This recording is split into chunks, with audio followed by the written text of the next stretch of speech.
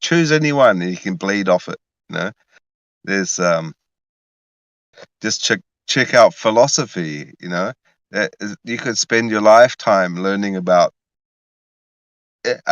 What do you think is the what do you think is the driving force of our psychology? What do you mean by that? Like the way one particular idea will interact with another idea within your own mindset, or like the way in which you view things, the way you interpret. Like I don't understand exactly what you're asking. Like our psychology. What do you mean by that? I would say the fundamental particle, right? The one that they're trying to find that unifies all things. They call it an ether, counter space, right? Whatever it is, it seems to be wisdom itself or consciousness itself, which connects all things, right? And this is described in many different philosophies or philosophias, where they describe, they call it the mind of God, right? Scripturally, it's called the Ruach HaKodesh, or the Ruach Hakma, wisdom. But wisdom is personified in the scriptures. But wisdom itself is like the primordial thing. Before there was matter, before there was anything, there was mind, there was thought, there was wisdom. But wisdom has it has consciousness to it, and then we all get a piece of it.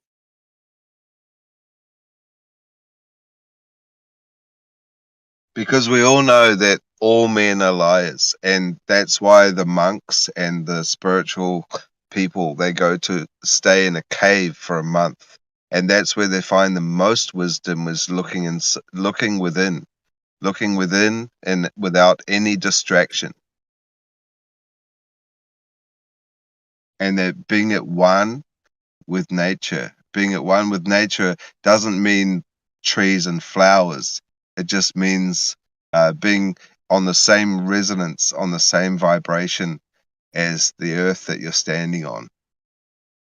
And that's where the true wisdom is, and that's why the Aborigines go on a walkabout. Arbitrary physics says that love is a sympathetic vibration. So when you vibrate sympathetically with something or someone, that's love. And that would make sense, because if it was opposing, like if they weren't in harmony, then one would either overcome the other one, or they would self-destruct, or destroy one another. One of the two. So that kind of makes sense. What were you saying, Lon? Yeah, like Lion said, like it's the foundation. And what is foundation?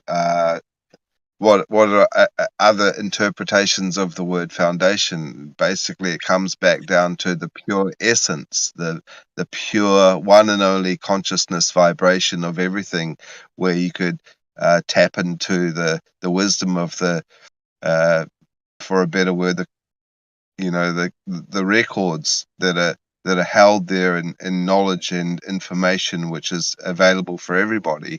You just have to be able to have the patience to observe it, and let it soak into every atom of your body.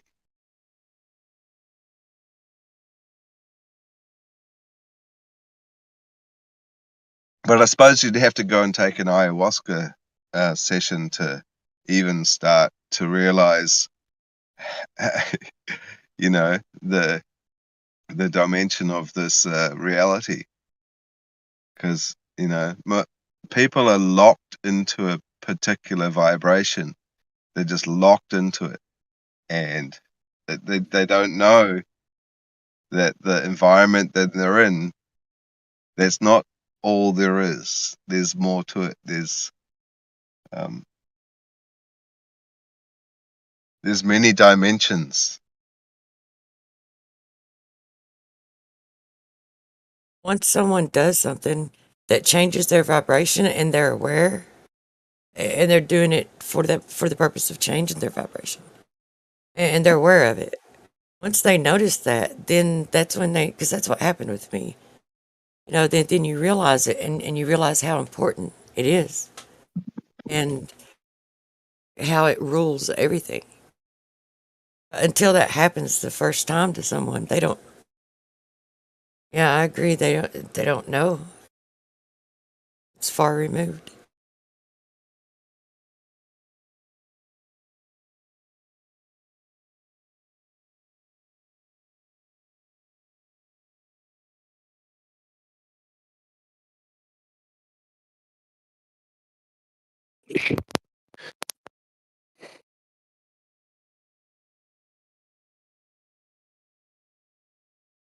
I mean, it seems like the way people describe it is as woo woo. It's just like some mystical fantasy thing that people just imagine. It seems like that, right? Until it happens. And then it's eye opening. Do you think like because like I've been thinking about the way that some people see the world if they have a religion, and it's kind of like a rule book, and it's kind of like a backstory, which is telling you what morals are, telling you how to live your life, and I think that if there is obviously there is definitely a creator, in my opinion, but I think the creator isn't so boring. Is not that boring.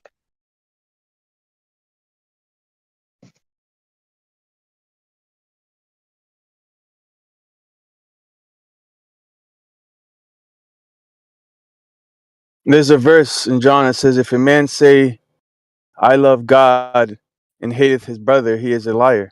For he that loveth not his brother whom he hath seen, how can he love God whom he hath not seen?"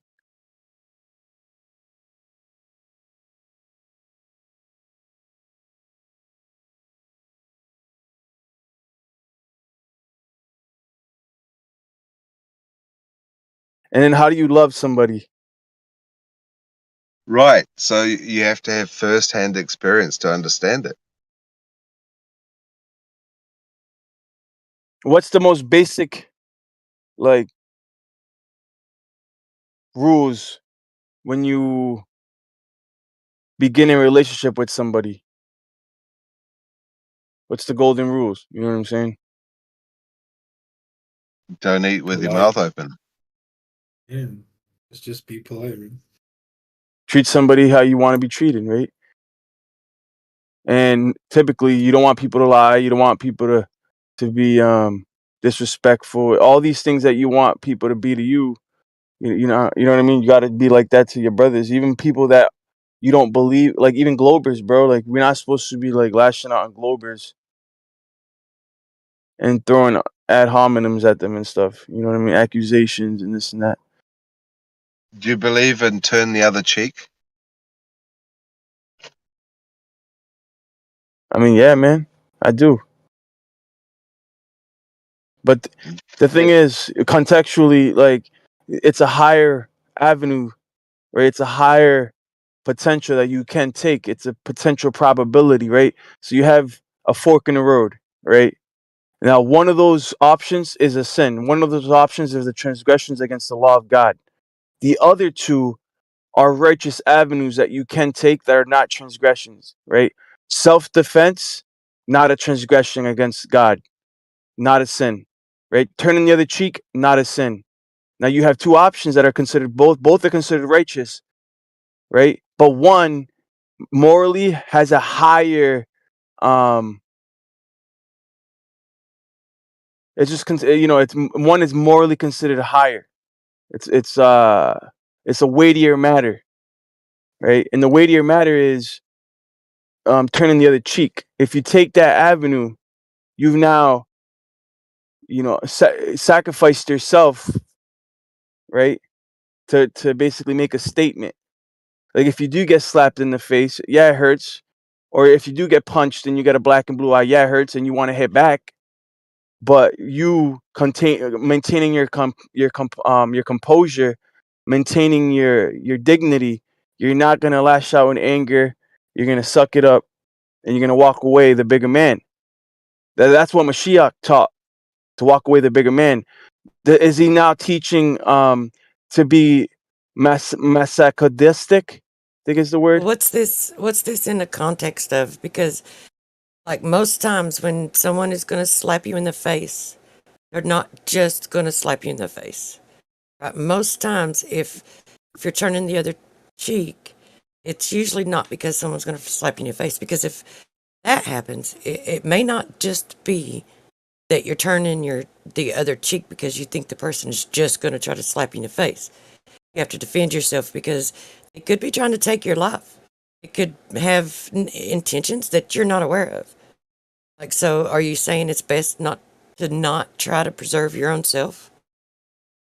No, see, this is what I was trying to distinguish between somebody who is I guess that's why I need what it's in context I, of. I think the word is masochistic or something like that. Masochistic, Masochistic. Masochistic. masochistic. Yeah. Yeah, So like when you that's say not what that, he's. like, what context are you saying it in? Like, there needs to be more context. Kind of very vague. Yeah, well, that's what I'm saying. Like all these things are theoreticals, right? So theoretically, if you're in a relationship and you're in a domestic dispute and your significant other hits you in the face, now you can hit them back, and some will say, "Well, Okay, well it's that's equal justice," punch for punch, and that's actually like honestly considered righteous. Self defense is considered righteous. You can do that, right? But there's a higher avenue that you can take depending on the situation, and you can suck it up. You don't have to always hit back. that's different. Okay. So that's a unique, because you've already agreed to be one, right? And you have a certain level of trust with that person than you would anyone else. So it's kind of very specific. It could be your mother. It could be your sibling. It could be anybody. It could be your aunt, your uncle, your friend. If anybody for that matter that hits you in the face, you have the option to hit him back or not hit him back. It's universal, you know.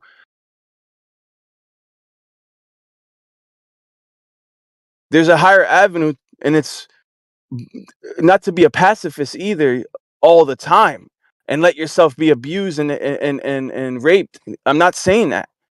That's why people they take this out of context and they run with it. And they're like, "Oh, look, now in every instance now you have to do this because Jesus said so."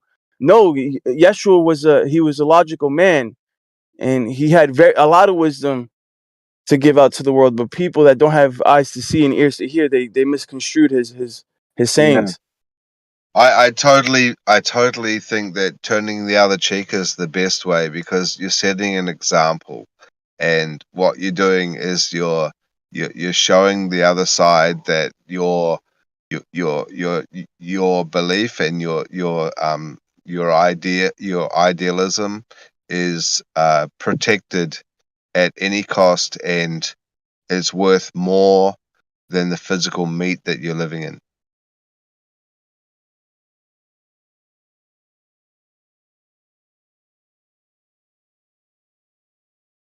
What if you turn the other cheek and they take that opportunity that you extended of humbleness, and you turn the other cheek? What if they take that opportunity and pick up something and whack you over the back of the head? What do you do next when you stand up and they're still standing there as if they're getting ready to hit you again?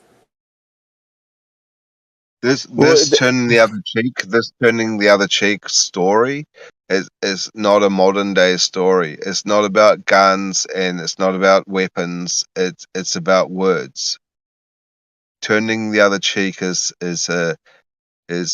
about philosophy. It's not about a physical slap. It's about your um your stance, Having, having the a way. healthy ego. Yeah, it's kind of, I don't know. This story is sort of like It's not really about the physical hand hitting someone's face, turning the other cheek, although that's what it says in the Bible. But the real It's story no, is, it's both. It's that too. You can't just box it up. It's not binary. A lot of people think in binary terms. It's not left or right or black and white. It's not left and right paradigms, bro. That's what people need to understand. There's in the Hebrew, there's at least 4 levels of wisdom to every scripture. yeah. But It's if called, you're you having had the an argument, Peshat. Go ahead. yeah, hang on. But if you're having a modern day argument with a person that's high on fucking some weird ass modern synthetic drug, and you turn the other. I mean, you've got to be able to be discerning enough to know if it's worthwhile to do that or not. Would Yeah. you So agree that the scriptures, that many governments had their hands in them before you got them, and before them, other no, governments had their hands in them? no, no. It, I don't want to get into uh, that. We're talking about philosophy. We can get into textual criticisms and question the scriptures and all that, but that's a whole nother conversation. But getting back to the philosophy, so like we have to stop thinking in binary terms, right? Like that's why I brought up the fork in the road, because it's a dynamic system. There's 3 possibilities, right? And there could be more. I'm just highlighting 3 different possible scenarios, potentials. One of which is a transgression against the law. 2 of which are not, right? A lot of people are stuck in these binary systems, bro, of left and right and black and white. You gotta snap out of that. These Yeah, systems are well, way more dynamic and way more. There's a dimensional quality to these things that isn't just boxed into either literal or figurative. You know what I'm saying, or symbolic. It's all of that and more. yeah, but like the essence of the story of turning the cheek is giving forgiveness, is being forgiving of their actions, and showing that you're taking the ultimate oppression and you can towards walk. their. You're showing that, yeah, I can be the victim here, not a problem, but I'm still going to stand up again, and because I'm steadfast in my belief, in my faith. Like there's a certain amount of wisdom, like with what knowledge you're given. Like you'll be given. Okay, this is what it's also written in scripture. The only thing I wanted to say about that, I think that there's. This is my opinion, and I understand it's not most those who follow its opinion, but I believe there's a lot of scripture that's been put in there by governments to create a society who follows it, to be docile to the government, for one. And for another, I think a person can be wise, like, and it does even say it in there, that you're given knowledge according to what you do with the little bit of knowledge that you get. And that's with everything. Like, what if you're given a little and you do what's right with the little that you're given, then you'll be given more. Right? But if you're not good with the little that you're given, you won't be given anymore. And I think that goes with knowledge as well. So if you're not wise with your knowledge, right, then, and part of that could be that you can still have the right intent and a good heart and forgive the person, knowing what they, like, you can forgive them, but it doesn't mean you have to stand there repeatedly and let them do the same thing 5, 6, 7, 10 times. Like there's a certain amount of wisdom that comes to that knowledge that tells you, and your intuition tells you, there's a time to walk away, yet you can still forgive the person. Doesn't mean to stand there and let them continuously do the same thing over and over. Or don't you think that some things happen for a reason, and some things are just something that you've like subconsciously manifested into reality, and it's just kind of meant to be in that way, and you have to overcome that hurdle to move on to the next thing, and in all truth, it's about you get back what you give out.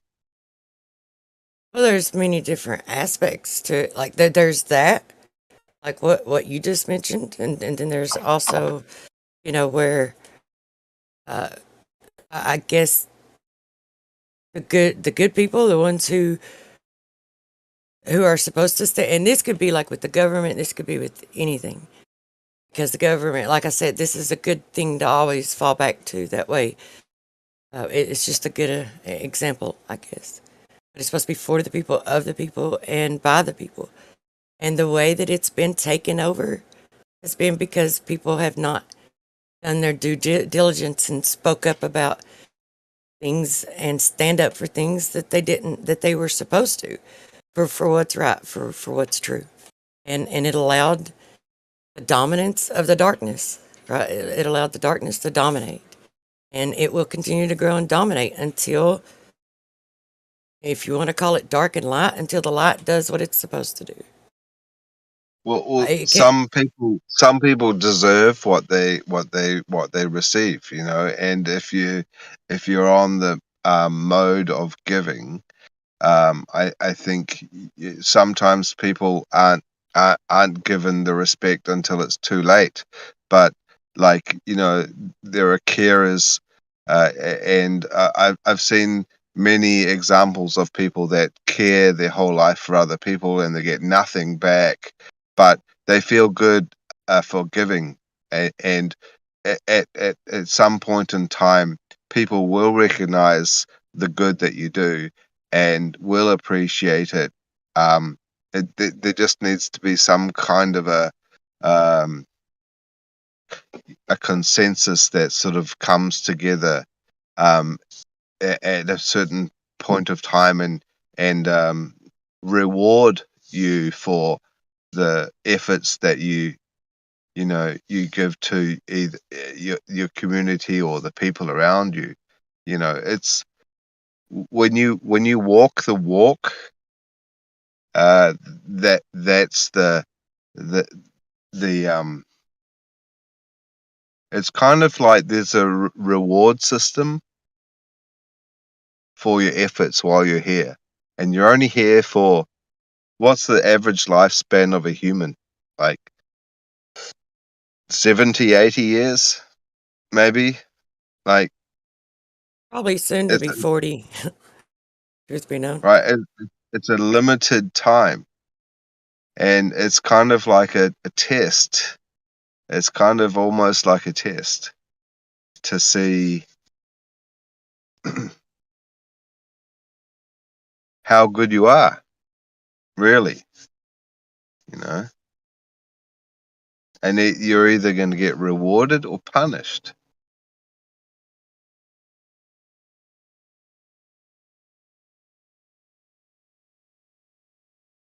And the more good things you do, the more giving that you do, the more you're going to get rewarded from the universe.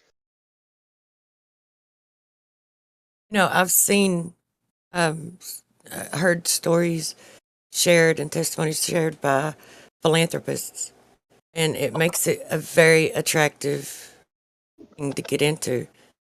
Like, it's something that I've been thinking about a lot lately. Like that, I think that would be something that I would like to try.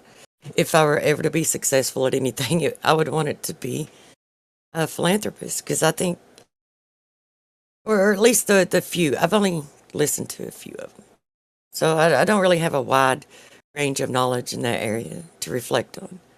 You know, I'd have to look into it more, but it does Well, make it attractive. there are some nefarious, evil people in the world that use this philanthropist. How do you say that word? Sort of like a disguise, so that it kind of balances out the wicked things that they actually are, you know, undertaking. Like you know, that Billy Goat guy, that guy, you know, that philanthropist guy, that one, the one that wears a purple cardigan all the time, that one. No, I don't know that one. You know, Go the ahead, Billy Goat guy, carry on though. the No, guy that looks through the windows, that guy. I do not know who you're talking about. But go ahead. I mean, I'm following. You know, the guy that looks through the windows and he wears a purple cardigan all the time, and they've got a foundation, and it's a Billy Goat Foundation. Yeah, No, but just you go know, on.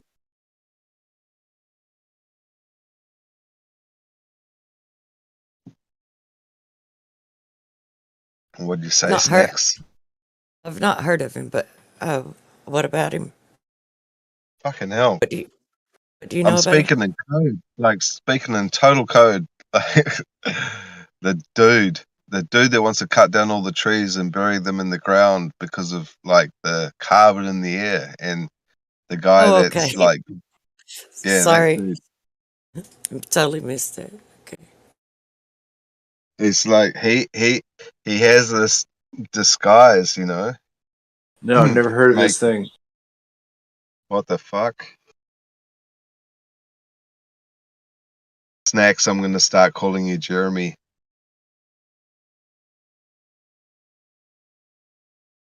Is there a topic here? The We topic can talk is about anything. it boils down to like your discernment between good and evil. I think this whole topic is like, yeah,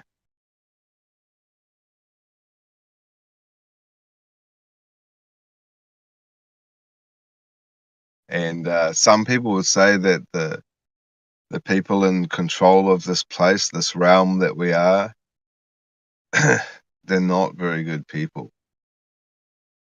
They they do not really mean well,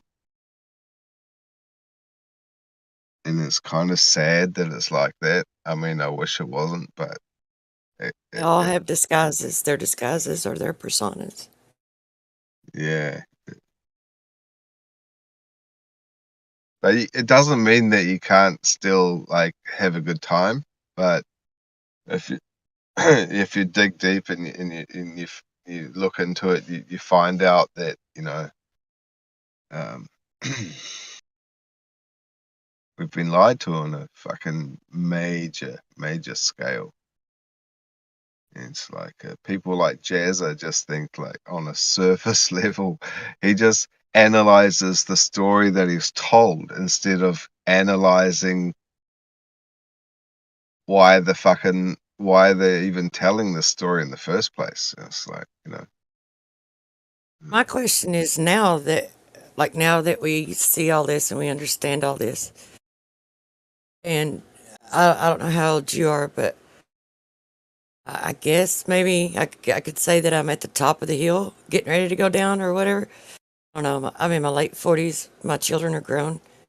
So now, after understanding how things really are, how do you prepare your kids for it? Like, what do you prepare them for? To do what? Because there's like issues with every way you can think of to handle it. So, like, how do you prepare your kids to navigate in such a world after you're gone?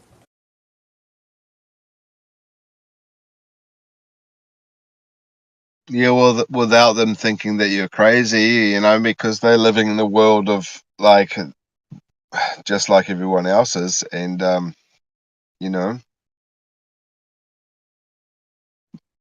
you can't just teach them everything that you know without them thinking that you're crazy, without them going to their peers or to school and saying, "My mom is fucked in the head, man. She thinks the world is flat, man, but she's cool." Like, I don't know. You can only guide them in a way to teach them how to use their own discernment. That's pretty much all you can do. Yeah. Well, I will say over the years, telling them about a little bit here and a little bit there, and then being patient, allowing some time to pass for them to see a few things. Like they realize that a lot of the things that I've told them are true. And my oldest daughter's actually told me, she's like, Mom, you were so right about this. And then she'll say at another time, you were exactly right about this. And after about 3 or 4 times, it's like, I'm wondering, well, why does she understand all of these things, but this one or two things, like she can't? And I understand why, because she went to school she works in the medical field, she works in a lab, she does at a university hospital. So, like, her schooling was in it, and she's in the belly of the beast. And that's one area that it's really hard to wake her up about. She knows a lot of the more basic things about it, but when it gets into the in-depth things about it, I think there is a psychological hold on them once they get in a field that has something to do with, what I call the belly of the beast, like either in politics or the medical field, or well, really, I don't know of any other, or unless they become maybe religious, belong to a religious institution. Like, I'd say Hollywood would be the same. I just don't have that perspective. Just thankfully, Yeah, none of my well, children like, went to Hollywood. I, I like if I didn't have children, I would be like I would have a totally different way of approaching my efforts in this world. I would spend more time uh, on trying to let other people understand my realization, but because I have children, um, it's affecting me in such a way that uh, I guess it's limiting. It's limiting, definitely. When you have a family, it's limiting on the things that you're able to achieve.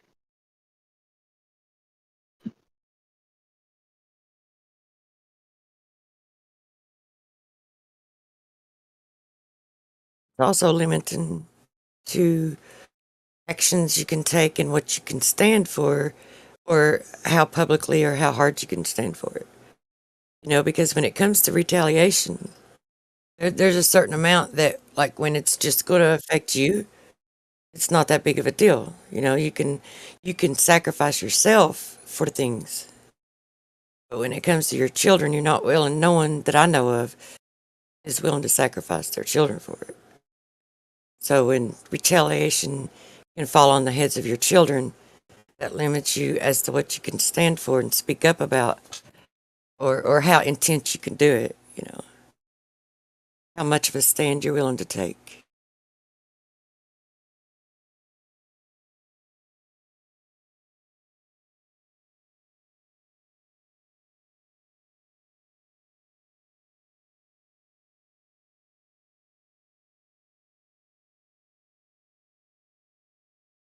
I'm willing to stand and speak up for, but I'll be the first to admit, if someone were to ever tell me that if I don't stop speaking about what I'm speaking about, or stop doing what I'm doing, even if it's just holding public rallies or taking a megaphone or a microphone into the public and asking the public questions, and like, even if that's all you're doing, if you were making such an impact that someone were to contact me and say, if you value your children's life, you'll stop.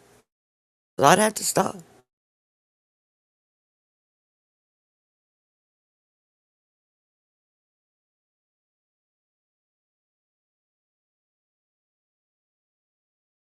That's the first easiest and quickest way to get compliance from anyone.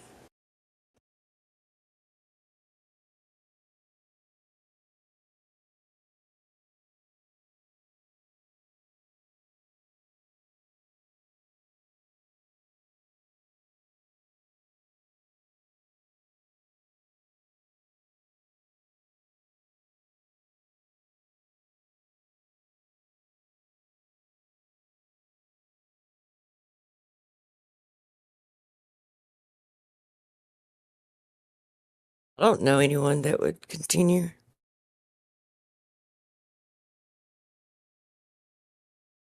I'd be wrong, but I don't think there is. Like, the ones that would be willing to sacrifice, that probably already have. They're probably part of the system, is all I'm saying.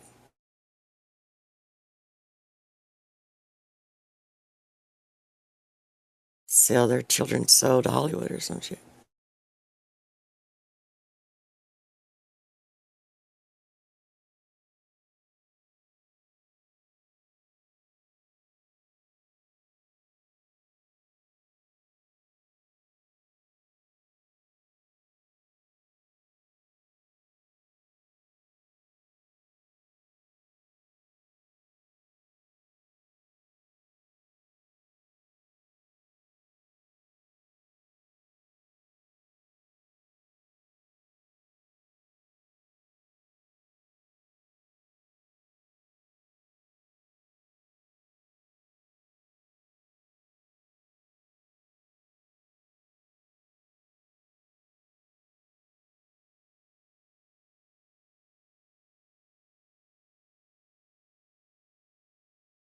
I wonder what it would do to their system if someone did that, though. If there was someone who's capable and who had enough charm and was charismatic enough to speak publicly and be able to, effectively run the country. Like rather than choosing from one of their picks and voting for who they've got on, like just in groups and droves and campaign for it. Like part of the campaign would be to write the vote in, write in the vote, right? Don't check on check mark, don't check a box, but write in the vote and just write in that one person. You have to get enough people to do it, but that would throw a wrench in their system if there was such a person.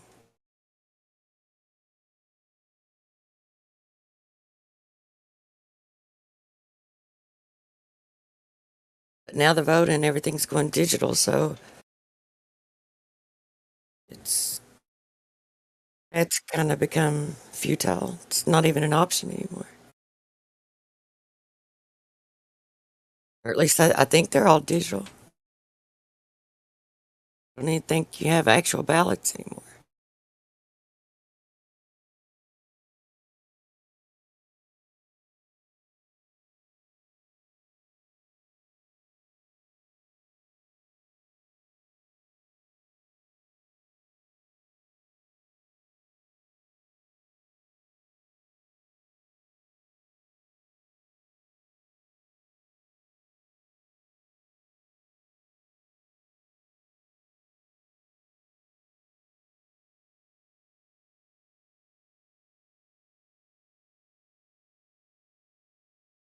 You have different chapters in your life too. I think there's some wisdom that comes into knowing, I guess, knowing when it's time to open a new chapter.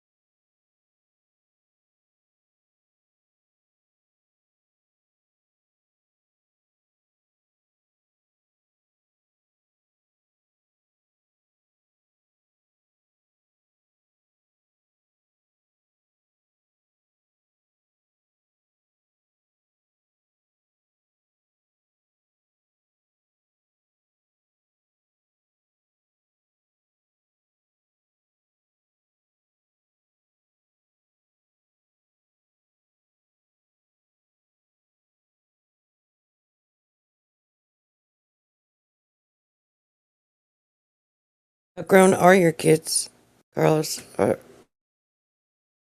they like beyond college years, or are they still in school?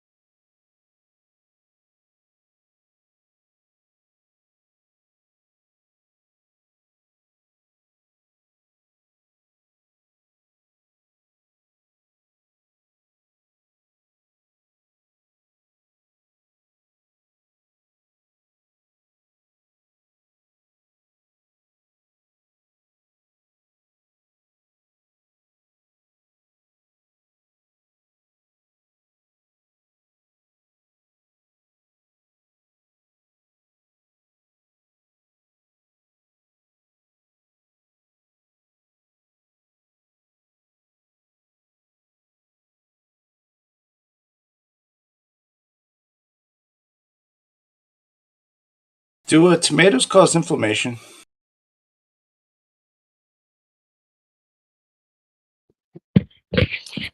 There's a lot of things about legumes causing inflammation, broccoli, kale, tomatoes, bunch of vegetables, bro.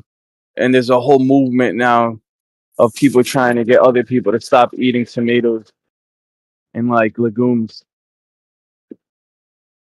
There's always these fads and these phases, bro. But in my opinion, bro, the little inflammation that these vegetables and fruits might cause in peppers, I think it's warranted. As in, it's supposed to cause a little inflammation in the body because there's a philosophy that what doesn't kill you only makes you stronger, and that to harden the immune system it's part of the hardening process. Like you need to have a little spiciness in your system here and there to inflame it a little bit, get your juices flowing, your lymph nodes pumping. Like these people, they think they know because it causes a little inflammation. Oh my god! Like now you have to get it out of your system because a little inflammation is gonna kill you. Like these people got it all mixed up, bro. Well, and there's so many foods that can cause inflammation. I think it's more about the state of your body before you even eat those foods. If your body's really acidic and it's lacking in a lot of things, it'll be susceptible to inflammation. And then you have like so many foods that could cause inflammation. But there's a list of foods that will relieve and reduce and prevent inflammation. So maybe integrating those into the diet would, prevent inflammation, like pineapple and papaya, mango, and there's like a whole list of foods that reduce inflammation. Like they're trying to get people to stop eating seeds because seeds are poisonous and also can cause inflammation and other kind of side effects in the body. But like there are ingredients in seeds that when you pass a certain threshold can lead to toxicity or negative side effects. But for the most part, like if you're only eating a little bit of seed here and there, like they're not going to do nothing to you. If anything, they do. Scripturally, you're supposed to eat the seeds. And a lot of times nowadays, you get a lot of these seedless vegetables, vegetables, GMO grapes without seeds, and everything has no seeds, and they're all genetically modified because people don't like eating seeds. They're annoying. And they eat grapes, they're annoying. But seeds have a lot of good micronutrients in them that help against parasites and all kinds of other things. And yeah, granted, they might cause inflammation a little bit, but it's nothing to worry about, in my opinion, unless you're already like debilitated to the point where any inflammation is going to lead you to have like this crazy outbreak of a rash or like eczema or something. Like, I think people are going overboard with the inflammation stuff. Many of the Yeah, fruits that they I'm tell just you, wondering, like, if there's a trigger for like what I got, like sometimes like plantar fasciitis. Yeah, I don't on know. the bottom of your plant, feet. Yeah, but that's like that could happen like almost anywhere. It's like that same condition. It's just like where the muscle fibers are all like roughed up by something I'm eating, and it seems like I just like take damage a lot more than that. Otherwise, Yeah, that could be the case. my daughter has the plantar fasciitis. I've had that. We've all had that. That's weird. I've never heard of it till she got it. I thought, huh? and also like right now is like the wait. Oh wait, it's so if whenever you see the moon overhead at noon, it's an hour earlier then that you would see it next overhead, right? 50 minutes or something, whatever. I don't know, but isn't the plantar fasciitis, isn't that something Sorry, to I do? just walked outside and I saw the moon. I was like, "There." Sorry. Yeah, plantar fasciitis. Doesn't that yeah, that's what you were talking about. No, I'm just because my daughter has that, and I'm Yeah, just curious, like, doesn't that have something to do with the tendons and ligaments being too tight? And so it stand to reason that maybe eating things like it's probably due to the shoes and maybe things with a lot of collagen or things for connective tissue would probably be good. I'd say it's got a lot to do with shoes. But what about the moon? But if it's Overhead noon for you, that it's what for someone else? I don't know. I Well, don't know the it's going to be angles. somewhat different, I guess, for wherever you are. But yeah, if it's like overhead now, then the following day it's going to be later. So it'll be It about falls backwards about 50 minutes each day. Well, it's just weird. I noticed it like about this time yesterday, and it seemed about noon, and I was like, okay, cool, I remember that. But I thought it would be more like 8. I'd be expecting it more like 8:10 or something today, but it's not. The moon has a very erratic behavior. There's a reason why the moon is described with feminine pronouns, and it's because the moon has a very unpredictable uh orbit. It's not that it's completely unpredictable. It's just it's difficult to determine its future position, or general GM or GP, whatever they call it. But if you study it, you can tell that it does have a pattern, and it has a very precise pattern that it has not deviated from that pattern. But that pattern is extremely difficult to pinpoint.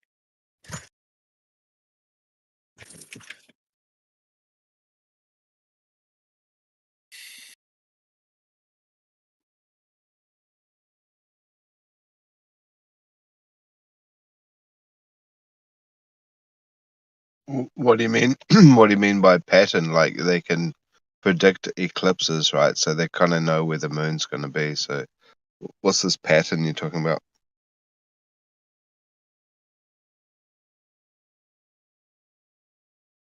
You're saying there's a pattern that they don't know about the moon?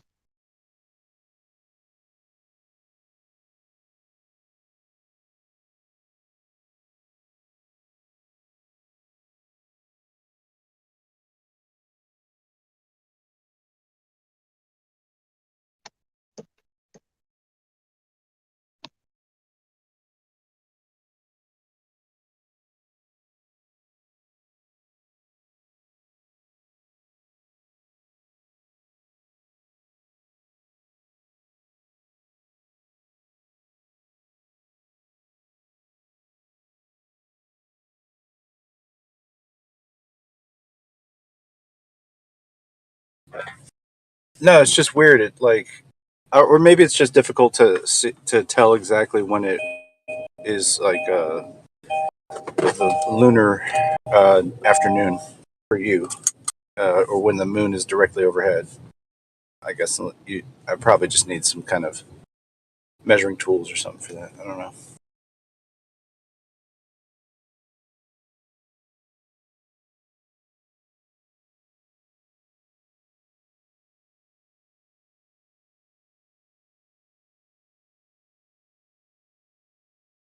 Although, like, even when it's like a so-called supermoon, or the moon appears to be way huge right here, um, I could be driving just like a little bit here or there, and then it looks completely like out of place. I'm like, where it wasn't there before, or I can't even find it. It's like funny.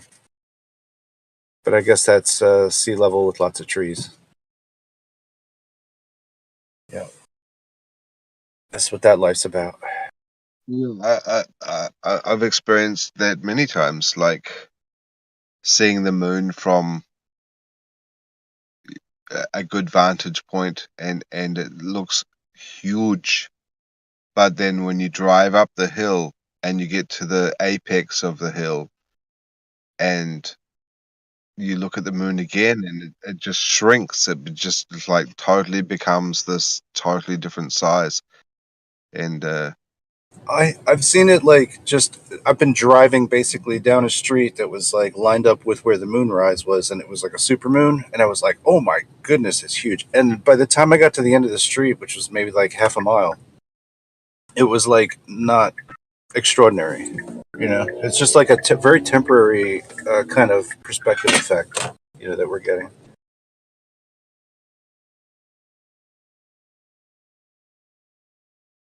yeah, it's amazing just such a short distance can uh have an effect, like a lensing effect. You'd think that it's got to do with the atmosphere, but like you only, in the scheme of things, you only drove 1 mile, right? It's like, how the fuck is that going to make a difference if the moon is 200 something thousand miles away? Yeah. And also, I think it does like get higher and lower in the atmosphere, and when it like rises above and it's about noon, it's the furthest away from you, I believe. So, depending on where you're at in its path, it's like the sun. So sometimes it'll like there is some Right. lensing that goes on, Well, but the sometimes farther it'll away it is, the more junk it's going through, so the more opportunity for lensing. And then when it's directly overhead, less opportunity, unless you've got like some kind of crazier conditions. Like, well, this is something that I plan on documenting anyway. So, like if some things happened the last year or two, get back on track and still do it. June's coming up. That's when I had planned on doing it.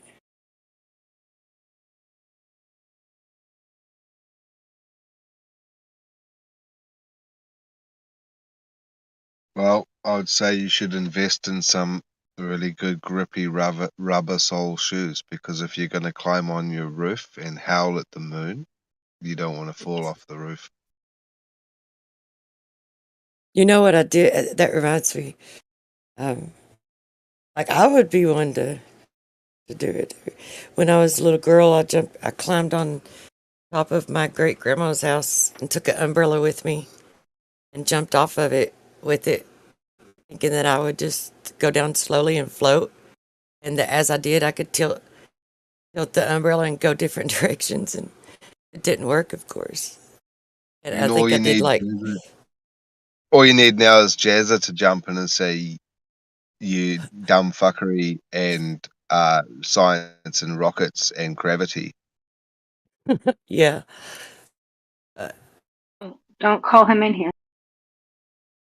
he said he didn't need to hear me say that to go on like that about us, because he was already going on like that about us. That's cute. I like to hear that truth though. That's really, really cool. It's almost like that child nostalgia that we still have that we did. That's pretty awesome. We tried to be like a Mary Poppins. It just didn't work out so Yeah, well. I landed hard and shocked my ankle. It like stung and it Oh shocked no. like electricity all around it. That was when I was only big enough and grown enough to use an umbrella.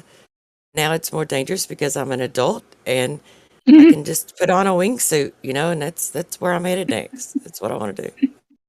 We did a I similar like it. thing. We pulled all the mattresses out of the house and put them on the ground, and we jumped off the garage roof onto. And like my brother was so small, but I tied a rope around him, and I let him down, like sort of like Mission Impossible style.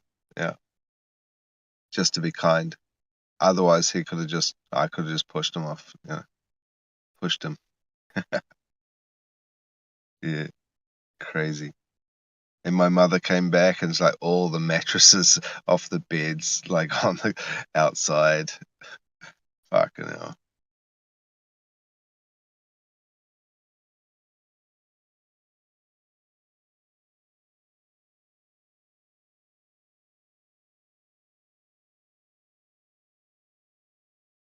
I think we're done with adulting.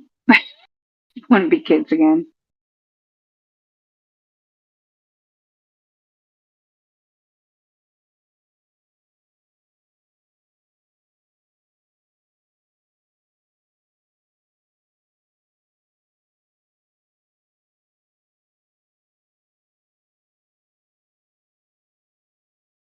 I don't know if you can hear me very well in this headset, and I apologize if you can't. I just had some really good conversations this morning, though.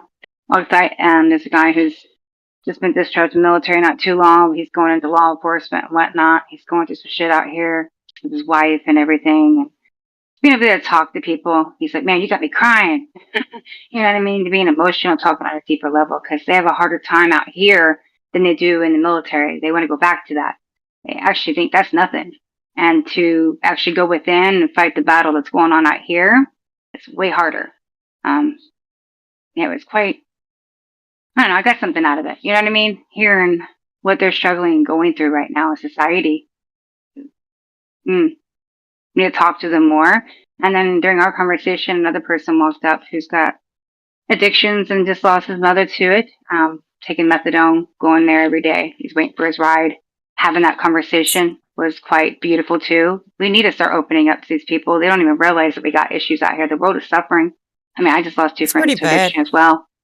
Yeah. That's pretty bad and Yes. sad that someone has to go into the military and fight in a war, a so-called war, to escape the war on the streets and everyday life. Exactly. That's exactly what he's saying. He goes, this society, it has no structure, it has no discipline. He knows that the wars are all bullshit, but he's like, I want to go back because at least in there, there's this respect for humankind and human beings within our groups and with each other. There's just none of that out here. And then he's right.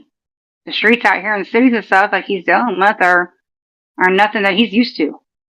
So the PTSD kicks in more for them as well. You know, it's many levels that they're going through. Yeah, it's sad though. But that's more, you know, that's easier for them. And they're not even worried about dying. They're not scared of death. What they're scared of is exactly this life, truth, being out here in it, living it. That scares them more than going to war. But that just shows you that the battle within that we were talking about out there, it's all inside. It's not, everybody's fighting within and they don't want to. So it's easier for them to not deal with that and to put it all into military. You don't want to do the battle within.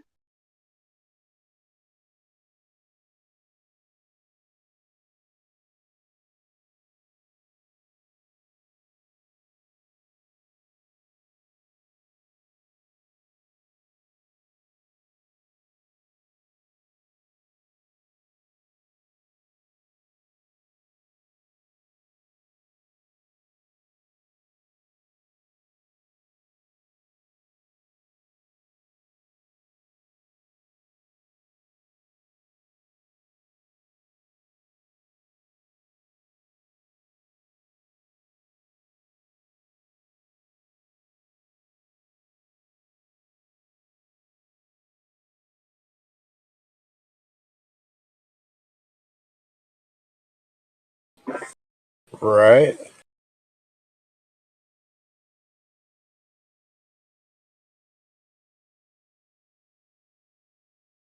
It affects different people at different levels too.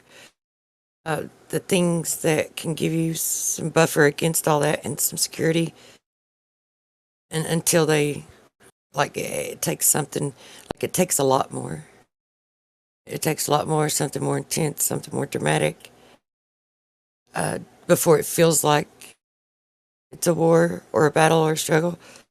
You know, financially, having family, and these are the areas, you know, that they're trying to break down and tear down, because that can give you a certain amount of immunity from the effects of it. Having financial security and having family security, you know, support group, whether it's community, family, or what have you.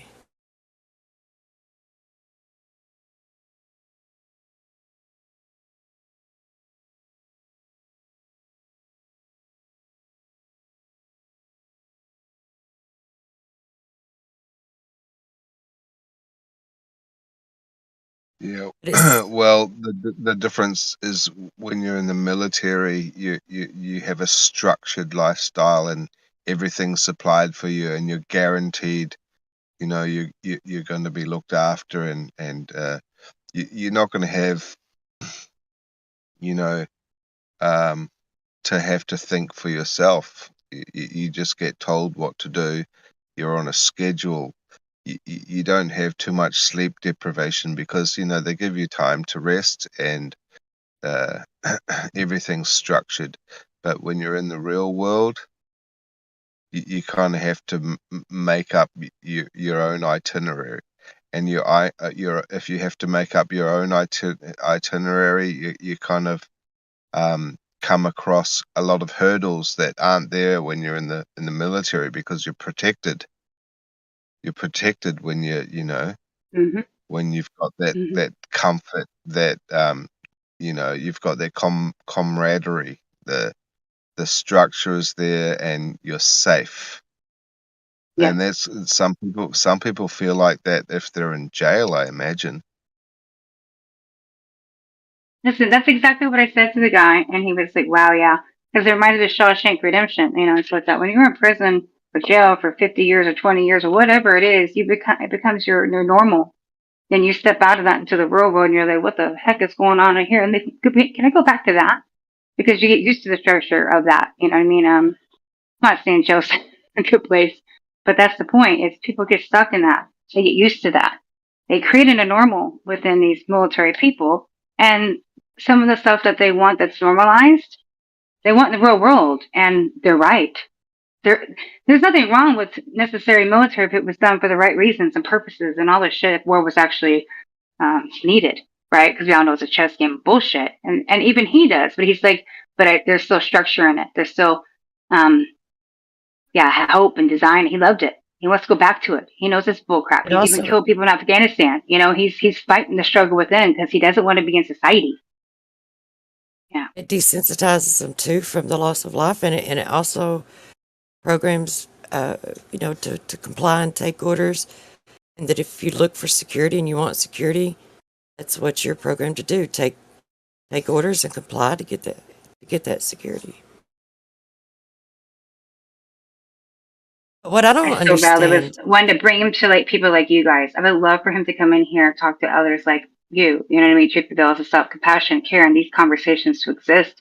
But at the same time, bringing in the whole flat Earth thing at the same time in this moment for him would be too much. I personally think it has to be gradually brought in for someone like that, or you'll push him away. I'm not saying that was the case, but that's how I feel. But I love and I'm hoping to bring someone like that in here soon because they need to hear and talk to people like y'all. They're struggling, like inside. you know what I don't get You know what I though, mean? and what I don't understand are the people who they go into the military and then they learn and they come out, they learn what it's really about, and that the wars aren't really what they claim that they are, and then they come out and they tell people about it and they talk about it, but yet, and they say, well, I didn't know at the time. I wasn't aware. It took me going in and being in the military to find out. But then they'll send their children to the military. Oh, that's exactly what he's doing. His whole life of 5 generations has been that.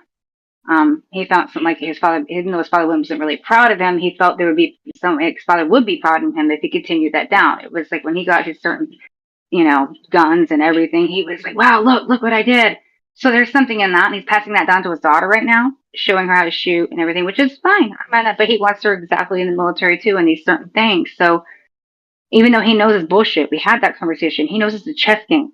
Like he doesn't really want to fight these wars, but he's doing it because he's told to. He gets that, but he still wants to go back to it because he realizes there is something in that the morals of people are gone, he said. So society is changing the military people to want to go back to the bullshit, even though they know what they're doing is wrong. It's crazy. The mindset's really messed up. It's hard. And these guys are suffering with PTSD. They're actually suffering, in ways that you would not think, because they've been through war. This guy has been in the trenches, right? He's gone through some shit. But he don't want to deal with the people out here and the nonsense going on in this world. That's harder for him. There is no structure. There is no respect, he said, in this world. And to be honest, he's right.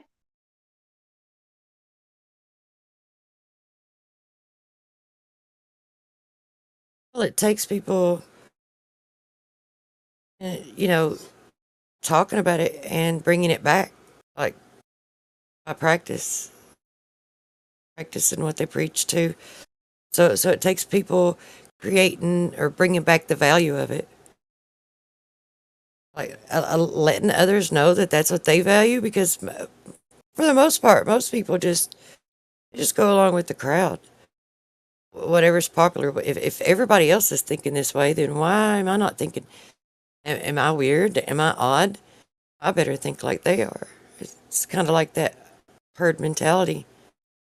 So if there were enough people bringing the value of it back and speaking about it, I'm not talking about this. I'm just real life. That was If the end of our someone, conversation with both of those people. It's like it's not being talked about. Even his story of addiction, he don't talk about it. So people don't talk enough anymore. They're not opening up and getting these issues on the table, man or not. That was two grown men. I don't care. Listen, you crying? Good. Give me a hug. I gave two strangers today a hug. Wonderful. We're not doing that anymore. There's no humanity, care. Sad. Exactly what he said. Nobody's opening up talking. They both said it. They have no one to talk to. so here about a year and a half to 2 years ago, I had to move. But before I had to move, there was this sober living house, and people there, they didn't have vehicles, and they were recovering alcoholics, right? And I was able to help, and I lived in a small town anyway, so you didn't really have to drive just a few minutes to get just about anywhere. And so I volunteered to drive these fellows around to their jobs or whatever, and because it was a man's place, right? And they needed someone to work in the kitchen and someone to drive, but they didn't. It was the guy was trying to start it himself and get it going so that they would have an option. And here, this whole time, I'm thinking, this is awesome that this guy is willing to give so much of himself, right, selflessly for this purpose. And after about 2 weeks of driving around, there was like this issue that started where the guy was like interviewing the people and questioning them and stuff, and asking them like where they went after and in between. And come to find out, the whole time I'm thinking, because you're right, no one has compassion for the right reason.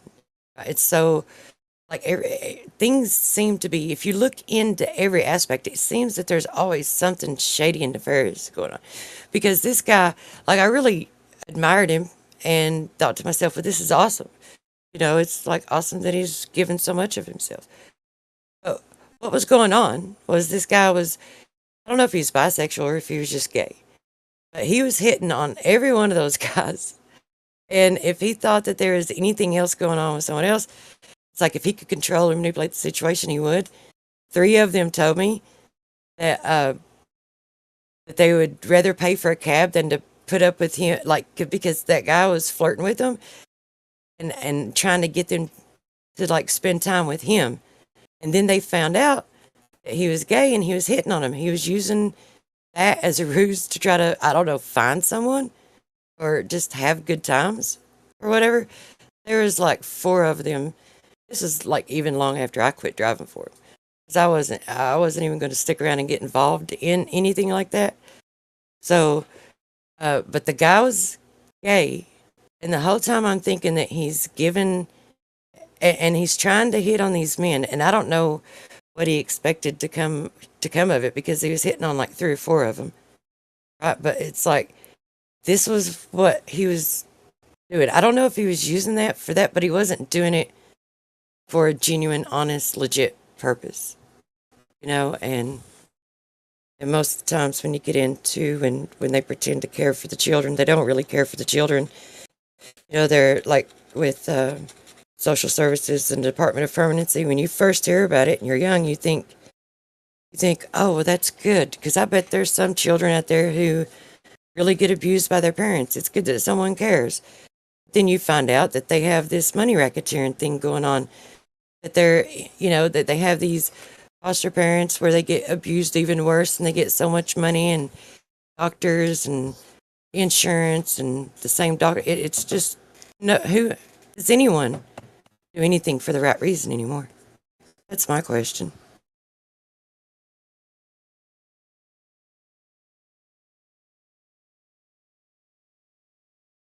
We hear about charities all the time, Agendas. Everybody's got some kind of agenda, and then the agendas are not for good intentions. And that's what you see through everything. And you just go, what do you do? And even that guy thought, they goes, well, what's the end? Like, doesn't really fucking matter what I do, right? Man, no, you know what? You're so used to the whole military thing, and the biggest battle is the uncomfortableness that you feel out here. I said, but with military, I know too, you learn that you find strength within the uncomfortable, and you actually grow a lot more in the uncomfortableness. And he's like, yeah, because I'm like, and war, you're always in the uncomfortable, right? So you're used to that. Now apply that to real life. Find your comfortableness in this somehow. And yeah, he broke down. He said that's going to be hard. It's easier for them to focus on war and focus on the shit than to come out here and focus on within. And when you're coming out here dealing with people, you have to, because you're going to start fighting how you feel, where they act, all this shit. And people are getting fed up. It ain't even being tired physically. They're tired internally, emotionally, but they don't even know why. Majority of them don't. They don't know how to deal with it, how to address it, fix it. You can't fix this world. He was wondering, he's like, how do you fix this? I go, I don't know. Trying to do what we're doing right now. Because like, there ain't no good people out here. They don't have, I said, but there is. You're talking to him right now. We're having this conversation, right? We do exist. But the problem is there isn't enough of us out here having these conversations with the world, because let me tell you, they're struggling. But more people start opening up, you start getting understanding, transparency, accountability starts taking place. Nobody's talking to one another, and no one's making people have accountability. And that was his biggest thing as a military person is, where is the accountability of people out here? Ain't none. Because they That's make the one thing you learn there. Because they make things so uncomfortable for them that, that if they're already comfortable, that they don't want to have those uncomfortable interactions. It's like, it's very effective. Make things so uncomfortable. But it's not just that, though. When you're talking about the world, first they've got to see that there's an issue. Most of them don't even think that there's an issue, that everything works properly, that things are what they appear to be. I know. I don't even know if it's that, because everybody has this feeling of this bullshit, right? Life is just, but to them, this is life.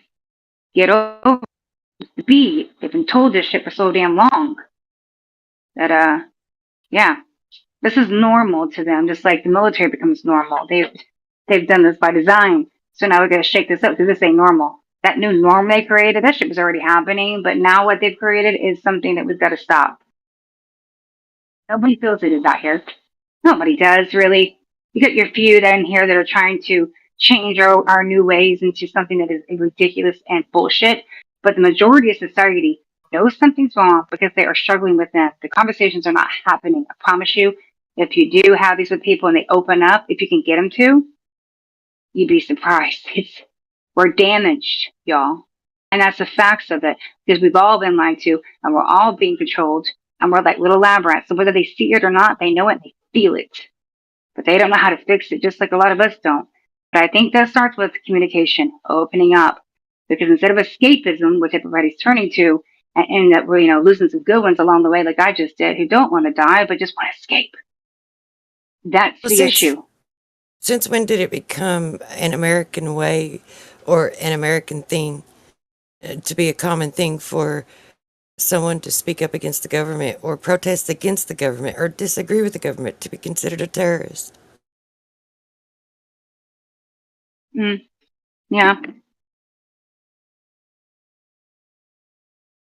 So many red flags in the past. Yeah. He's been talking about freedom out here. Lucky we got freedom in America. I said, what freedom? We went to that conversation. She's like, oh, damn. Yeah, if you want to get down to the basic, level of it, you just said everything you did. Where's your freedom in that? Talk about free speech. You can arrest me right now if you really wanted to, people out here. If I'm saying something you don't like, and you'll just do it anyway. Freedom? Like, we got to watch those words because I don't think that exists anymore. I don't think it ever has. Truly. What breaks my heart, though, is like he knows that he's fighting a war that's bullshit. He knows it's a chess game and all shaking hands. But he still wants to go back to it. Because it's comfortable. That's got to stop. And that's what I'm trying to help these people. That is not what you need. That's you running from yourself. That's you running back to something that is not necessarily what you're supposed to do, but you keep running. Yeah. Be surprised that Sorry, it's one that hurts my soul, you know.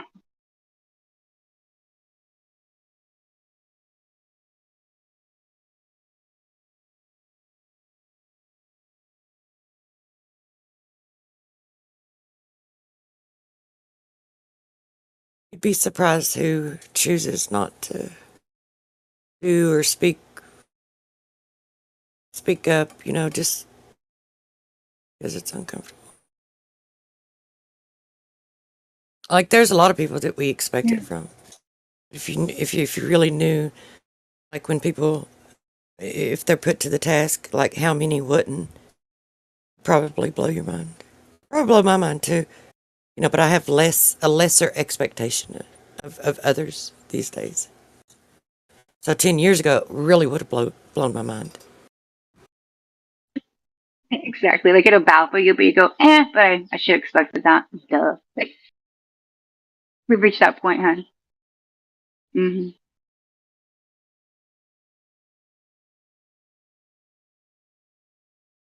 People just don't know, though. As I sit and talk to these people and I'm looking at their eyes in these conversations, we haven't even addressed the bigger topics that I love to get into that probably blow their fucking mind.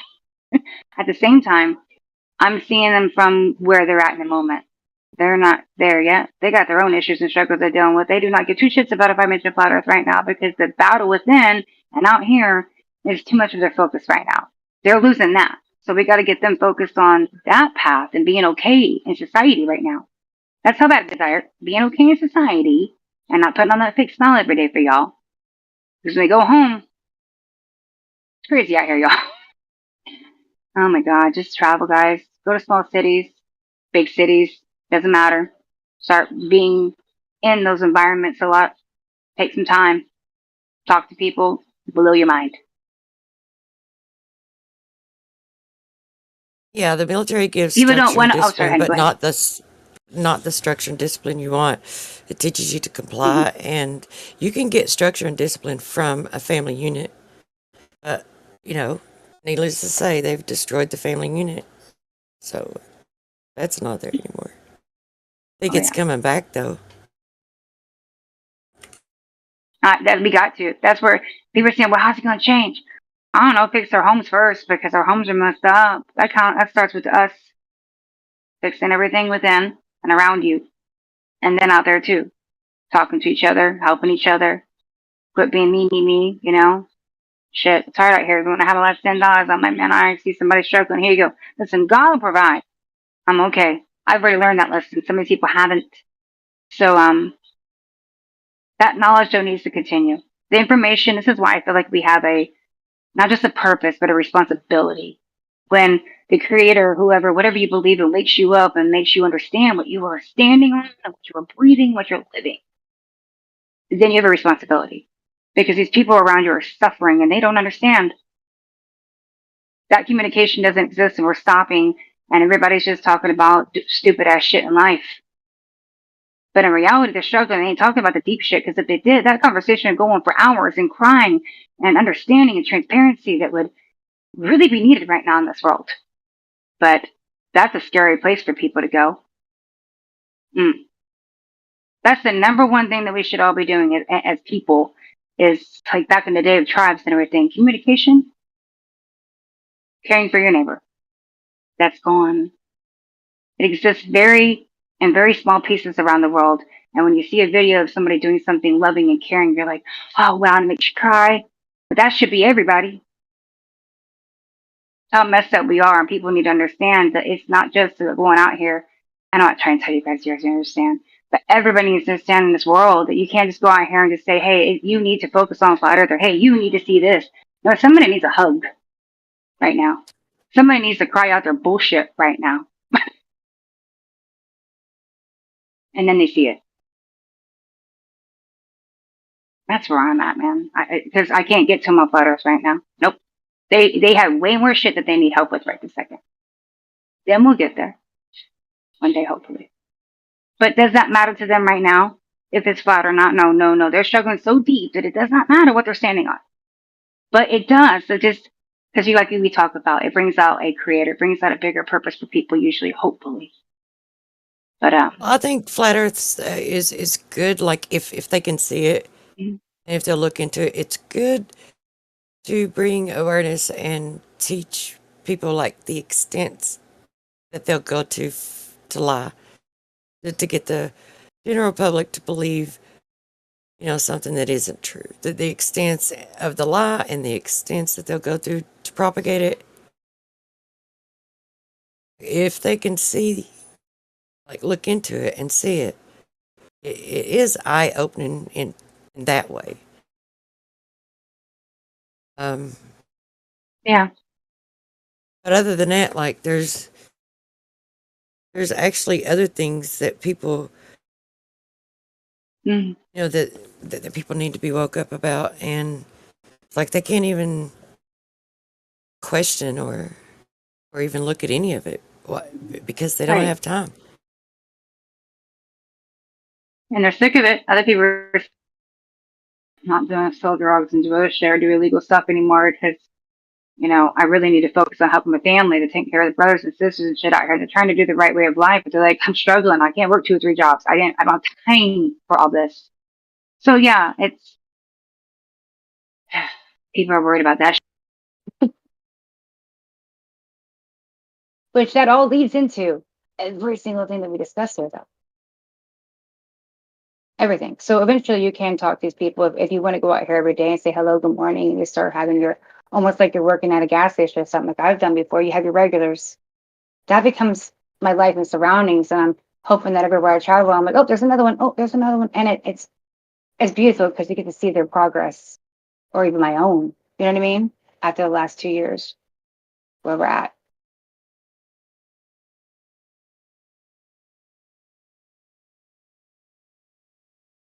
Yeah, we all need to get out here and just be good to one another and talk. They talk to each other. But this whole last 3 years has already really broken that shit because it hushed everybody up for a while, and it doesn't matter the mask thing or not. People are different now.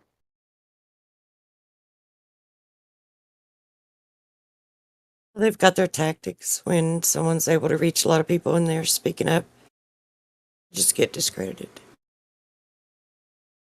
It's this cancel culture we live in.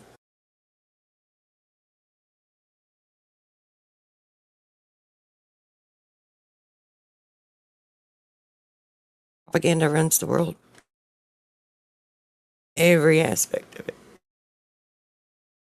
Oh, truth be told, I'm so sorry about that. If I overtalked you, honey, I didn't realize that my Bluetooth headset turned off. So I No, had to you kind were of call fine. and it disconnected it. So it sounded like dead air. Then all of a sudden, I know where I heard you on my phone. I'm like, oh, shit, I'm talking over her. My bad, baby. I don't remember you talking over me. Maybe it was just Oh, delayed good. you receiving it. I didn't think you did. With that said, I'll be right back, sweetheart. I got a call, but I appreciate even the conversation that we're having because I think it's quite important. You know what I mean? And I know you get it. I can already tell. For that message to kind of get to others because people are losing left and right. Others right now, close ones, to the battle. You know, be back, guys. Have a great day, just in case I don't see you.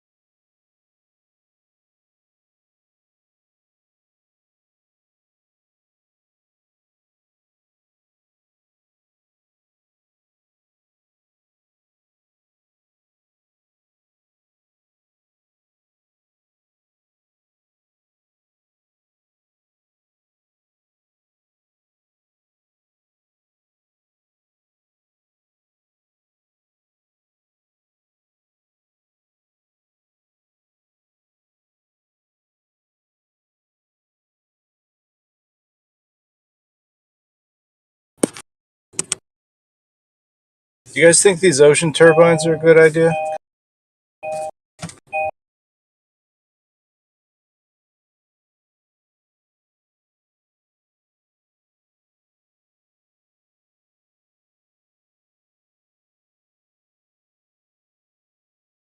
Yeah.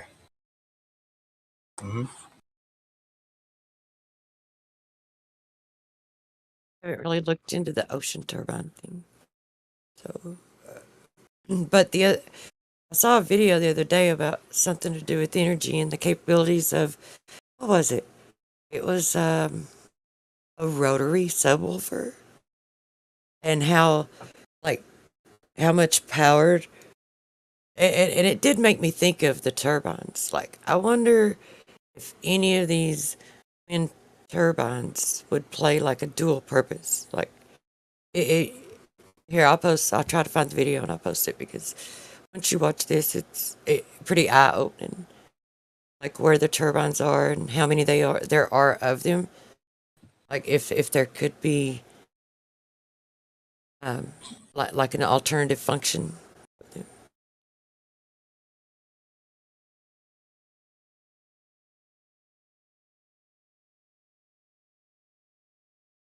This was just a couple days ago. Before that, though, I hadn't considered them.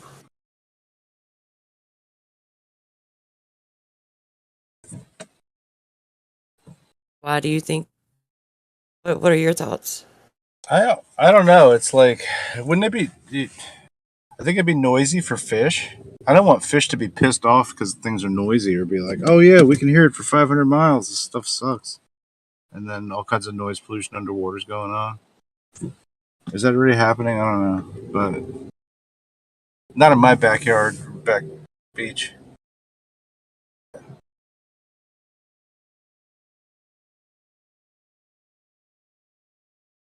I'm about to hit like cell phone no go land. There you go. Check that out later, sometime whenever you get a chance. I'll put it in your DMs.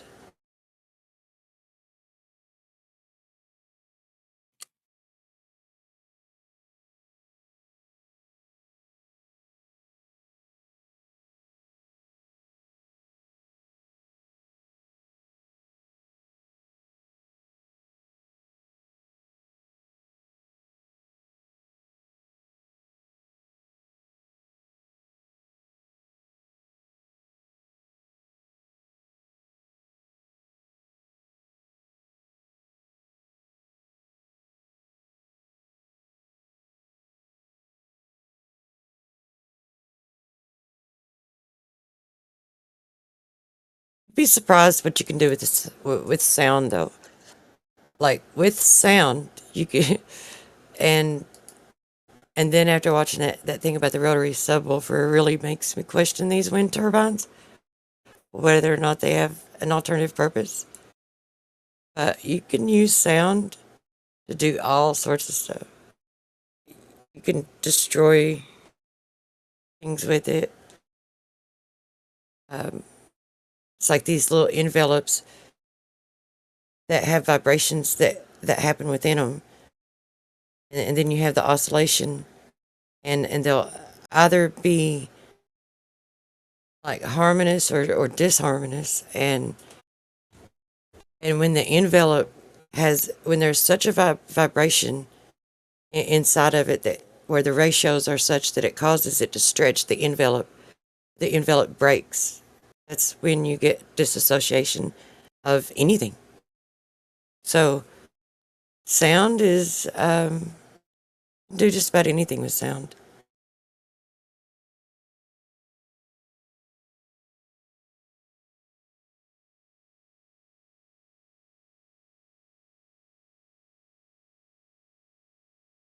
Have you heard of like Rochelle salts?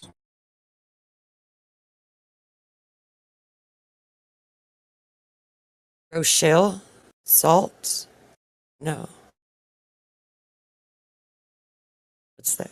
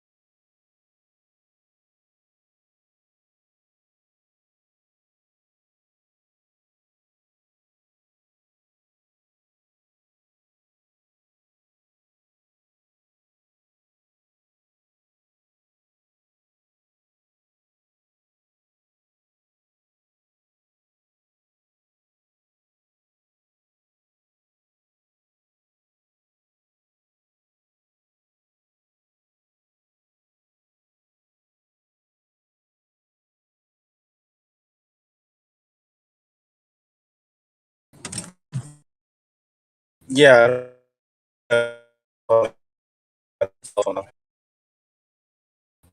Yeah, you're roboting. Jungle just look, and Charlie's everywhere.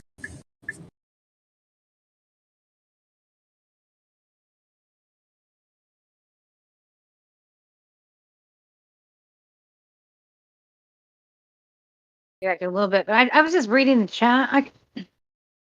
Why are people fighting over some? Not you, girl.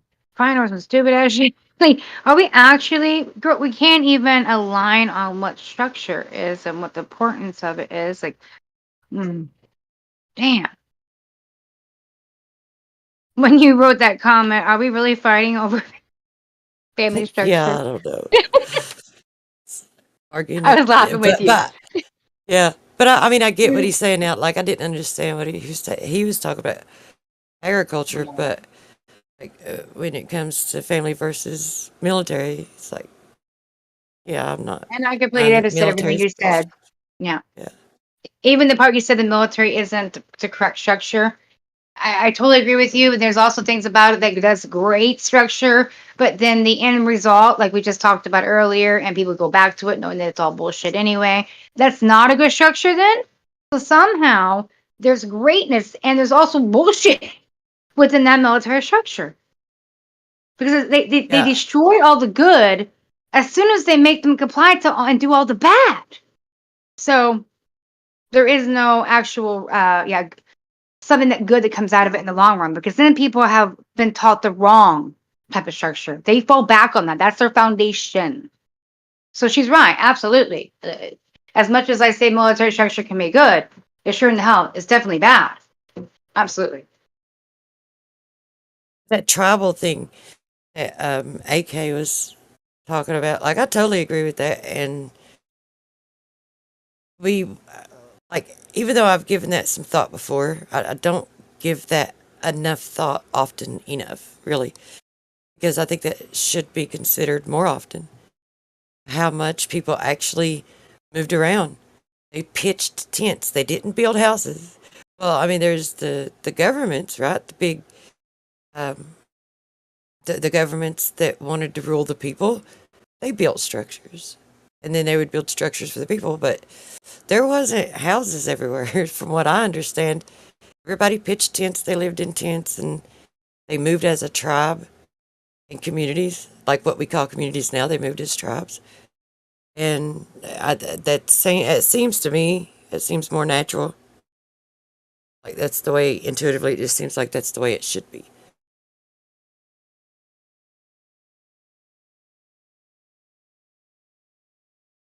But I also don't think that we had as severe of weather as we do now. Back way in the back then, way in the day. Like, even in scriptures and all the different you know religious texts. As much as I think that there's a lot of government or cultural control mechanisms in them, as much as I do believe that, I also believe that there is some truth in them. I believe there's some history in it. Like, how one would be able to stand on what is what, and that's not really the conversation that I was wanting to get into.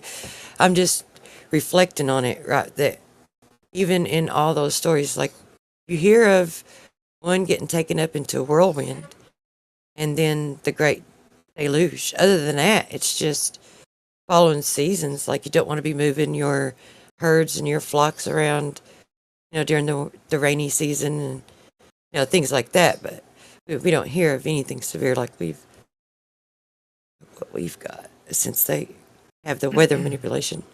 Isn't it, by the way, you're saying weather manipulation, isn't it funny how here in Europe, especially in Germany, have people, sticking glue to their hands and putting themselves on the street and protesting for climate change and sea level rising and whatnot, while we have literally rich people of the 1% building islands in Dubai, for example, for money that we can't even imagine, that makes a house, almost equal to the sea level. I mean, how dumb are are people nowadays. They get, it's unbelievable. No one would invest billions of dollars into a project if sea levels would really rise. It's it's so dumb, but it's unbelievable. People buy so much bullshit nowadays.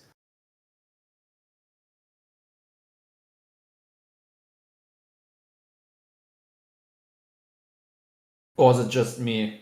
It's like is it? it's like medicine. They take their medicine daily. You mean the spoon of bullshit from the media? Yep, exactly that. Yeah. With a spoonful of literal sugar to help it go down. I mean, you just need to look at all the plans of islands, Monaco Islands, for example. Like, rich people are now literally just putting some sand in the ocean that is right next to the water, and they put buildings on it that are billions, structures that are extremely, extremely expensive. And then we have people in Europe saying, we're gonna be all dead in a few years. The sea levels are rising. There's gonna be tsunamis. Oh, golly. Give me a break.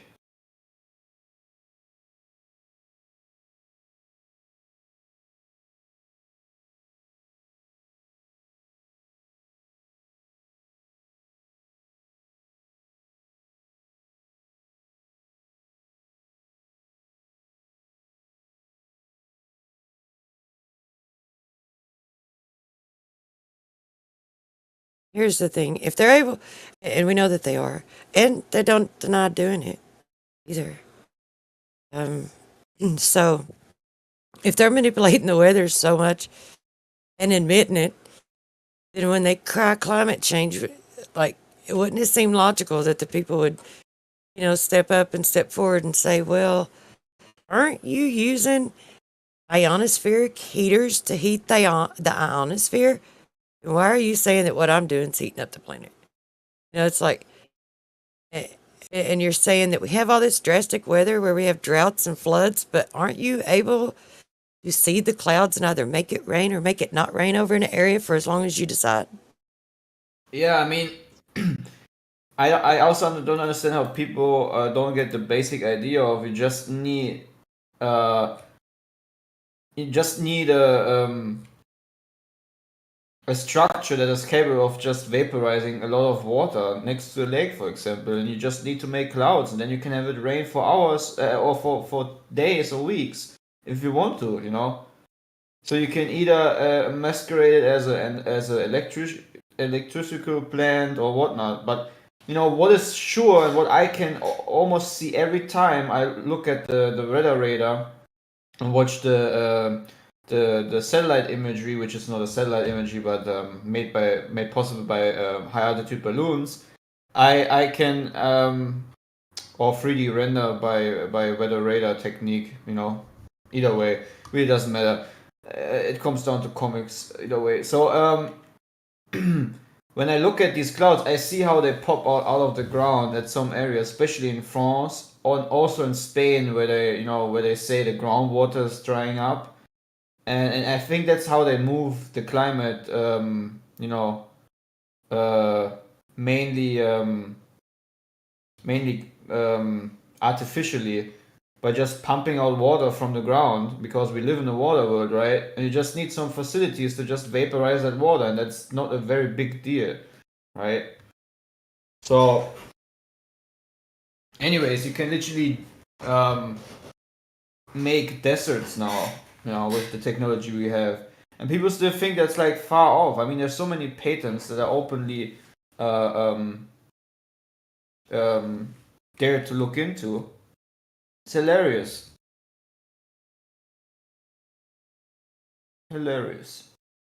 Anyways.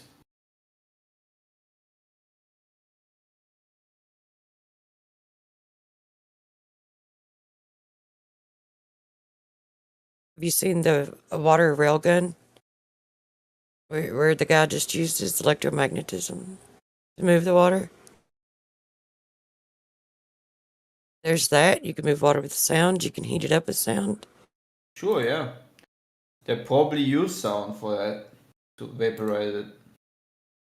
I mean, how does these things that you put into your room when you're sick that makes moisture into the air? I mean, how don't they work with vibration or something like that? These air moisturizers. Humidifiers, yeah. Yeah, I don't know what the English term is. But I mean, if think about that in a huge scale, just make a very big vibrator or whatever.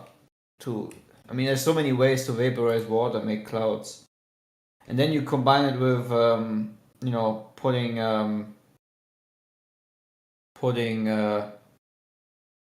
substance into the kerosene, which would not include anyone, not the pilots. No one needs to be included, maybe except a few people who make the mixture of that stuff. But even they can be told that whatever they put in there is just some substance that will clean up the pipes where all the kerosene goes from the shore line to the major airports or whatnot. Some kind of bullshit. Doesn't really matter. But it's so easy to see that sometimes the kerosene that is being used by airplanes is totally normal, leaving behind a perfect condensation trail, and other times it's as if a volcano erupted, as if the planes are literally putting out the same stuff or the same anomaly that a volcano eruption makes, So yeah, pretty weird.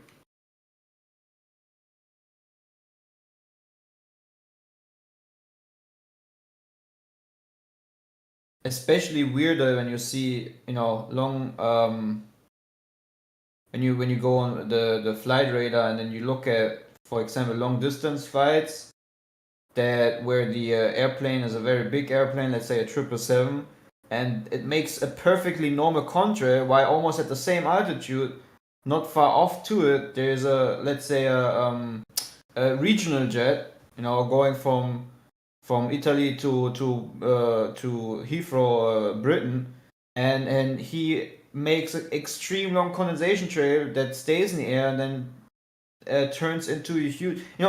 All of this can be observed with all the technology given to us. It's just a pure matter of either you're an ignorant person and you don't care and you just don't want to look at it and make some observation yourself. No, that's what it comes down to, essentially, with almost everything in life. People who say the weather is not being controlled are absolutely purely ignorant and foolish. They don't even deny it. Like, they admit it. They don't admit exactly what they're doing or how they're doing it or whatever. They have the LRADs too, and like they have different mechanisms by which they do it. They have harps all over the place, and it's more feasible for people. It just doesn't seem logical. Why is it so hard? Exactly. I don't get. Why is it so hard for some people for people to see some things? It's like it's right there in front of them, but they can't see it. They would rather believe that the exhaust coming out of their car or their cows farting in the pasture is heating up the earth more than these ionic atmospheric arrays that are meant for heating the ionosphere, which is the electrical portion of the most electrified portion of the. Like, oh, what does that do? It's like if you cause another layer of the atmosphere to vibrate in a resonance with it, like there's so much they can do with that. Yeah, they're scared. They're scared. I think most people, that want to keep the ball rolling, if you know what I mean, they're scared of the truth. The truth is scary. I mean, it would change so much in life. Well, if they admit that the truth, right? If they see the truth and accept it as true, then they have to do the uncomfortable thing and stand on that truth. And that's what prevents people from seeing some things. Many people are so comfortable that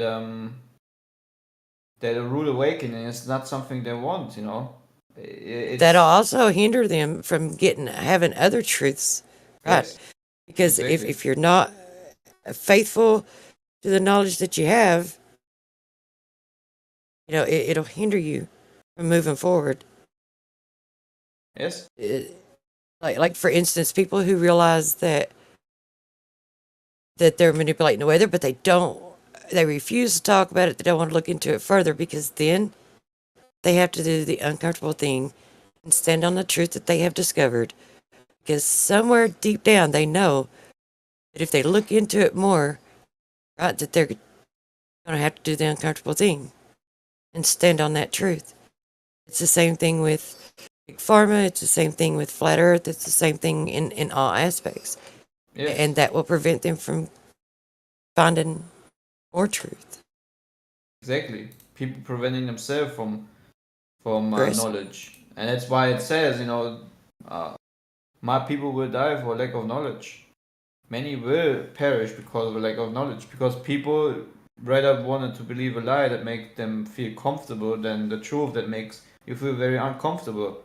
You know, when you go street preaching, people get mad and uncomfortable because it's the truth most of the time. You know, except for, you know, sometimes they're heretics that preach a false gospel. But anyways, it doesn't even need to be street preaching. It's just, you know, if something is truthful most of the time and you don't want to hear it most of the time, you get mad.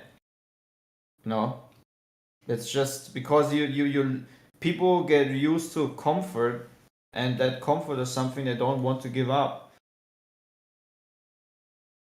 And we live in a very comfortable state of a world, you know. That's what you know, essentially the adversary wants, you know, wants comfortable people, wants people to be mainly addicts, you know, that are always blasted off with drugs or whatnot, you know, and always, you know, comfortable, always please your flesh and feel good vibes, chill, relax, don't think much, you know. That's why they legalize all crazy stuff everywhere now, also in Germany, because it makes it even easier to control the people. I mean, if I'm comfortable, what does it matter if the weather is controlled? If I'm comfortable sitting in front of my whatever, having the stuff that pleases me, why do I care what the shape of the earth is? If I'm comfortable about my situation in life, what should I care about anything? Does it change anything about my comfortableness? Or Well, if it's the truth, it's gonna change my comfortableness, so I don't want to hear it. See, that's the problem behind it. and to the extent of just manipulating the weather and causing floods and droughts and, you know, a lot of excessive heat or extreme cold, as long as people can find that comfort and go inside and shut their doors and stock their shelves and Yeah. hunker down and get through it and still have their comforts, like they're not going to care. But I think there's a lot of people that are blind to everything that's going on everywhere else in the world, because Yeah. when it comes to the point where these people that were, you know, in there, they were gone, their children were sent back to their homes, and then the whole town was burnt down, and it's happening everywhere. So it's like at that point, like, how can anyone sit in their homes and hunker down and lock their doors and enjoy their comforts knowing that they could be next? Yep. It's like at that's the point where, like, there shouldn't even be. I don't understand, because they don't think it'll happen to them until it does. Yep.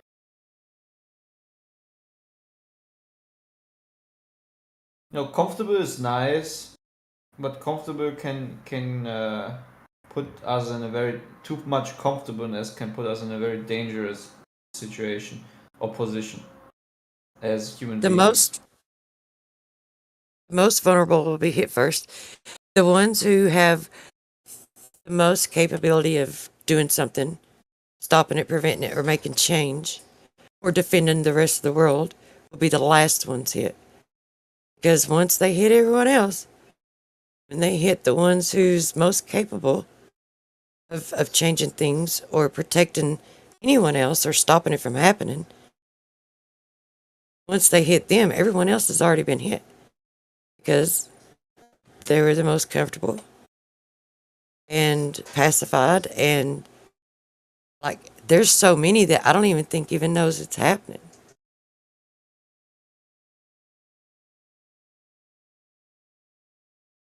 Like, how many people? I think I'm going to start asking people when I go out and mingle with people. I'm just going to start asking them how many people are aware that the world is on fire, that the world's being burnt to the ground. That there are nations where the people aren't willing to comply fast enough to their liking or comply enough to their liking, and to push this agenda, they're just getting burnt. They're getting scorched. And find out how many people know about it. Because I don't think people are even aware that it's happening.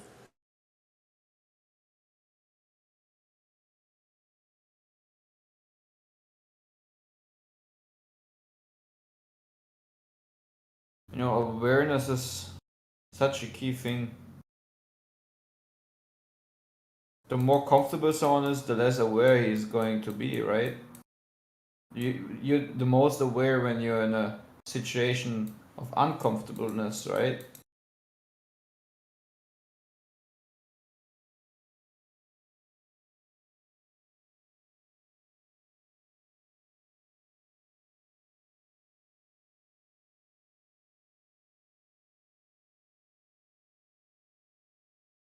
I mean, they have the ability to see clouds and either make it rain or not rain. They can push systems with the LRADs. They can move them around. They can change the polarity in different, like, there's so much that they can do, but just simply, let's just keep it at the basics, like just talking about making it rain, preventing it from raining.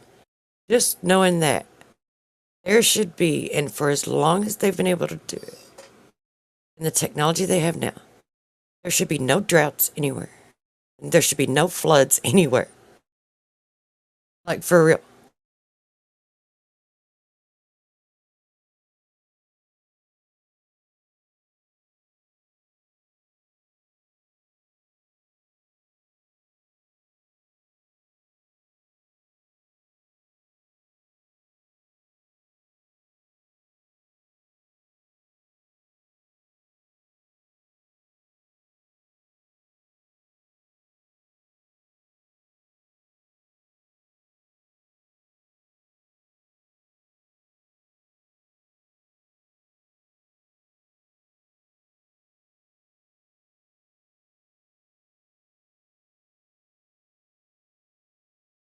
Well, it was nice talking to you. I'm gonna head outside because I need to get some sunlight.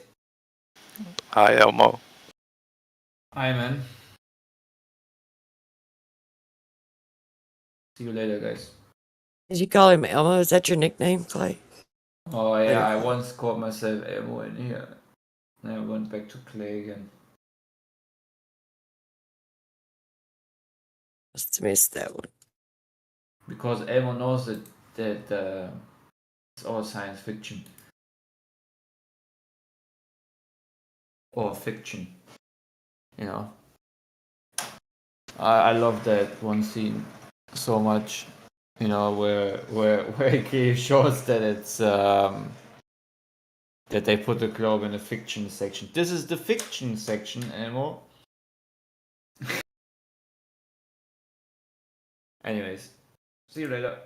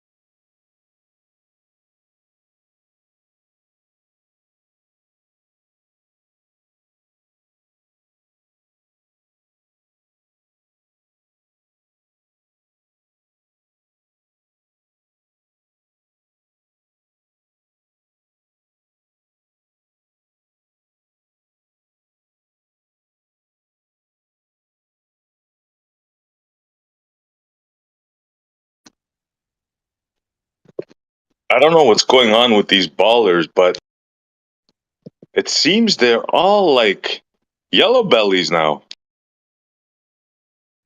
It's funny how they used to be, aggressive and this and that. Now they're too chicken to even come in VC and talk about their ISS. Come on, girls. 3 versus 1. You guys against me. I'm calling you out. All 3 of you right now. Come on. Don't be scared.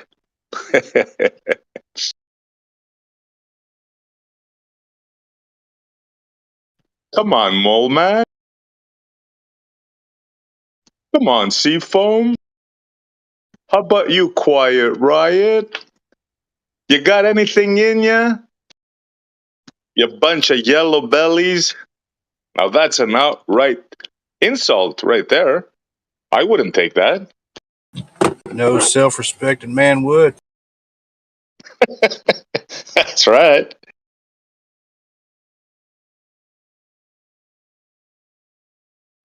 Why, if you'd call somebody in Texas a yellow belly, wow, you'd be in for it right there. Right there and then, partner. You calling me a yellow belly, boy? That's right, I am. Well, them's fighting words. Like a Canadian John Wayne over here. Awesome. I'm just having fun here, man. These guys are finished. Your fantasy's over, gentlemen. Get ready. They're talking about it in the news. People are talking about it all over the place. It's actually bigger than I thought it was.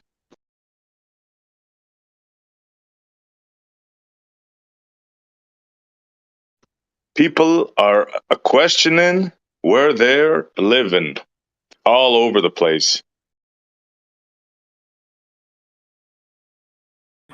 I go to some of these like AI image generation sites, and man, I am surprised at how many people are trying to make like things like that, like wake up things or moon things or like funny astronaut memes and all this kind of stuff. And I'm like, wow, you know. Yeah, people are starting to wake up. I'm seeing a lot of TikTok videos. I'm seeing a lot of YouTube videos. Is the moon real? Is this real? Is that real? But it's like, but then when I go to like look at the script like for what the image is, it'll be like in Spanish or French or something, man. You know, crazy. So there's people from like other countries that don't even speak English using GPT to make memes about astronauts being funny. Ah, Yeah. Post them a picture of the ISS that they're saying the ISS is real, right? So I just post them a picture of the O-rings. Then I show him the cupola. Now he reposts this picture and he doesn't understand what it is. Now check this out. It goes to minus 250 Fahrenheit to plus 250 Fahrenheit every 45 minutes. There's a shaft running through that thing with little O-rings, and it's 10 to the minus 12 torr. Now, these geniuses are asking, what's the problem with that? Now, these things are turning, right? They're like turning, they're rubbing against the thing, and they haven't been serviced for 20, 25 years. And these geniuses are asking, what's the problem with that? It's unbelievable. they just have the gene to say yes. That's all they Yeah. got. The yes gene. I like that, bro. You should make a meme. I have the yes gene.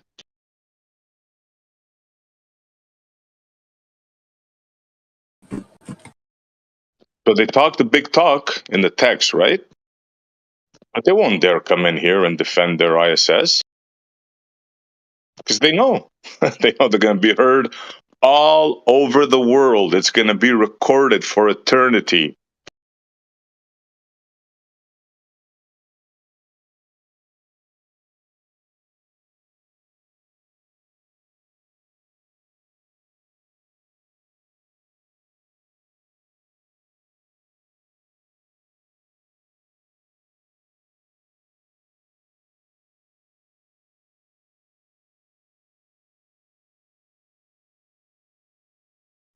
Come in, Seafoam, I'll explain it to you.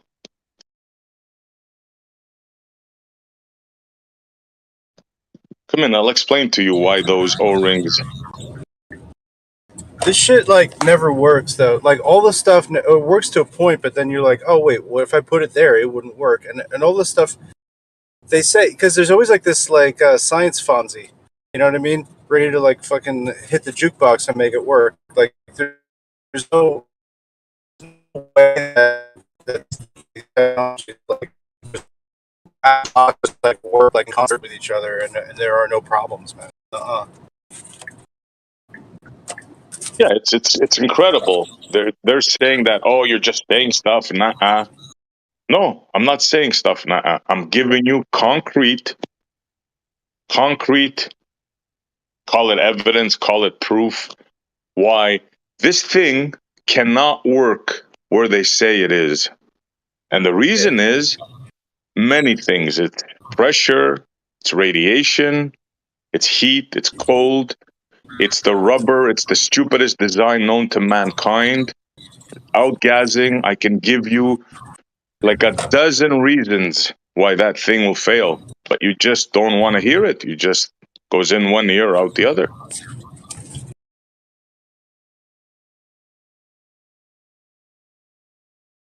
They have to keep the fantasy alive.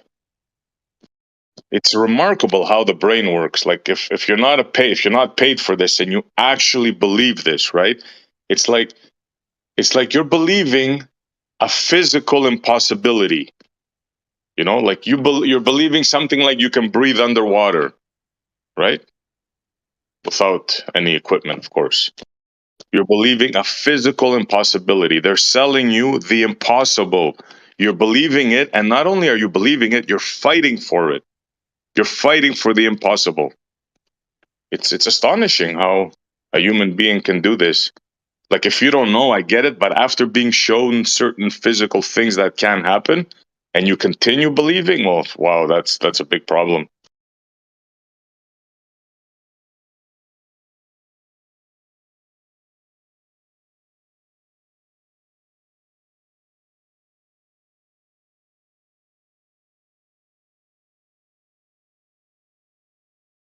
It's like telling somebody, I saw a dog fly yesterday. No way. Yeah. NASA has a flying dog. Look, there's a picture of it. And you're going to go believing in that flying dog. This is what you're doing. You're believing in a flying dog. It's incredible. Incredible. Yeah, but I could see it. I could take pictures of it. Yeah. Could be a drone. It's a military thing. So what? They got something up there that's flying quick. Okay. There ain't no people in there. That's for damn sure. Not in the environment they say it is. It's impossible. It's physically impossible.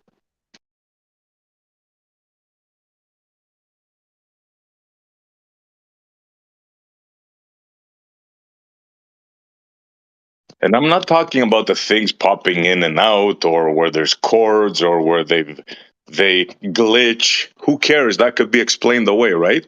I'm talking about a physical thing. The O-rings. The O-rings and the ISS is the Achilles heel. You want to kill the ISS, you talk about the O-rings. Two pieces of rubber that are exposed to the environment of space, what they tell us, that haven't been serviced for 25 years. That's it. It kills the ISS story right there. There's no way around that. It's impossible. It cannot happen.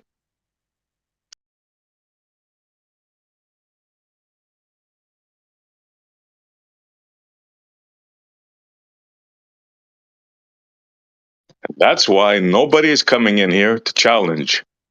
3, 4 guys are challenging me in the text, but it seems that their argument can't hold any pressure, shall we say? That's why they're keeping away. Okay, I'm done ranting.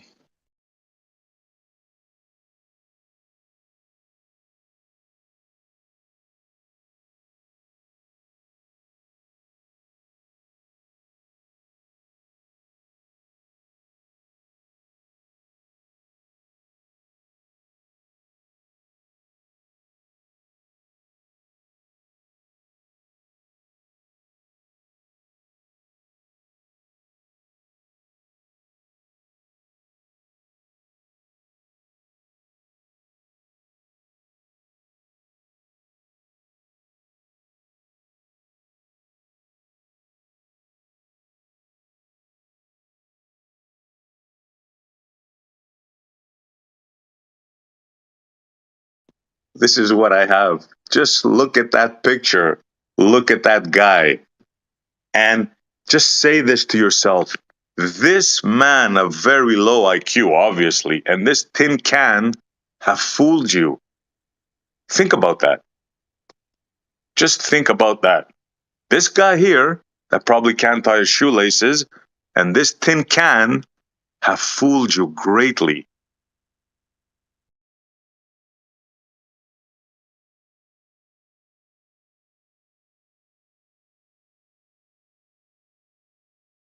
Well, they would do it again, but they lost the technology, so Yeah, it's too painful. yeah, it's a painful process to bring it back. Dude, okay, so that doesn't fly with all the shit we see in reality. Like, how often are they remaking old shit from the past, right? Like, how often do they repurpose old things? They're constantly doing it. And yet they can't go back to the past to get the information for the greatest humankind achievement ever? Doesn't make any fucking sense. The whole story is a sham, bro. They taped over the tapes. They don't have the telemetry info. I mean, it's. I mean, it's worse than a movie.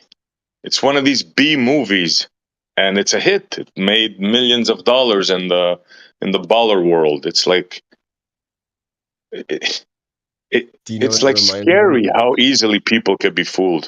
It scares me.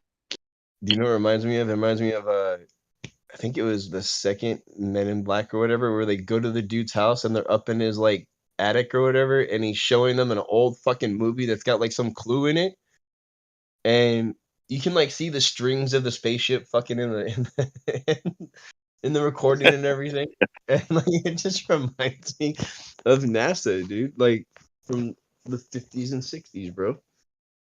And it's not suspicious to any of these ballers that the same voice for the Disney cartoons when you were a kid is the exact same voice that was covering your NASA bullshit? Like, not suspicious at all? No, not at all. It's like even the smallest hints, right? It just passes right by them. Like you'll see a scene in the ISS, like you'll see guys in the background taking a picture. One guy's floating on the side, one guy's this way, that way, and then you see in the foreground, right? You see a table with an orange on it, an apple, a glass of water. It's like, shouldn't these things be floating? It's like right in front of their eyes, like all these things that you tell them. It's like they just swallow it. Goop, goop. They make mistakes. It's like having a free lawyer, an army of free lawyers, I call them. Like it's incredible. Like how could somebody be this? I don't want to use the word dumb, but Stockholmed. How? Yeah. I don't know, man. There's some people out there that no matter how much they like something, how much it's their favorite, they'll still look at it and try to critique it because they want to know if there is anything wrong with it. And if there is, how can they improve it, right? And you have to do that from like an unbiased standpoint, because if you do it from the fact that everything's already okay, you're not going to notice the problems when something happens. Like, okay, dude, for instance, I've been a Star Wars fan forever, right? For fucking 20 years now. When I would read one of the books and stuff like that, if there was something in the book that didn't quite jive with the other things that was being written and everything, it kind of sticks out like a sore thumb, you know? Like you notice and you critique it and you don't mind saying that you don't like it. You don't mind calling it out, right? Because it's just reality. Dude, these people that love NASA, that love the ISS, that love the fucking astronauts, I feel like they can't do that with anything, bro. Like anything. Like even if they did like it, they can't look at it from an unbiased perspective to see if there would be anything wrong with it. Like they wouldn't know if there was anything wrong if it came up and bit them in the ass kind of deal, you know? Yeah. Check If out this reply. Check out this reply. Or if there was no one in the ISS, why make it airtight? I just listen to that. Listen to that. Like, what kind of question is that? Isn't it mind-boggling? It's like saying, so if the unicorn didn't have a horn, why would it be a unicorn? I know why it would be airtight. Because water leaks through containers if you don't make them airtight when you dunk them in a fucking salinated pool. Or a desalinated pool, whatever the fuck it's called. Whatever the clear ass crystal pool that they do all this shit in. If it's Yeah, not that's airtight, another thing. you have water leaking in, dude. Are you fucking serious, man? Like, come on, think outside the box. You see, that's what I'm talking about. Is that they see that and they're like, oh, this is proof that they're wrong. They don't know what the fuck they're talking about. How about you look at what you're making a statement of right now with if there's no one in the ISS, why make it airtight? And why would they make it airtight if you want to entertain what we're saying? You know, like you can't look at both sides of it. You only look at one. We look at both and say, hey, that one sounds fucking ridiculous. This one sounds like it actually makes sense. Yeah, I it's thought that's crazy. how Like, oh, you're absolutely right, bro. Yeah, like the pool, like you said, right? Think about it, right? They have a mock-up in a pool, which they train. They have a complete mock-up of the ISS in a pool, right? And they say they train there to, to simulate the floating in space, right? Okay, perfect, granted. Give you that. Nice. Now, they have this huge chamber, right? Which they've spent millions on, and they don't replicate the same thing under like the most important thing in space, right? Is the vacuum, heat, cold, radiation, these things. It's not the floating around. The most important thing is that, right? But you have no simulations of you doing, the spacewalk, testing the suit, testing, working on stuff. There's no simulation of that. And nobody like finds that like problem. You have the facility, but yet there's no tests on the suit using the equipment. Will you grip properly? Will the arm bend? Will the elbow bend? Will your knees bend? None of that. Just think about that alone, right? yeah, no, I don't uh, give a whole lot of credit to Mark Sargent anymore, but I remember back in the day, he had a cool test that he was wanting to challenge anybody with. Like, put them in a real astronaut suit, and would they bet their life going into a vacuum chamber, turning it on full blast? I don't think any of these scientists, any of these NASA shills, any of these fucking NASA fans would take that chance. Kind of like when I was talking to the Globers and I'm like, hey, I'm going to throw this rock at you. Whichever one is real, which one's not, you got to tell me from across the room. Would you bet your life on it? You can't. From any of the They tools that show. you have, Sorry. Finish your thought. I thought you were done. oh no, I was just gonna say, with any of the tools that they have, with any of the math that they have, with any of the measurements that they can do from across the room, I can't get one of them to say that they would give a definitive answer on which one they would like to be hit with. Yeah. You see the picture I just posted? Yeah, with all the circles. Yeah. Each one of those circles is a shaft going right through the hull of the ISS. And each one of those is keeping this guy alive with his shorts. Like, this is the most this picture right here is a complete and utter joke, right? Is it This me like or defies reality. There would be no way this guy would be in shorts like this. All you have to do is just check the pilots that go up in the spy plane and see what they have to go through, what they're wearing, how they have to prepare just to go to 70,000 feet. And this guy's up there with his shorts, and those things haven't been serviced for 25 years. Like, knowing this information and you still think there's people up there, I mean, definitely did, like, your scruples are not intact. I'm sorry, man. I mean, It's just physically impossible. Think about the like the battery, like the strengthened batteries we have now compared to then. Like, dude, you couldn't run anything off of a 1980s, 1990s fucking battery, dude. Are you kidding me? We were still using like AAA, AA, and fucking C cell and D cell batteries back then, dude. Like the bank of batteries that would have had to be used to gather power for this thing would have been ridiculously heavy. Yeah. All you have to do is just try to find. I challenge anybody that doesn't believe me. Try to find ISS cupola O-ring shaft of the shutter mechanism repair.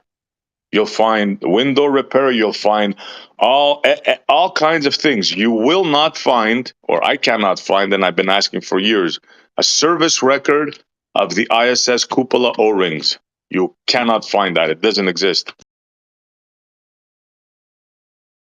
I challenge anybody. The other night, Kosha was in here talking about how there's tons of videos of the ISS building itself, right? Because that's what they claim happened. It built itself in space. Dude, Yeah. there's no videos of that shit pulling itself together. Like, there's what looks like a highlight reel Space, for Space Station Freedom. Space Station Freedom. Yeah, before it became known as the ISS, but it became.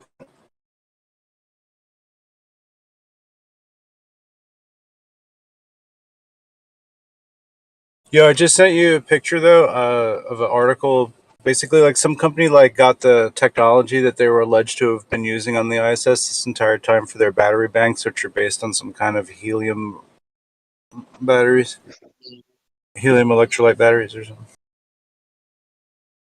Helium electrolyte. Holy shit.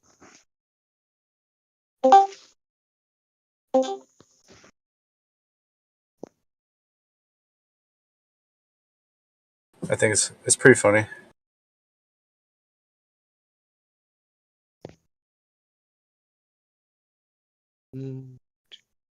But doesn't Like it like after, almost seem like helium could just be a battery anyway? So if you just had a balloon, then you would just have a balloon. If you had the right kind of balloon, it would just kind of maintain some energy in it.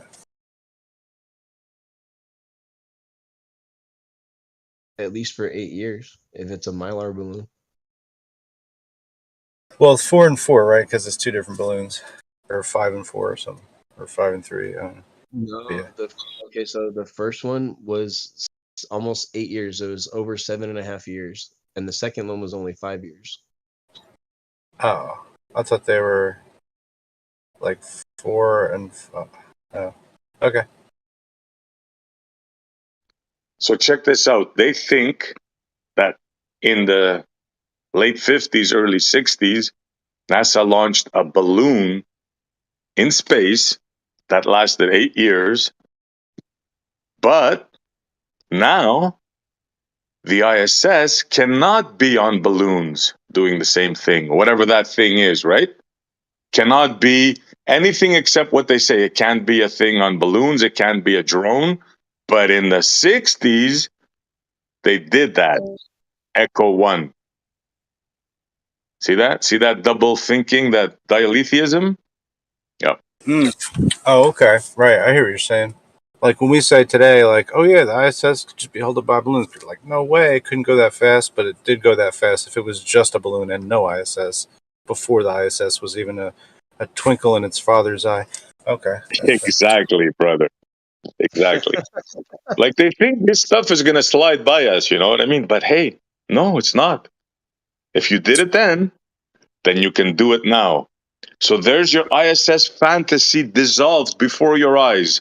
1, the Achilles heel, the O-rings. 2, whatever's up there could be up there very easily, could be on balloons.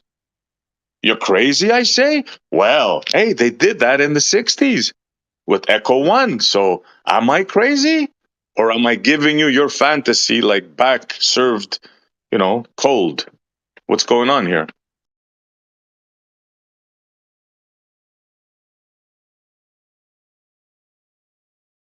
There's no way you can make a logical statement about the ISS.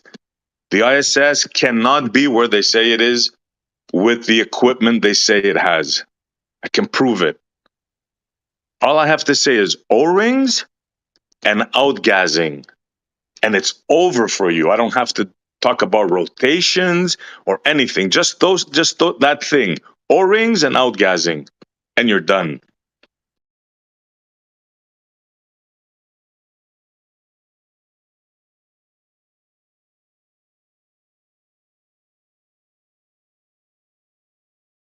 There's not one physicist alive that can disagree with that statement.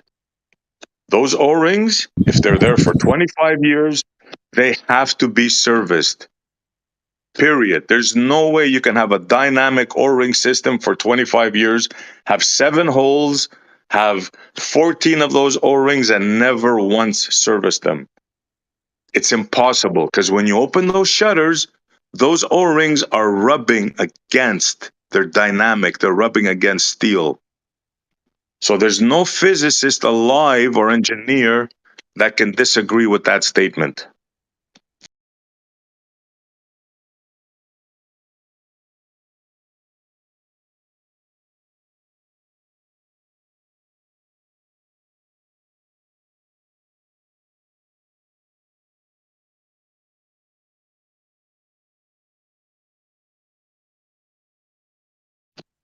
Heck, I had an electric generator, which I use when the power goes down. I didn't use it for a year or two, and then when I went to start it one day that I needed, when I turned on the gas, it was leaking. It was like pouring down, like coffee. Tuk, tuk, tuk. Why? Because the O-ring failed. It dried up just by sitting there in my garage. Heated garage, by the way, air conditioned, under the best conditions, and it just failed, just sitting there.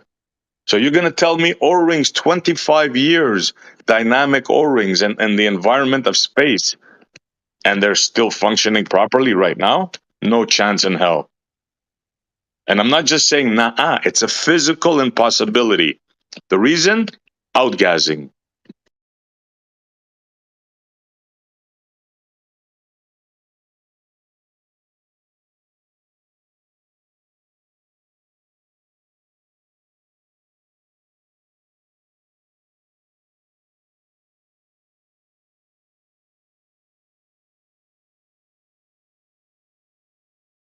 Dude, I don't think people realize how important that is to actually have like good ventilation and have actual fresh air. But if they Imagine did have, 25 years of BO up there. oh, you'd wish that thing would blow up. You'd be praying every day. Hope this thing all, like a huge hole opens up somehow. Ventilate this place. You know where the toilet is? It's right next to the cupola. So imagine you're there. Of course, it's fantasy, right? So imagine that you're taking pictures and somebody goes and takes a huge dump, like, right? Holy cow, man. Like, don't even get me started on that. Taking Really, a dump like in the cupola. that's what they call it, the cupola. That's so funny. Like SCB, like looking out the cupola. You know what I mean? Like having a deep moment. You know what I mean? Got tears in his eyes and stuff like that. And then here's like, flight commander fucking dropping a deuce. Oh, so funny. Hey, what's that floating by? Is that a life form? Oh no, it's inside the cupola. Damn. I'm thinking of the Like scene from convincing fucking people you Caddyshack. poop inside a hose, man. It's like, come on, man. Seriously. What if it was like the scene from Caddyshack where it was just a Baby Ruth bar?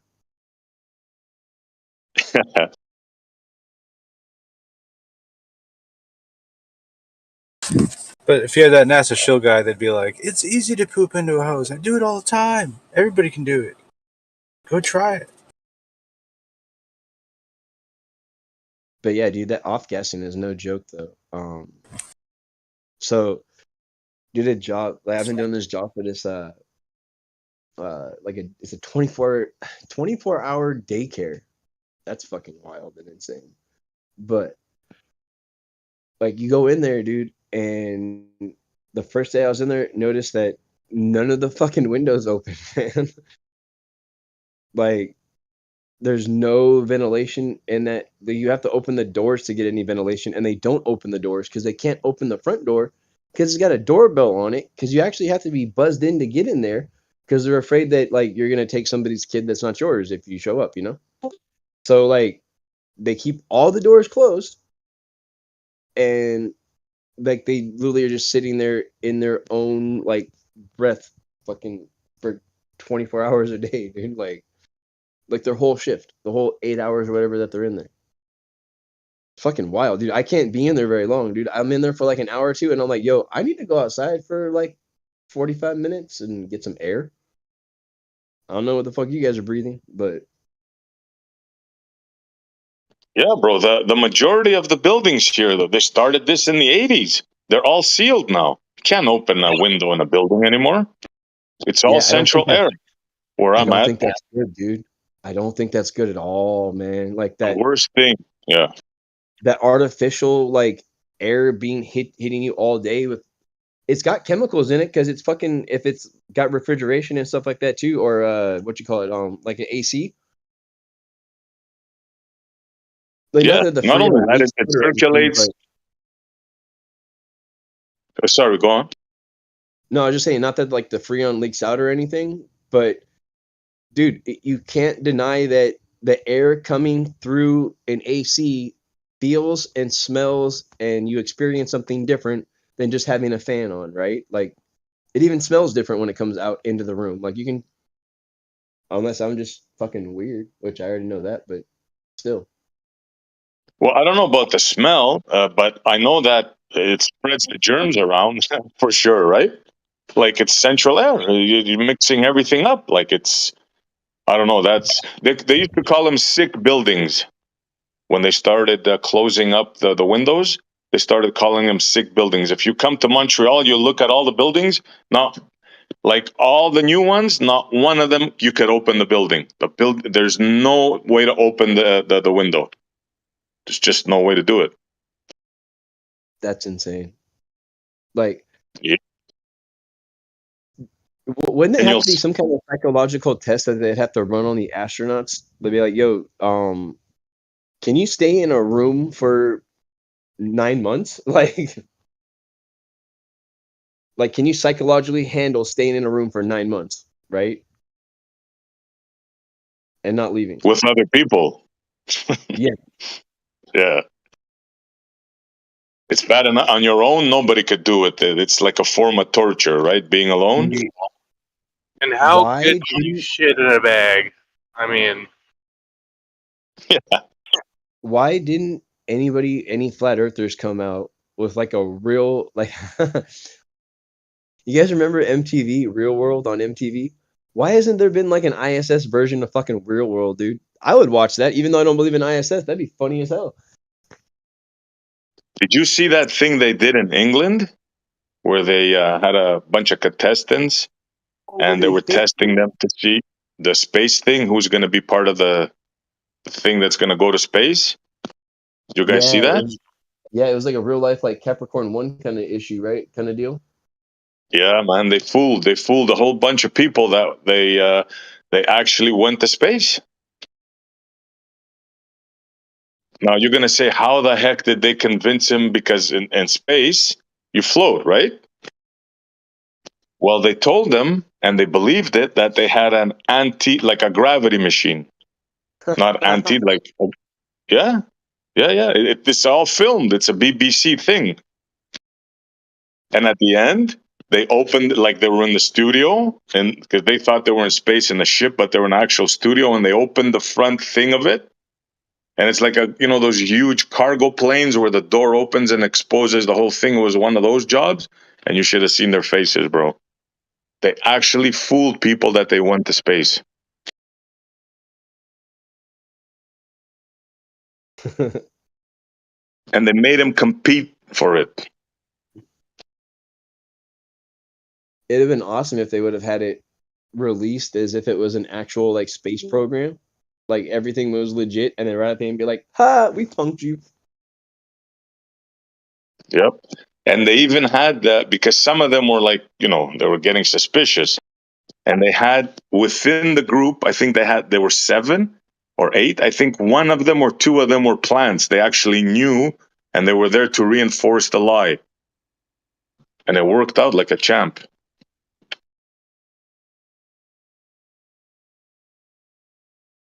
It was very elaborate. They convinced him that they flew to Russia.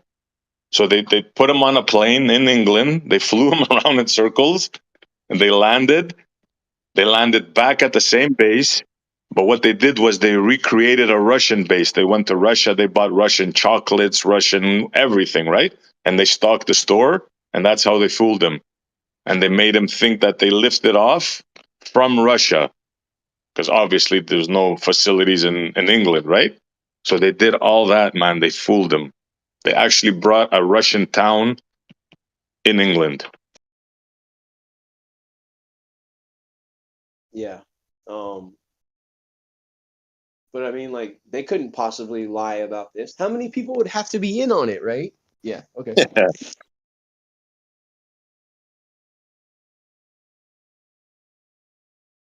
Oh.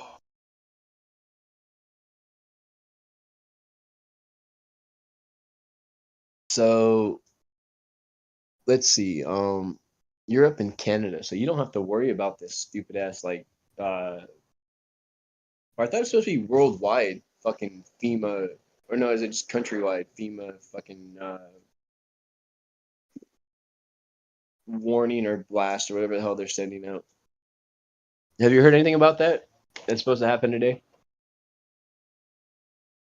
The test? Yeah. Yeah. Is that happening in Canada too? We've had that for I don't know how long. We have an emergency broadcasting. Yeah, they did that a long time ago. It's no big deal. They can just tap into everybody's phone. Nothing there. Don't worry about it. So if you text stop to the phone number 43362, FEMA, you have been opted out and will not receive any more messages from FEMA. Thank you. Really? You can opt out of FEMA. Their warnings and shit.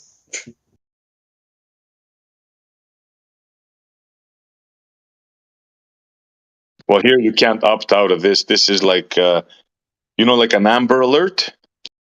No, that's exactly what I opted out of. Really? I opted out of all the alerts from FEMA. Yes.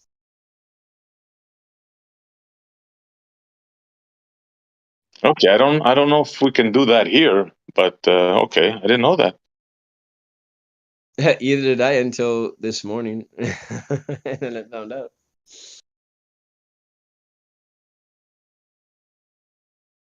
I saw something, and then no, actually, no, I didn't see it. Well, I did eventually see it, but Janice sent me something, and then she's like, "I'm gonna see if this works." So I checked it out real quick, and hey, yeah, no, it worked.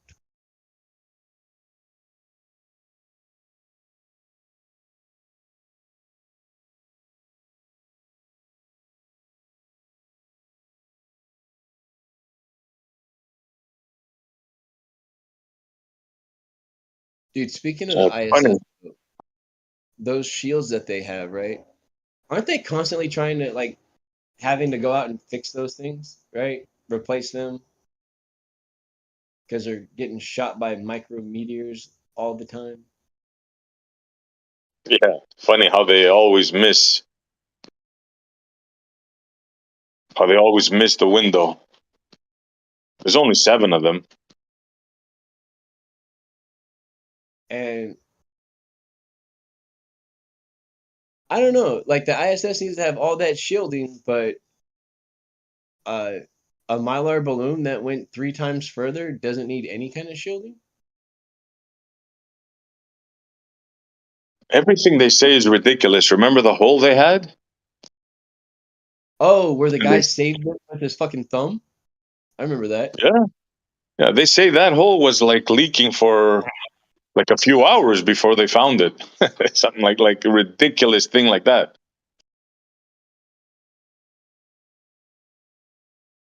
If there's even the slightest puncture in an environment like that, it's complete disaster, man. Complete and utter disaster. It, it's not even. It's like not even comedy to even discuss it. Right? That's like poking a hole in a soda can, right? Like it would Yeah, immediately start to kind of like that. disperse. Yep. Because I mean, like, how quickly would if there was a vacuum outside and you had pressure inside, and you now have a hole to where the inside can get outside? Um, how quickly should that have like escalated, right?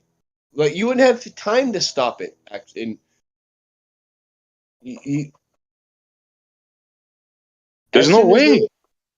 it would have been game over. Like the intensity Catastrophic. Yeah.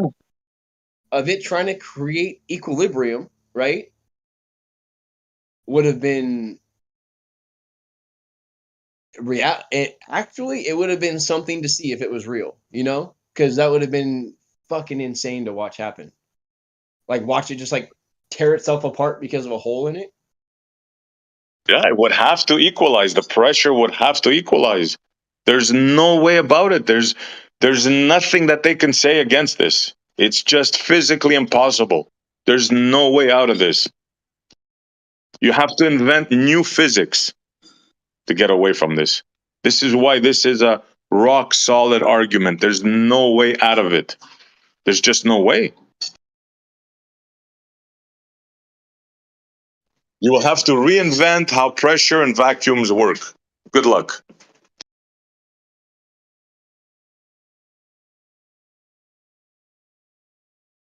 There's all kinds of things that they throw out there that just really, when you stop and think about it without any sort of bias, they make no sense. I forget who was in here yesterday arguing with Kosho over math, right? And they had some really good points, dude, about like if they're not like irrational numbers and stuff. Like if you can't quantify it, then it's not real. So having a number that goes on for infinity technically is not real. You can't use it in a real life situation. That makes sense. I mean, you might be able to get away with using it in a real life situation, but you can't Yeah, properly they calculate. corrupted math. They corrupted math with their imaginary numbers and all this nonsense, right? Well, Yeah, so we're they're not buying. talking about irrational numbers, but I wanted to bring up imaginary numbers because like irrational numbers are pretty bad, but what's worse is fucking imaginary numbers, dude, because that's got an exponent squared. It's got a negative exponent squared. Yo, SE, if I don't have two apples and you don't give me two apples, how many apples do I have? Do I have one? No, I have no fucking apples, dude. How do you Yeah, multiply that's two where negatives they. when you never get positive? Yeah, that's where they hijack math, and make it magic. Yeah, absolutely. They depend on people's trust and lack of knowledge. That's what they depend on. Yes, yes, that's very important. Yep. I call them free lawyers. They have free lawyers working for them. Like Agent Smiths in the movie. They just pop out of nowhere and defend at no cost. Well, I'm sure some of them are, but most of them, they're just Stockholmed and protecting the master. It's amazing to watch. Speaking of Yeah, and lack it'll of blow knowledge, your mind who the Agent Smiths are too when they all come out. Yeah. I remember a book talking about perishing for a lack of knowledge. Sound familiar?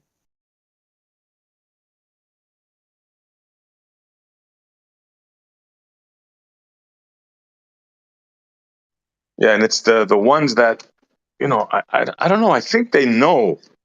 Like you can't be in this for so long and not knowing, right? But and they still defend the story. That's what fascinates me now. I don't know. Maybe it's like a team, like, you know, New York against Boston, right? Maybe it's a thing like that. Or could you actually believe this after all these years? I don't know. That's what Stacy and I were talking about earlier. It's like because they know that if they look into it further, then they'll have to stand on the truth, or just like openly be liars themselves. But they have to stand on the truth, and it makes them uncomfortable. It's an uncomfortable thing. It's like almost like they don't want to see, right? Kind of a deal. Like look away, don't look here. Yeah, they want I to wonder keep if their it comes down comforts. to ego, SC. Because how many people have we seen throughout our lives, right? That they'll be so gung ho on something, and then you'll point out something very obvious that's wrong about whatever they're all gung ho about. And how many times have you watched them actually double down instead of just stopping and looking at it and being like, huh, maybe I was wrong on that, right? Like, I think That's there's what a I'm talking about, bro. Yeah, that's what I'm talking about. Like this ISS thing, right? How obvious is it, bro, when somebody shows you O-rings, right? I mean, if you worked on a car ever, if you have a pressure washer, if you're into refrigeration, if you've done anything mechanical, you know about O-rings, right? You know about rubber, how it melts, how it deforms, how the sun affects it. I mean, come on, man. Your car, the rubber on your car melts after a while. Now imagine in an environment of space, if you don't get that, I mean, I don't know.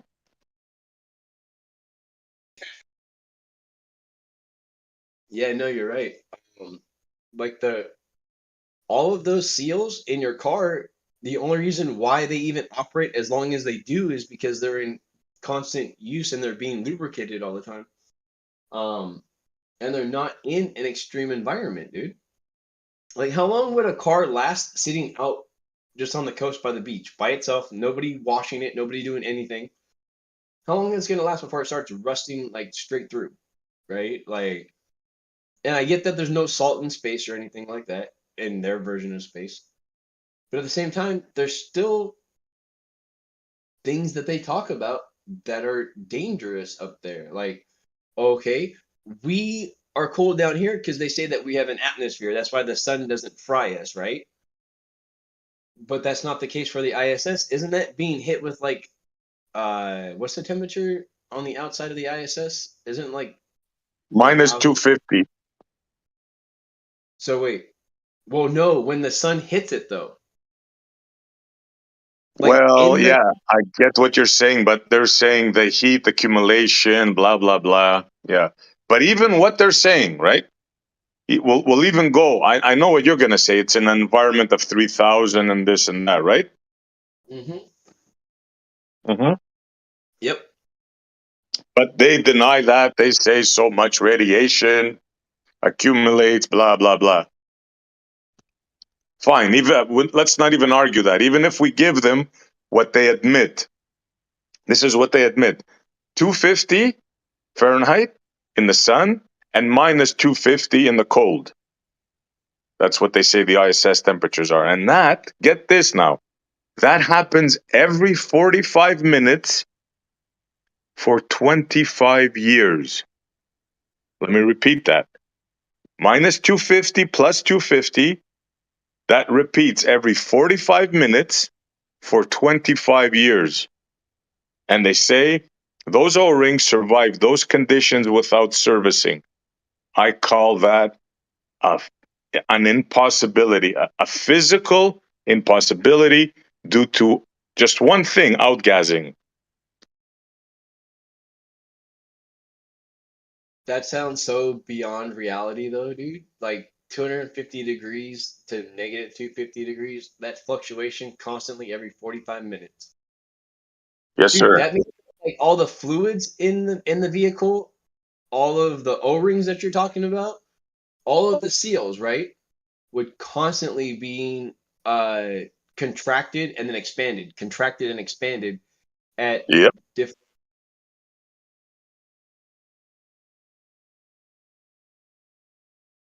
That would wear out really quick for a rubber seal. Absolutely, bro. It's physically impossible. It just, I mean, you can't argue that, right? There's no way to argue that. At least I haven't found anybody that can argue that.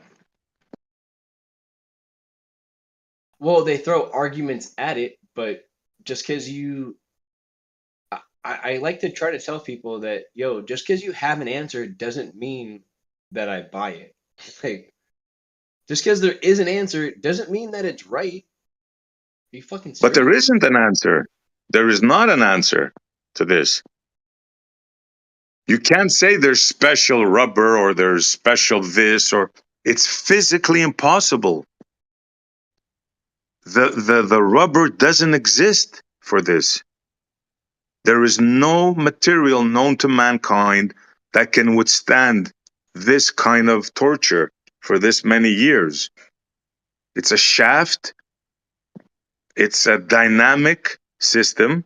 There's a shaft running through, turning a mechanism that opens a shutter, and the only thing protecting the astronauts from death are two little rubber O-rings. That's physically impossible. That and a flimsy door. You ever seen the video of that when they're going in and out of the ISS and you can see the door fucking like waving in the wind? Yeah, well, they say that's just a cover. So don't even give him the ability to rebut that one. They say it's just a cover. Dumb flat earthers, they think it's the actual door, but it's not. Blah blah blah. It's supposedly a cover. So it's a cover, but let's think about this logically. When they go in, how is that cover being closed? That cover doesn't cover anything. Like, that'd be useless if it's what they're trying to say it is. Because, okay, so like you open the door on the inside to go out, right? So you got to open the normal door, and then you got to open their little fucking flap, right? That they're saying is Yeah, just an exterior flap or whatever, okay? And you have to unhook that to do it, right? So when you come in, like, do they now latch that other one first and then close the other door? Like, the whole process that's of a good just thinking that's question. how this works doesn't fly. That just for what? What's okay? So here, they say it's a cover. What's the cover for? What's its purpose? Because it's the ISS, right? Like everything up there has a purpose. That's why they have the wires literally on the wall instead of behind in the door in the wall, right? I think that's interesting. Any like electrical engineer would look at that and be like, "What the fuck are you doing, people?" Nobody would leave a project like that with wires and everything hanging out with people floating around.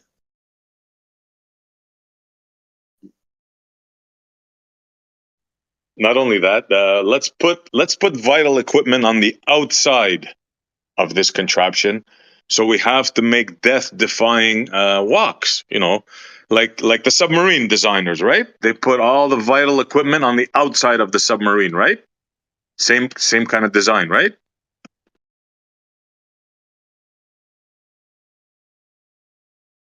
Yep, same exact kind of design. It's a fucking it's a space submarine is what they're trying to put off. Yeah, with the equipment on the outside. It's truly amazing that people believe this stuff. But hey, you know, spacewalk makes for good TV. Dude, it's the ISS, it's the International Space Sub. Show the pretty ball spinning underneath. Yeah.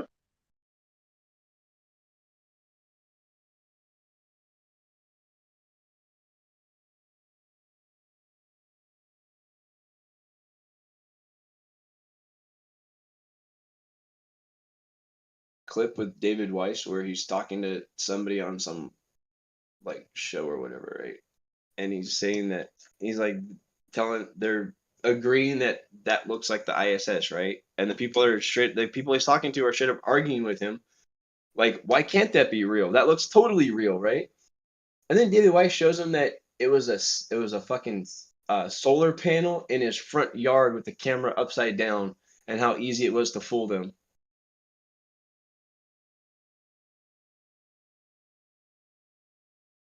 Now, keep in mind, I really don't support David Weiss with this whole stupid app and everything like that. His Flat Earth Friend Finder, which is a total scam. But yeah, still has some pretty good info out there every now and then. Yeah, it's so easy. Like, so easy to imagine. Look, you're the military, right? Now, if you're the Yeah. military, you need to have high ground. You want to keep an eye on your opponent. So what do? What's the best cost-effective way to keep an eye on your opponent?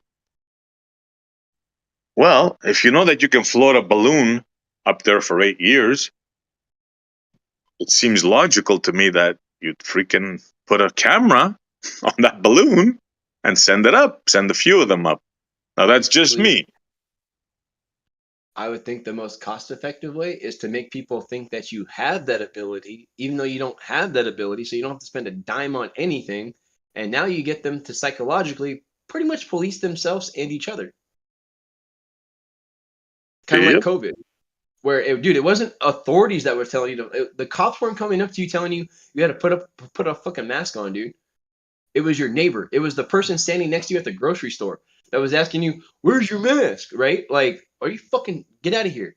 Like, it wasn't authorities around you on a daily basis that were telling you to fucking do it. And honestly, dude, we're all adults. We shouldn't have any authorities, right? Like, you have an authority when you're a kid.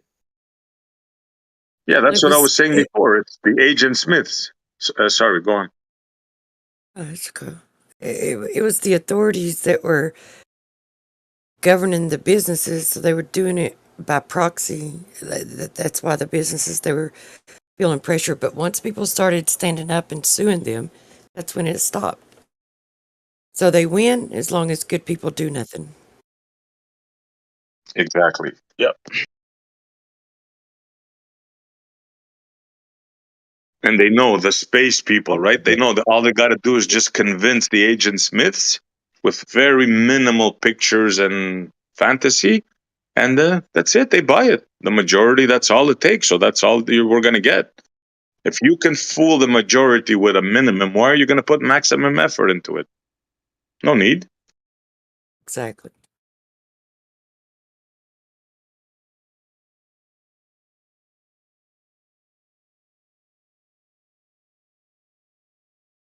And knowing that you have the Agent Smiths on your side also, wow, what a comforting place to be. You're selling a lie and you have free lawyers, millions of them supporting it. That was a very apt description by the Matrix, though. Like, if you're not one of us, you're potentially one of them. Like, because, yeah, that fits reality. Because the average person isn't most of the time like that, really, right? From what we see. But then it's almost like something gets in them where they feel like they have some sense of, once again, here's that word, authority, to tell you what to do in your life, or how you should live your life, or how you should operate, or what you should think. And people are so used to being comfort, it just takes just a little bit of pressure. Doesn't take much. Pressure does a whole lot. Peer pressure can be the unseen pressure that is the most powerful. Yeah, I mean, I've seen it to where it's all in your mindset too, though, right? Like, if you think that everybody's out to get you, then as you go about your daily life, then everything's going to be out to get you because that's your mindset that you've started off with.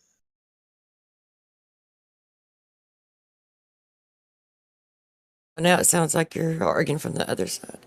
What do you mean, like trying to wake the people up to what's going on and stuff? Like we're talking about trying to get them to wake up and realize, right? I'm mainly talking about uh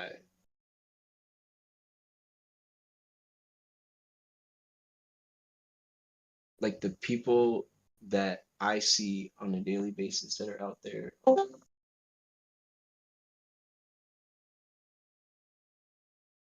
And even though, like, Like, okay, so two people can see the same thing, right? See the same event happen. And if one of them has some kind of like an idea in their head or some preconceived idea of something, right? Like something that whatever they both saw, which is reality, is now filtered through that. And you can have one of them think that nothing happened, nothing went wrong, and the other person thinks that it was a specific attack on them. You know what I mean? Yeah, like rockets going to space. Two people see the same thing. One person believes it goes to space, and the other one doesn't. Pretty That's much, what we were yeah. talking about. Something Yeah. like that. Kind of the same way that like you have a like a courtroom, right? With the jurors and everything. Everybody sees the same amount. Everybody sees the same evidence. Everybody sees the same case. But you all go into a room, and the way that you vote on it, or the way that you cast your decision, is based on how you interpreted everything. So, um, let's say that someone in like the jury was like a victim of like a horrible crime that was similar to what the person was being accused for, right? And there was somebody else that's like an ex-cop in the thing, right? So the ex-cop has seen where like it's like across the board shit happens crazy to everybody, right? After so many years you see like yeah, crazy shit happens. But like Yeah, I don't even know what you're talking about right now. I thought we were talking about rockets going to space and NASA and all that. I'm talking about perspective of looking at things. Like and then it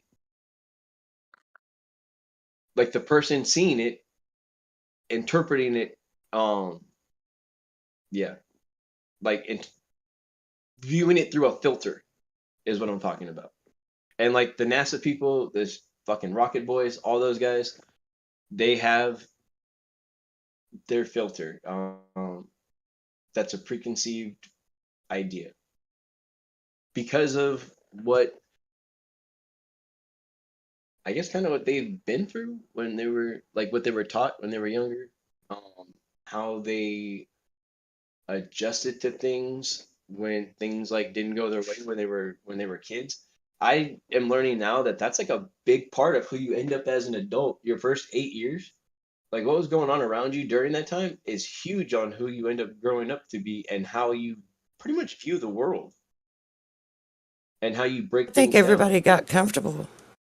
Everybody got comfortable and started trusting everything that trusting everything that they were told and go along to get along. Yeah, You know no, what they don't want to see. uh, yeah, uh, trust nobody, love everybody. But that's just me.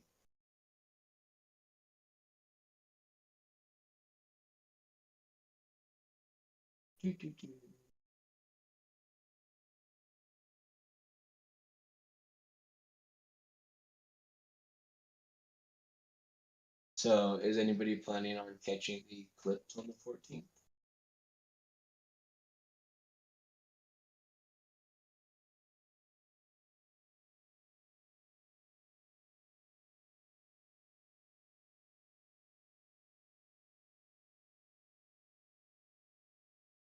Guess not.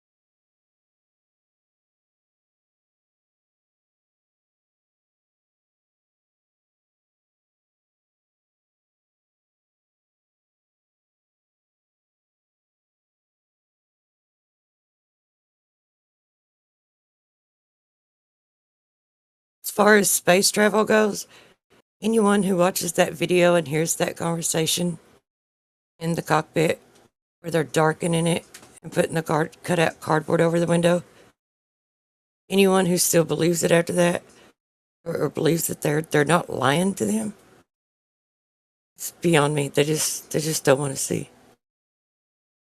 It's like Stockholm. Like they know it's a lie, but yet they're defending it. It's absolute Stockholm. It's just like 9/11, right?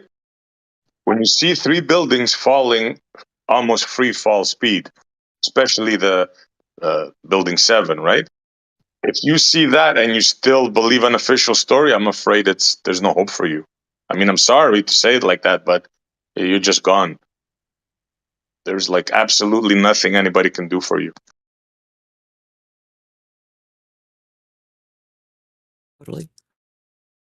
Like you drank the Kool-Aid and you ate the plastic container.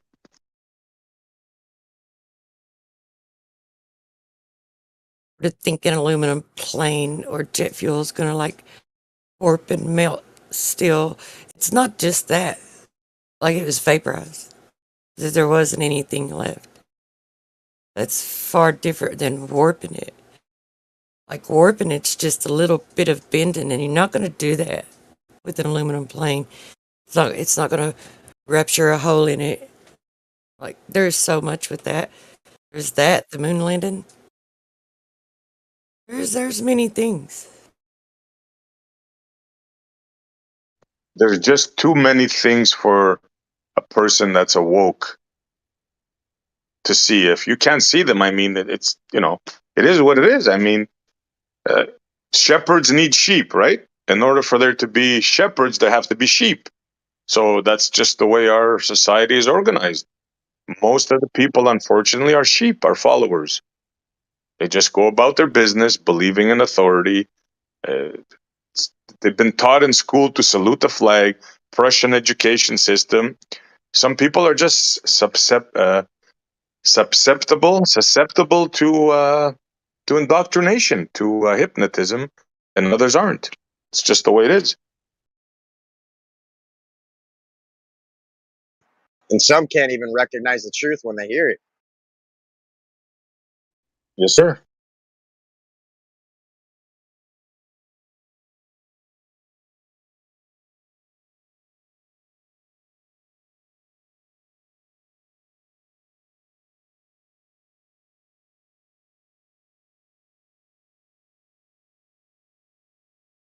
Do you think it matters whether or not you can recognize truth when you hear it? If you're someone who just lies all the time, or someone who speaks truth, do you think that helps with someone's discernment? Yeah, I definitely think you resonate with what you have internally. So, if you're a truth type person, then yeah, I mean, you're gonna hear it. It's gonna echo. Totally. But yeah, if you're somebody who's, you know, against that for whatever reason, then yeah, it's just gonna fall on deaf ears or go in one ear and out the other. I agree. I also think there's something, and I also think there's something too in people willfully and premeditatively, lie about things. It's like there's some people that are just compulsive liars. They just lie without even having a reason, right? And then other people, they do it for comforts or for self-serving purposes. It doesn't matter, whatever the reason. If they lie continually, and it's like they lack so much discernment of truth that when they see it, it's like even when they want to be able to discern what's true and what's not, they can't. Because what they resonate with, they'll resonate with, made up stories. So it's like they can't get that gut feeling. Yeah, their soul's been warped. They're convinced that their senses, their ideas, their things are not important. There's people like higher than them that have figured it all out. That's the trick.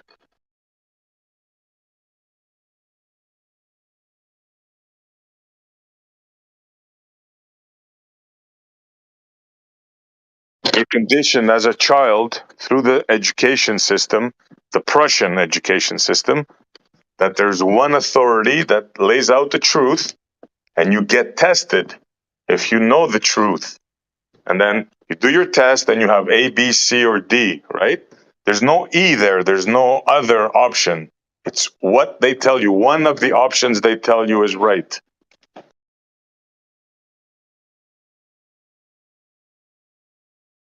The elimination of free thought. That's what they do in the school system. They take the wonder out of the kids.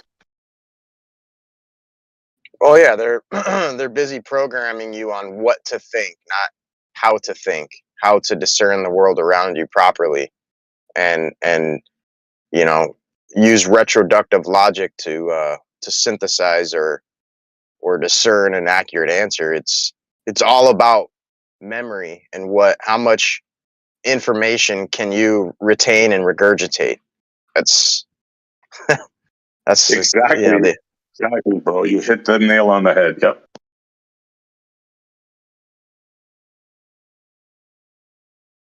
And to be loyal to the flag, to salute the flag. That's part of the thing. right. Well, that's division. That's separating mankind from each other and saying, you know, you're on the blue team, I'm on the red team, and we've got this rivalry. Don't look at the ones controlling us because they're not there. That's a conspiracy. It's all about me and you, red versus blue, China versus America, you know, whatever it may be. Yep. But we're all And now we're all one ingeniously, people. yeah, and now ingeniously they got 82 genders into the game. How the heck they did that, bro? That's gotta be the biggest scam in world history. Yeah. Yeah, it's pretty frightening. No shit. Like 10 years ago, if someone had told you that they, like, that this stuff was going on with the men and women thing, like, would you have ever, I wouldn't have believed it. I would have laughed at him and said, that, yeah, you're dreaming. No one will ever go along with that. Like, but it's funny because they are Yeah, that's that is the funny, con not of all funny. cons. Yeah. I just heard a thing on the AM radio this morning saying that parents yelling at their kids cause just as much damage as physical harm or sexual abuse. And it just really seems like they're trying to attack parents and go after kids, like more so than ever, to like separate the household and the parental structure.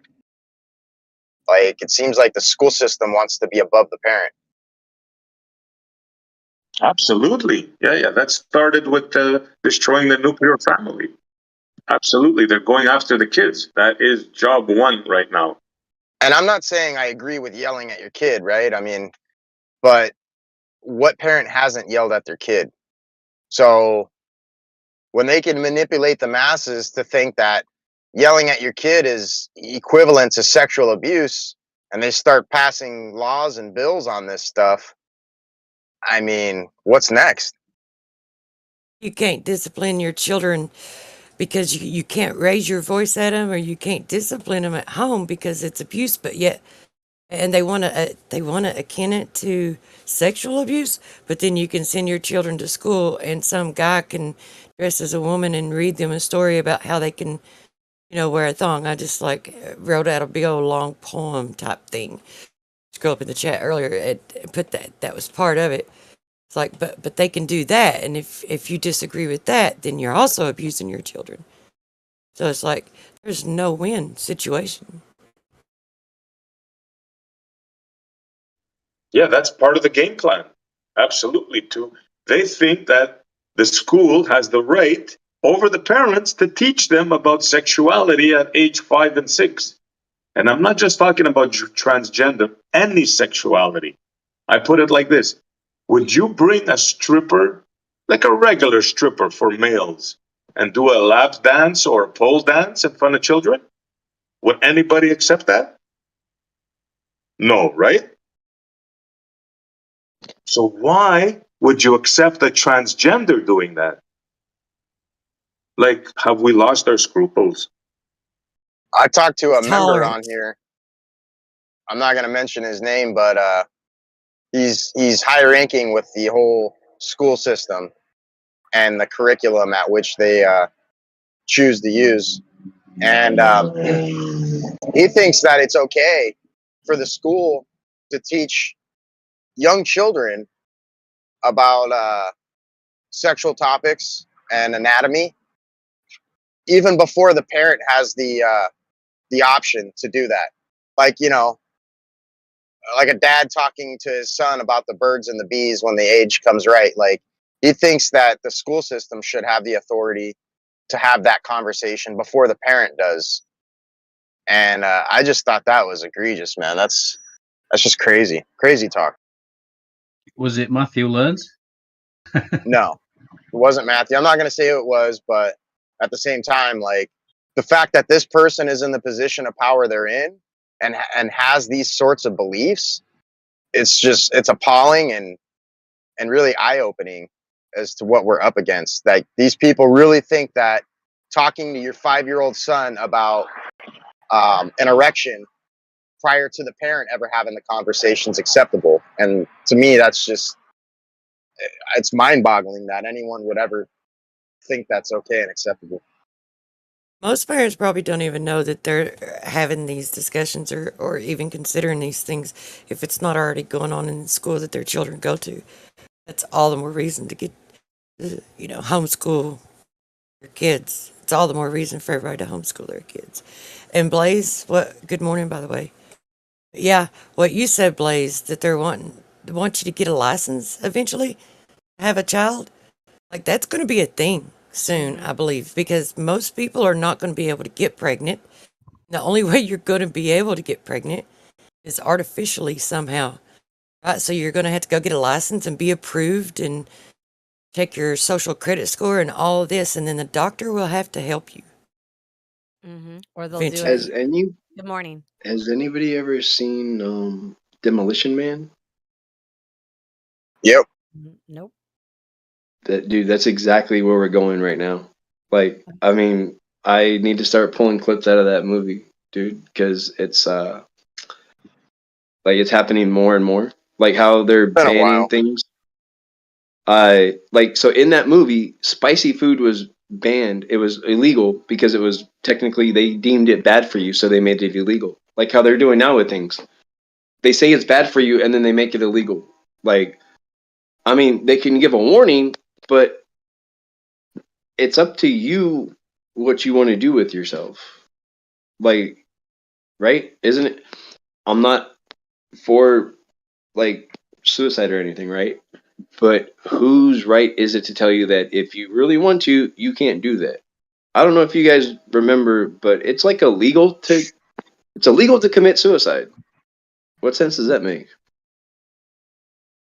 There are actually places that you can go to that will help you do it, where it's like they've got these chambers that there are places and there are doctors that you can go to and have like a peaceful way to go.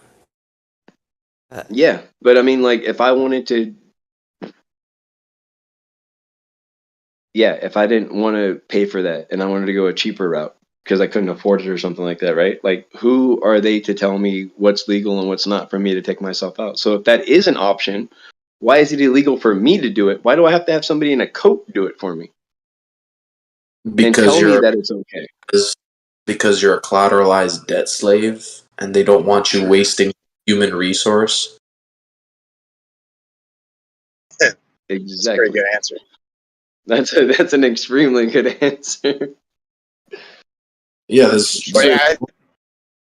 I liken the world more to the movie Idiocracy. It's been a while since I've seen Demolition Man, but Idiocracy for me hit the nail on the head. That's what the world's turning into. So you had to go to a lab You guys in Demolition Man to have haven't kids. seen that? Watch it. You had to have a serial number tattooed on your wrist once you were born in Idiocracy. Yeah. they're I think was it the director of that said that he didn't mean to make a documentary. That was an accident.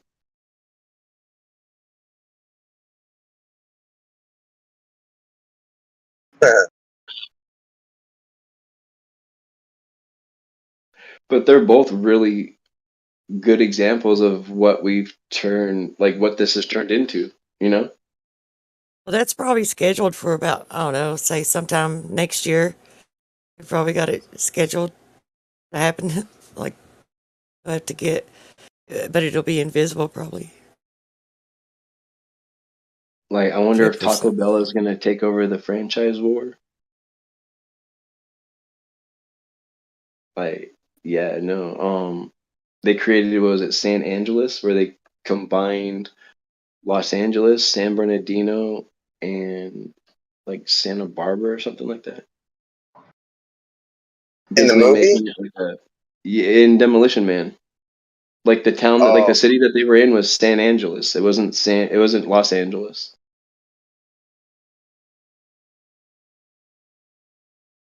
yeah, it's So, been so long since I've seen that movie. Right, because but the big earthquake or something, some shit like that.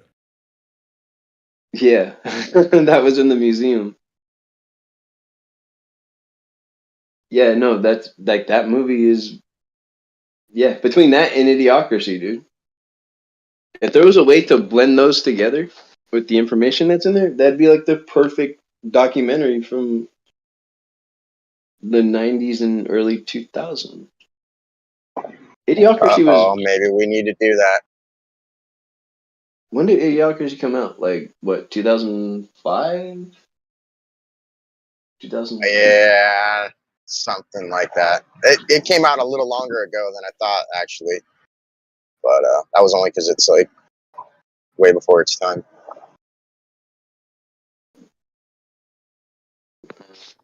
It was actually a B-rated movie.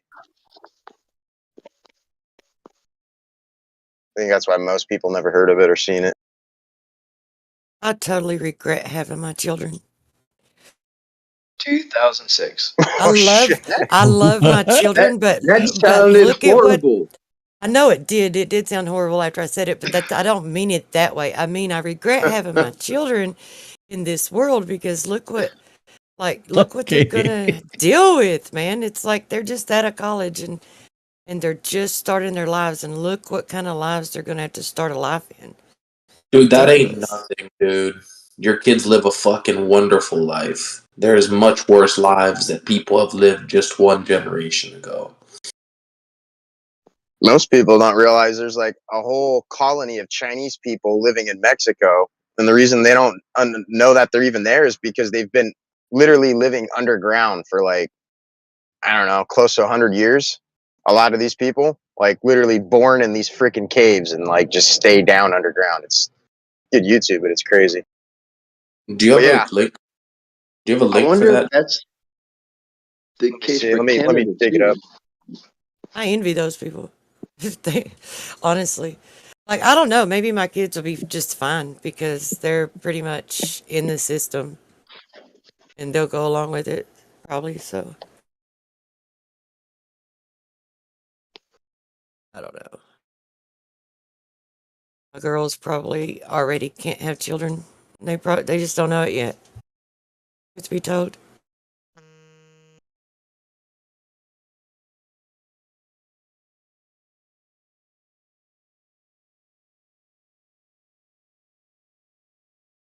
All right, so I'm gonna post the link in Livestream 1. Thank you. Yep. Give me a sec. Watch someone clip out what I said and gaslight me later on. Who knows? Here it is. We knew what you meant. An underground world. See. Discover Mexico's once largest Chinatown.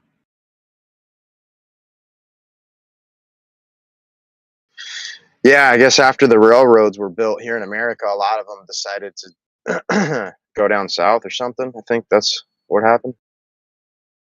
I follow that YouTube channel. Interesting.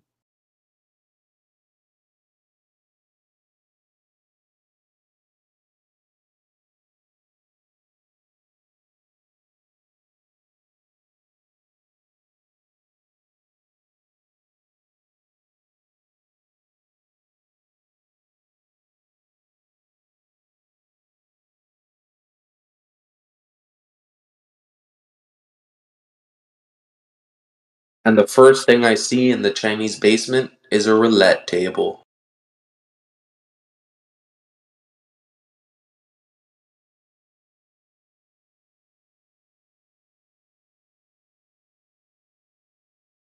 Posted another video on the same topic.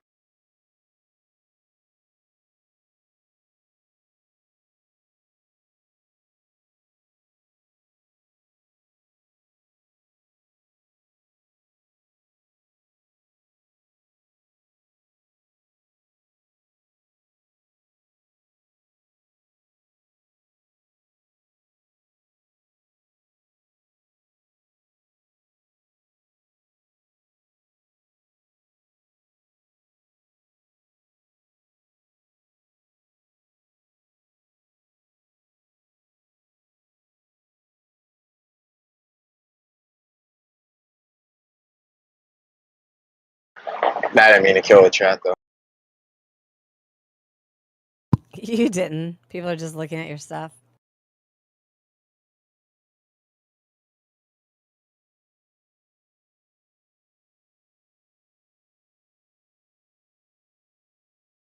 This is probably why. Remember back, what was it, about 10 years ago or more? Around about that time? I think it was back when they were talking about Jade Helm, when that was, the big convo. They were also posting pictures and videos where caves here in the U.S. were being gated up. Like they're putting gates on all the caves and blocking them off. Like there's a Yeah, lot of places. they've been doing that. It's illegal to go underground past 4 feet without like a permit. So if you're gonna dig a pool in your backyard, you can only go down 4 feet. Anything past that, you have to have a permit. So if you come across any sort of like a natural cavern or anything like that, you're not allowed to enter it. It's actually illegal. You need to get approval and also guidance from Did they have laws against it? Like I didn't know that they had already done that. Yes. Yeah. They have Yes, statutes. there's laws against it. They have statutes. That's why I against said it's like you can't go up, right, past a certain altitude. You can't go down past a certain depth. You can't go sideways and traverse the world to a certain degree past the 62nd parallel south. So literally, you're a rat in a cage. Sorry to break the news. Under what false premise though? Like I know that they give some. It's a statute. It's the premise that all the fucking traffic laws are under. It's all just some sort of commercial statutes.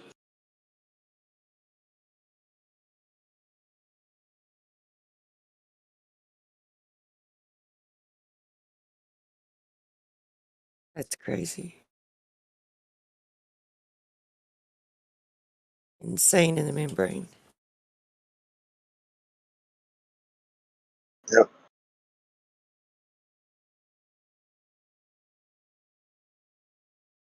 Here, I was bringing it up and I didn't even realize how bad it was.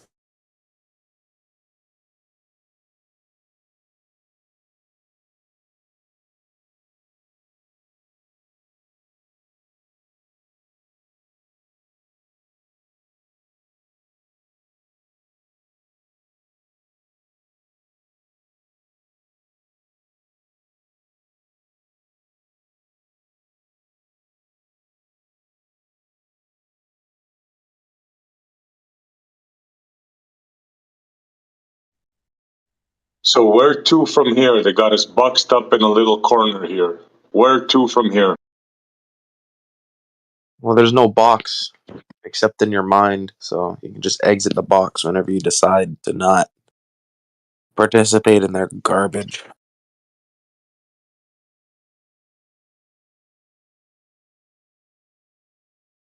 Break Am the I right? box. The box doesn't exist. It's like someone said you're in jail, so you stayed in 5 square feet of space, but there was no bars. You just imagined the bars were there, so you never attempted to leave. Well, yeah, you place the bars. You place the bars yourself, and the bars are literally your fear from the law and legal apprehension. Because there will be, legal repercussions if you go past the points you're not supposed to, i.e., the invisible bars. That's what I'm talking about. The internet bars, like those bars.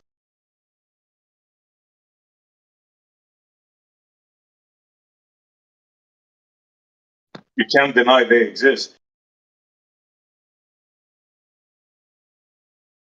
Yeah, but they exist by your consent. Essentially, you agree to let them put you in this imaginary prison.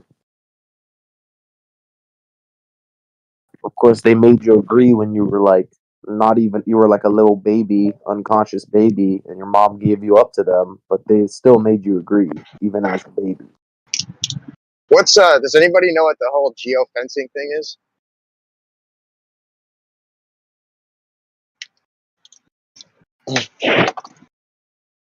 Anybody heard of that?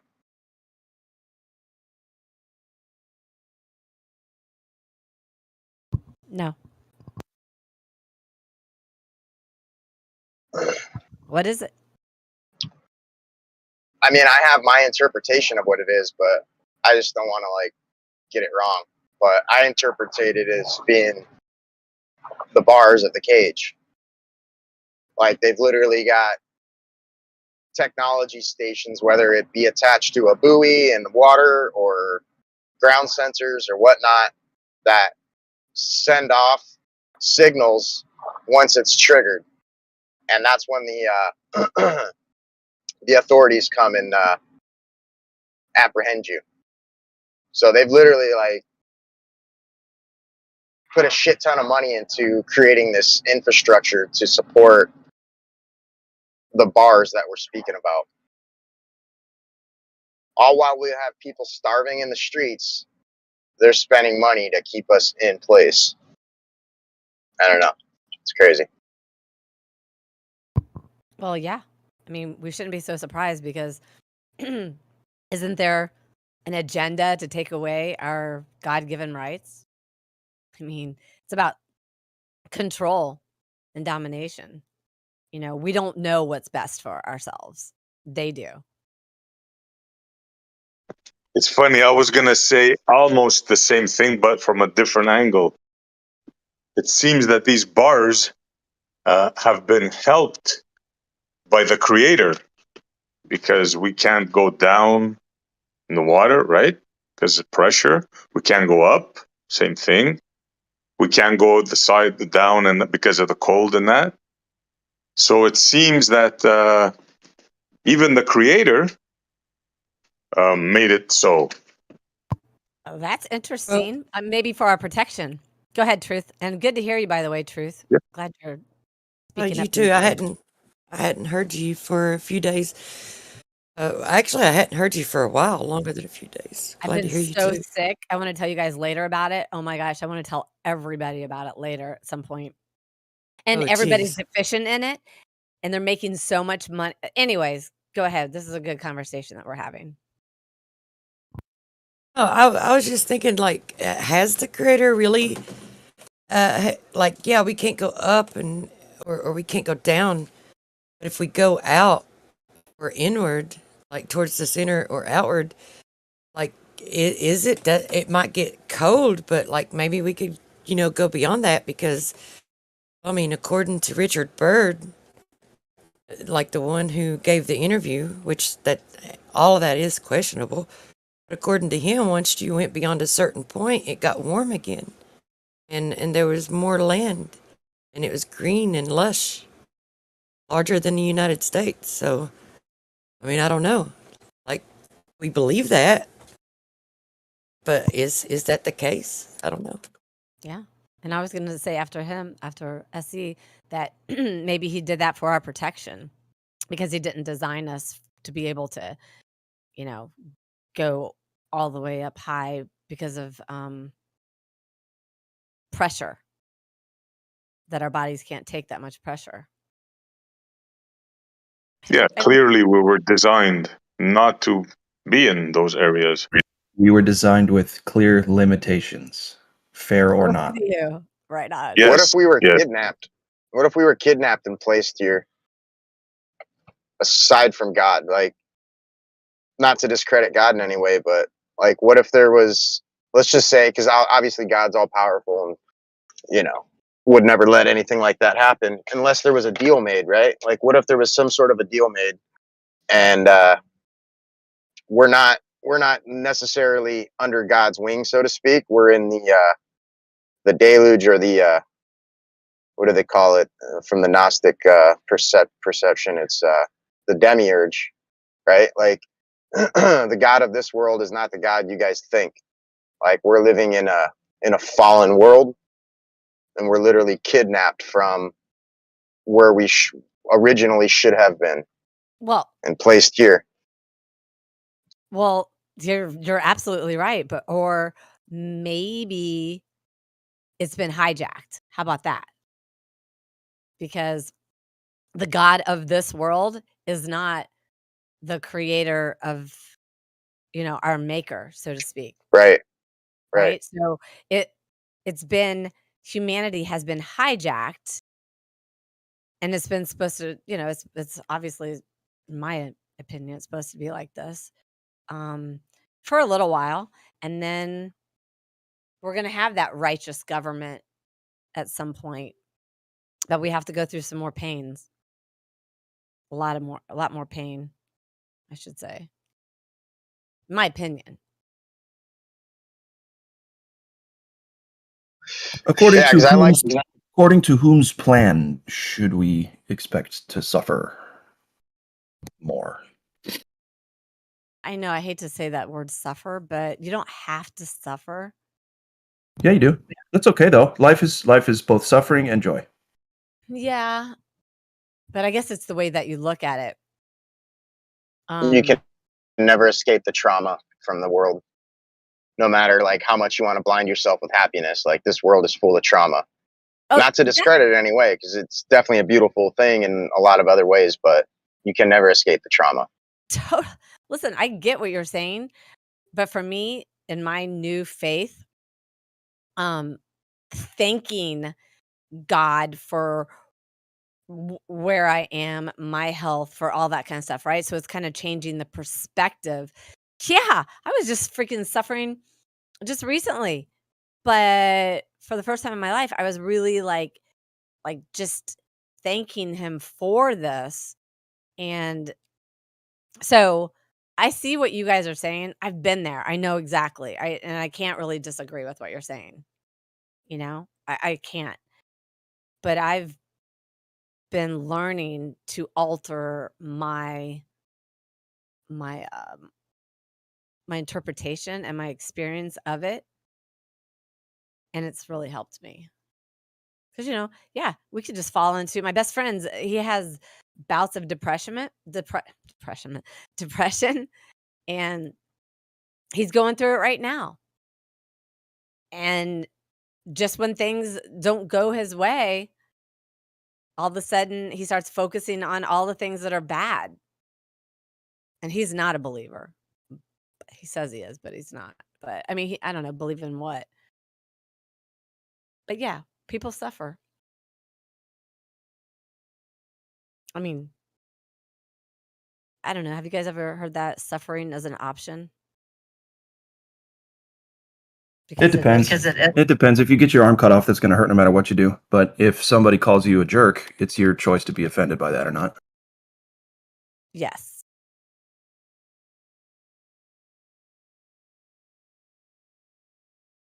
Or if you're in a relationship, you break up and you're really, really sad. Is that suffering? You're suffering. If you don't have enough money to pay your bills, is that suffering? If you're married for 10 years and it's and they just then maybe it is suffering. Like I think there's a certain amount of suffering that goes along with that. But yeah, you have so much control over how much you suffer in a situation. But there's some things that it is suffering, no matter how you deal with it. It's just you can either make it harder for yourself, or you can find a more healthy way to deal with it. But it's still going to be suffer. I mean, think about this. It's so easy to be like sad and just like poor me and like they did this again, they did that again. But it really takes something to look at like the good in something and in your tribulations, because it takes zero effort to be sad and to feel sorry for yourself. Don't you think? Yeah, I agree. I mean, it's definitely easier to say "woe is me." Mm-hmm.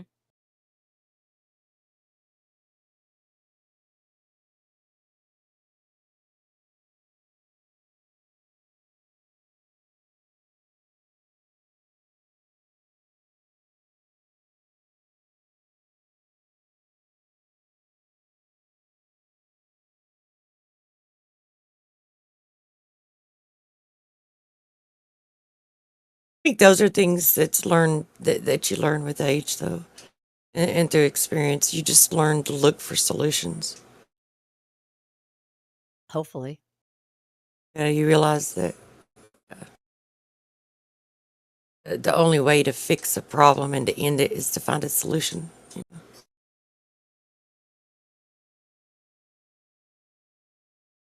Hopefully, yeah.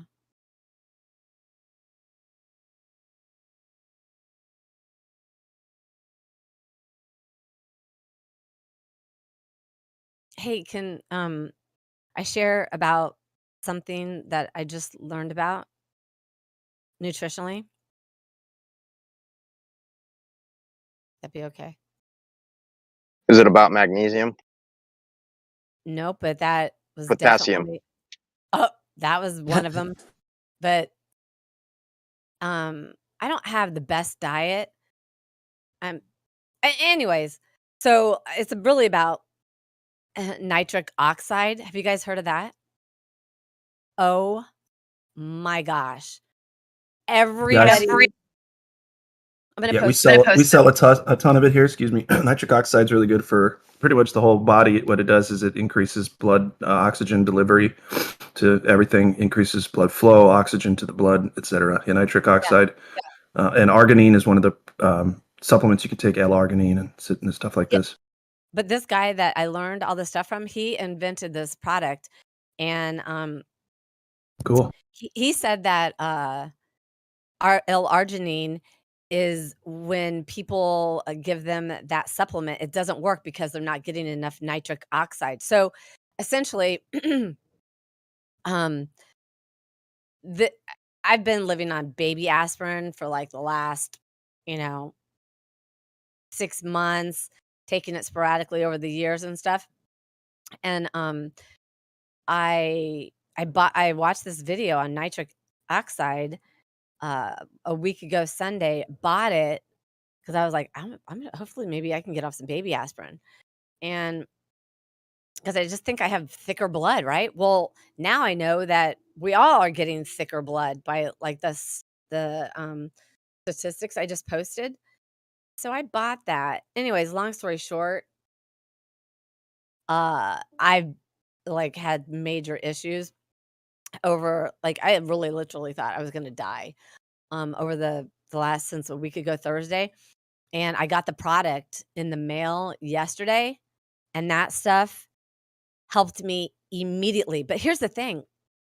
What I learned, I didn't know about nitric oxide. We produce it, it's a gas, but as we age, we lose it. So listen, he says the first sign of your lack of nitric oxide deficient, men in their sexual organs, and women, which I had no idea that it affected, that something like blood flow would affect women either. And he said it just gradually gets worse as we age. So think about all these people that are on high blood pressure medicine, that are on baby aspirin, that are on blood thinners, that are on all of these things. When these doctors are not checking people's, first of all, electrolytes, minerals, and nitric oxide, because why would they? How much money can they make off of that? And like, I can't imagine that I had a friend that used Viagra, and he developed cataracts from them. So like this stuff is miraculous, and not all of them are created equal, right? They've done the testing, they've put the money into the testing with this guy's product. Um, I just can't tell you guys enough. Everybody should be on it, no matter what age you are. Yeah, just get And some arginine or nitric oxide boosters. We sell a bunch here at the sports nutrition store I work at. You can find all kinds of different types of nitric oxide boosters But at he said they're nutrition not all. stores. Huh? He said they're not all created. The beet powder, and all that kind of stuff. Right. He said that the vegans are really going to be suffering the most because they don't put the nitrate, at least, with the fertilizer, they put like 3 different things in fertilizer. And so the organic people don't put the nitrates in it. So those people are, we also get it from like green leafy vegetables, things like that. And when we breathe, we can breathe it in a little bit. So I found that very fascinating. So, but they're not all created equal, he says, and he says to look for products that have patents on them and that have done peer studied reviews and all that kind of stuff. And I was like, that makes sense, because think about all the products that they have. Yeah. See, but, and you don't know what the soil is that the beets were in. So that's the problem. And what he said was, it made really good sense. I mean, it made really amazing sense to me. Is you have to check the soil, and they went around, checked celery and a lot of vegetables from like 6 or 7 different whole foods from around the country, and the difference between California vegetables and New York vegetables were a huge difference too. So I don't know, like, everybody should look into it. I have a video that I can post. So good. Yeah, So yeah, and for the layman, real quick, again, all it does is it's a vasodilator. It helps your veins and arteries pump oxygen and blood to everywhere, bigger and better style. So you're just kind of working at a better level if you're increasing your nitric oxide production. Mm-hmm. Oxygen can get to everything better. Can you imagine oxygen getting to things better in your body simply because you ate a beet? It's pretty good. Or you could do the opposite and put a mask on.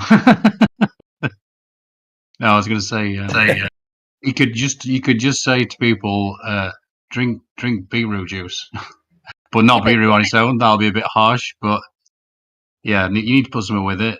Maybe some carrot and apple. I don't know. But yeah, I drink. Sorry, go on. No, go ahead. I was just going to say, my brother, he makes a big juice every day, and he gives me a little bit of it. And so there's loads of beet in it, loads of beetroot. So yeah, it's great. And what's the other one? I always forget the name of avocado.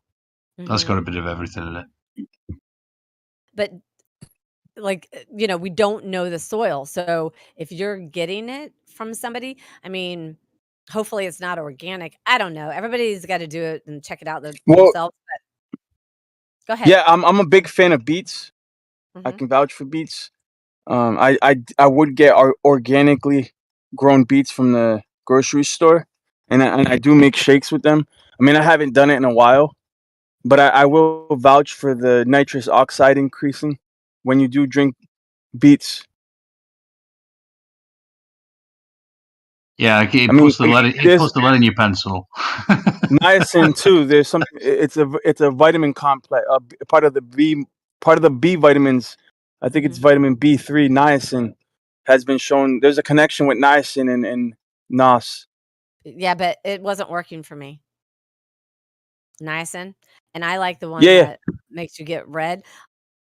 Lately, it just wasn't Yeah. working for me. There's different niacins too, like kind of like vitamin C. You know, you got to be careful. No, this one's real Synthetic pure. variants. But the thing is, like what Daiso said too, is magnesium electrolytes. Did you guys know that calcium was an electrolyte as well? had no idea. Food, like, sometimes it's a bother with me for food. It's like, what? So, um, they're depleting the soil, and I thought that I drank some water, enough water. I just gave up coffee 2 weeks ago for no reason, but I'm really glad because listen to this. Coffee can deplete your potassium, which can give you heart flutters, which can make your fingers and your toes numb. Um, it can spike up your blood pressure. I mean, there's just so many things that if you're electrolyte deficient, think about all the elderly people that we have in the world. You go into a doctor and they're going to say you have high blood pressure. Here's some high blood pressure sorcery medication. And the elderly are probably dehydrated. I mean, it's so I easy and yep. Coffee no, also. I just want to say, like, I love coffee, and there's all kinds of reports constantly being released. I don't know how credible some of these studies are, but you got good studies and negative studies, positive and negative studies regarding coffee. And it's the same thing with everything, even red peppers. Like, you'll find studies showing that peppers are bad for you, that they cause inflammation, that they cause eczema. Listen, that's why it's people who do suffer from ailments, and once they start going on WebMD and stuff like that, like, they'll think they have like the worst possible disease, right? They'll try to diagnose themselves and they'll be like, oh, I got this, right? And But there's a lot of like negative studies and stuff, but like for the but that's most part, I I gave think up moderation. coffee.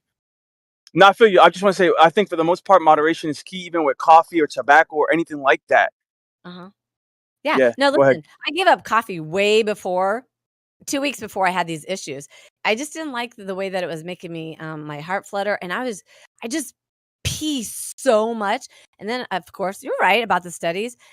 But then I saw another study that said for every cup of coffee that you drink, you urinate 5 cups of water. I'm like, I can't keep up because I thought I was drinking like a lot of water. But like, so I wasn't having any issue. I just decided to just give up coffee because it started making my heart flutter too much. I was like, let me just, give it up. I love coffee. Um, that was separate and distinct. I didn't have my problems until last week. So I just want to say that nitric oxide, that should be key for everyone. And watch that video or something like it. This guy actually created the product, and it's amazing. I just ordered 2 more bottles. And again, I took it and immediately the pains in my heart area stopped. Immediately. That's what an aspirin would have done, but I would have had to take like 3 aspirin in the past. And total arm, shoulder, hurting, chest, jaw. I mean, that's like total stroke out or heart situation. I'm not that old. I'm like, what? But my diet is really probably horrible. Even though I've changed it, I'm not eating sweets. I'm eating fats, hamburgers, steaks, and salmon and all that stuff. But the bottom line is arteries don't care really how old you are. Oh. So listen to this. So the guy also talks about, I knew this, but he really lays it out that if you use mouthwash, you're really, risking your health because you're disinfecting, you're ruining all the good bacteria, the biofilm that we have, microbiofilm that we have in our mouth to help digest our food.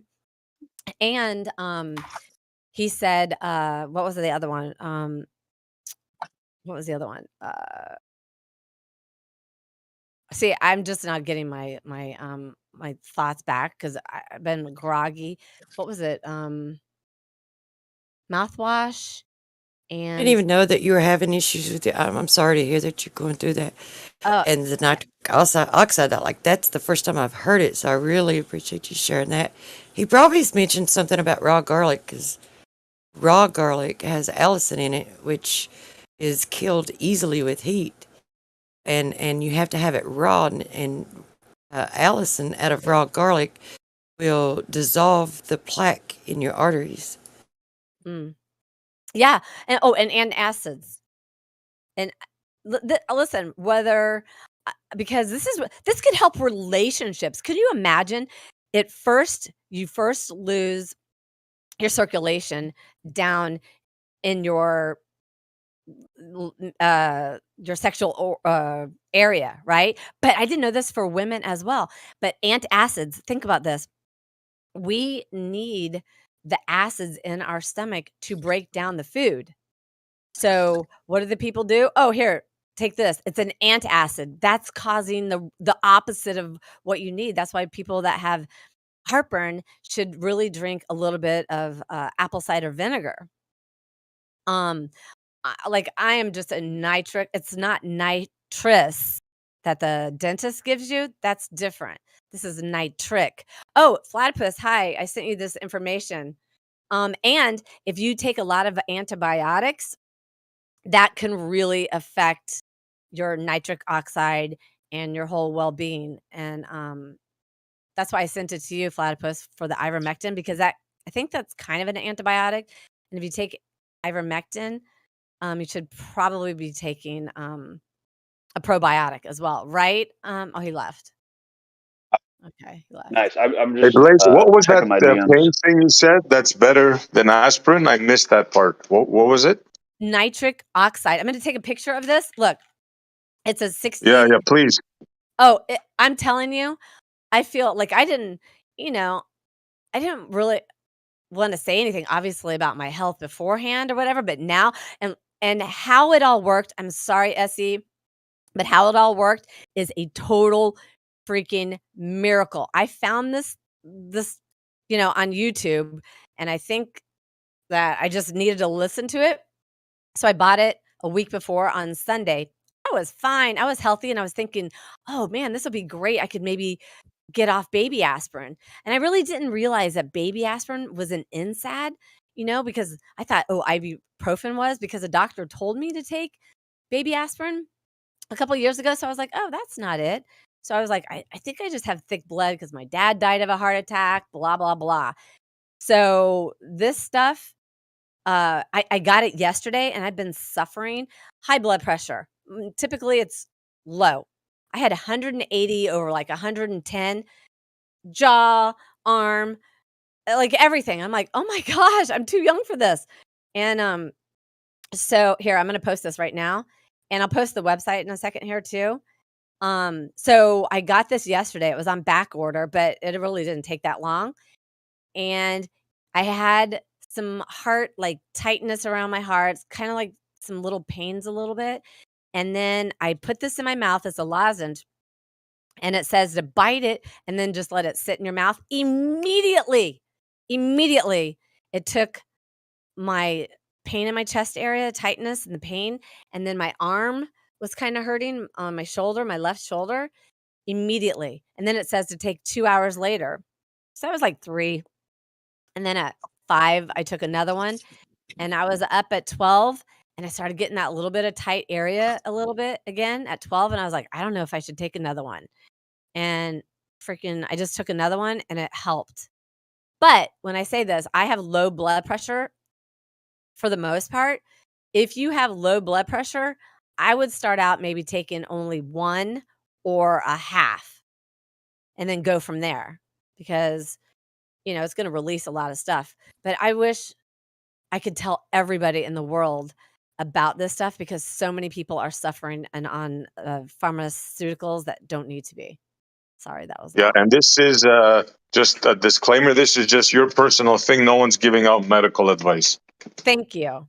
Yep. You're welcome. Exactly. I'm gonna post where I got this as well. So if anybody smokes, I posted, if you scroll up, Essie, I posted something about the arteries and how we lose nitric oxide by the year, by our age, and some people just don't breathe. I don't know where it is. Hold on, I'll find it.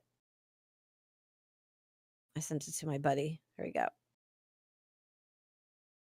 I just ordered 2 more bottles. If I can get off baby aspirin, which I'm going to, then which I am now. What is baby aspirin? What is that? It's a blood thinner. Oh, okay. So if you're not getting enough nutrients, if you're not getting enough electrolytes, your body's going to be all whacked. And I just don't. I think I'm malnourished. If you look at me, you would probably think that I'm thin, but some people just don't like to eat, or it's like such a hassle, and who wants to cook for one, and things like that. But my biggest point, here, did I post this? I'm gonna post if anybody has these symptoms that I'm gonna post. Then Do you drink? How much Nope. water you drink a day? I drink a lot of water, but see, the thing was, I was drinking a lot of I was drinking like 1.5 cups of coffee. In the morning. I really wouldn't finish the second cup. What kind of water? Oh, not distilled water, because distilled water for me is No, I'm not I mean, what kind of water? Like spring water? Yeah, Where does spring it come water. from? Oh, You know yeah, spring which water. spring it is? No, it's just Okay. bottled from the store, but I have a reverse osmosis. I have a distiller. Distilled water is not good for you if you are fasting and if you have a low caloric intake, which I might have a low caloric intake, but I drink a lot of vitamin C water in my reverse osmosis, and I have a parts per million meter, and my reverse osmosis is kind of the same as my distilled water. But I drink spring water as well, because I learned that lesson from my mom, and she had high blood pressure all of a sudden, and she was just only drinking distilled water for 20 years. She finally got dehydrated. She was really thirsty, drinking a lot of water, but it wasn't working, and she has a really low caloric intake. Well, the distilled water I only put into the iron. What's that? I only put distilled water into the iron to iron my clothes, because I don't think that distilled water is like dead water. It's It's just totally dead water. Yeah. yeah. I think it's not really has no benefit at all. The only reason where it might have benefit is if you want to clean something and you don't want to have stripes on your windows, or you want to make something with your clothes and your And with iron. vitamin C, it tastes so much better with just nothing in the water. But because the vitamin C water that I drink all the time, vitamin C, it's like real vitamin C, not the ascorbic acid. If I drink it with spring water, it just tastes disgusting. It's disgusting. But not with reverse osmosis or distilled. I hope that this helps somebody, because I think it's a total miracle that I bought this stuff before I got sick. Dizzy, heart, jaw, shoulder pain, like just total stroke or a heart. And But this like will help my mother, because it that is exactly her, like what she said, the dizziness and the chest pains. She's not drinking enough water, I bet. She's not getting her minerals, and she's definitely not producing the nitric oxide. And she's probably not getting the nitric oxide through the vegetables that, and eating the organic. I don't know if you were here, Lion, when I said that. The organic, vegetables, this guy tells you that they're actually worse for you because the organic people don't add anything to the fertilizer. So if you find your own, that right there makes 0 sense, though. well, do you watch the video? If you're if the soil's depleted, then how does it not make sense? If you're not adding, go ahead. You're acting like organic somehow would be lacking in nutrients because it's organic. Like that. That's where I'm trying to understand. The soils. What are you Y'all adding? triggered me now. Y'all triggered me. Well, hold on. Well, a lot of organic stuff is All right, a lot of. wait. That guy's not even lying. Listen, my Yeah. my grandfather was a nurseryman. This was fucking back in the day. Like my mom's dad. Motherfucker was dead before I was born or some shit. Damn. They put fertilizer on the ground every year. It was part of the stuff. The ground was not depleted. They didn't have GMOs back then. I don't even think he used pesticides because it was trees. I don't think trees need pesticides. But putting fertilizer on the ground has been a practice in farming and plant raising for like forever. I don't know why people wouldn't do it just because their stuff isn't GMO. Thank you. Organic usually is a reference to like living soil, where the soil is alive. There's a microbial system that's active. You don't have to put any inputs into it for the plant to thrive. Yeah, but So if you continue to use the soil and deplete it, like in the Bible, it says you have to let the land rest. So if you're continuously taking away from it, then you can't see how it would be depleted. Yeah, but why would organics dictate that? Like, why would anybody that grows organics wouldn't let that happen? Because Well, it's you gotta, nitrates. guys. Organics by who? As what the FDA has declared organic? What Joel Salatin says is organic? What Sally Joe down the street says is organic? Good point. Like this is crazy conversation when you look up what is allowed to be done to a living plant by the FDA and still call it organic. And I'm going to listen to this guy. He actually, him at the Texas college, some Texas college, he's got patents on it. He's discovered so much stuff on it. I like organic food. You know, I don't want pesticides on it. I get it. I'm not saying that it's all like that, but I'm going to listen to this guy because I feel better, and it makes sense to me. I living proof. have no doubt that his stuff is working on you. But like, as soon as I start hearing like patents and like he wants you to buy just his certain product, No, like, he doesn't say you know what I that. mean? You can't use organic beets. You have to use this product because organic beets don't have the specific nitric in it. Like that, at that point, I'm starting to think. You know, the red flags are popping up. Yeah, I get it. No problem. Watch the video. Pray about it. And he says, you don't have to use my product, but make sure that they have these qualifications, because a lot of, I think somebody can vouch for this, like nutritional supplemental products, how much are they really tested? What are the testing, the reviews, the peer studied reviews? Do they really put that much money into those? Or do they try to mix this ingredient, and if you do, it's just a known fact that it should work. I mean, What do you think? What's your Pardon me? opinion? that was rude. Whoever did that, I wasn't even. Yo, Fresh, you got an open mic. You're fucking burping while people are talking. I moved you to the other room, and then you come back and interrupt. You know exactly what the fuck you're doing. You're getting muted for 15 minutes. I didn't What's hear up? anything. That's what's up. Hey, Terrality, I haven't seen you in a while. Oh, you Yo, can what's do up, that Homo to him, Slice? man. He's been nice. Ah, but I mean, he was burping and like just being gross, man. Like Woohoo! I'm sick of this stuff. I'm the mean mod today. Sorry, guys. Damn. I'm not gonna lie, Platypus. You don't.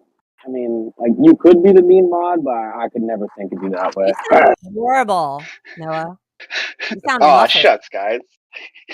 Yeah, Flood Plus, you're good. I'm using the AirPods or whatever the fuck they're They called. suck. They're gonna hurt your brain. Yeah, they do. Yeah, let me take them out real quick. Hey, so is everybody turning off their phone today? For the Apparently FEMA not. alert? Yeah, dude, I'm No. I want to fucking see it. We I on want to here. see this gonna bad. be, I'm gonna be in Yeah. town working in an abandoned lot, doing some geophysical surveying. But I'm leaving all my shit in the fucking car.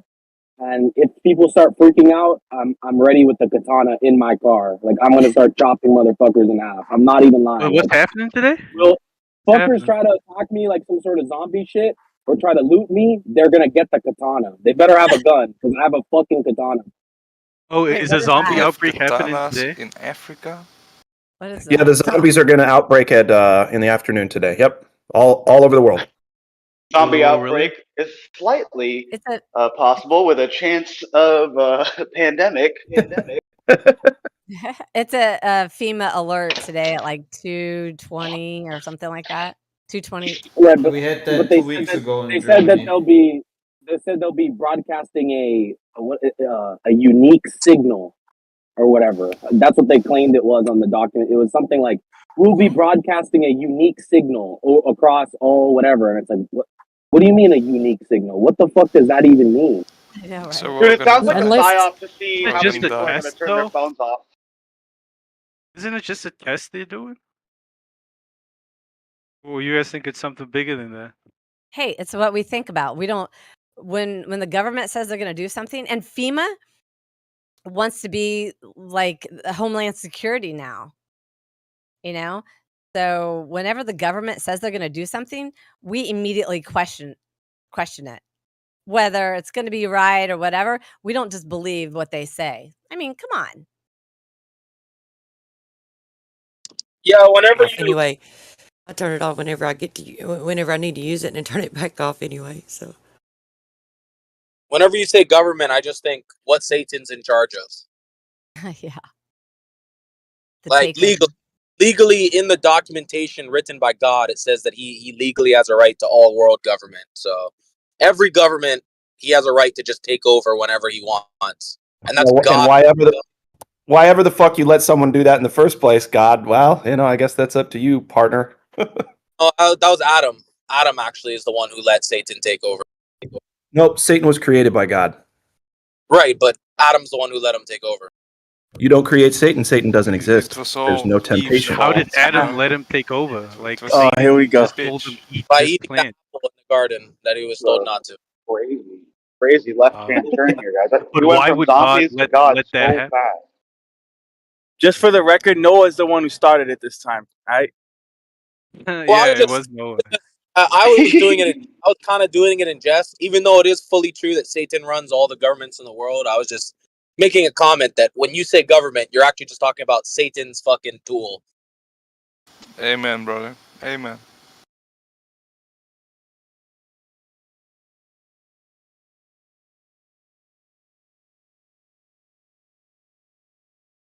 I heard it's just a census. They're trying to tally up. I mean, there's other ways that they could do that, but Yeah, but what if you have like 5 phones? Then you're counted as 5 people. true that. I don't know. It's That's gonna be a good like question. they're gonna do the census and they're gonna be like, fuck, like most people are drug dealers. Holy shit. Like there's been an explosion in drug dealers. I think it's just to test the national alert system, right? They've done this before. Yeah, last time they did it, it was like a big thing too. Yeah, like this has happened before, guys. This is not something new, right? I'm fucking running over everyone and sticking my katana out the window as I go. Yeah.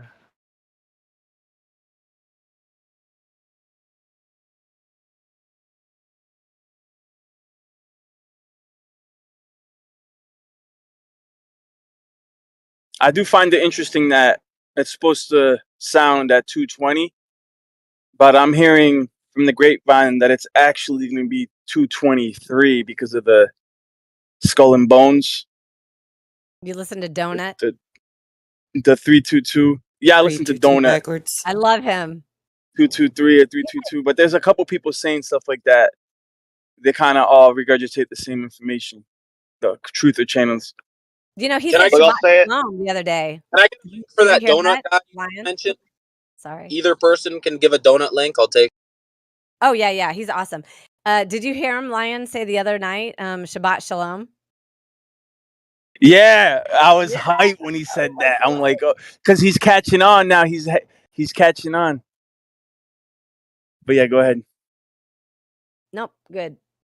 I don't want to be a But party yeah, pooper. BP Earthwatch. Sorry, BP Earthwatch and Donut and all the other, yeah.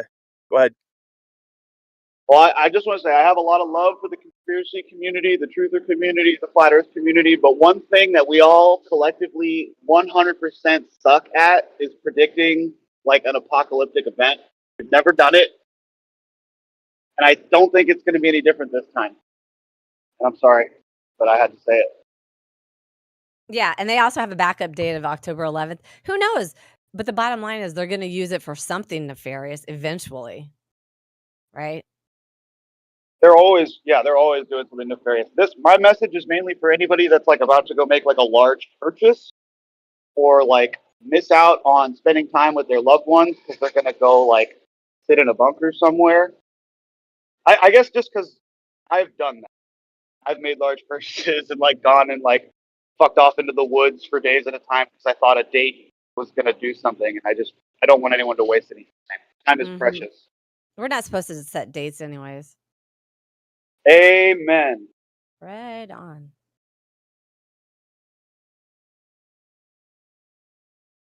Yo, the link that you sent me, Blaze, Mm-hmm. I was able to open it, but it's actually, I think it's shadow banned on YouTube because when I went to his channel, unless, is this a live? Let me check if it's on live. 'Cause- Oh let yeah, me I'm see. sure he's totally No, shadow- it's a lie. Never mind. Take that back. Disregard what I said. Follow him on Instagram as well, because he has short little minutes of videos that. Sorry, I don't have social media. I don't let creeps know who my family is. I don't have Facebook, but I have Instagram. Yeah, I just think don't it's like. banned. I just don't like creepy motherfuckers knowing who my friends and family are that I've never known that creep on me from like other countries and shit. There's a lot of weird motherfuckers on the internet. I highly suggest all of you take down all your photos with your friends and family, unless it's like somehow private. Because if it's Yeah, public, get off if social it's media. public, dude, there are creeps who are literally, and even if you get into some sort of altercation and someone fancies themselves a gangbanger or something, he could go to your mom's house and shoot at your mom's house or something dumb. So it's just really a security risk. No, you're right, because my stalker found my best friend, who doesn't have his real name on there, and like I didn't have my real name on there. Yeah, so you're absolutely right. And I don't have Facebook anymore because I got banned for the second time. So I was thinking about, because my 6-month ban was up for the other one that I got banned, and then I tried to join again a month later, and they let me join, but they gave that account a 6-month ban. I only posted about biblical stuff and FE. That was it. And they banned me for the second time. But you're right. So maybe I shouldn't start that account. I had a pretty close encounter with the police, everybody, yesterday. Ooh. So I went to take my car to a mechanic, and this mechanic services all of the police vehicles for my county. If you want an honest mechanic, get a mechanic that works on the government's cars.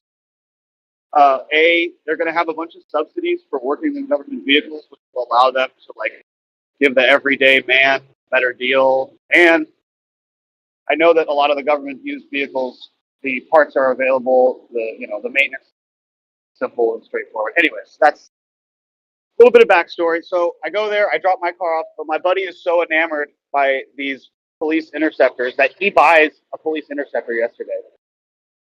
So we are driving it home, and we pull off of the freeway about 20 minutes after leaving the lot and signing the paperwork. We have paper plates on the back, and a sheriff comes up behind us, and I can see it's two young guys. They must have been early 20s. They fire up their lights. We pull over. They swing open their doors with their guns out, and I'm just like, oh, like at first I'm Whoa. laughing, and then I'm like, oh shit, and I realize what's going on. We're in a police car with paper plates, and they must have just run the plates, and it's not coming up in the system because we literally just left this dealership. And that's exactly what happened, dude. They thought we were rolling around with fake plates in a cop car, and like my buddy is like wearing Oakleys, like looking like a cop. And I don't know if I don't think I look like a cop. I've got like a big long braid and these like goofy glasses. I probably just look like, I don't even know, a ride along. But they get up to the window with their guns out, and my hands are on the dashboard, and I'm just like, oh, please, Devin, just frickin' don't do it. Don't do it. And they roll up and they're like, you know why we pulled you over? And he goes, I don't answer questions, officer. Oh gosh. Dude, at that point, literally, I don't know what my face did, but the officer standing next to me puts his gun in his holster and he goes, are you laughing or crying? And I just look at him and I'm like, neither, officer. It's just been a really long day.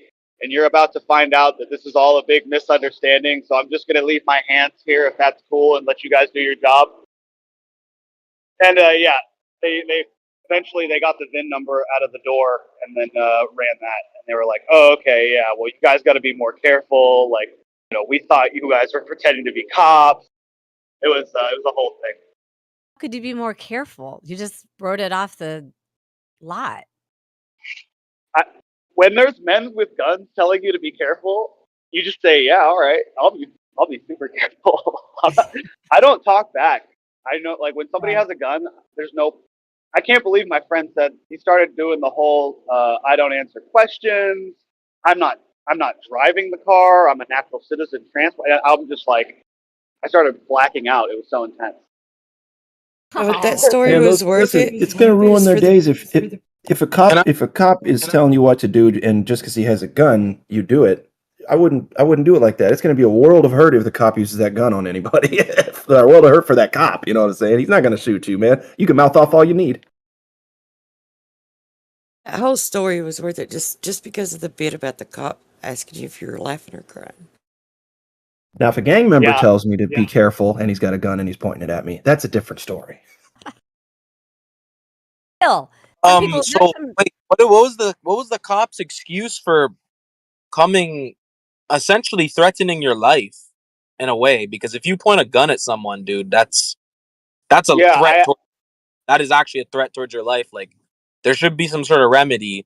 At no point were you displaying anything that could put either officer in danger. So really, there's no reason to point the barrel of a firearm that could end your life in less than a second at you.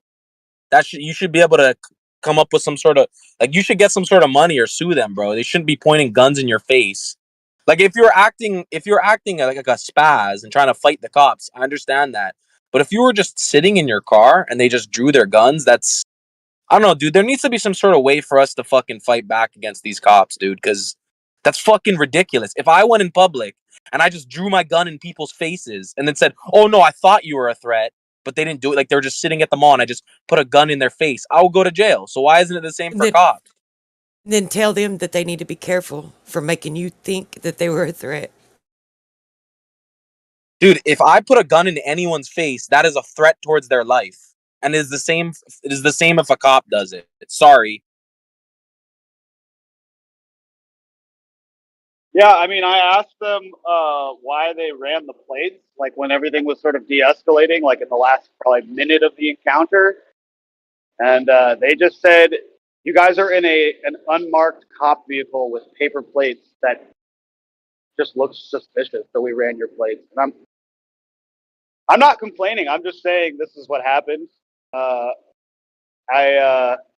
Everything ended up being fine, but it was, I don't know. If you've ever had a friend start mouthing off to the police, but like trying to do the whole natural citizen thing, like that was a first for me. I didn't know. They got so mad when he said, "I don't answer questions." Like a different type of training kicked in. Like they started treating us totally differently. It was wild.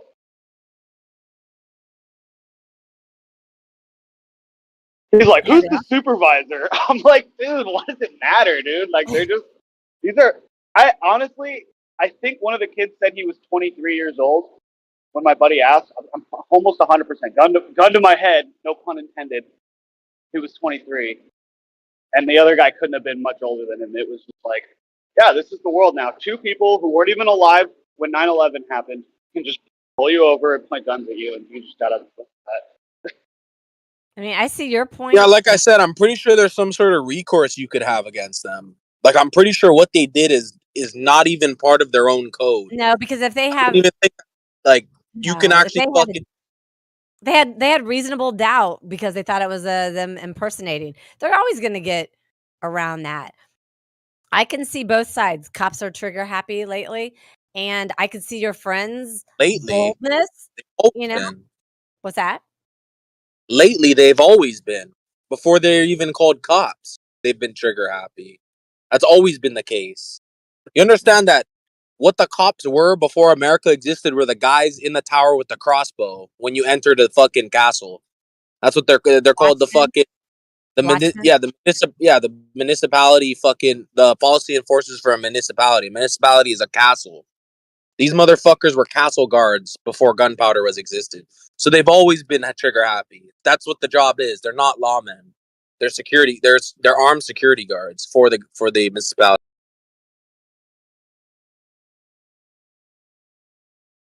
But yeah, dude, there's some recourse that you can have because there's no reason There's nothing you were doing that was putting people's lives in danger for them to pull a gun and put it in your face. I'm pretty sure Platypus just wants to put it behind him from the sound of it. I just wanted to tell a funny story. That's all. Yeah. It's not the first time I've had a gun in my face. It won't be the last. It is the first time I've ever been pulled over as an adult, and I didn't have a gun on me.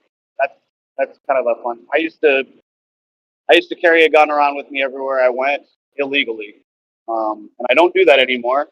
And I was really thankful that I didn't have a piece, and because yeah, that could have been a bad situation.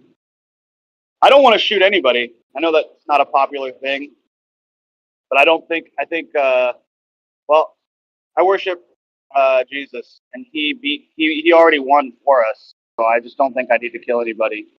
And I've owned in the double digits of guns. Love guns, love firearm owners. It's a place that I'm at now where Jesus didn't have a gun. Saw an Instagram video. Amen. Yes. Sorry, Lion. Go ahead. I didn't hear you. Amen. Oh, gotcha. I saw an Instagram video yesterday, and this guy is casually eating. He's like, "Hey, you guys want to end drunk driving?" And I was like, "Yeah, for all right." Then take out the sober people.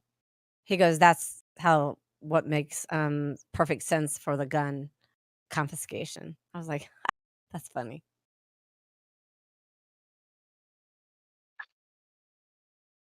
Yeah, I'm really hoping that if there is an apocalyptic situation, it's just robots. That way I can participate. Because I'm a good shot, but I just don't want to shoot people. I'm cool with shooting robots, though. What do you mean, robots? Like drones or something. Everybody's talking about zombies.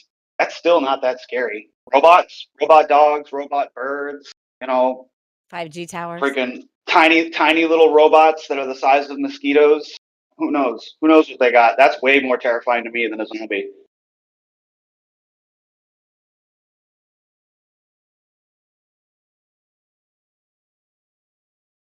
Also seems a little more probable, to be fair. But I don't. What do I know? Those robots or drone swarms. Have you seen that yet? Yeah. They can just send like 30,000 drones. It can drop 30,000 drones from a C-130 into a city, and those drones will fly into the ducting of the building or the windows, and they can like attack whatever they've been programmed to attack. They can literally be selective in their termination, right? So they can only terminate men 18 and above, and they'll be able to like recognize their targets, men 18 and above, and completely annihilate that city. Dude, what if the transgenders confuse the AI programming when that happens? Whoa, that'd be nuts. What a twist. Oh yeah, that's definitely going to be a case. I don't think they'll be that subtle. They'll be able to notice between transgender. Oh my god, the robots don't even freaking blink. They just go right for the biologically male.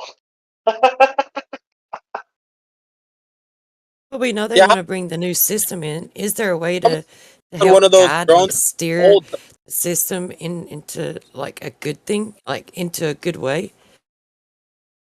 I mean, is that possible? Can you repeat that? It broke. Is it possible that who is steering it in a good way?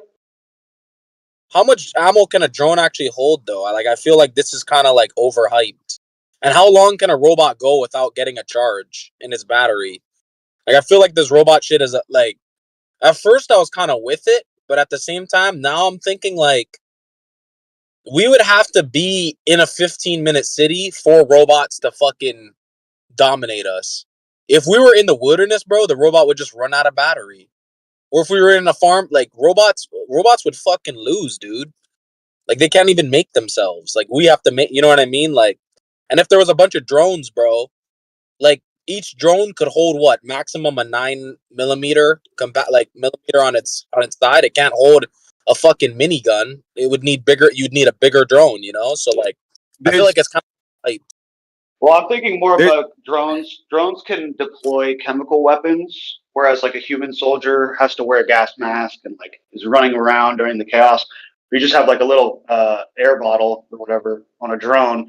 30,000 drones with 9 ounces of mustard gas or whatever, that would be pretty fucking bad. I don't know. Oh yeah, that's a really yeah. And they have the wireless charging too that they could always do. My question was, knowing that this system is coming in and they're not going to give up until they get it, they're going to do what they've got to do to bring it in. Is there any way possible for like good people to actually participate in it and help guide it and steer it in a positive way? Or is it just inevitable that it's just going to end poorly? What? That was very vague.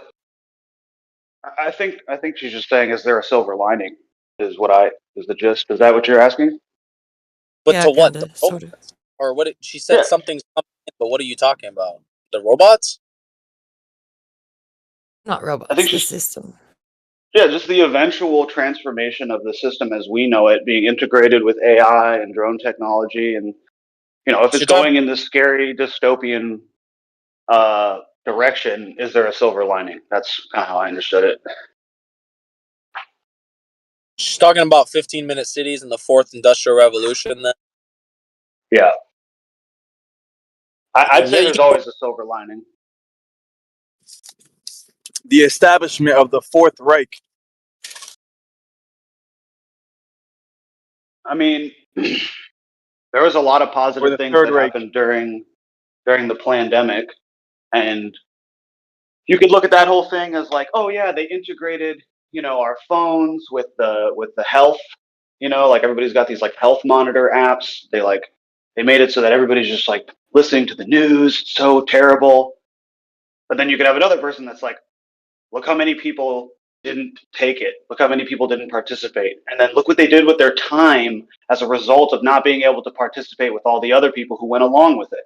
They made their own communities. They found their own networks of people. So when things like, smart cities or whatever starts happening and there's this big division and people get pushed to one side and pushed to another, there's always going to be a silver lining. It's just the world is suffering. That's unfortunately what it is. There's going to be quite a bit of it in everyone's life, no matter what you do. You just got to try and stay positive.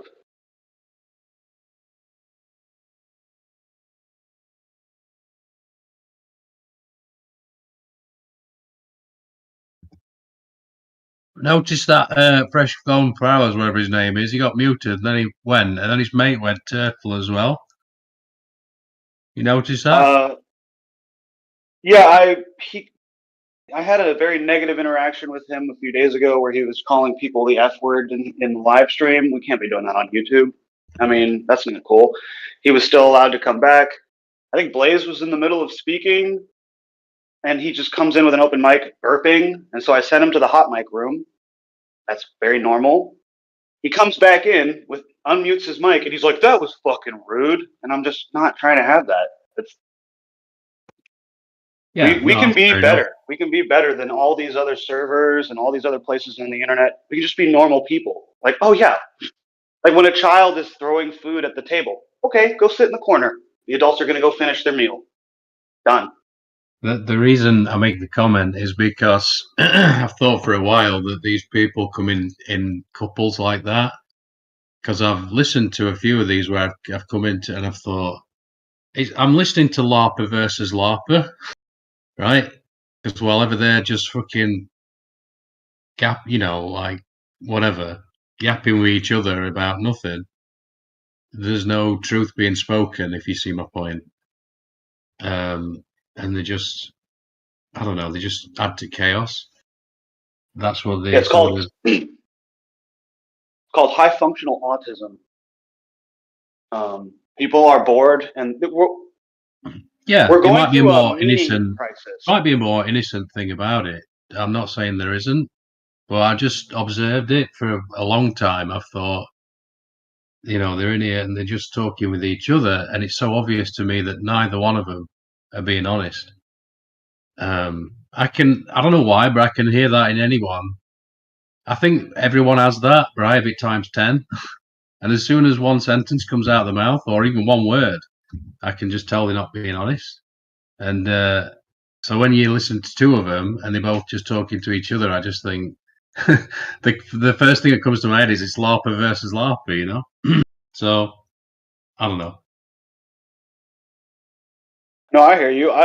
We're going through a meaning crisis where people of all ages and races and ethnicities or whatever, religions, they're going through a crisis of meaning. You've got instant delivery. You can binge watch an entire show in a day. You get to work remotely in your fucking pajamas all day. You don't have to go anywhere. You don't have to see anybody. You can find all your relationships online through an app on your phone. There's no meaning. These people have no meaning in their lives right now. Now, not all of them, not all, but most are going through this meaning crisis. And the behavior that is a result of them having no meaning is like what you see it all the time. They obsess over things that don't matter. They have really extreme political views and like just try to find people to argue with about, because these people are just like, help me, my life has no meaning. Please give me attention. Please argue with me about this thing that doesn't matter so that I can feel meaning again.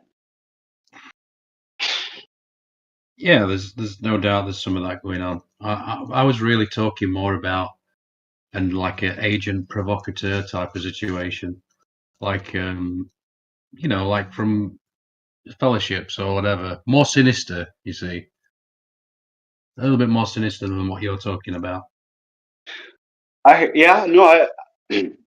sure it's possible for there to be actual agents like you're describing in these circles, but I think the world right now is so meaningless and neurotic for so many people, and they'll just come here and do it for free.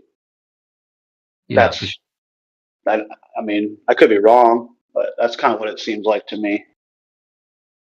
All right, what's the fucking topic? Let's talk about some interesting shit. Talking about neurotic people.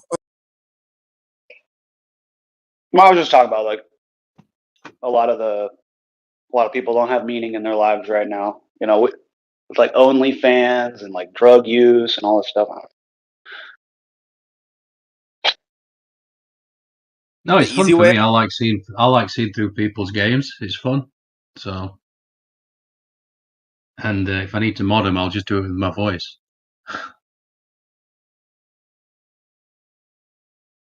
There you go.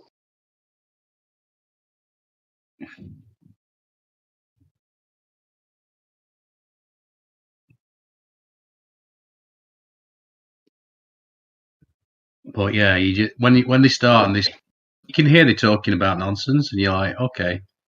So I just generally just leave anyway. Just leave. Start a convo, Noah. Fuck, last time I started a convo, people jumped on my back. I was just joking, man.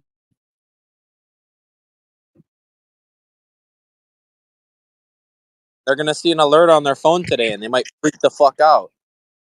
Oh, very good point. See, he gets it. Now you get it.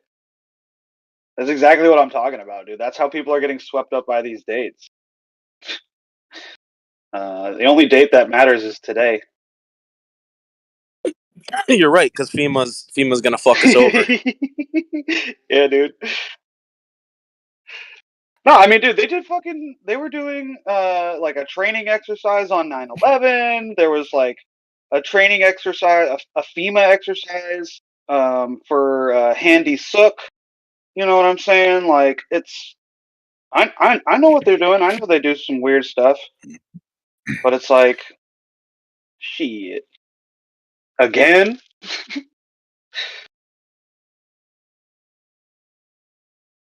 I heard that the national state parks in the United States are cracking down on photography. Like, you can't just film anymore. You can get sued. You might get a ticket. Might catch a dew weapon. That's what. Wait, you get a fucking suit or a ticket?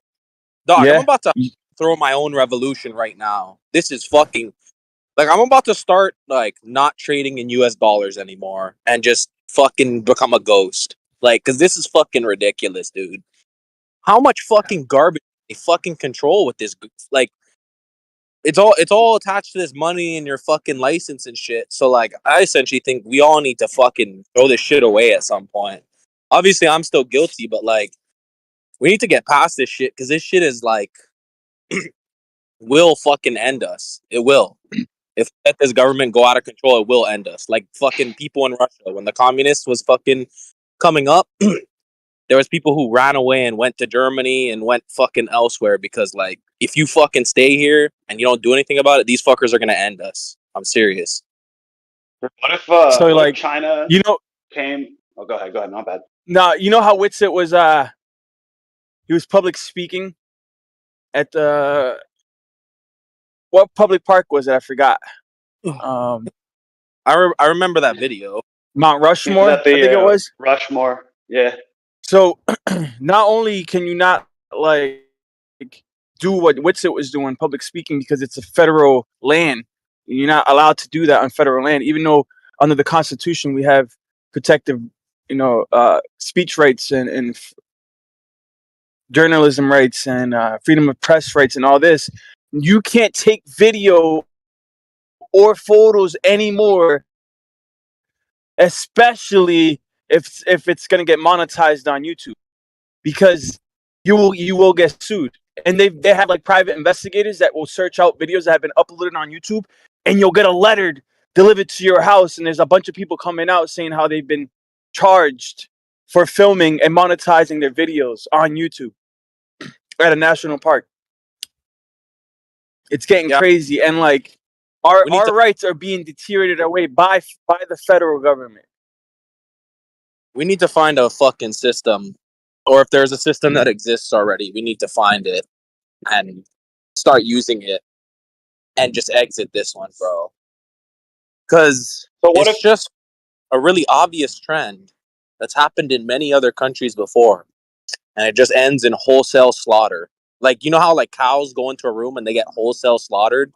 Like, that's what happened to human beings. So we need to like it's actually kind of a extremely serious situation here in the US. Like it's really bad actually. Like it's gotten to a point where I think actually there might not be any return. Like we're already on a set course towards some like an actual Holocaust, not a fake shit, like real shit, real people killing other people.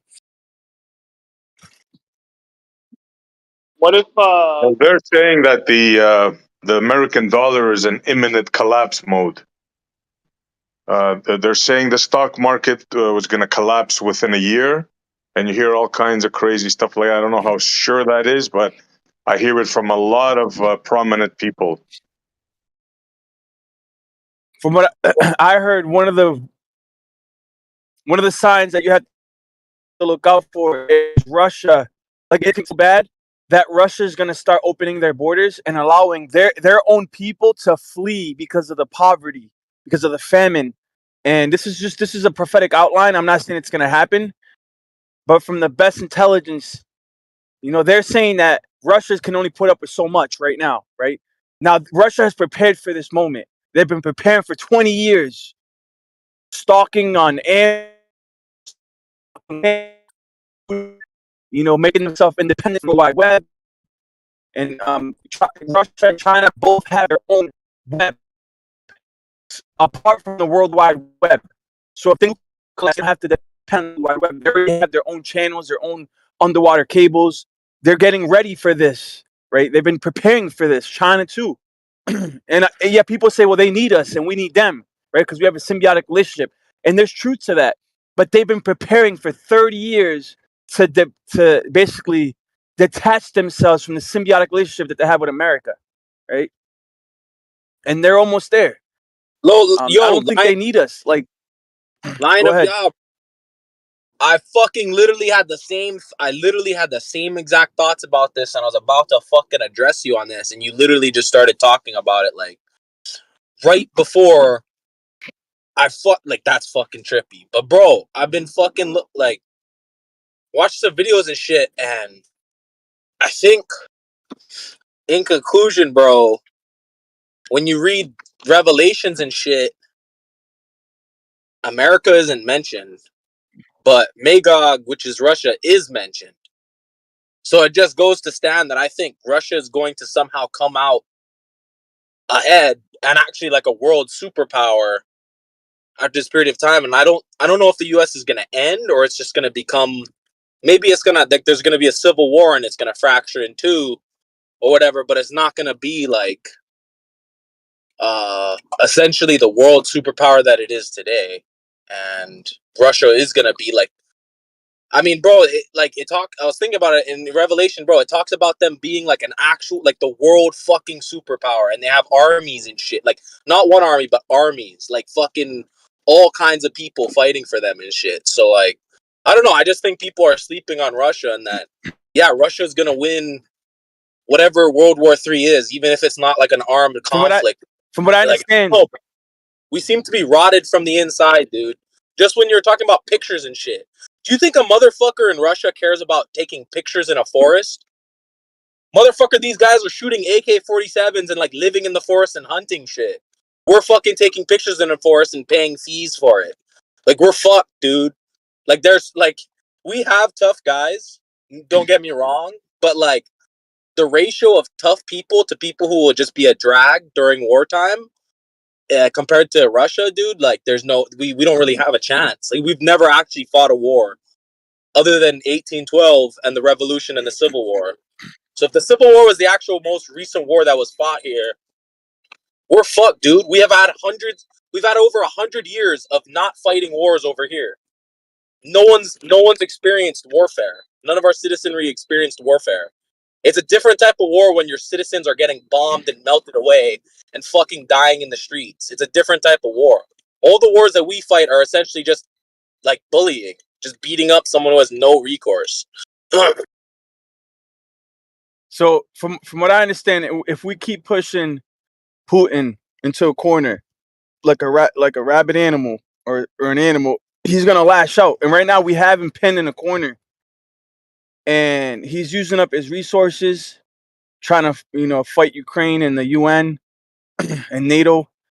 But that's only going to last so long. And from what I understand, Putin is going to throw like a white flag and act like, you know what, like he lost. Like, you guys got it. NATO got it. We're going to start retreating, right? But it's going to be a tactical move. As soon as he does that and he starts opening up the borders and letting people go, like refugees go from Russia that need food, that need sustenance, they're going to start infiltrating the European countries and even the American countries, or the North and South America, because these refugees, just like in Afghanistan, they're going to start flying, right? And we're going to start accepting Russian refugees because their country is going to be in such depravity that they're going to need assistance. So the NATO countries are going to open up their arms to allow these Russian refugees in, and then right before that is when Russia's going to strike. Just when everybody thinks the war is over and that Putin has gave up, that's when he's gonna hit us with the secret weapon that he has under wraps, waiting for us. That's from what I understand, that's what they project happening.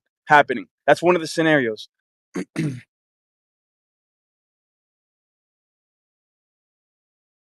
What if Russia and China take over, and then fucking Xi Jinping comes on the TV, and he's like, "Oh, America, I'm so sorry. No more gay people. No more homeless people. You can smoke indoors." Would you still be mad, or he's like, and then the Russian president, he's like, "No more Democrat. No more Democrat. No more immigration. America is now worker country." I mean, I would be like, I don't know. I don't even know if I could be mad. What's that guy's name? What's that guy's name? Is it Ling Ling by any chance? Ling Ling. No, it's Hello. It's Xi Jinping, dude. Everybody knows. Yeah, but it's the X's they make a CH sound, I think.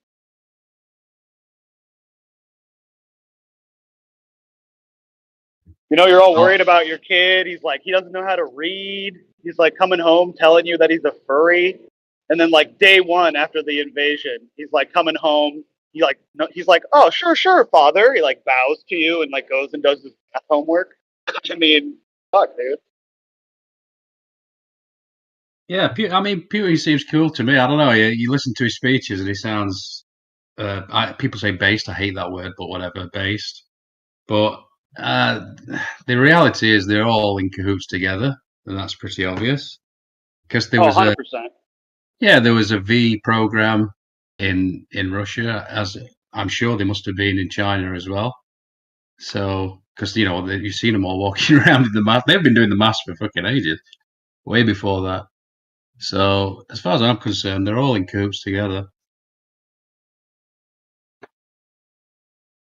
Yeah, no, I was just messing around. I don't want to be invaded.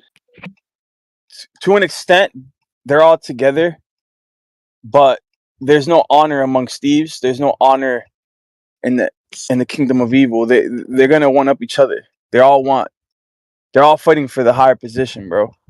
That's 100%. even in the mafia. Even in the mafia, any gang, any crip, any gang out there, there's always gonna be people fighting for the top spot.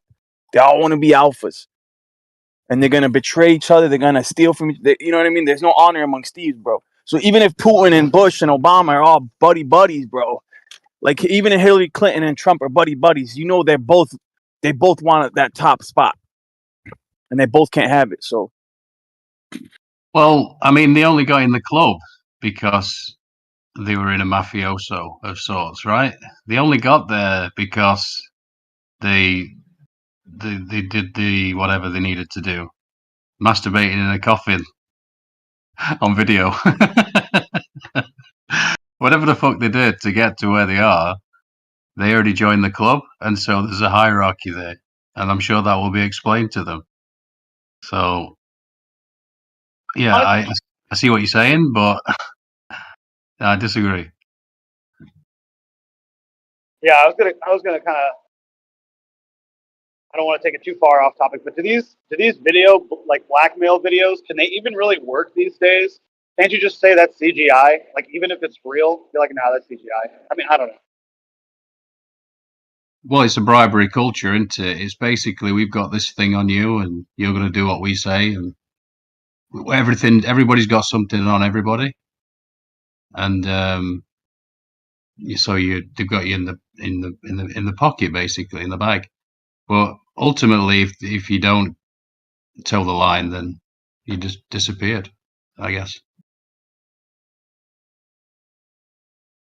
And of course, if you think about it, if there's a group, a small group of shareholders that literally own everything, they're going to put their people in the places, aren't they? So they go to the place and they go, all right, we get our guy in there into the main spot. So yeah, it's weird to me because like we can all agree that government's it's a real shit show, but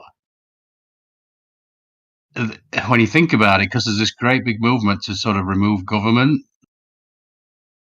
but the government is the thing that's the block, is the thing that's the impedance that's stopping this technocracy, this thing that will come in that you'll have no chance. You'll have absolutely no chance against. I mean, good luck trying to get some sort of human relation or anything out of a technocracy where it's just corporations. And I mean, it's that now already, I guess, but the whole point of government was that it was by the people and for the people. So the government isn't necessarily a bad thing. It's supposed to be. It's just that's in America. That's in America, yeah. I don't know about in other places, but that's supposed to be the Constitution. But I don't know if that's the case. Like, don't people have monarchies and shit? Well, that's why government were brought in the UK. That's why it was brought in, dude. But the Queen, she couldn't be prosecuted in her own courts, and they'd have to go and talk to the Queen. But the point of the government was that it was no longer monarchy. It was going to be, and I'm sure it was back then. That was the point of it, because it was supposed to be, as I said, by the people and for the people. And this is why the Roman Catholics tried to blow Parliament back in the day, with Guy Fawkes and all that stuff.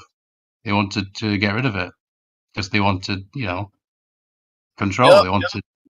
They have a fucking ritual every year in the mainstream news on that day, Guy Fawkes Day. That's a holiday. That's like in between the solstice and the fucking equinox or some shit like that. So it's actually a very important day. That's the fucking one of the OG Jesuit plots right there. Yeah, but if you don't know your history, you think you go from what we experience now. You go, yeah, this is a brilliant idea. this guy's based. He had the right idea, but no, because back then, like I said, it was supposed to be. This was brought in for us all. I always think of it like a Protestant movement, a Protestant thing, because thanks to the Protestants, we get. That's where you get a middle class from. That's where you get people who could have a somewhat decent life. A couple of holidays a year, maybe, a couple of cars and whatnot. And I think that's thanks to Protestantism, because before that it was just, this small place, Rome, Vatican City, all that. They had everybody under the thumb, and so the whole point of it was to get out of to get out from underneath the control structure. All leads lead to Rome, sort of thing. Yeah, it's interesting, isn't it? Because America is a Protestant nation. It's supposed to be, and yet your president, he's there, he goes to kiss the hand of the Pope, doesn't he? He shouldn't be doing that. Yeah, but wait, but who is that not true for? Which country doesn't go fucking kowtow to the Vatican? Tell me which fucking world leader went to the fucking Pope and spit on his foot? Who did it? Spit on his foot.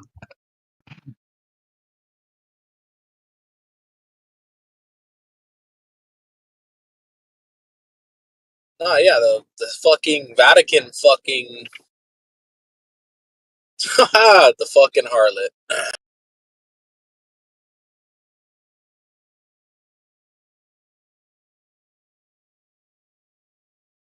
I mean, you can see how it's pretty easy to fucking do that when you're the only thing between the old world and the new world. Everything else was destroyed, essentially.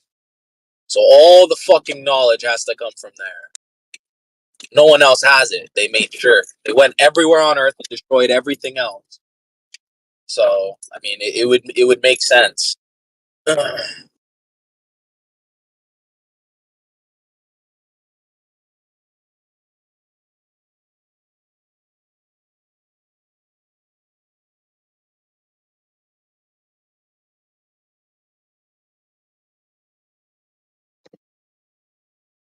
I got that Walt Whitman Leaves the Grass today, and should we see what Uncle Walt says about to the States? He says, to the States, or any one of them, or any city of the States, resist much, obey little. Once unquestioning obedience, once fully enslaved. Once fully enslaved, no nation, state, city of this earth ever afterward resumes its liberty.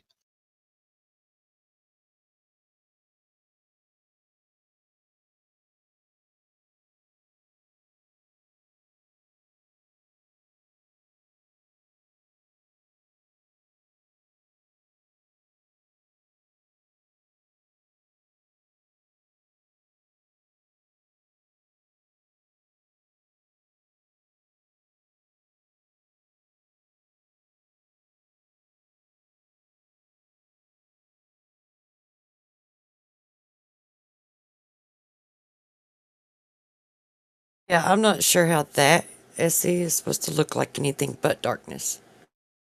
Like, I don't even know how Scary, they huh? justify that. Like, what do they even say about that? Or I don't know. justification as to why they.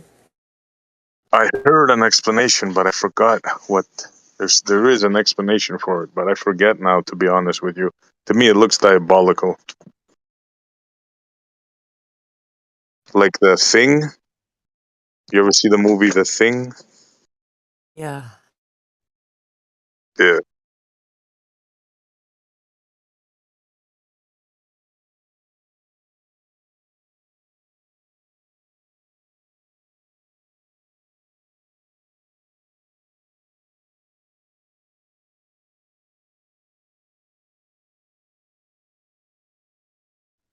Just the fact that the Pope and the hat has anything to do with the ancient Sumerian / little gods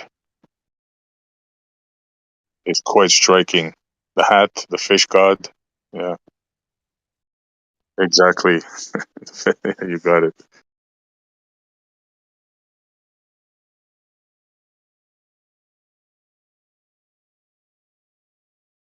Interesting that it's a fish god, considering there's pretty much all the demons live in the abyss, like in the ocean.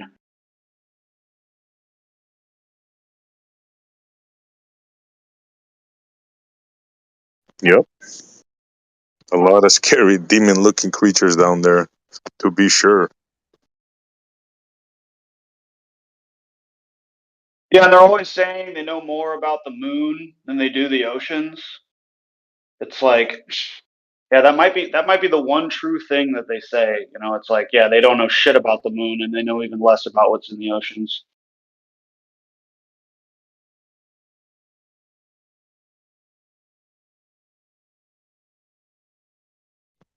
Yeah, those creatures down there, like, really, they look like they're from another world, for sure.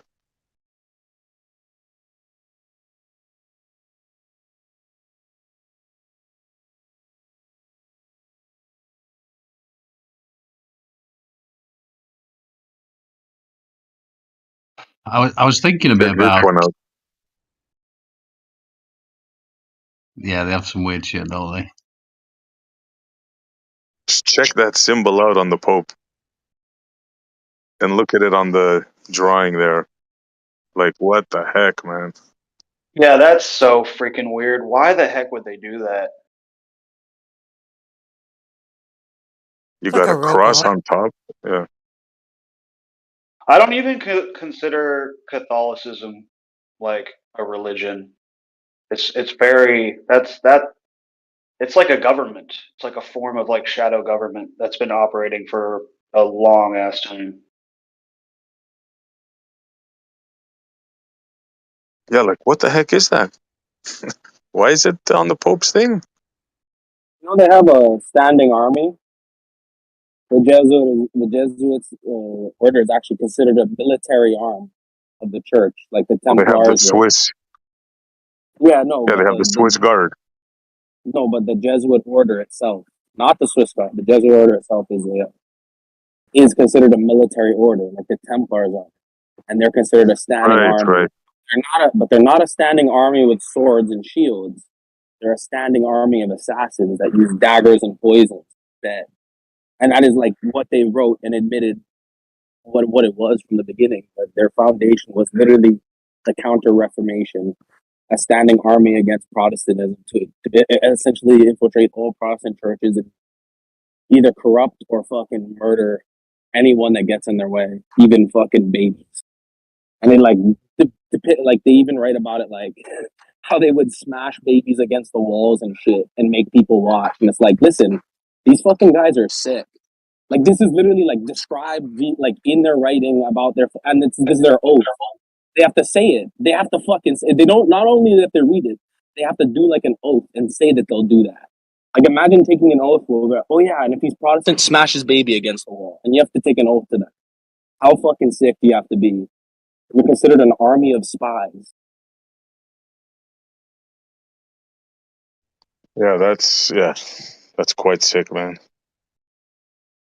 And to think of where they get our leaders, right? If we're to believe these sororities, these skull and bone things with caskets and all that, those rituals, right? Now, if we're to believe this, and how many presidents came from that society? Like 20 or something? So this is like, it's right in our face. Right in our face.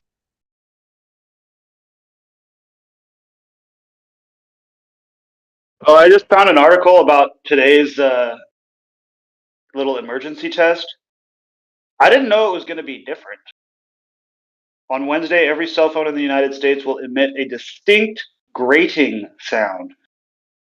The noise, an emergency notification from the FEMA agency, is a test of the national blah blah blah. What the fuck is a grating sound? That sounds really gay. Bro, if you've ever watched the movie Cell, I fucking highly suggest, and I'm going to in about 30 minutes, and I'm just not going to be online for the rest of the day. Because I'm not trying to hear that sound. Because if you watch the movie Cell, It's literally a fucking sound that they emit from cell phones and cell towers to fucking take, like, bro, I don't even know what to say. I'm about to fucking be far away from anything. I'm not afraid of it at all. Not one little bit. Damn, dude, I got like kicked out of Discord while you're in the middle of speaking. Do you mind repeating yourself? Sorry.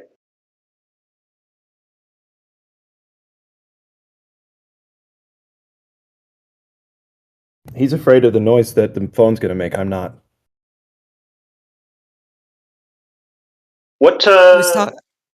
He was talking about a movie called Sail, and said for you to watch it. And in Yeah, that movie, Samuel L. Jackson and John Cusack. Samuel L. Jackson, John Cusack. Something happens with the cell phone. One person gets a call, and it's this noise, and all of a sudden they start attacking each other. You know Anyway, what's go ahead. interesting in the movie? As soon as they take shelters, in the first scene where they take shelter, there's a big sign saying "Jesus saves." Just wanted to put it out there.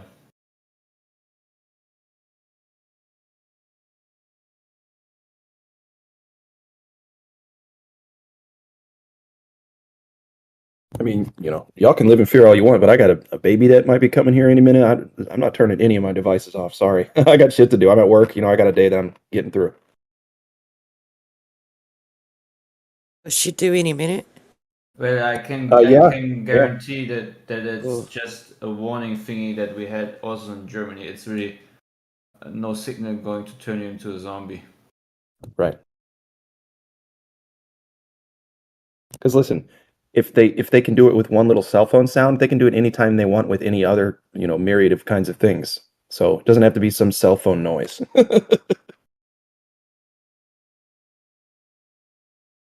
Yeah, I mean, it seems silly to say it's just a movie, guys. I mean, so many of them are, though. But it is If interesting. they can do that, it's already game over. They can do that anytime on your phone, so I don't see why the panic here. They can do it while you're sleeping. You'll never know it. So this is like why it's like nonsense talk. What if you turn off your phone, right? And then like your brother comes in or your friend or something and their phone is not off and then the sound goes off? Like, what are you gonna like geek out and try to like throw their phone out the window? Cover your ears. I'm with a customer and I just grab his phone and break it. You don't know what they're about to do. You can thank me later. Yeah. When we're at the cell phone store and I'm buying you a new phone.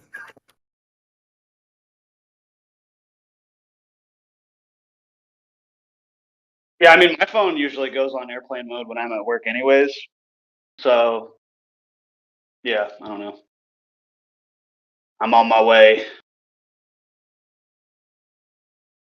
Word. Well, hey man, if it all goes down and I'm just some loudmouth on the internet that turned into a zombie later, would you come and be the one that takes me out? I'd be an honor. Dude, I'm gonna come cure you, bro. I got holy water at the Oh, okay. buddy's house. Yeah, we just had the priest come bless his house. He left us like 2 mason jars worth. You're fine, bro. Okay. Word.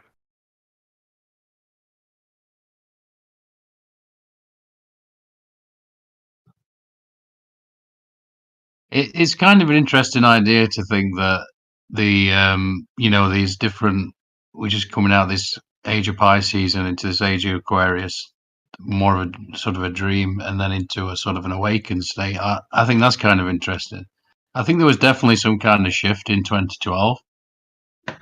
Just the sky clock turns, and then maybe a different signal comes down from from up on high. I kind of like that idea. But I think, regardless of what you might believe, there's definitely an information war, isn't there? That's pretty obvious. If there's any world war at all, it's the war of information. It's been going on for a while now. Yeah, I mean, look, I'll just put it this way: people act differently when the sun is up and when the sun is down. People act differently when there's a full moon out. So why wouldn't they act differently when there's different constellations over our head at different periods of time? You know, that's it. It's not out of the realm of possibility for me at all. What do they say? Those who want to become millionaires learn how to like read the stocks or like read the charts. Those who want to become billionaires learn how to read the stars. Yeah, that's what I was telling Gio. I keep saying to him, look, you got to do a presentation, man. Chop it up, put it on TikTok. It'd be awesome, but he's probably busy. But yeah, I'm keen to learn about the stars a little bit more because I don't know much about it.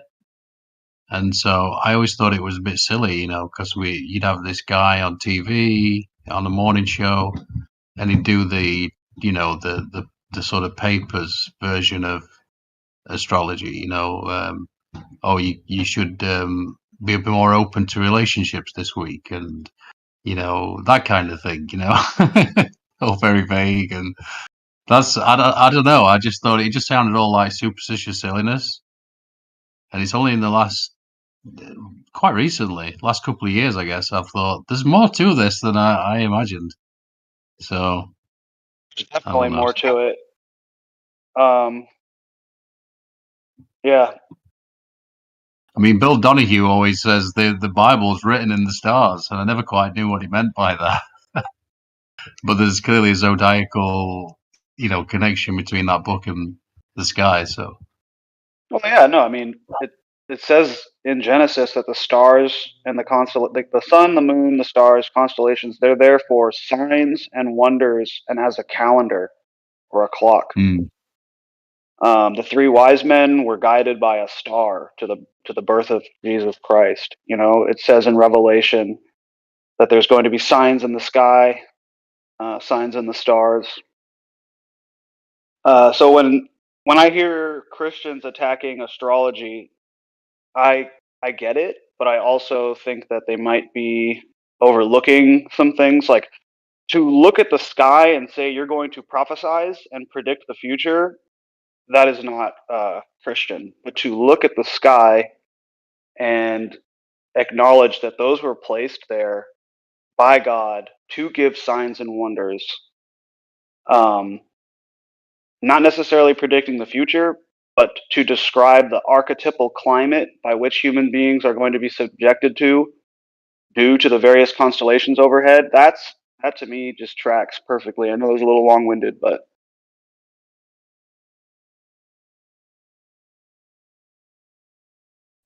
Hey, who here knows the explanation of that picture that I posted with the Pope and the statue on top of him? Looks like it's all like, I don't know, like the thing, like a creature, like expanding, whatever. Who knows shall I say, the official Catholic explanation? Okay, I got it. That's supposed to be the resurrection of Jesus Christ. That's their depiction of it. It's called the nucleus. Is that what it is? Okay.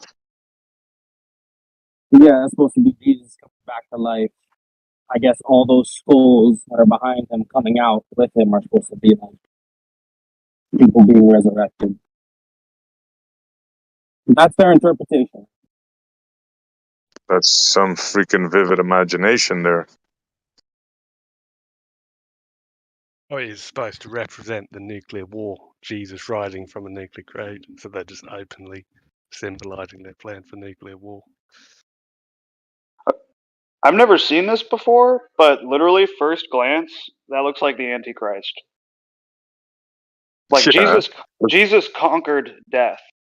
So an image of Jesus with all this like spooky Halloween bullshit behind him is incredibly retarded. Because if Jesus is God and sin cannot exist in front of God, it would literally be burned away. Like, none of this shit would be here. This just looks like some Antichrist imagery coming from the same people that have been, you know, diddling kids for God knows how many years. Fuck them. I don't know. Or I guess pray for them. You know the word. I don't know. These people piss me off. You know the word. Yep, I'm with you. Necromancy, bro? That shit looks like necromancy. And a lot of the shit all this shit that I learned, it looks like it's all somehow related to necromancy. Remember You're a that bit word. muffled, bro. Can't hear you good.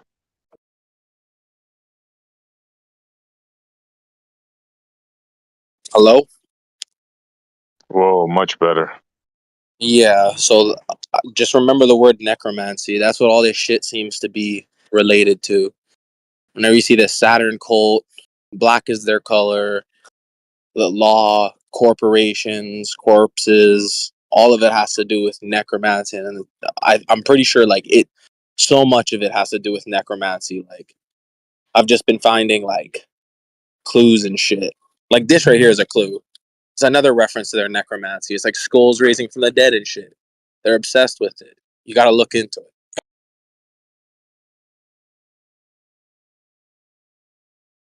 So, what time is this national alert supposed to ping everyone's device? I think they said at 2:23 because of just remember Skull and Bones number backwards. 322 backwards. Interesting. Is that Pacific Standard? I'm not sure. I heard someone in here say it earlier.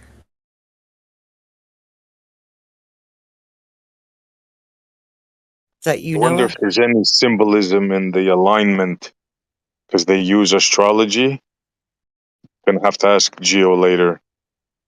Any significance of this date? Not that I'm saying I believe it, but these guys do. So, just curious. What if this was like the Well, financial reset for crypto? Well, that's on its way. There's no question about it. The fiat currency is under threat with the yuan, dollar, and all that. That's happening, right? But this is a whole different level. What we're talking about now.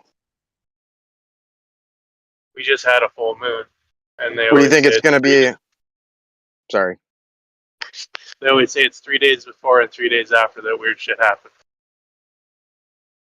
Do you think it's going to play out like Witsit says, where everyone's going to turn into zombies and shit or something? Like, what do you mean, SE? I don't know, bro. I don't know because, like I said, I don't believe this, right? But I know the powerful people, right? The kings, the queens, they go with astrology. It's a big thing for them, right? We're not talking about the newspaper type that you read your horoscope, right? We're talking about the alignment of the lights in the sky. So I'm wondering if there's any connection here. Right. Because they choose dates like that. Yeah. Oh, yeah, for sure. For sure. Yeah, no, I definitely see what you're saying. I'm just trying to figure out like what the implications of this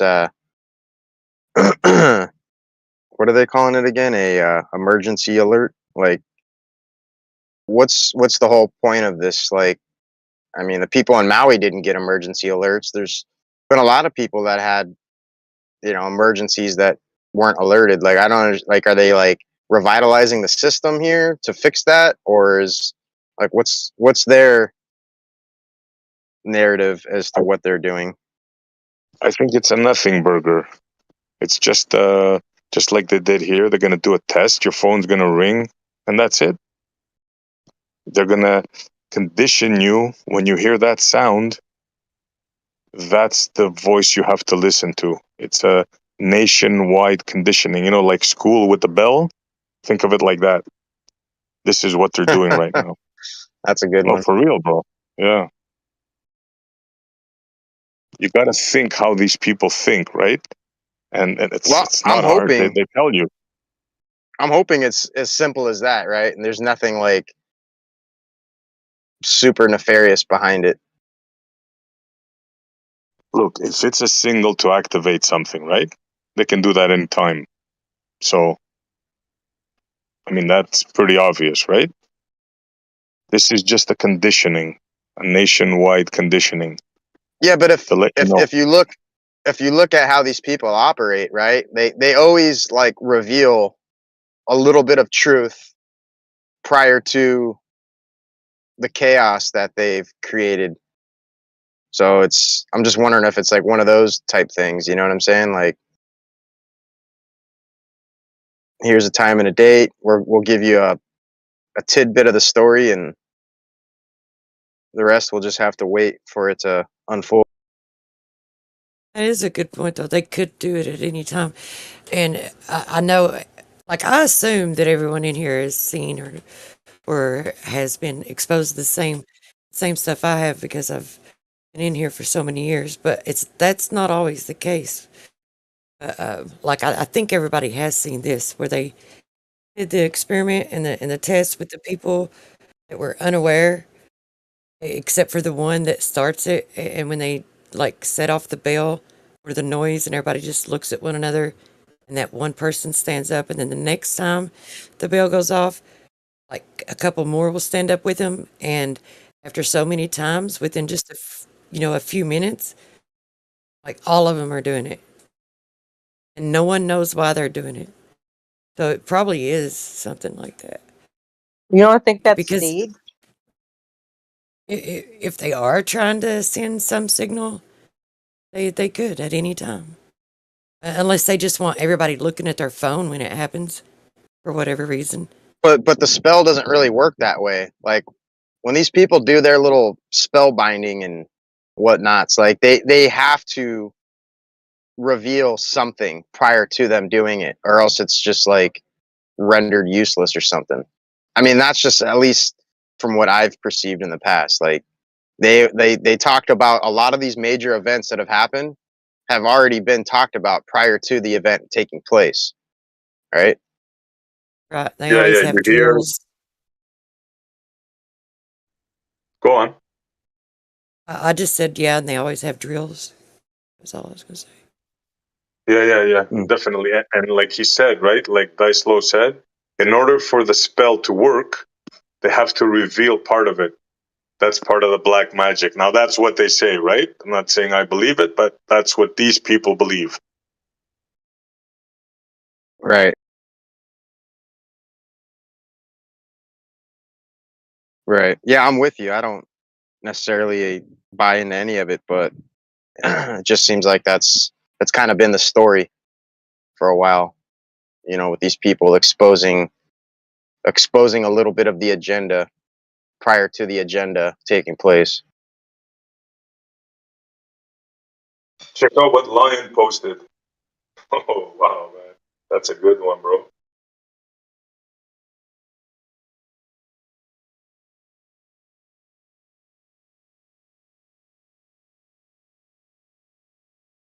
It's that gang symbols. It's throwing the symbols in the old days.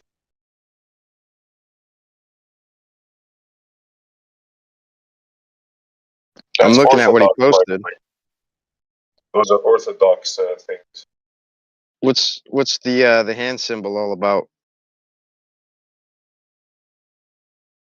Isn't it supposed to be the Son, the Father, and the Holy Spirit? I don't know. I'm seeing like 3 6s in his hand, but it's just me. If I don't know if Line can explain the hand symbols, maybe I've never heard it or looked into an explanation for that particular hand symbol, but that is the exact. Oh shit! You see that everywhere. Teaches you to make the symbol of the beast. So I was right, dude. Fuck, I was only joking. Just read the Greek. I take it back. 666. It's the number. And now we have to fall out of the trap of assigning good or bad to 666. Thank you. Well, no, I also saw it interpreted. Freaked out, bro. I also saw it interpreted somewhere to that on the original Papyri 115, which is where they originally got 666. Those letters right there. Like, instead of XEC, the one that I saw was like XIC or something like that. But I also saw where it was interpreted that it actually read 616. And then shortly after I saw that, when everyone was talking about like 666 being the number of protons, the number of neutrons, and the number of electrons, I also read this academic paper where someone was postulating, and I really wished I still had that, because but I lost it when I lost all my stuff once a few years back. But anyway, this academic paper, they were postulating that if you have 6 protons and 1 neutron and 6 electrons, that whatever that thing is becomes interdimensional. Now, I don't know if there's any truth to that. Like, the only way that they would ever be able to actually validate that is to actually, have something that is interdimensional and see that it has, 6 and 1 and 6 protons, neutrons, and electrons. I'm just saying, like, those pieces of some puzzle, like, I put together years ago, but nothing has ever came of it, and I've never seen any other paper claim having to do with any of that. But I did see where it was interpreted as 616 from the original Papyri 115.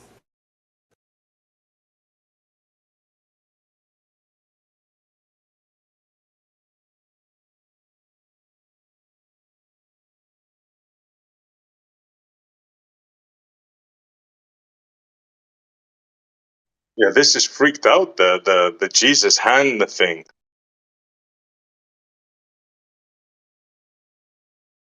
What? So what does it mean, SE? Why is it anything to even talk about? Well, the 666 thing, if you wanna, I don't know, I mean, Why does that matter? well, we got religious figures giving hand, like gang symbols.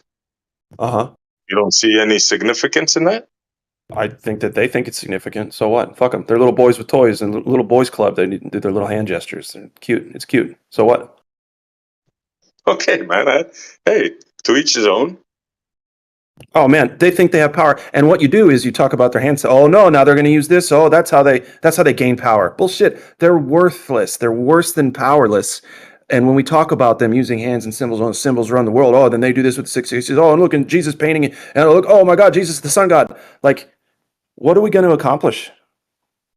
You know what? Who else used a lot of hand symbols? Ninjas.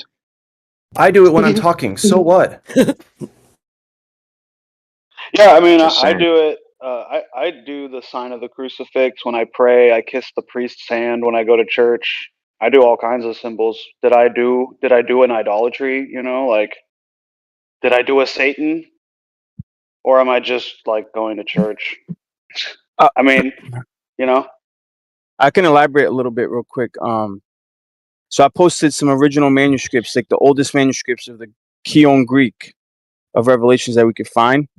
And you'll find in the original Greek that it didn't have 666 or anything like that.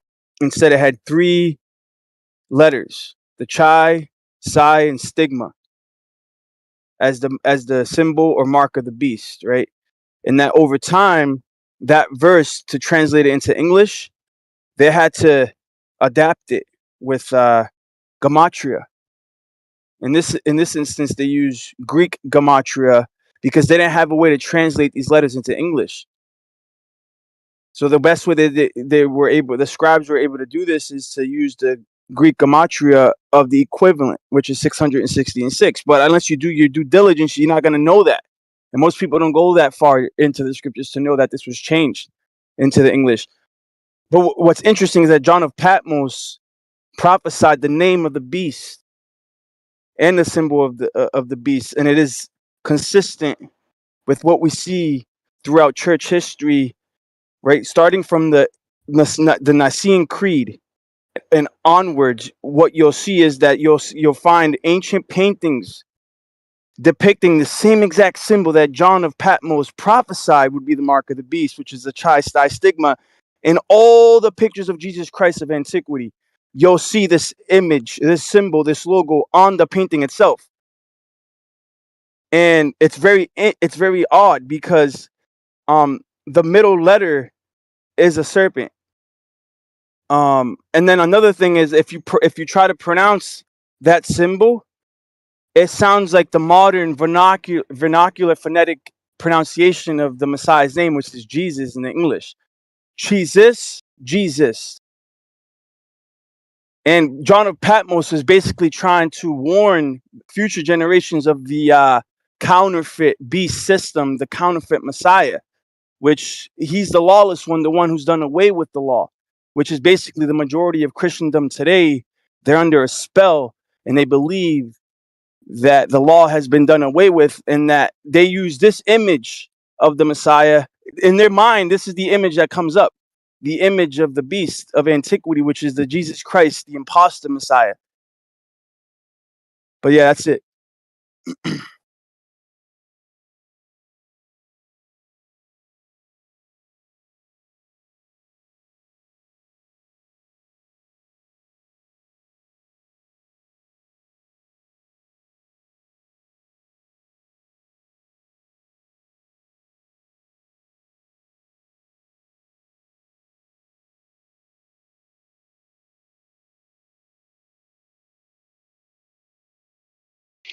You know, I just realized if everybody's phone is either going to go off at the same time or be turned off during that time, nobody's going to be able to physically be able to record anything outside of CCTV camera footage. This would be a pretty amazing opportunity to commit crimes.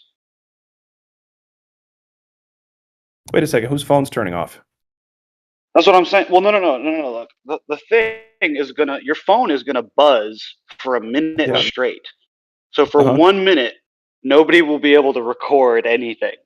It's just kind of an interesting, you know what I'm saying? Like, Maybe I that's don't true. I'll give it. You know what? Now that you just said that, when that noise starts coming, I'm gonna start taking pictures and video, just random shit. yeah, try. Yeah, see if you can use your phone during that. Yeah. I'm gonna be in the garden. I leave my phone on a table in a house, and I just like walk into the back property, and I'm not even gonna be around my phone. But yeah, it's interesting.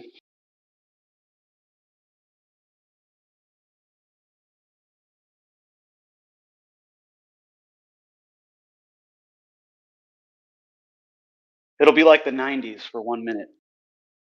No phone. Yeah. Oh man, I honestly I use phones, and in the life I have today, right, the computers and the phones and all that, I know how to use them well, and I use them well in my life and get stuff done. But man, if I had to start tomorrow, no cell phone, no TV, no computer, minimal electricity, it would be such a blessing. Like, you probably like, oh man, he's full of shit. He couldn't handle one day without all his amenities. Like, not at all. I've spent a lot of time in nature, done a lot of hiking, wilderness treks, built houses in the mountains. Like, I'm almost rather just have that set up. The problem is, getting enough time, money, and resources to get all of that started and going. Right? It's like someone trying to get out of the ghetto. Like, you have to work really hard to get out of the ghetto when you're born in it. But yeah, man, I don't want TVs, cell phones, cameras. I don't care about any of this shit. Not really. It's all extra. I don't need it to be happy. You don't need it to be happy. Right, I completely agree. I'd be fine with like a carrier pigeon, a compass, a map, and like a notepad. Oh, and a calculator. Just put that in a little fanny pack or something, like even just a grocery bag. I'm good. Dude, ever since I found out that they've got these patents and techniques for psychologically manipulating through all device monitors, I don't use Wi-Fi anyway. I always use a hard line. And unless I'm going to make a call, and just periodically throughout the day to make sure my kids aren't trying to get a hold of me, I'll turn my phone on. Other than that, I've kept it off anyway and turn Wi-Fi off. I'll turn it on to make a phone call and then turn it off. And it was so liberating just to not have a phone attached to me. It's very liberating. It doesn't take much time to just, like when you need to just grab it and turn it on and see if anybody's tried to get a hold of you. But I understand if you've got young children, or, children in school, or that's out and about or doing something, or a wife about to have a baby, that's different. Just for my peace of mind, and because it was just liberating for me. Like, it was better for me to just turn it off, turn it on when I needed to use it, or periodically throughout the day, I wanted to check and make sure I haven't gotten any messages that I've missed. Important ones,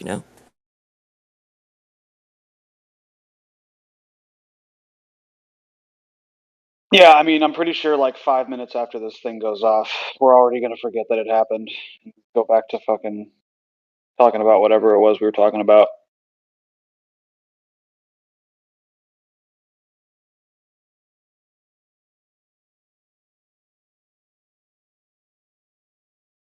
Or we just go immediately to talking about what was the next date, like the 10th or whatever or something, or the 66th. The 66th of October, that's the next one, right?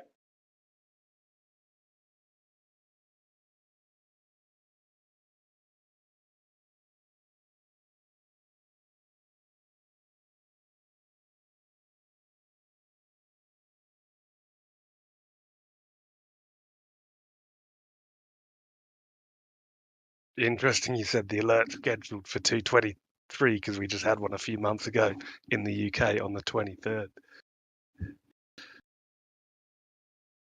Huh.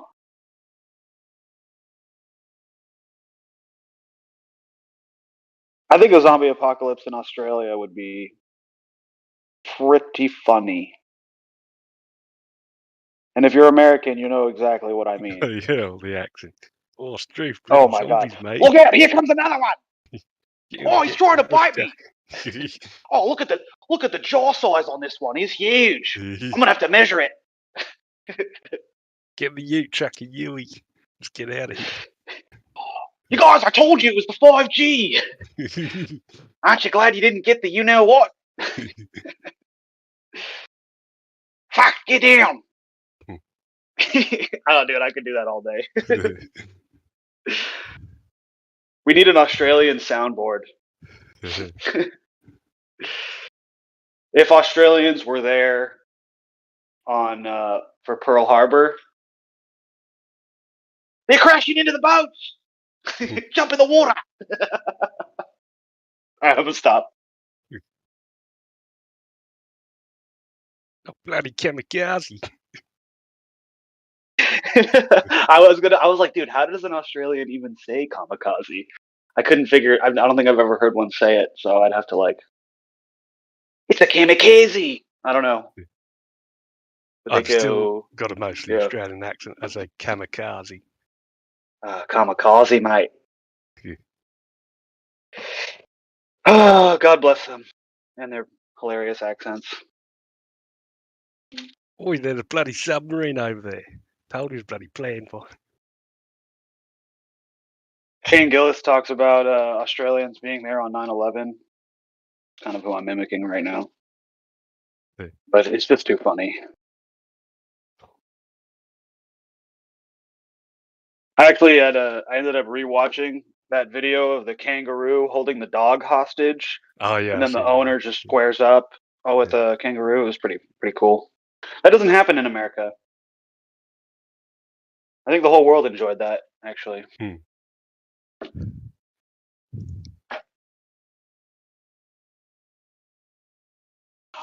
I heard kangaroo's actually pretty good. Like taste wise. Oh yeah, I've tried one. It's sort of just like a more richer steak. Nice. Isn't that what's in Jack in the Box tacos? Kangaroo meat? I bet. I get it. I get it.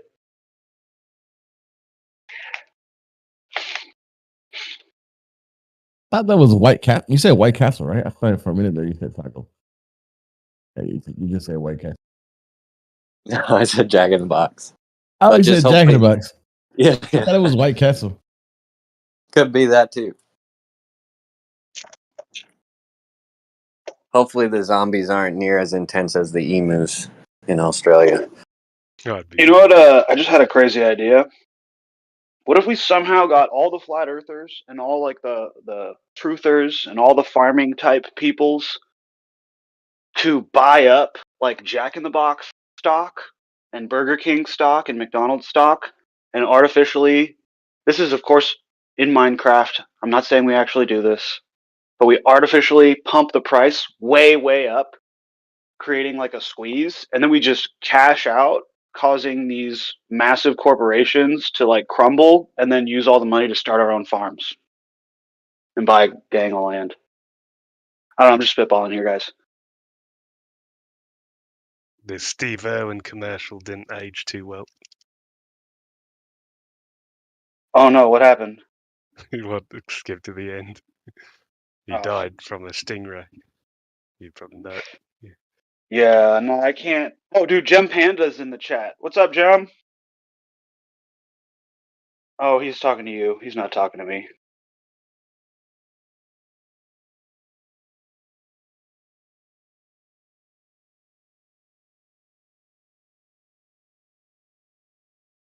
What'd you say? Gem's in here? Or he's not in the chat, but he came in here to thank Flying Scotsman for a super chat. Wow.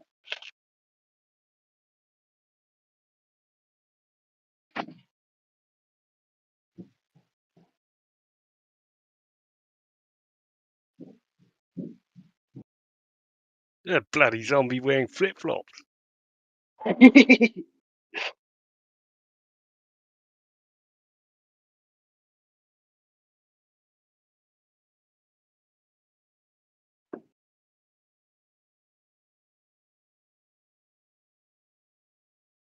Cover yourselves in Vegemite, they can't smell you. Don't move. They got real sharp eyesight. If you don't move, they can't see ya.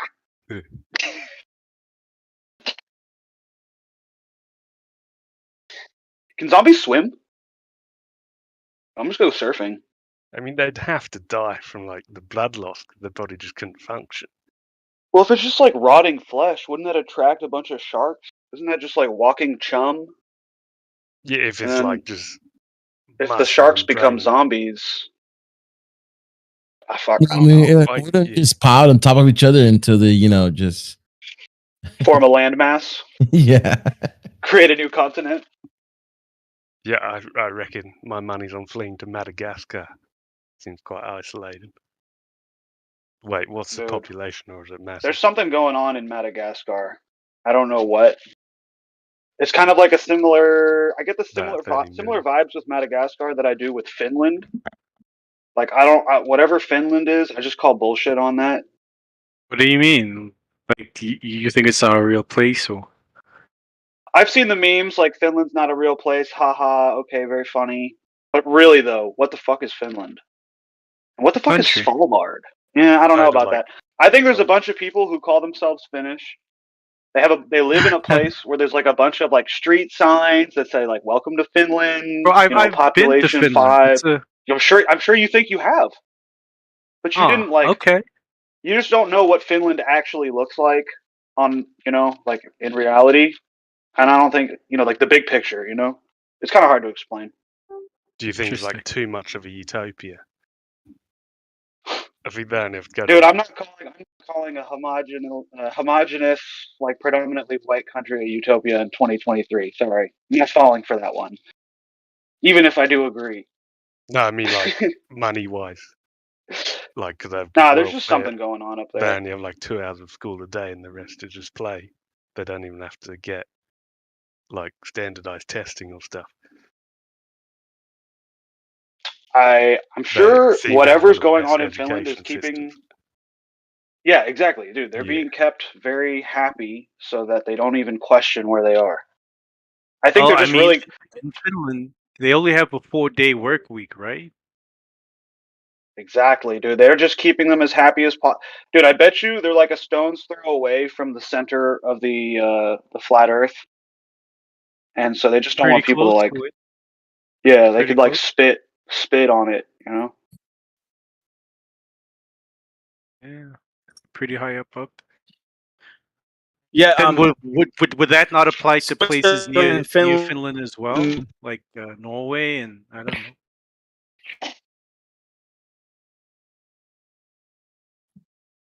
You guys are talking at the same time, so I couldn't hear you.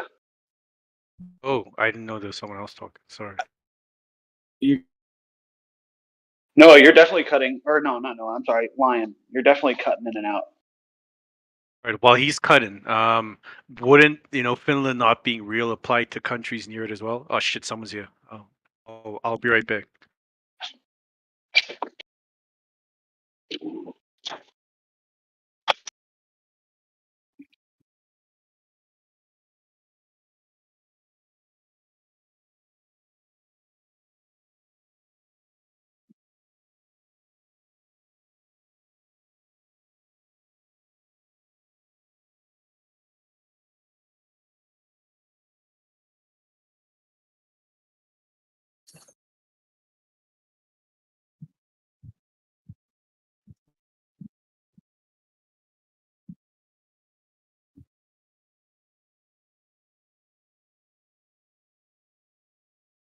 I reckon the next big event they got planned is making the Ohio train crash cause cancer, and then they can shut down all the farms for food shortages. There's a ton of symbolism in that movie predicting it and everything. Yeah, whatever it is, it's going to be stranger than anything that we come up with. That's usually how it goes. Yeah, it dumps straight into the ditch, going straight to the Ohio River, drinking water for 5 million and 120,000 farms. They now have the excuse to shut down those farms anytime and reveal the poisoning. Right now, as it stands, all they've really got to do to commandeer all the farms and go into everybody's homes and take control of all the food you've got stocked up and your hygiene and medical supplies. All they got to do is just, have a national emergency and declare some sort of martial law or something. It's already written in the books that that's their plan if that ever happens. So they don't really need a reason. They want to. Yeah, and in 2019, Biden said, I'm going to cure cancer if I'm president. And the vinyl chloride train looks like it's very cancerous.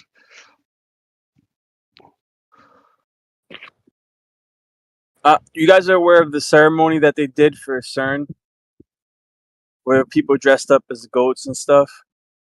Is that a different one, or the one where it looked like someone got stabbed? Or another one? I've seen the one in robes. Is that the one you? It was a ritual that they did. It was streamed countrywide. Oh yeah, I have a video. I don't know. Yeah, I'm just saying that I find it like a lot of the world's elites who have like, oh, I'm gonna start breaking up. I got one bar.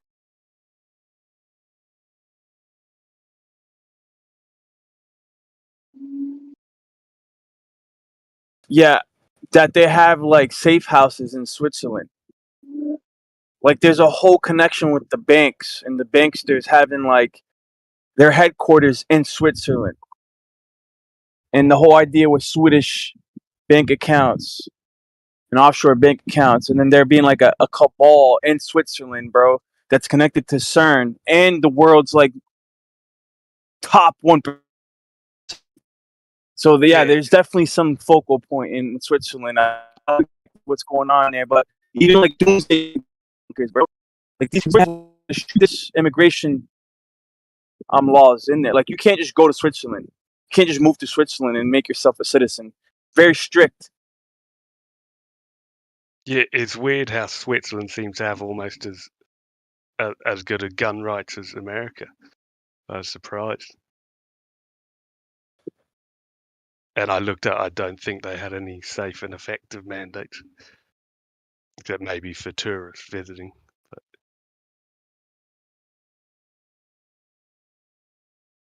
Oh yeah, and Switzerland, yeah, by law they have to have loads of fallout shelters, enough for every citizen. And they have great water supplies. They use the running streams inside the mountains for water taps in the public, for drinking fountains that are always flowing. And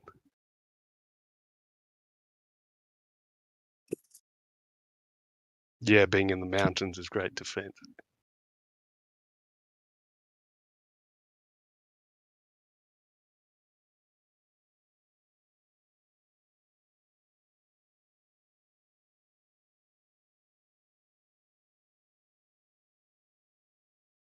Didn't Switzerland have a ton of migrants infiltrate them a couple years back?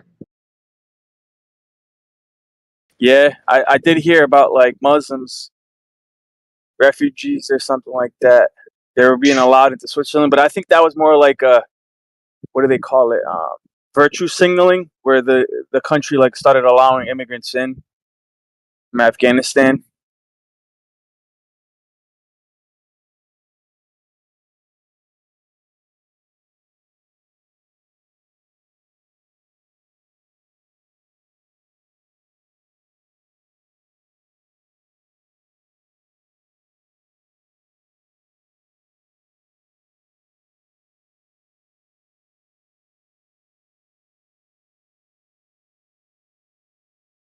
I remember watching a documentary too about a whistleblower who was like, I don't know, he worked at like a bank, right? But he was up in the offices, like up high in the ranks.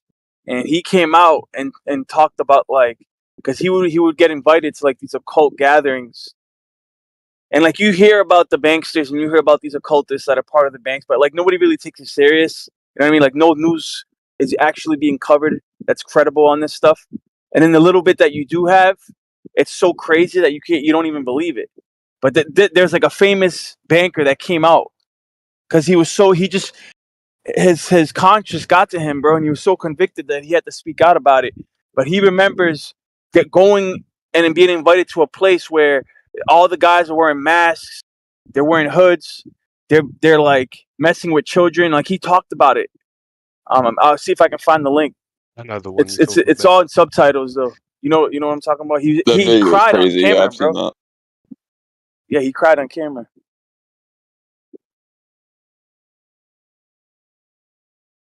And it's in Switzerland. Pretty sure.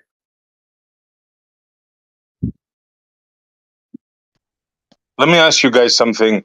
Would you be okay with me putting up a stripper flag in schools Give those and kids the teaching? luckiest kids of the year award. No, but for real, would you be in favor of teaching pole dancing, stripper, not nothing gay or bisexual or whatever, just regular strippers? Would you be for it? Hands up Only if in you grade school. only if you had a recruitment department for careers in this field. You see how crazy that sounds when you put it like that, right? Why would you bring a stripper to teach a 6-year-old or a 7-year-old? I hope you're listening, Jem. Why would you do that? Why would you bring a stripper from a strip club down the road, we have one here, to school and teach pole dancing to kids age 6, 7, 8, 9? Would anybody be for that? Hands up. How are the strippers going to get paid when everything goes digital and we can't just like throw dollars at them? I'm just.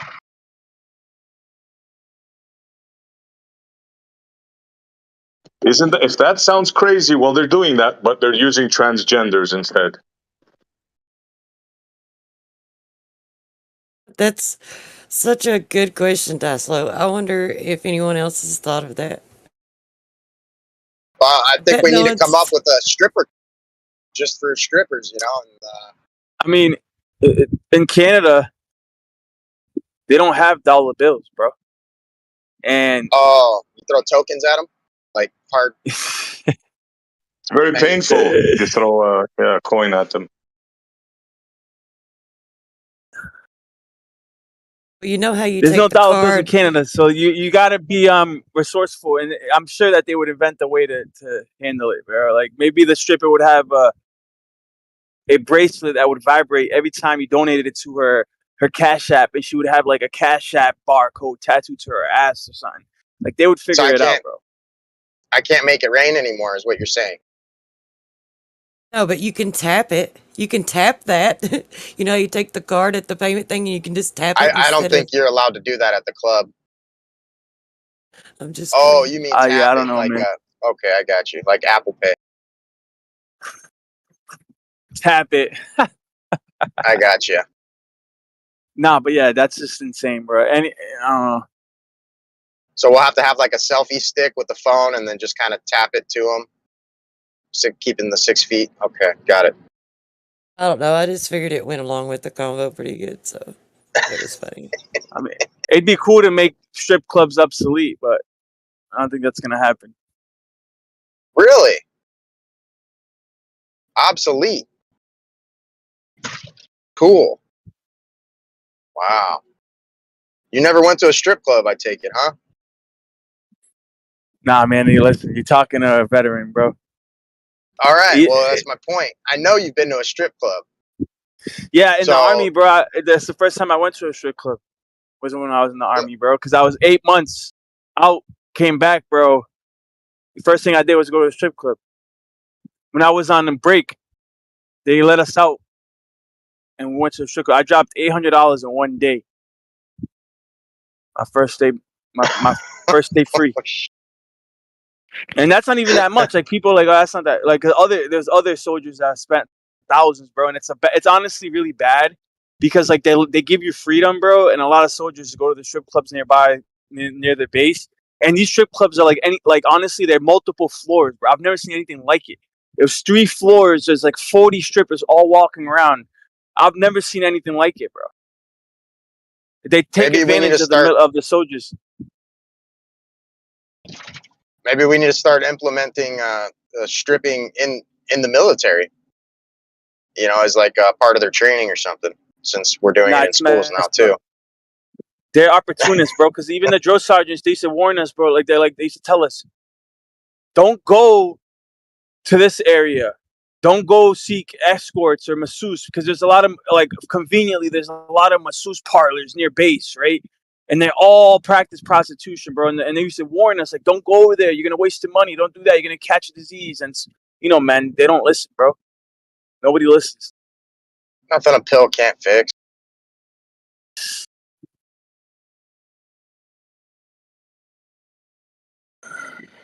So you don't think the future generations should have the ability to go to strip clubs?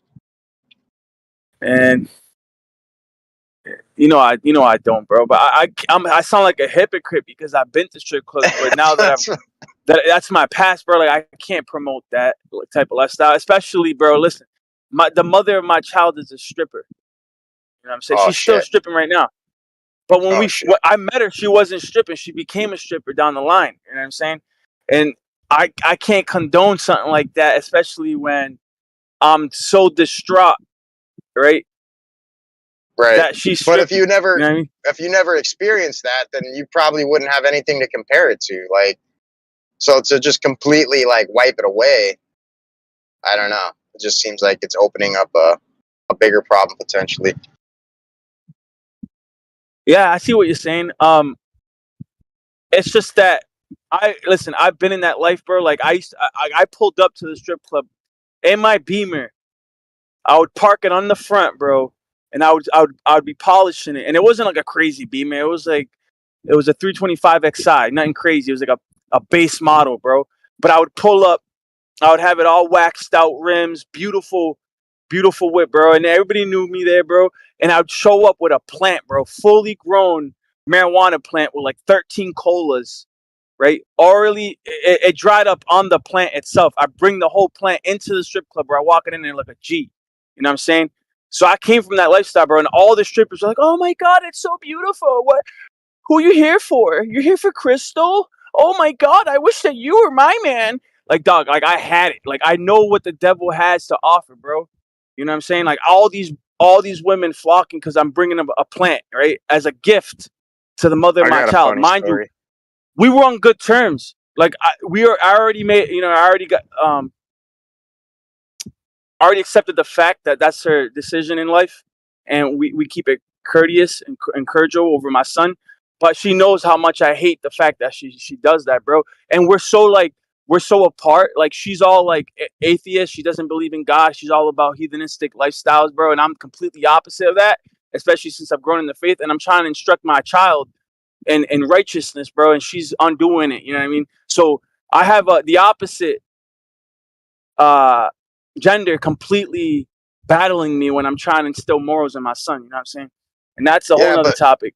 Your son will see all of that for what it is in soon enough time, but and he'll be able to make his proper decisions based on his life's experiences. But yeah, I got a funny story. I used to go to this one strip club a lot in my younger days with some buddies, and I ended up taking a friend of mine that's never been there before.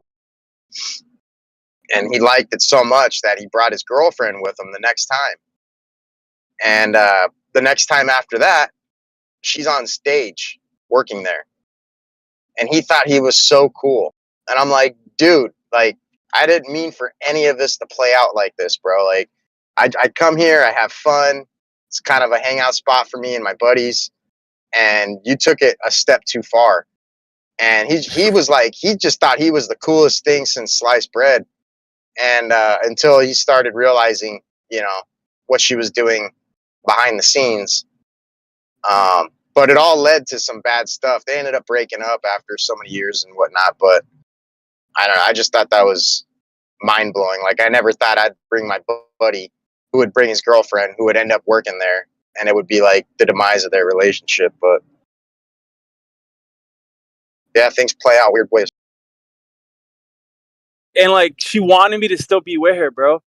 And like, a lot of these girls, like, oh, I'll give you some of my money. Like, I'll give you half of it. Like, they want to still dance and they want to keep you, bro, and still want to do their own thing. You know what I'm saying? And a lot of guys, bro, like nowadays, like they don't even care, bro. They like the fact that their girls are stripping, bro. Like a lot of these guys that grew up listening to hip hop, they don't mind their girls being strippers, bro. Cardi B's a stripper. You know what I'm saying? Nicki Minaj is basically the same thing, and all these other dog. Like, when it comes to morals, bro, like people that have no moral ground to stand on, they'll be like, what's wrong with that, right? Well, this is what's wrong with it, because I'm trying to instill morals in my son, and she's undoing it all, right? And like, he's only 6, bro. He already has an idea of what his mom does for work, bro. And that's what I get upset about, because I told him, like, listen, like, it's one thing if you want to go dance and do your own thing, but then to have your son know about it, he was only 6 years old and he already has an idea, you know, and his older sister, who's like 8, she's always like, oh, mommy works at a titty bar, and she's excited like that her mom works at a titty bar, bro. They'll grow up. Yeah, they'll grow up and realize and have major resentment towards her. So it'll happen in its own time. But yeah, it's all good, man. Probably get a little too personal right now, but yeah, a little bit, but it's all good. But just so that people know who I am, you know what I mean? Because you see me on here, I'm this Christian boy. Oh, you know what I mean? But you guys don't know me like that. You know what I mean? Yeah, I talk a lot about the Bible, but it's because I had an epiphany, I had an awakening just a couple years ago, bro, where the fire's still in me. And once you have that epiphany, bro, it's like a spiritual awakening. You can't go back to just being a heathen. Here's a cool saying. Every saint has a past, and every sinner has a future.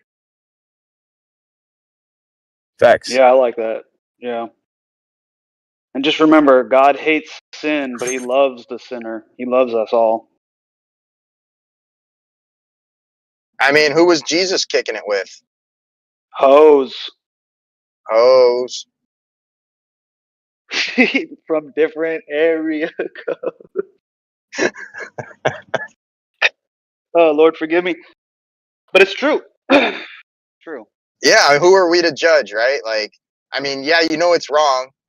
You know it's not right. They're living a life of sin, but who are we to judge, right? Like, all you can do is just maybe point it out a little bit, and then hopefully your son can learn from mistakes and see all the issues that are coming with that lifestyle, and might be for the better. Maybe it took this, for him to have a certain path in life. And Lion, just remember, Paul is considered to have lived a perfect Christian life, despite the fact that he murdered hundreds of Christians.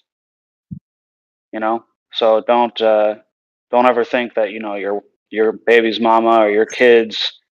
I don't know. I'm just rooting for you. You know what I'm trying to say. I appreciate that, Platypus. And yeah, I just want to make sure that people know that I'm not like goody two shoes, like more righteous than thou, because I have my past, and it's not blemish free. It's not perfect, spotless. It's not.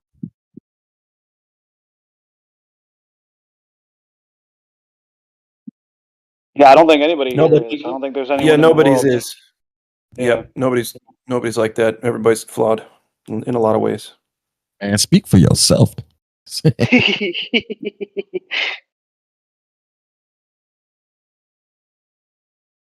guy with the most problems says that.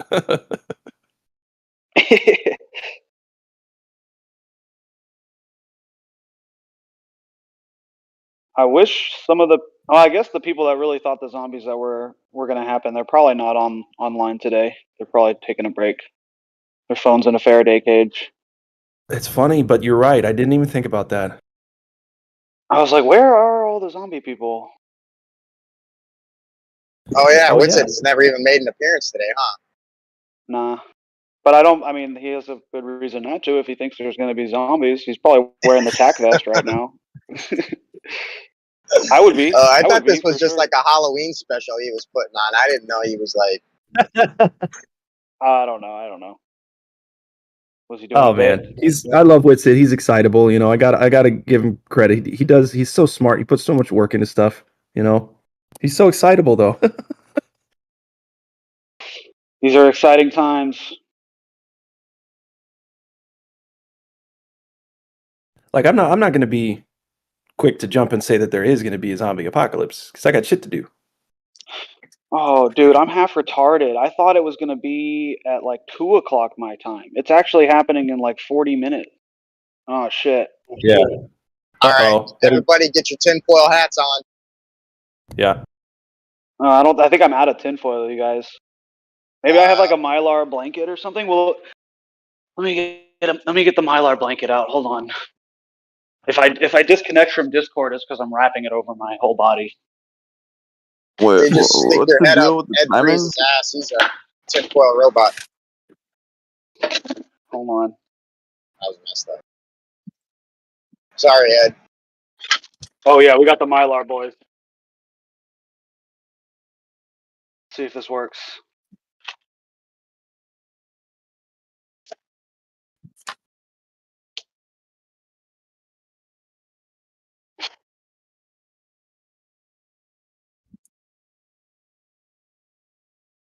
Oh wow, this thing really unfolds a lot. Holy smokes. I haven't opened one of these in a long time. Oh, this is way too much material. Oh jeez. This is like Christmas lights.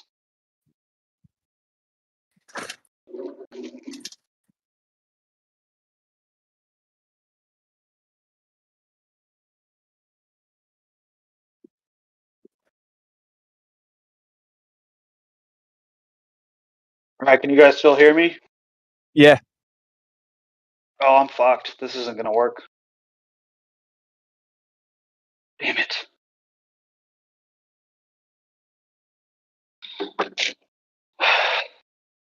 You need copper or something, don't you? I thought the Mylar blanket would work. No, that only works for other spectrums of light.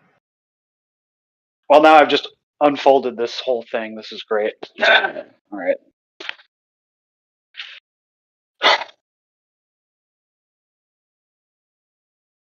Dude.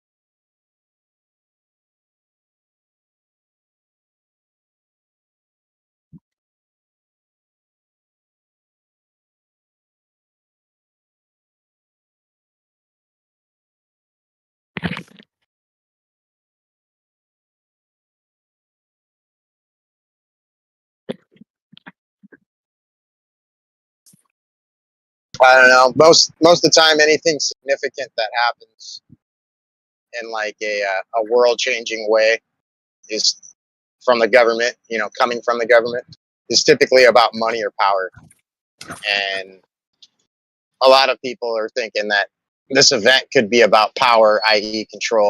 But something tells me it's about money. I don't know why, but I've had a strong intuition that this whole emergency alert thing it's almost like a screenshot, if you will, of who's holding what pertaining to digital assets. Well, I said earlier, XRP. Real quick, I'm just gonna wrap this up. The SEC lost their appeal towards XRP yesterday. And how significant thing taking place. SEC just literally got shot down. So there's no more holding back. Old transition. I personally think we need kind of regulations and the Wild West. There's so many scams, and I don't know. Starting to sound like Gary Gensler. I'm just saying, it's like the Wild West in crypto. No, it is. It is, but a lot of that is inherent due to the stifling that the government's created. Like, had they got on the bandwagon a little sooner, they could have already implemented all sorts of like regulatory clarity. But the fact that they slow rolled everything, right, created these situations like Sam Bankman-Fried and a lot of these major heists that we've seen within this sector. This was all just like consequence of not taking action sooner. It's all intentional.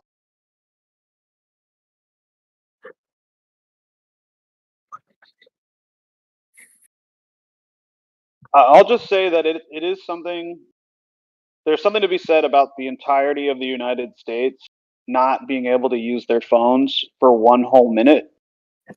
I mean, there's opportunity for like assassinations that could not be like, no one's going to have their phones out. Everyone's going to be like kind of like in this weird state of limbo. I can't look at my phone. It's making this weird noise for an entire minute. It's going to be a massive distraction. So who knows? Who knows what the hell they're doing with it? And we'll probably never know exactly what happened. Yeah, nothing's going to happen that we're going to be able to tell. That's my opinion. Yeah, me too. I second that. You're just gonna get conditioned. You're gonna get conditioned like a cow, like the dog with the salivating. That's all this is, conditioning. Is it going to go off? No, it's not going off in Canada. They already did that to us. This is old news for us. Yeah, we have already one of those. That's why I'm saying it's no big deal. I mean, it's just a signal. They just want you to associate when you hear that sound. That's the I don't think authority it's no telling big you. deal. Like, why would they put so much? I don't see it that way. But I mean, I could be wrong. It's only my opinion. So what do you think it is? Well, like I said, I don't think it's about power or control rather than. And in that case, we're not going to see the after effects until sometime after the whole event. But my intuition's telling me it's some type of like a screenshot, if you will, of who's holding what. Yeah, man, I agree. McAfee, the owner of McAfee, the guy who started the antivirus program company, he came out as a whistleblower a couple years ago, and he was vocal recently on Twitter about this new emergency alert system being able to. It's basically a data collection. Right. Exactly. So what exactly they're doing, they're collecting data, right, for their algorithms. They just want to know, bro. They want to know how much crypto you have, what you're looking into, like everything that's on your phone, bro. Like somehow they can actually access all your data during that 1 minute and upload it to a server somewhere, and then they can go through it later. Something just popped up about John McAfee on my YouTube, and they were saying that he didn't, his death was pretty mysterious, and a lot of people don't really talk about that dude anymore. And he had some pretty significant things to share. Well, he was supposedly a Russian spy, but on the other question, what makes you think they can't do that upload that you're saying at any time? Why does it have to be during that 1 minute? They're going to buy that he was a Russian spy? I mean, they've said that shit about so many different events, dude, that they've intentionally done themselves to try to put blame on Russia. Russia's just a scapegoat, bro, for them to fucking continue bolstering in their crazy fucking malevolence. Look, I'm just telling you what the story is about him. I'm not saying I believe it or anything. But So, the thing was, he was a spy, like, and they were collecting info for the Russians, just like Platypus, the your hot mics, Yahweh. bro. Your Mylar's getting in the mic. That's literally what really it is. is. I'm so It's sorry. I'm hilarious. wrapping It's my shit hilarious. up with tinfoil. To answer Just like SC's the question, Yahweh phone. SC, Go on, bro. why would they do it this way and not another way? Well, I mean, they could go through Facebook or Google or one of these other tech companies to retrieve information. But if the federal government has like this one method of just obtaining millions and millions of people's informations all at once without having to go through Google and Twitter and Instagram, why not do it that one way, right? Because from what I understand, like some of these tech companies are kind of hard to work with to get them to release information like that. Go ahead. This is what Snowden, Assange, McAfee, all these guys that have been either killed or ostracized or freaking locked in a gulag somewhere. This is what they were all talking about years in advance. And now here comes the crypto. Just saying. Look, they can have access to your information. They do have access to your information right now. So, I mean, you know, like seriously, they don't have to do it at one time. They can do it at any time they wish. That's true. Well, SCI, I think that it could just be a benchmark test because how are you going to test unless you load the whole system with a message or whatever they're doing all at one time, and then they're going to get a report. Was it successful? Did it crash? Because they're just trying to get further down the road with something with our phones, or like you were talking about the blockchain changes coming in the monetary system. Who knows? But as he's right, I mean, they look in our phones anytime they want.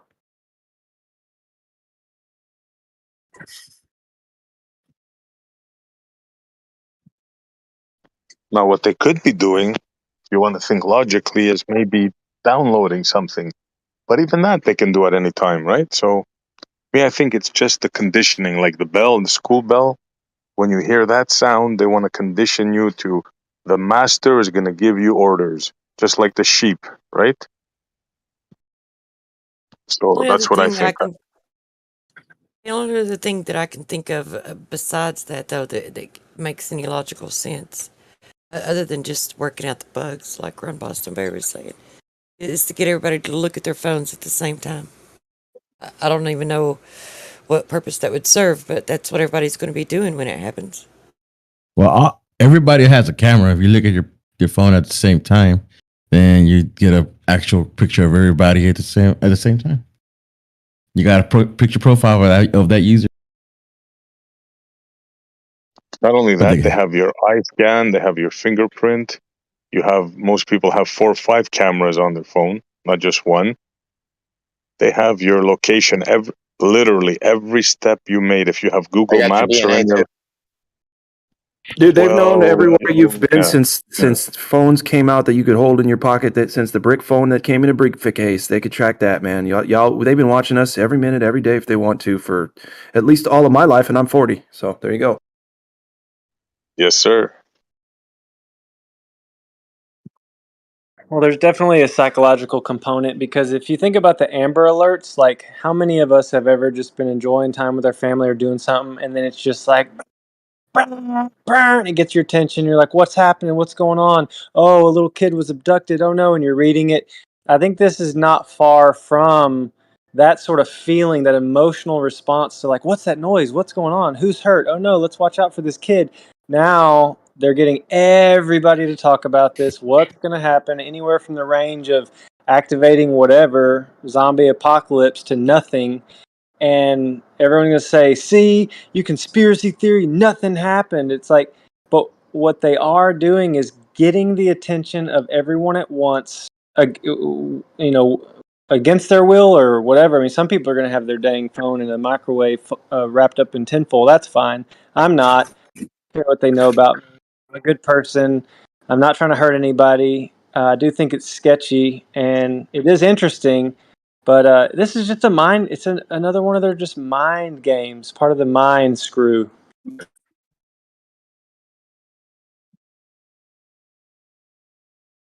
I could Think definitely about it. agree with When you that. went to school, right? When you went to school, you played in the courtyard. What was your signal to go in? Was a bell, right? Ding. Okay, sheep inside. Then what single recess? Another bell, right? Go outside, you play a bit. Ding. What single the end of recess? Another bell. You see where I'm going here, right? So this is a bell for everybody. This is just a continuation of the conditioning you were subjected to when you were a kid. It's called the Prussian education system. This is what they're doing to you today. Aren't we My 1 minute opinion. out? 1 minute to go, right? Is it really? Wow. I think so. All right, guys. It was nice knowing you as humans. I'll talk to you here in a bit when I'm a zombie. Thanks. It's been great. Love y'all. Hold on to your hats, Americans. Don't It's forget 20 we're more armed up minutes. here too. 2:20, I thought. No, it's 1 Random. p.m. where I'm at. Oh. We don't want any of your zombies up here. I don't know. I kind of don't care what time it goes on because nothing's gonna happen. We won't be able to talk, right? Technically. I don't know. No, because I'm on my computer, so I'll be here. And my phone, if my phone, makes noise, I'll just shut it up until it stops. Go back to my life. And make sure you have your bats, guns, pickaxe. Dice Slow, make sure you erase your cookies. Your browser history. I ate them all. All right.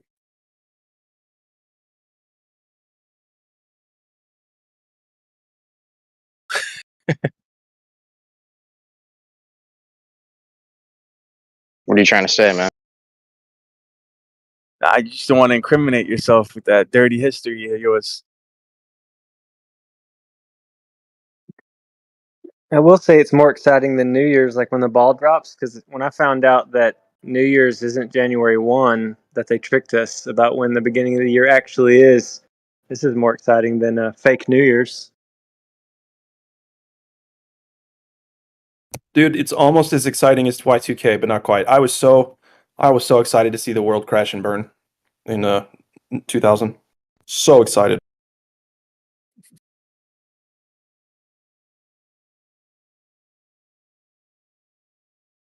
I feel like this beats Y2K because Y2K, I was fairly young. I'm 43 now.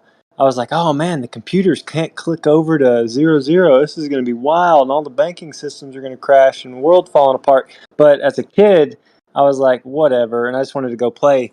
Now, with all that's going on in the world, like there's so much going on, and I'm older and I've got kids. It's just kind of like heightened awareness, heads on a swivel. What's going to happen? Let's see. I mean, I bet nothing, but it's not nothing because it's a war. It's like every phone getting pinged at once. That's weird. It's like, why are you being so weird? Just so they can test out being able to affect each one of our phones at once, maybe. Oh, I need to tell y'all this. I was in Hawaii 3 years ago when the alert came across on our phones, the crazy message, and we all looked. We were having breakfast. We looked, and it said a nuclear warhead was on its way to Hawaii and like take cover. And we were like, "What do you mean take cover?" This was before I even knew like nukes were fake, and I was like, I didn't react that much. I was just like, dude, we might as well just eat breakfast. There's nothing we can do. And then it came out, oh, sorry, that was a false alarm. It's okay, honey. You can finish your cereal. Yeah, wipe your face. Finish your cereal. It's fine. False alarm. Okay, no one's. It's honey. Finish your cereal. It's okay.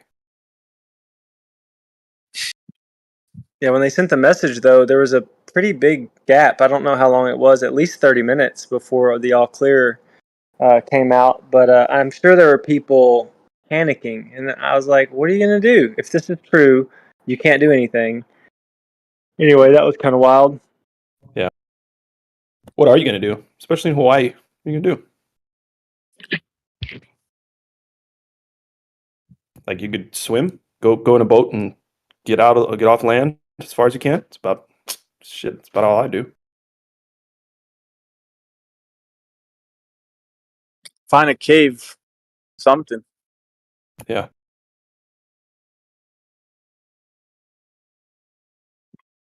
Yo, speaking of caves, my wife and kids went to Chattanooga, Tennessee, and we went and I raced the Ironman Sunday before last. But after the race, we went to this place. You could Google it. It's pretty cool, called Ruby Falls, and there's a whole story on it. But the long story short is you take an elevator shaft ride down into the mountain, and then you hike in like a half a mile.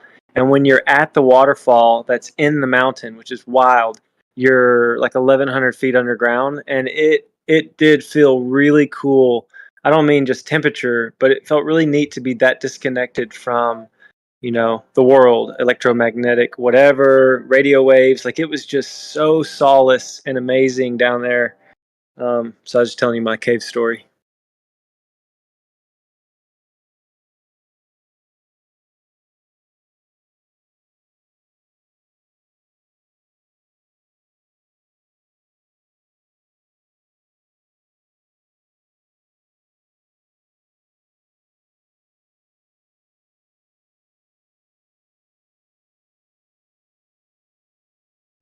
It's amazing how easily people are misled, right?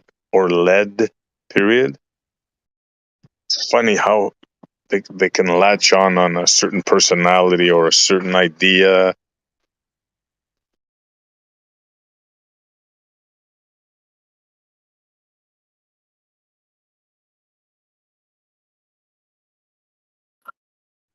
Is it in our nature to follow? Or are some people designed to follow while others are designed to lead and not follow by design? Everyone's been trained and programmed to follow herd mentality. They've been trained to, brainwashed. Yeah, the herd Is that- mentality thing is, yeah. Sorry, go on. I didn't mean to cut you off. Oh, that was good.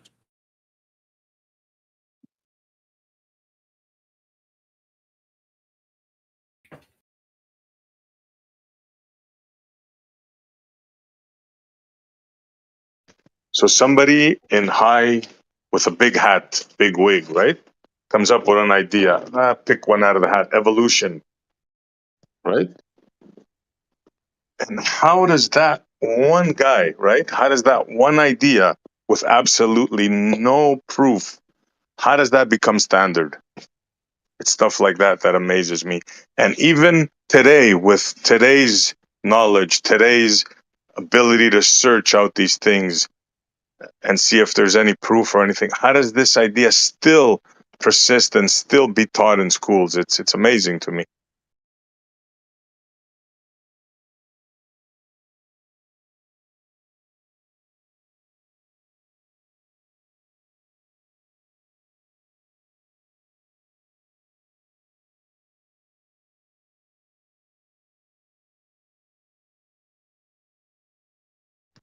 Or any idea for that matter. The Big Bang, dark matter, dark energy, orbits, all that stuff.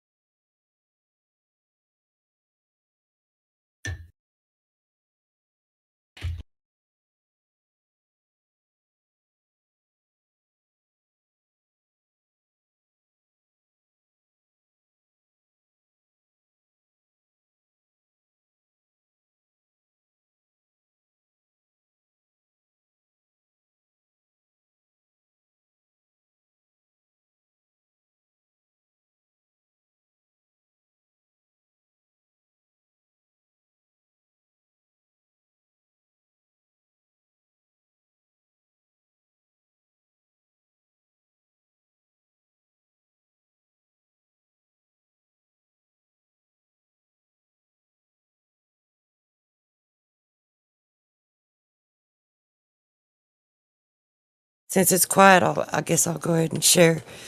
It's funny you mentioned Ruby Falls because it's actually came up for me, I don't know, maybe 3 or 4 different times over the past 2 weeks.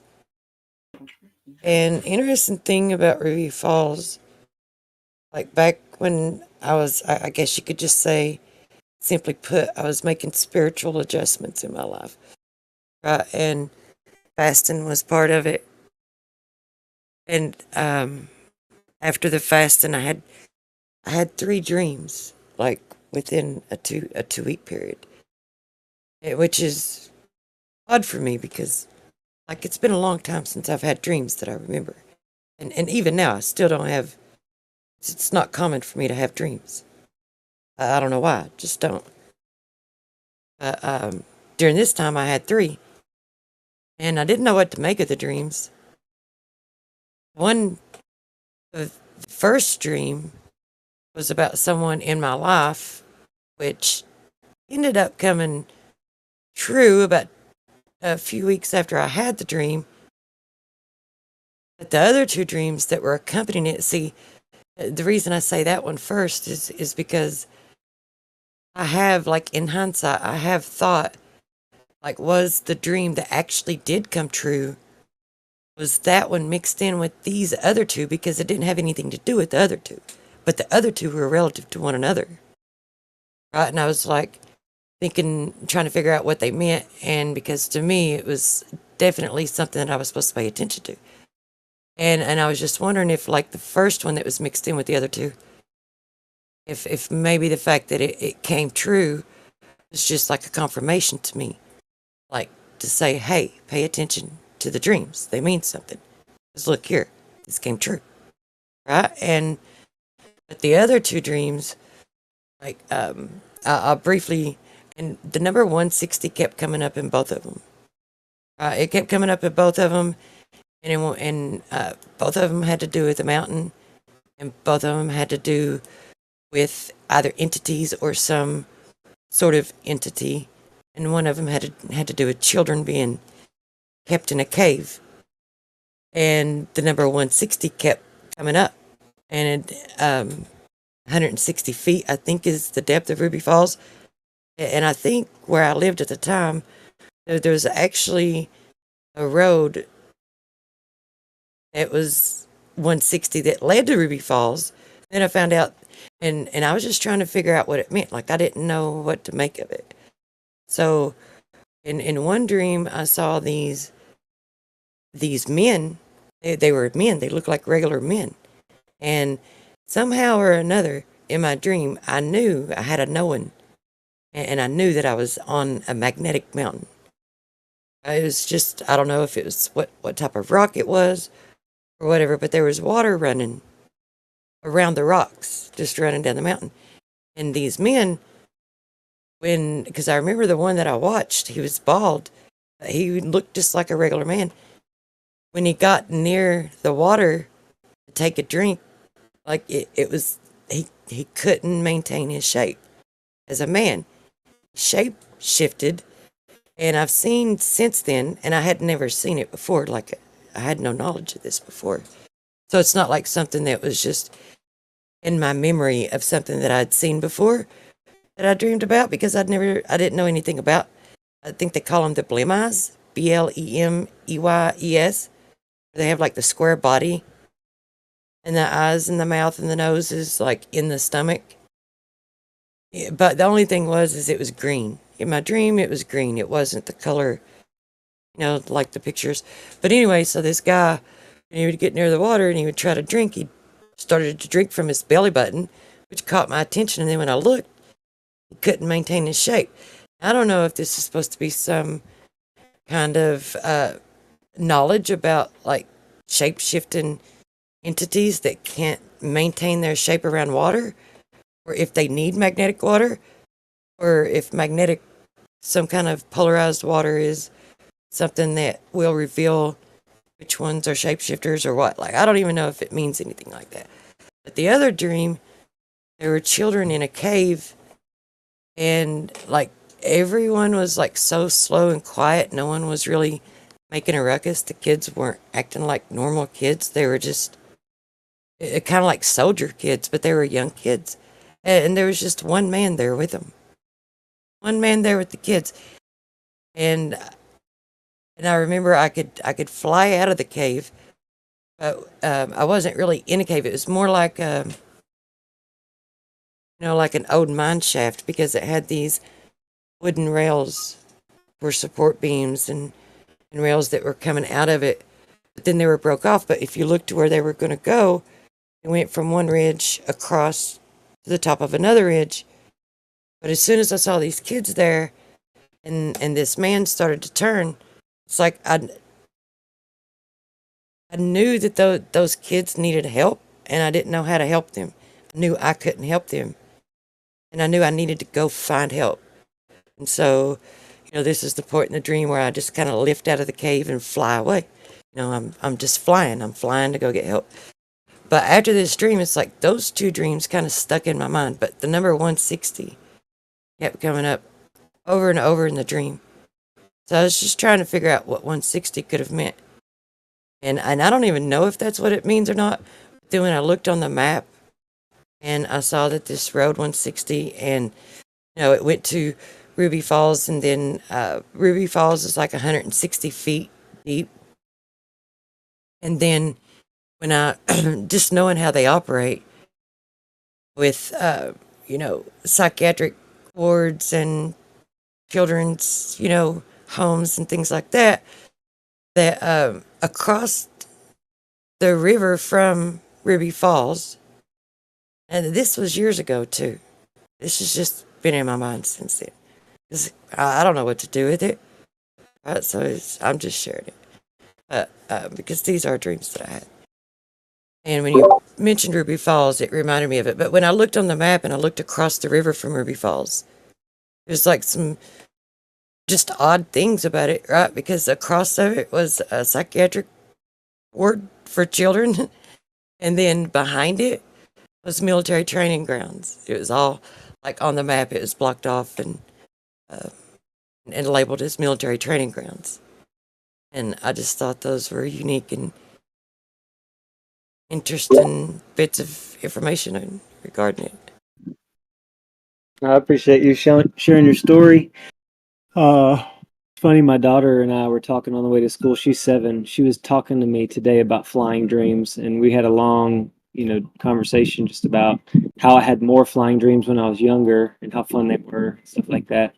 But yeah, the whole cave system thing is really weird. Like how many cave systems there are on the plane, and like how that correlates with missing persons, and how just weird it is that where the caves are is a lot of missing people. And it's like, man, there's so much dark stuff, but I choose not to be negatively affected by anything that's evil, because evil will have its day, but it will end. I believe evil will not go on forever.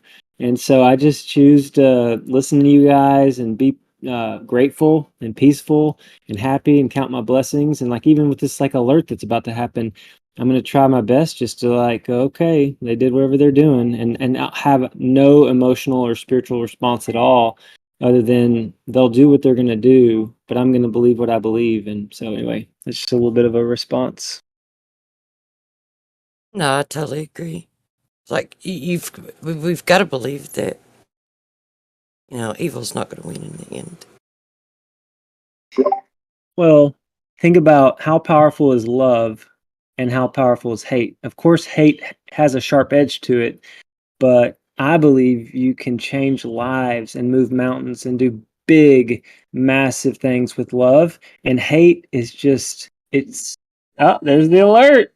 I'm normal still, y'all. It went off. It only went for a second. Weird. Anyway.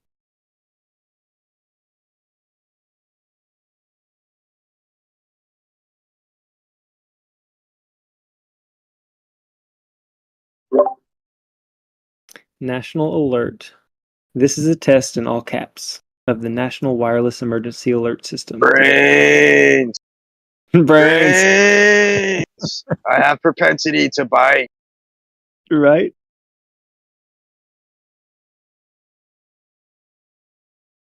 It's hilarious. I'm still here. Yeah, right. It's funny you said brains though. I remember that movie. Not what was it? Night of the Living Dead or something like that.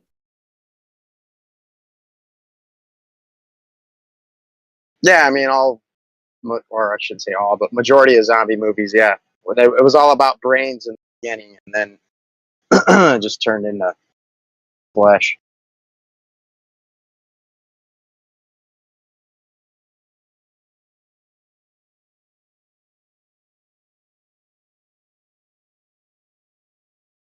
I don't know, guys. I'm kind of feeling funny.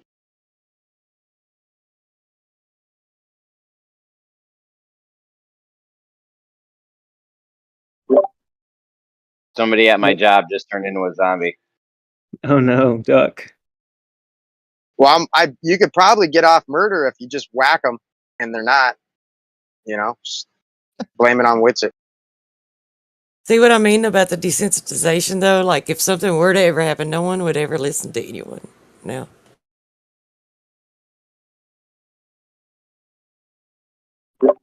I'm gonna keep reading it. Or did everybody get it and everybody read it already? Yeah, update for the federal fucking blah blah blah. I wasn't Yeah. impressed, bro. Yeah, but it's crazy that it says federal, state, local, tribal, and territorial levels. They're just taking it to the extreme, testing the capability of warning us. No actions required now, but when that alien invasion comes, this test is going to be paramount.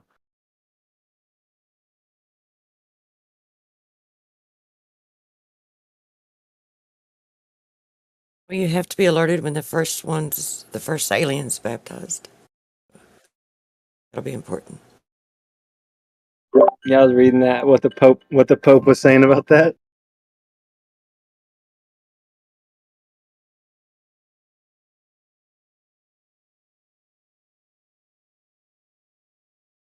I want to hear this sound. I was with customers, their phones went off, mine didn't. What the crap?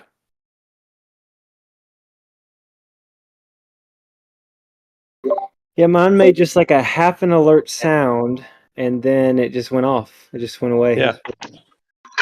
And all it did was sound like an Amber Alert or something. It's just that generic thing you get. Mine Yeah, didn't it's even weird. I go have off. all my government alerts off, and it still went off on my phone. You guys, I want to turn into a zombie. This sucks. Dude, I wanted to go battle some zombies, man. Yeah. I want to go beat the shit out of some zombies and then turn into one. Let's go. You Come could on. call me a zombie. I got brains last night from Kosho's mom. Hey. Oh, damn. Kosho, if you're out there, sorry, bro. Got Tell your him. mama said hi. And thanks.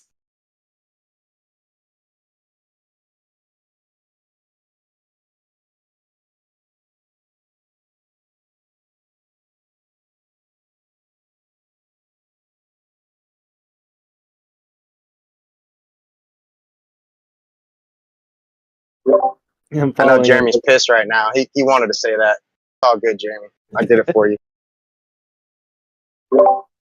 I'm following another text stream, and they did a screenshot of like their phone with the test message, and then they said it's happening. And the next one was the Terminator scene when the skeleton, the person's hanging onto the fence and they're vaporized, with the fire. Just it's kind of funny.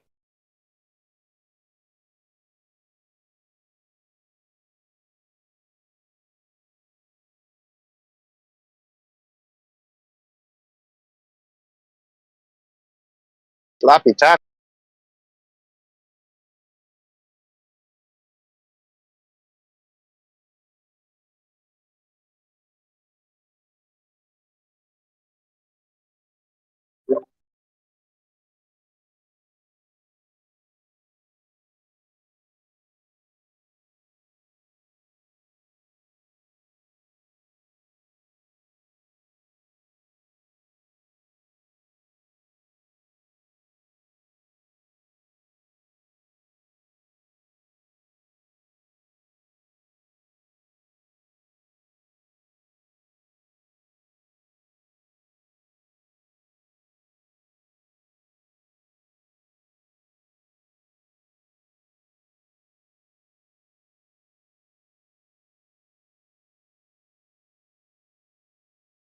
Glober zombies are hungry for brains because they have none of their own.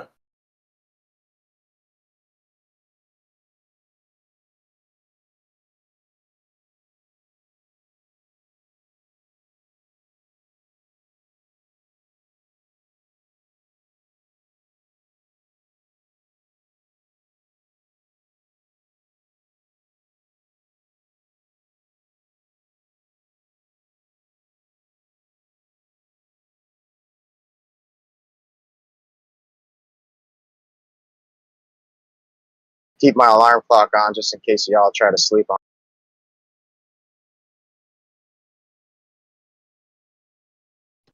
So just like I told you, a complete nothing burger, just like an Amber Alert.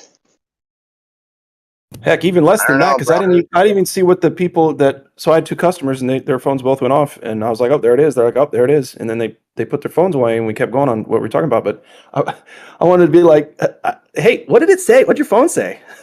Hey, what's the emergency now?"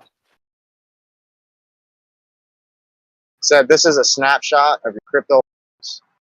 Those of you that didn't have it prior to this date, you're fucked. Holler at your boy.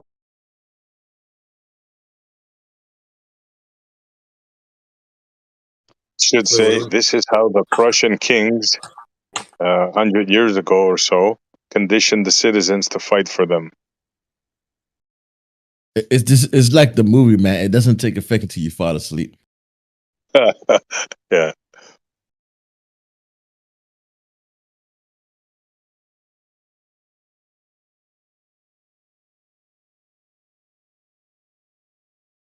It's ingenious, man. It's an ingenious system.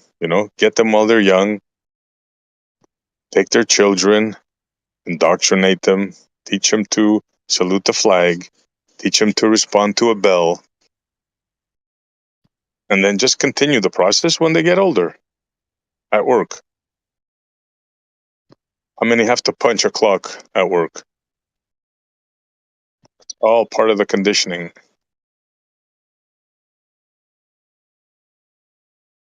What about the the Catholic Church and their bells? Oh yeah, the Sunday bells. Yeah. Time for mass, everybody. Ding, ding, ding. Come on, sheep. And I don't mean that with any disrespect, right? Let's not get triggered. I got But remember who brought it up, huh? Remember who brought it up.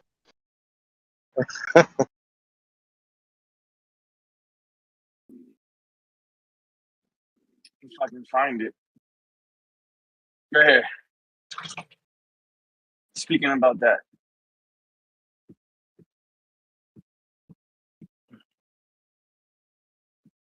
We got the cowbell. Need more cowbell. I posted something for you, Dice Low, since you brought that up. Oh, Yeah, nice. I'm driving. You can go read something, Dicelo. I will read something. I read best while I drive.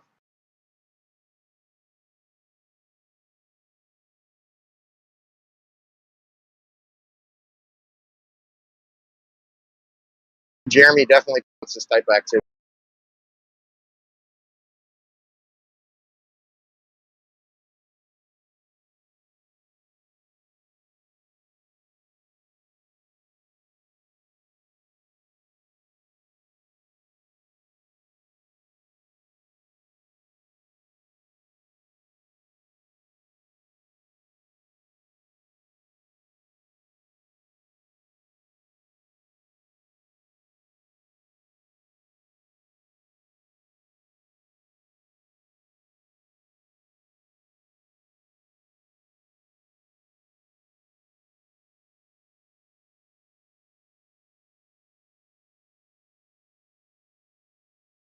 What's the last word there?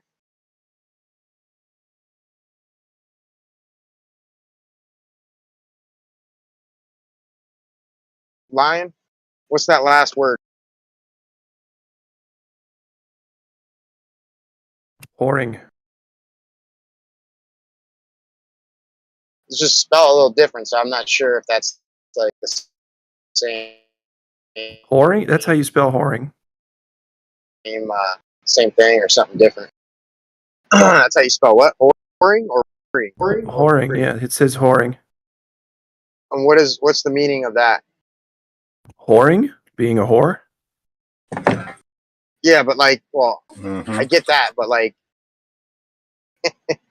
in the sense of the context of what it's, how it's being Well, you can presented, whore yourself out, right? You can whore your beliefs, your motivations, your sweat equity. You can whore yourself out to ideas, people, jobs, groups. You know what I'm saying? You can whore yourself out to anything. Can you expound on that a little? Okay, hang on. I'd actually like lying to because I want to know what the whole thing means. But when you whore yourself out, like when I was a drummer for bands, I would whore myself out. I would get paid to play shows with them on their tours. I would be a drummer whore, right? Whoring myself out. I see. Oh, I guess so. That's maybe similar to what but I want to know what the sentiment is in the passage. Multiplying your whoring. Is it talking about humans building churches? I don't know. Yeah, so you have to dig, bro. You have to dig in and realize that what religion today is not what the scriptures teach. So this is another example exposing organized religion, right? Because you have at the end of every street, at least in my hometown, right, you have a church. And you have different denomination churches. At the end of every street corner, you have a church with a high place or a steeple with a church bell, right? And where do these church steeples come from, right? And what do they represent? When you start looking into it, it all goes back to Babylon and the obelisk. And all these church steeples are obelisks with a high place in them, right? And Ezekiel is prophesying that this is what was going to happen. And it is what happened. And you're supposed to be very selective of who you allow to be part of the assembly. Not just allow anybody and everybody to just walk in. Though it might sound good, right? It's not actually what scripture teaches. So it's a little counterintuitive because you're supposed to vet the assembly. You're supposed to vet them. So we are supposed to judge. And you're supposed to it's not all about numbers. But yeah. That's basically it, man. I don't want to get too deep into it, but yeah. What do you think was the greatest church? And one, and for two, would you consider the tabernacle to be a church? Well, the word church has been hijacked. Right. It's a gathering of two or more. I understand that. Yeah. But I'm talking about a significant place of worship. Like, I mean, do you think the tabernacle fits the description of a church, or is it something more? No. Yeah, somehow along the line, the word church and tabernacle have been conflated, or temple. But a church has never been a temple. Church has never been a tabernacle, ever. Not in any scripture has the word church ever been used to describe a temple. Is it him or me? Him.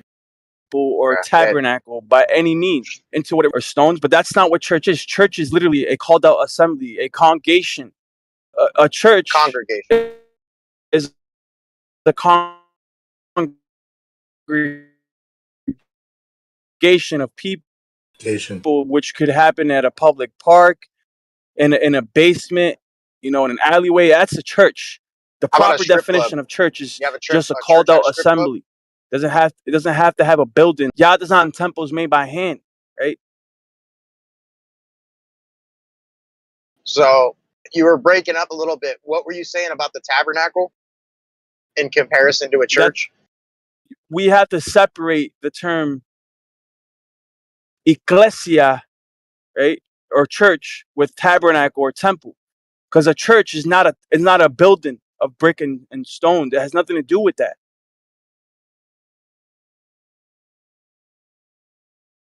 So what do you think's more, the tabernacle or a church?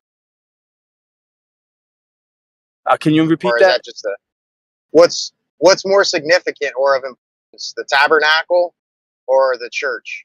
Or is it just kind of like a non sequitur question? Yeah, it's non sequitur. They're completely two different things. Yeah, man. Like they've been conflated in modern times because a lot of people think the church is like this temple or this building that you have to go to, the sanctified place of worship. Well, the body's the temple, right? That's that. But as far as the tabernacle goes, I don't know. Like I just don't feel like we talk about it enough. Or I don't feel it gets talked about enough. Not that we necessarily need to do it, but I don't know. Just seems like there's something to that. And I don't know, man.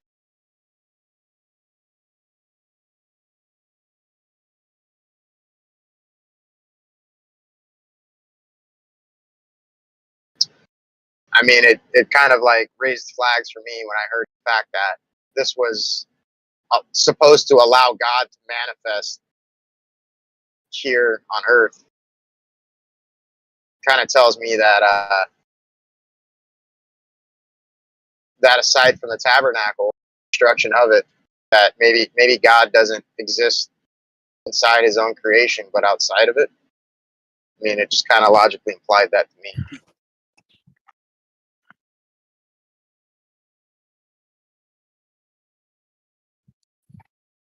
But we don't have to get into that. We could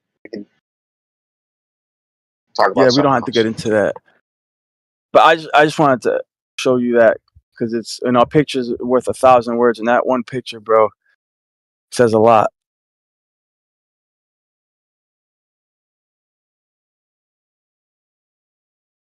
Yeah. Yeah, for sure, man. You're not going to pay your way into heaven. That's for damn sure. You know, your offering baskets, and tithings and stuff, and all that bullshit. That's not a requirement to make it through God's kingdom.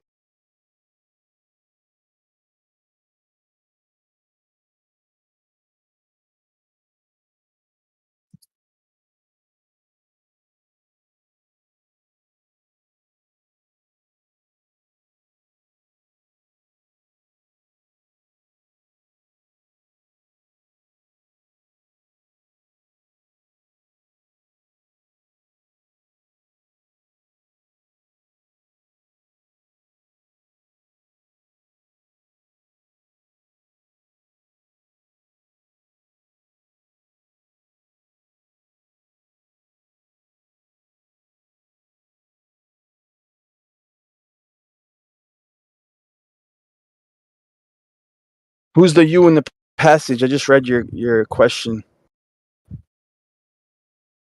Sensi. It's no Sun Wukong. Is that how you say your name? The you in the passage Sorry, what? is Israel. Oh, okay. Thank you.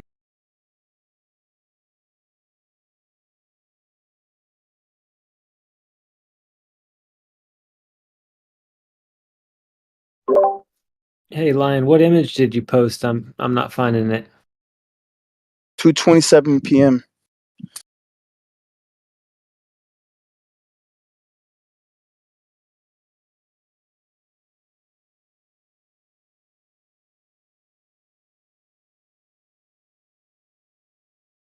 All right, I found it. I'm gonna read it.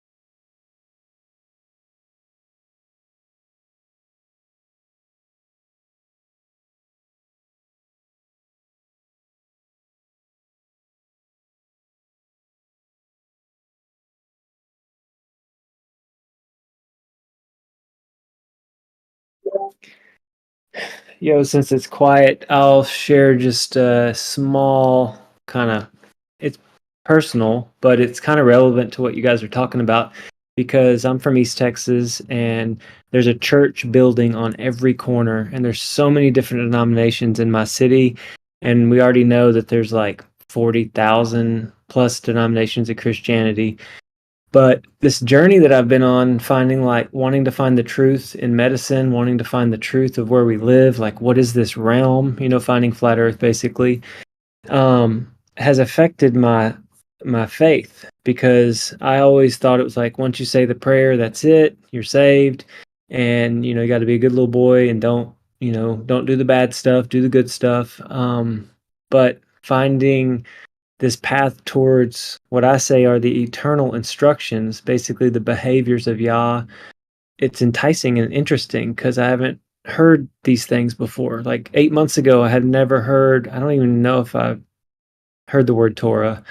And the question mark that I have on my mind and heart is, wow, maybe all the religions are inversions and twistings of the truth. And if I'm hungry for the truth, and the truth is, there is a way to live and treat people and operate. And a lot of it has to do with the luminaries, sun, moon, stars, as a calendar to tell us exactly when to plant, when to harvest, when to have these feast and festival days, get together, enjoy a meal with friends, when to rest, etc. Is it a prayer that brings your salvation, or is it baptismal? Well, in my opinion, salvation is a free gift offered by the Messiah. You have to understand that he's offering a gift to you that you can't earn by going to church. You don't have to say particular words to get it. You just have to understand that there is a Savior and that he's paved a way for us to become right with the Heavenly Father. But before we get way too off into the religious aspect of this talk, I want you to think about nature. And I'm just talking about like the woods or the mountains or the ocean, your favorite place to just kind of go and chill and get away from the city. I think nature is beautiful. I love being out in nature. It's awesome when you get away from the distractions and can just look at the trees or whatever, hike. And this journey that I've been on, it feels to me like I'm walking towards the natural and towards nature and not man-made doctrines or rules or religion, because I've even walked away from my idea of what Christianity is, because I think in a big way Christianity, mainstream Christianity, is I think pretty messed up, and it doesn't have much respect for the eternal instructions and the way the Father wanted us all, the Creator, the Maker, the way he wanted us all to live and treat each other and breathe and move. That what I'm talking about predates any kind of organized religion. This is just me talking personally about where I'm at and where I'm kind of going, what I'm seeking. And it's the truth. How do we make, if there is a creator of this place, which I think there is, how do we make that creator smile by how we live our lives and how we treat others?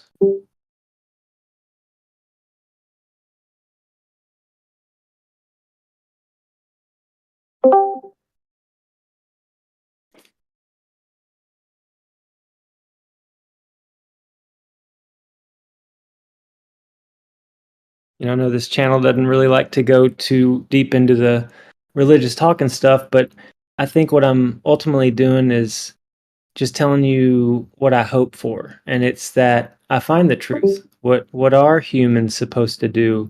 I know some people say you're not supposed to worship anything. You're just supposed to live out your life and you be you. But me personally, I want to know if I'm living right or living in a way that makes the Creator proud of me. And that may be a silly thought to some, but it's just where I'm at.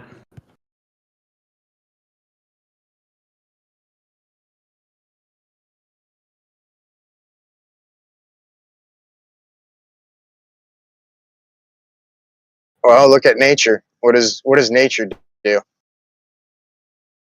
Or are you talking about birds. nature before the fall of all creation? Because like I think there was a time where everything was fractured and broken and spliced and divided. You know what I mean?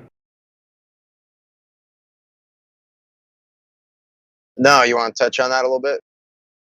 Yeah, I believe that there was a time in the past where everything was perfect. There was no death. There was no disease or decay or any of that stuff.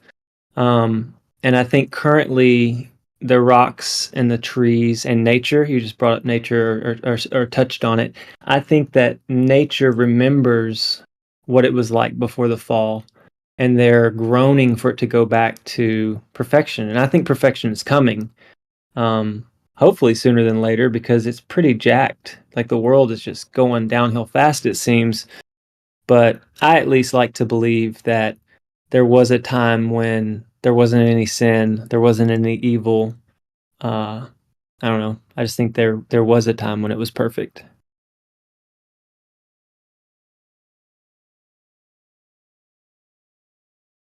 And to expound one more second to expound, so like the most beautiful sunset you've ever seen, the most amazing visual stimuli you've ever received from Earth, I think are fractured versions of what it could have been. And I'm not saying like you could say like if you took acid or something, or you took a heightening drug, you could maybe see things perceptive wise more beautifully or more vibrant color wise. But I think the natural world was so much more before sin entered the world. But that's just my faith. You know, that's just what I believe as far as kind of what transpired from the past to Well, now. your question though was pertaining to now, right? Like, what should we be doing to appease the creator, and how should we be, going about our days to do that in the most fulfilling way? So Right. I guess my question was about the now, not like prior to the corruption. Yeah, I hear you. And you know, the Christian church will say that like the law's been done away with, and all the rules and all the feasts and like what you can eat and what you shouldn't eat and all this stuff. They said, "Oh, that passed away. That was done away with. Jesus came and just made a new covenant, made a new way for us to live." But I don't think that's the case. I think that God's ways or his behaviors are eternal forever and ever and ever. And I think that we're always supposed to be resting on Sabbath. Like the human race as an entire population of the world, I think we should be not doing anything to make money on the same day and getting together with each other, checking on each other, loving on each other, helping each other out and stuff like that.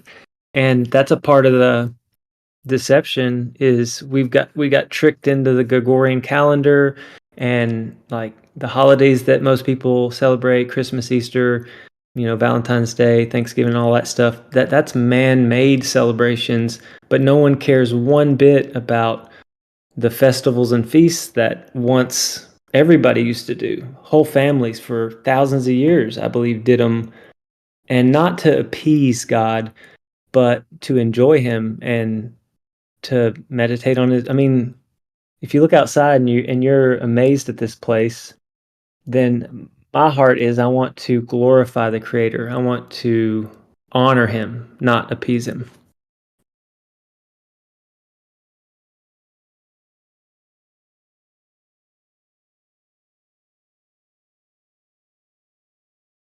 Well, then you would be Satan, because that was Satan's job, was to give glory to God until he was found with iniquity. So, good job. Yeah, I don't Hey, know, why man. am I supposed to give glory to something I never got proof that it deserves the glory in the first place? Why am I supposed to do that?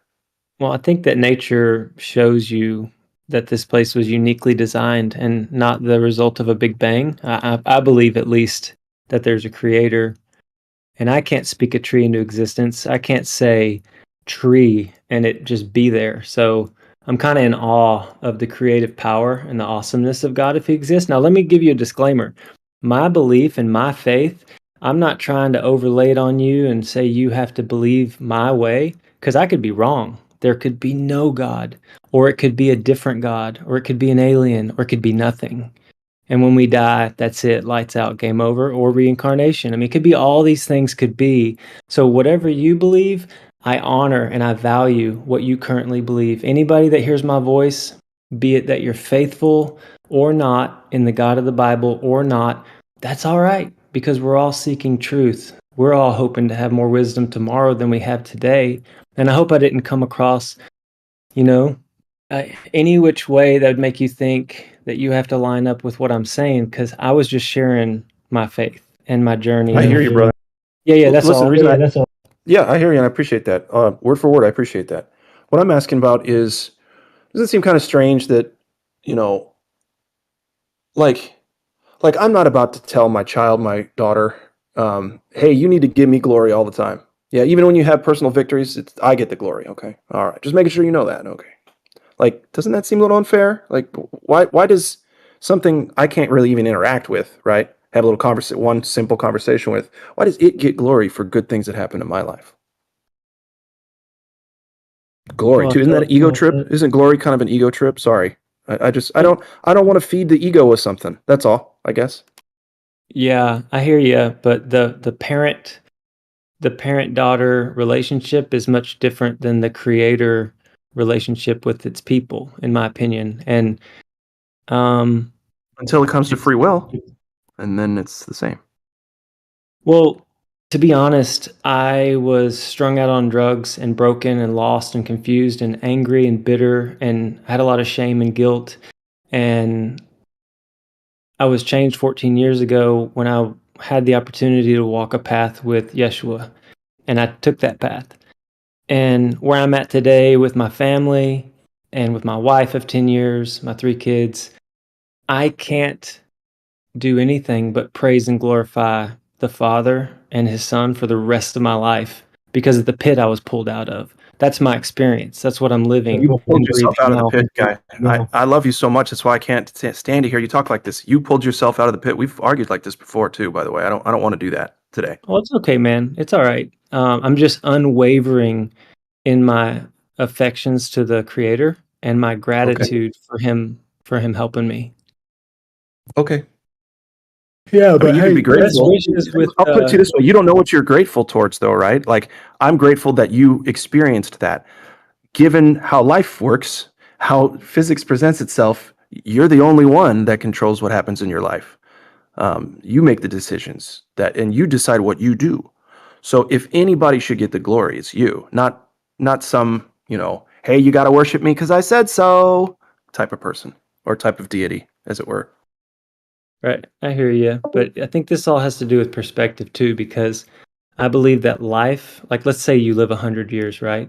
If you live 100 years, to me, that's but a vapor, a flash, a nothing. If eternity exists and I'm going to spend eternity with the creator of this place here, right here, when this place has been restored, because heaven's not up there somewhere. Heaven's going to be right here where we live now when it's restored. So I'm kind of rolling the dice, if you will, kind of gambling that by believing in the Creator and honoring Him, by letting the Holy Spirit live its life through me, that He'll be happy that I made that choice. And I could be wrong. I mean, yeah, I could be wrong, but the fruits that have come from the choices I've made are massive, and I can count them. Yep. I count them as blessings. So I'm going to just keep on doing what I've been doing. Brother, you said it right there. The fruits of your actions. Absolutely. Yeah. So we don't have any beef. Well, but why you're is, going to say somehow God had something to do with it too, even though it was all you. Well, where's the rub in me wanting to, like me just making the choice to want the Creator to smile or want Him to get glory with how I'm choosing to yield myself to His ways? Oh, okay. So it's not bad to want your parents to be proud of you, but bowing down to someone's ways at all, some things' ways. Oh, it says that it's more powerful. Hey, I created you, so you got to listen to me. Like, what if I don't? then goodbye, because I don't want to have to take orders here. You know what I'm saying? Well, to God's glorify not God's not ordering anyone to do anything, and we do live in a free will world still, and consent-based world, and I just think that the offer is there. The offer for eternal life is for anyone and everyone. Every, creed, every nation is offered salvation. Salvation from what? From what? Salvation from, I guess, darkness, sin, and death. Okay, so we have to go to the God that created the sin and death to avoid the sin and death? How does that work? Well, I think that man had free will in the beginning, and we weren't supposed to eat from the tree of knowledge of good and evil, and we did. We were tricked from the serpent. And I don't think it was Satan. A lot of people think Satan tricked Eve, but I think Satan convinced the snake to do his dirty work. And I mean, that's going to get into the minutia and I'm not a theologian. I can't debate Christianity. And I started this whole talk with, I'm finding, all I want to do is find truth, seek it and find it. And it's felt good so far to find that we're on a stationary topographical plane. That's brought me a lot of peace, knowing that we're not slinging 1.3 million miles per day through the vastness of space. That's just a fairy tale. Now I know that, and it's brought me peace.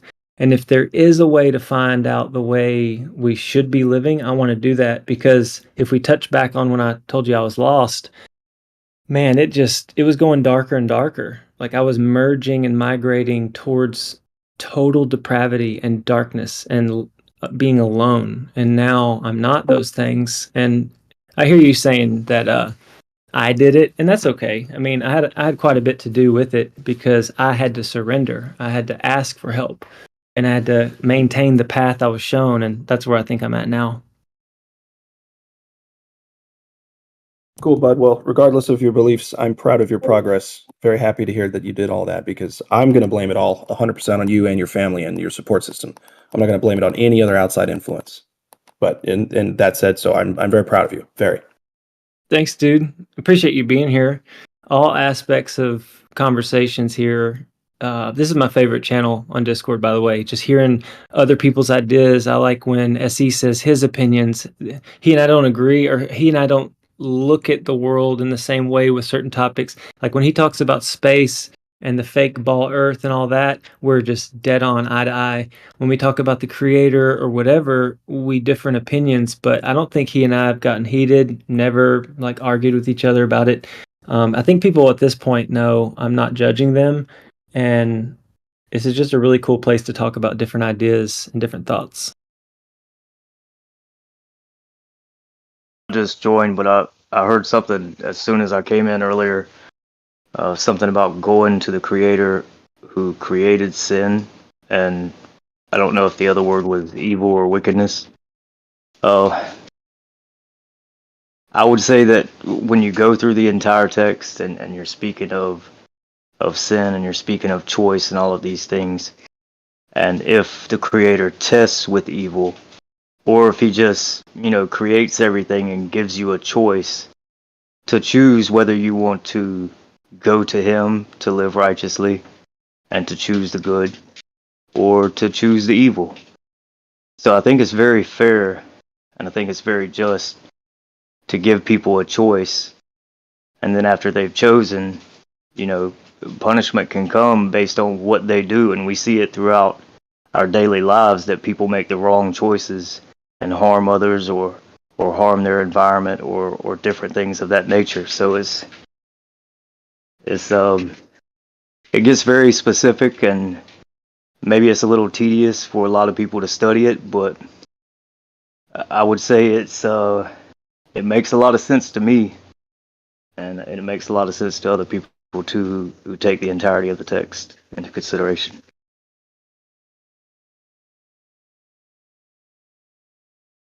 Thanks for that feedback, North. Yeah, man, all I can say is whenever I was fully leading my life and I was in control and I was God of my life, I was running myself into the ground. I was bouncing from gutter to gutter.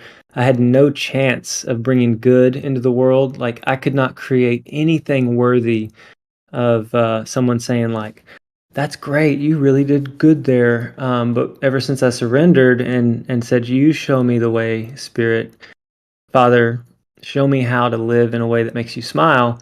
It was 14 years I've been walking this out, and I'm not near as I don't have the understanding you have of the scriptures. Like I'm diving in more and more, but being shown how to do things that are actually worthy and valuable. It's been the world. I mean, the last 14 years. I'm 34. I mean, I'm 43. Gosh, I just can't thank the Creator enough for helping me. How much He has so far, and I know I've got a lot to learn, but it's been a cool journey. Yeah, I think people often forget there's an individual choice, and we are creation, and there is a Creator, and it's so merciful and kind of Him to actually give you a choice in the beginning, and people know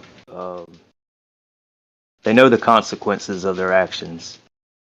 People know that when they do things to harm others, it could lead to death, and so it's not as if they're unaware and they're caught unaware, like it's some kind of surprise or something. It could be a deep conversation, man. Well, Room, thank you for letting me say a few things. We can talk about whatever you want, but yeah, you guys are great. Thanks for everything you share.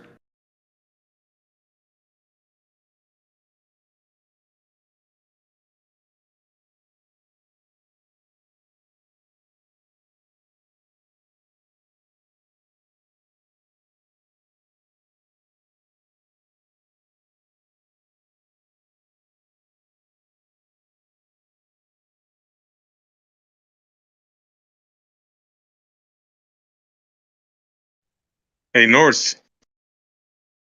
Since you're here, man, I was showing this before, but nobody seems to really know what it is. Have you ever seen this symbol before? You seem to be the most knowledgeable in this Bible stuff.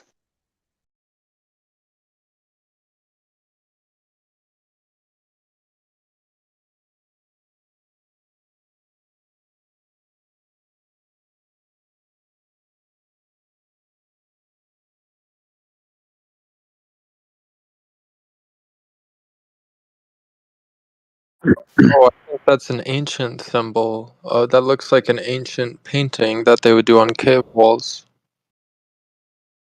I mean, I can easily pick out that this is Photoshop. Easily. You think this is photoshopped? Okay. Yeah. You could tell if you zoom in around that artwork right there, you could tell it's kind of blotchy. You could tell it's been photoshopped. Nah, bro, that's the Catholic Church. Bro, the Catholic Church has some sus shit. Oh, I know, man. Listen, you don't gotta tell me, but this image Symbol is from the Nazca lines. The one on his scarf. If you zoom in around that drawing, it's not actually there. That was literally superimposed over the Pope's scarf. It's not actually there.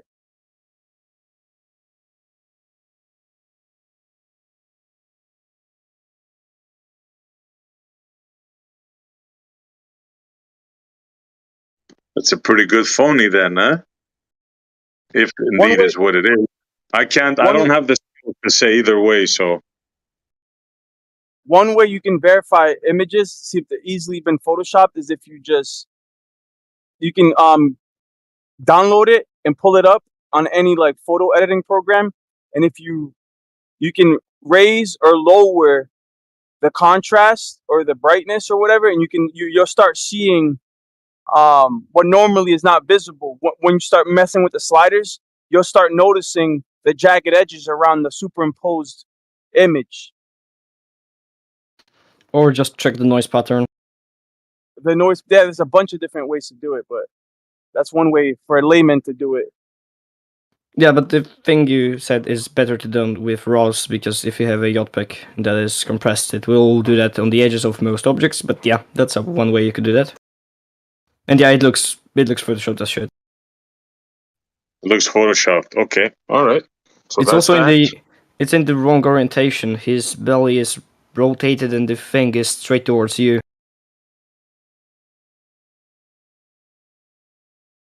All right, so that's that. Thanks, guys. That settles that.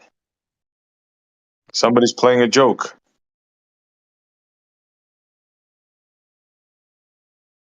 What happened? I had a customer.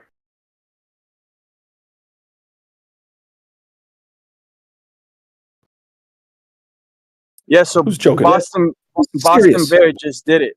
So you could tell that's been added. See how it's blocky and then it gets smooth? Yep. Oh yeah. Yep. Yep. You can tell the outline. Yep.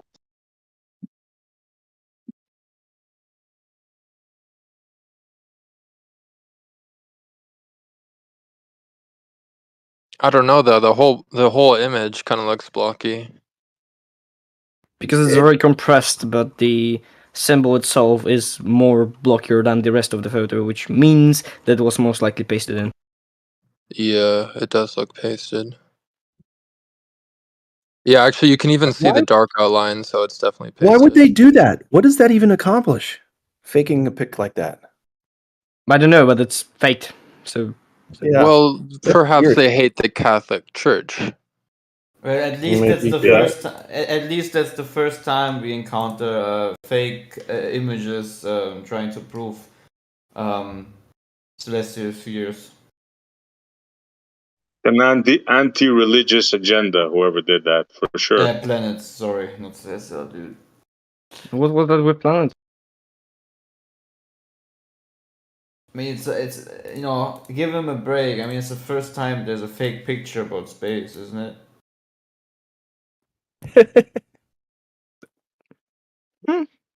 We're talking about the scarf.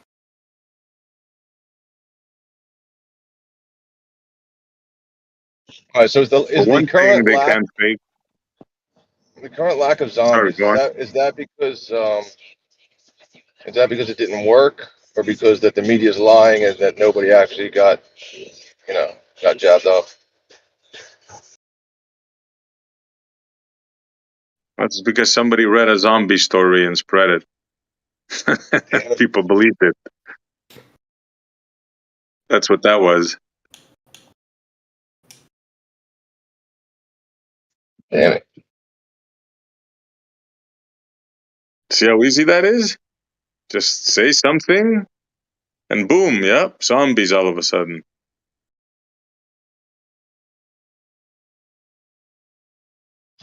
That bites.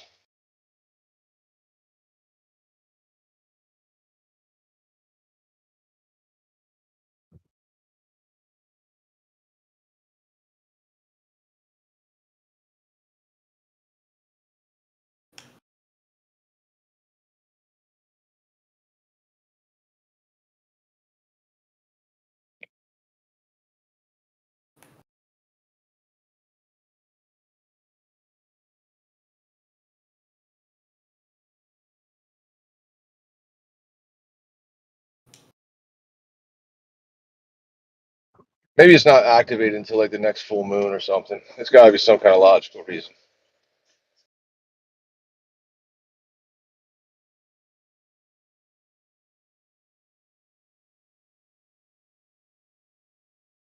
Yeah, those Nazca things are something else, aren't they? Like that one looks real.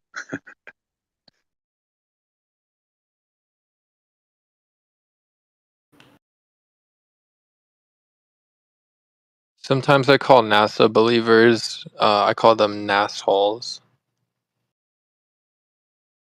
That's Yeah, the those are, comedian that's that came up with that one. Yeah, it's George Carlin joke. Try again. Somebody beat you to it. Sorry. Yeah, you gotta be original, bro. That was weak.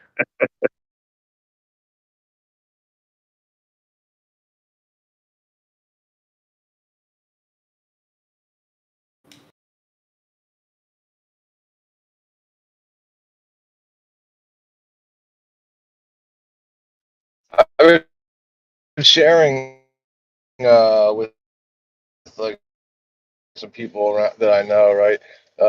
Maybe you've seen the video where the news is saying doing some kind of repairs in the ISS, and when they go cut the studio setting with the black backdrop, etc., working on a miniature portion of the ISS. Has anybody seen that? No. It's old. No. Okay. I mean, you can post it. I'd watch I wonder what the excuse is. I'm not gonna let you. I'm not gonna let you watch it. Damn.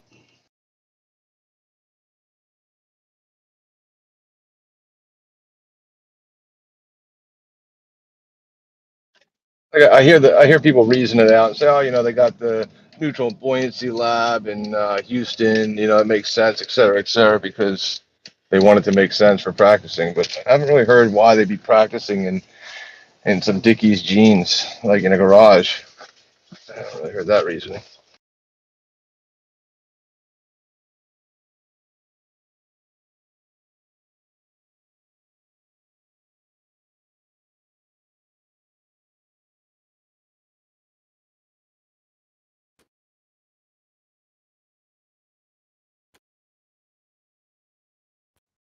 What do you guys think about the face on Mars, or how they used to talk about there being pyramids and stuff on Mars? It's interesting. Or lakes or ancient oceans that dried up in riverbeds and whatever. Yeah, you Signs want to of hear what I think? Go ahead. Yeah. You want to, here's what I think. Here's what I think.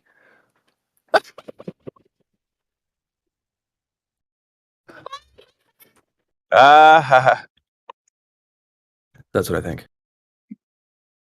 Not even a possibility that Mars could have land on it. I don't know. What's Mars? I don't know. I mean, I'm just wondering, is there any possibility in a flat Earth's mind that maybe Mars is actually land? But I prefer Snickers. It's just a ball in the sky, or it's just a star in the sky. It's not real. It can be observed rotating. I mean, Also, have we ever? Milky Way is pretty nice. But I ate way We're too not much. gonna know. That's the thing. I can sit here and say all day that I can go stand on a cloud. Unless I try to, I'll never know if I can. I can't go to Mars, so I'm not gonna say that there's anything findable there. I can't go. Actually, we have the technology. We just don't have No, the you funds. don't. No, we have none of that, dude. Well, It would be expensive, but we could do it. yes, I would go to the moon in a nanosecond, but unfortunately, the technology got destroyed, and you know it's a painful process to put it back again. So I want to know why you believe that, Sasha. I mean, if we can go to the moon, we can probably go to Mars. That's what I'm saying. So why do you believe somebody went to the moon or can go to Mars? Because I believe in the power of human ingenuity. So you believe it's possible because humans have proven themselves to you to be strong at something. Yes. Like, for example, we have a lot of really powerful technology. So, I mean, we have a lot, like, more impressive thing. Like, we have AI. Like, going to the moon is not that hard compared to making an AI. Exactly. How do you know that? How do you know that? Well, I'm studying it in college right now, so. So studying it, so you're an expert. So did you try to go to the moon and then also try to build an AI and then you figured out which was more difficult, or are you just listening to other people? Well, we went to the moon in the 1960s. So you're just listening to other people then. That's cool. I got it. Just as long as you can admit that, that's fine. Sir, I'm trying to have an open dialogue. You have to rely on human knowledge. You have to trust humans. Nope. Well, then, if you don't stand on the shoulders of giants, you'll always be on the floor. No, and I really hope you don't try to make that a quote. I like that. That was pretty deep. Oh boy. So if I lived my whole life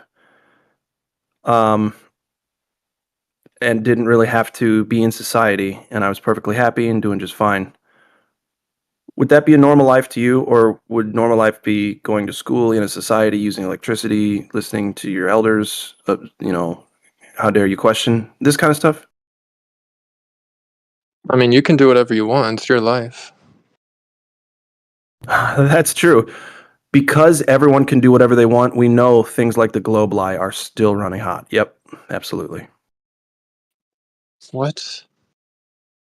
So yeah, just like how we know free speech is a thing because people can outwardly say, "Oh, I'm a woman even though I was born a man," or "The Earth's a globe even though it's flat and stationary." Okay, don't These be kinds of things. transphobic.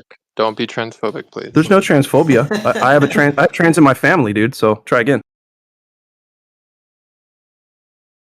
See, I don't think you kids are up to talking to me about this kind of stuff. You think you are. So do you use their proper pronouns? Yeah, well, proper, whatever. I call my brother because he's my brother. But he now identifies as a woman? Yeah, and he got all the sex change stuff too. So technically, I mean, he wasn't born a woman, but there's a lot of woman stuff going on there now. So you don't play along with the games? Well, you should be Not careful. really.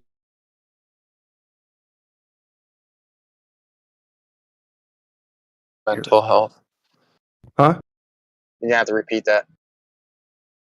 Well, after post-operation surgery usually tends to coincide with an increase in suicide rate. So you should look out for their mental health. Oh, thanks so much. Yeah. The reason that the family agreed that we were going to say, okay, we will now treat you as a male adult instead of a female, is because after the third suicide attempt, we were starting to get worried it might actually take. Oh, I'm very sorry to hear that. Yeah, you should probably watch your mouth during talks like this, especially because you sound a little curious. Are you little bi-curious, little trans-curious? What do you think? What do you think? What do you mean? I've been pretty polite. Yeah, I'm not saying you're not being polite. He's been pretty polite.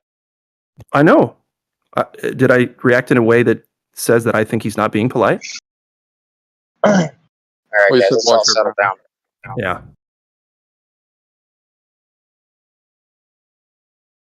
As Jeremy would Everyone's say, let's settled. all settle down. Guys, I have to take a math That was a exam pretty in calm 30 conversation, minutes. wasn't it, Vaislo? Yeah, it was. Nah, I'm just being funny, playing my part, dude. So do you know why they chose to become transgender? They liked guy stuff more than girl stuff. So But I we thought grew up they were playing born video as games a guy. together. We would skateboard and play video games together and do a lot of Oh, guy they were stuff born together. as a woman, but now they're a man. They've transitioned to become a man, yes. Now, don't get me wrong. I don't support it. Let me say it Let me again. ask you I this. don't. Hold on. I don't support the decision of that person to do what they did. It caused our family so much harm and problems and turmoil. Okay, it was not easy, but I wasn't going to watch my sibling succeed at killing themselves simply because we wouldn't say, all right, fine, you're a guy. Let me ask you this. Have you ever been beat up by your sister, brother? No, no, he's pretty small. The hormones really did the thing. So, like his hormonal activity stopped. Like it's so weird. Like he started taking the testosterone and getting ready for the surgeries and everything, and his growth just stopped immediately.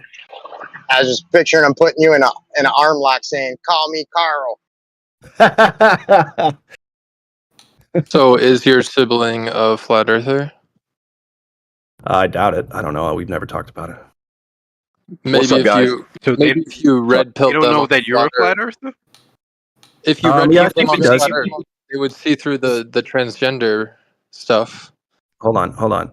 He knows that I understand the world is not a spinning globe in outer space. Does he But respect I'm that? not talking to him. Does he? Yeah, of course he does. Why wouldn't he? I don't know. Some people don't. I don't know, man. Well, some people are phobic. They're afraid of the truth, is what they are. They're afraid to consider that they have been duped. Oh my God, it couldn't be me. I'm not the one who was duped. I'm smarter. No, you were duped.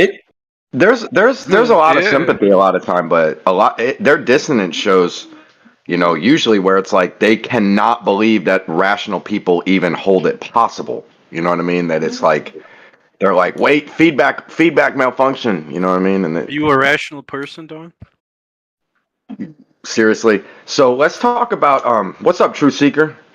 I heard him talking to you about like the moon and AI and stuff like this, and it's pretty interesting that you equated a thing that we can handle here, down without leaving us. You know what I mean? We can put it in our hands and always keep it in our hands, like the AI and the computers. And he said that was easier. That's easier than going to the moon. I guess No, I I would said it agree the with other way you. around. I said going to the moon was easier. Oh, really? Yes, sir. Oh, I get it. I get it. Okay, yeah. So it's interesting that that to me, man, I could see it both ways. I could see where you would put it that way, but I'd like to challenge it like both ways. Like one, well, why would it be easier? And then two, well, why would it be harder? And if you just think about the pattern of the history, man, the documentation, think about when all this stuff started. Think about how they started sending rockets real high. They started giving you snapshots of the horizon from miles and miles up with the V2 rocket, stuff like this, right? And we saw that stuff. It looked very organic, right? Very legit. Then they started the orbital programs, right? With the Sputnik and all these other things that supposedly did an orbit. But right there, that's where we lost disconnect, buddy. That's where the documentation, it broke loose right there, man. And if you got to recognize that pattern and give a little respect to the possibility of they playing games with your mind, dude. Don't just assume it's possible. Thank you for listening. Okay, yeah, thank you. Thanks for being civil, buddy. Yeah, I mean, I'm open to the possibility, but I just think the math behind AI is a lot harder than like the math behind projectiles. Like one's like abstract algebra behind AI, and then the rocket's Right. probably just like calculus. So yeah, I mean, I can respect that from a perspective of of the scheme of the programming needed or whatever, like it's this huge encyclopedia of everything and cross-reference back and forth always with the AI, and to whereas it's just like a A then B then C type of situation with the moon stuff. I could get that, but man, what's weird is you start looking into relativity and all these other things, man, and it's like, bro, they gotta like stop at one reference and kind of ignore everything past that, and they kind of do that. And when you look back, you're like, damn, wouldn't they have to calculate this other stuff and this other? And they're like, nah. Gravity just solves it all. Like they only have to respect, I'm saying, like one pulling body. You know what I mean? They'll say like there's a 3-body problem and all this, but they really don't. They don't do it that way. There's really 1,000-body problem. You know what I'm saying? Like, but and then why can't they make a if it's so easy, right? Why they can't make a video game that mocks it? Like their best video game, like Kerbals and all these, they don't have full physics in them. Why? That's Well, they probably do. They probably do have at least. Have you ever heard about Kerbal Space Program? It does not have it has problems with match reality. I'm sorry, Truth. Say what you're saying because I didn't listen, and then. Oh no, I was just saying they probably do actually have a video game that simulates it. Yeah, Universe Sandbox Kerbal Space Program, and if you say that Kerbal Space Program is vanilla mode, doesn't have all of the physics. You can download modes which do replicate almost all of the physics that are possible to replicate in the game. It makes it really goddamn hard. Right. Why do you say almost? And Because there's probably some equations that you won't find there, but it's 90% or even more in a game that you can play. I mean, we haven't mapped out all the laws of physics yet, but we're close.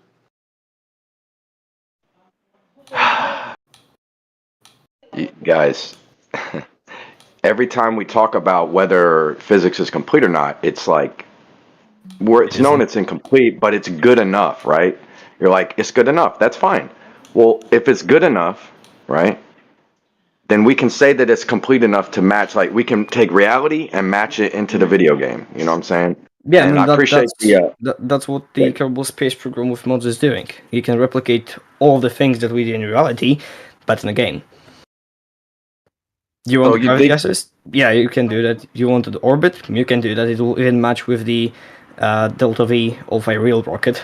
If you don't know what you're doing, then you won't really get far in the game, but yeah, it's replicating reality with the rocket science.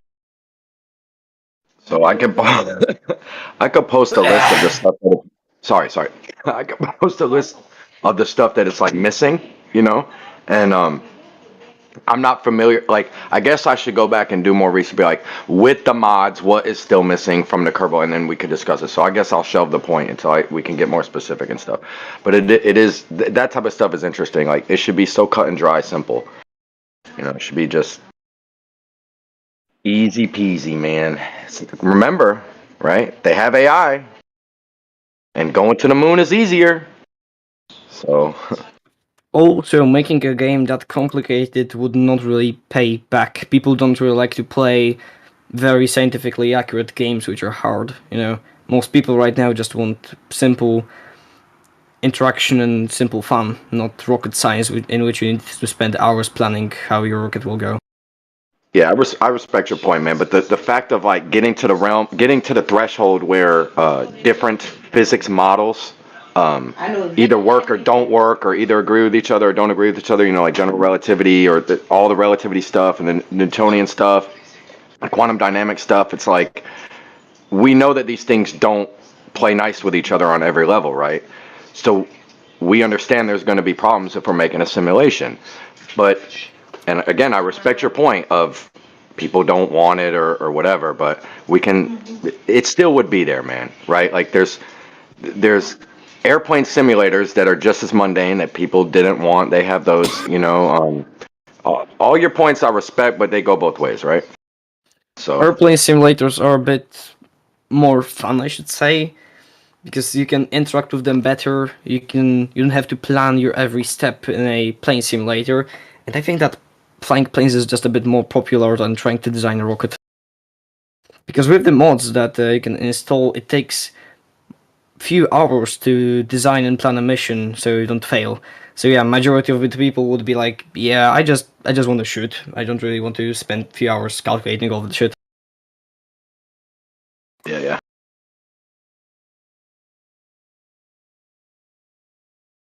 Hey man, I'm on team this, man. I'm on team this. If I was the first person to like get special tech, I would make it proprietary for as long as possible. Second, if we are going off to like these awesome places, I want to see more of it, man. Like I don't want to be in doubt anymore. You know what I mean? And the fact that there's like any doubt from groups of people who want it to be real, you know, and can acknowledge like, yeah, I used to believe that, and then, but you know, I always was like wanted more, and I started to see a pattern of the limitations and all this stuff. Like, it's got to be respected, man. It's not just, you know, irrational. Back to the, you know, Shalarity's question. It's not just irrational people that think this. So sorry if I ran away, Nate, but you know, that's the topic right there. It's like people see other rational people and then they can't believe it. They just can't believe that other people would think so opposite from them. You know, and who's to blame? There's actually a funny thing with the whole space travel and space exploration. It's majority amateurs who discover new stuff in space, like comets. It's amateurs who do that, not like organizations. Not who go there, though, sir. Not who explore there. That's totally. You're getting your point taken, but the relevance is the meat is who goes there. If I was to compare, for example, photo of Jupiter from, no, it's not close enough yet, from JUICE. So there was a mission called JUICE and we'll be going to Europa Moon. And if they publish photos at the time that I will be able to look at Jupiter, I will most likely be able to confirm that the features that are presented on there are in my telescope also. So they take a photo from close up, and they can confirm that that's what Jupiter is looking just right now with, you know, amateur equipment. So just to say, like, if there really was a way to do a lifelike simulation of this kind of thing, someone would have done it by now. They just came out with a movie about how I think people were making the Gran Turismo, right? The simulations that are so real life to life that you know, you put them in real cars and it translates well enough. You know, obviously there's training and stuff, but the point is that we could and someone would put simulations in place simulators that know exactly what should be happening. The problem with that is in the cars, etc. It's just one model made of a very specific thing to replicate reality at its best. And now try making a game out of that with multiple cars, physics of roads, trees, etc.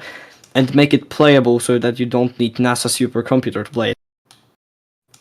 Well, but that's the point. Is that eventually, you could say that about the very first Gran Turismo game. But the more you do it, the better and more refined you get, and bigger, faster, smaller, cheaper. Right? Yeah, it's the same with space games. In history, that doesn't actually do that. It's the same with space games. They start out as some basic physics to just make you able to fly rockets, and they improve the physics so that it's more realistic.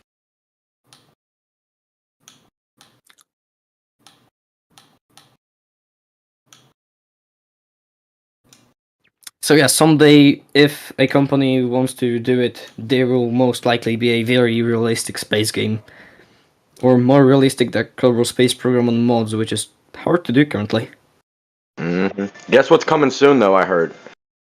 It's a couple projects. Like, you know that thing that when the hurricane chasers, they send up like a big payload like of sensors, and it's like 100 little sensors that flies all through the hurricane? They're gonna like do one of those, like for orbits, like Moon and Mars and stuff like this. And they're gonna be sensor, like, you know what I mean? It's gonna be way more sensors, like these little baby ones. Because like this new tech, and then they're also gonna do like these hamster balls. Like they're gonna do ones that land on the ground, and they're gonna have the little hamster ball tread, the little unicycle thing, and they're gonna all be like exploring everywhere, dude. It's gonna be awesome. That will cost quite a lot, and landing that on any planet is pretty hard. It's this thing though. See, America. See, we came in all this money, right? So we're just gonna print trillions and trillions every year. It's all good, bro. We got it.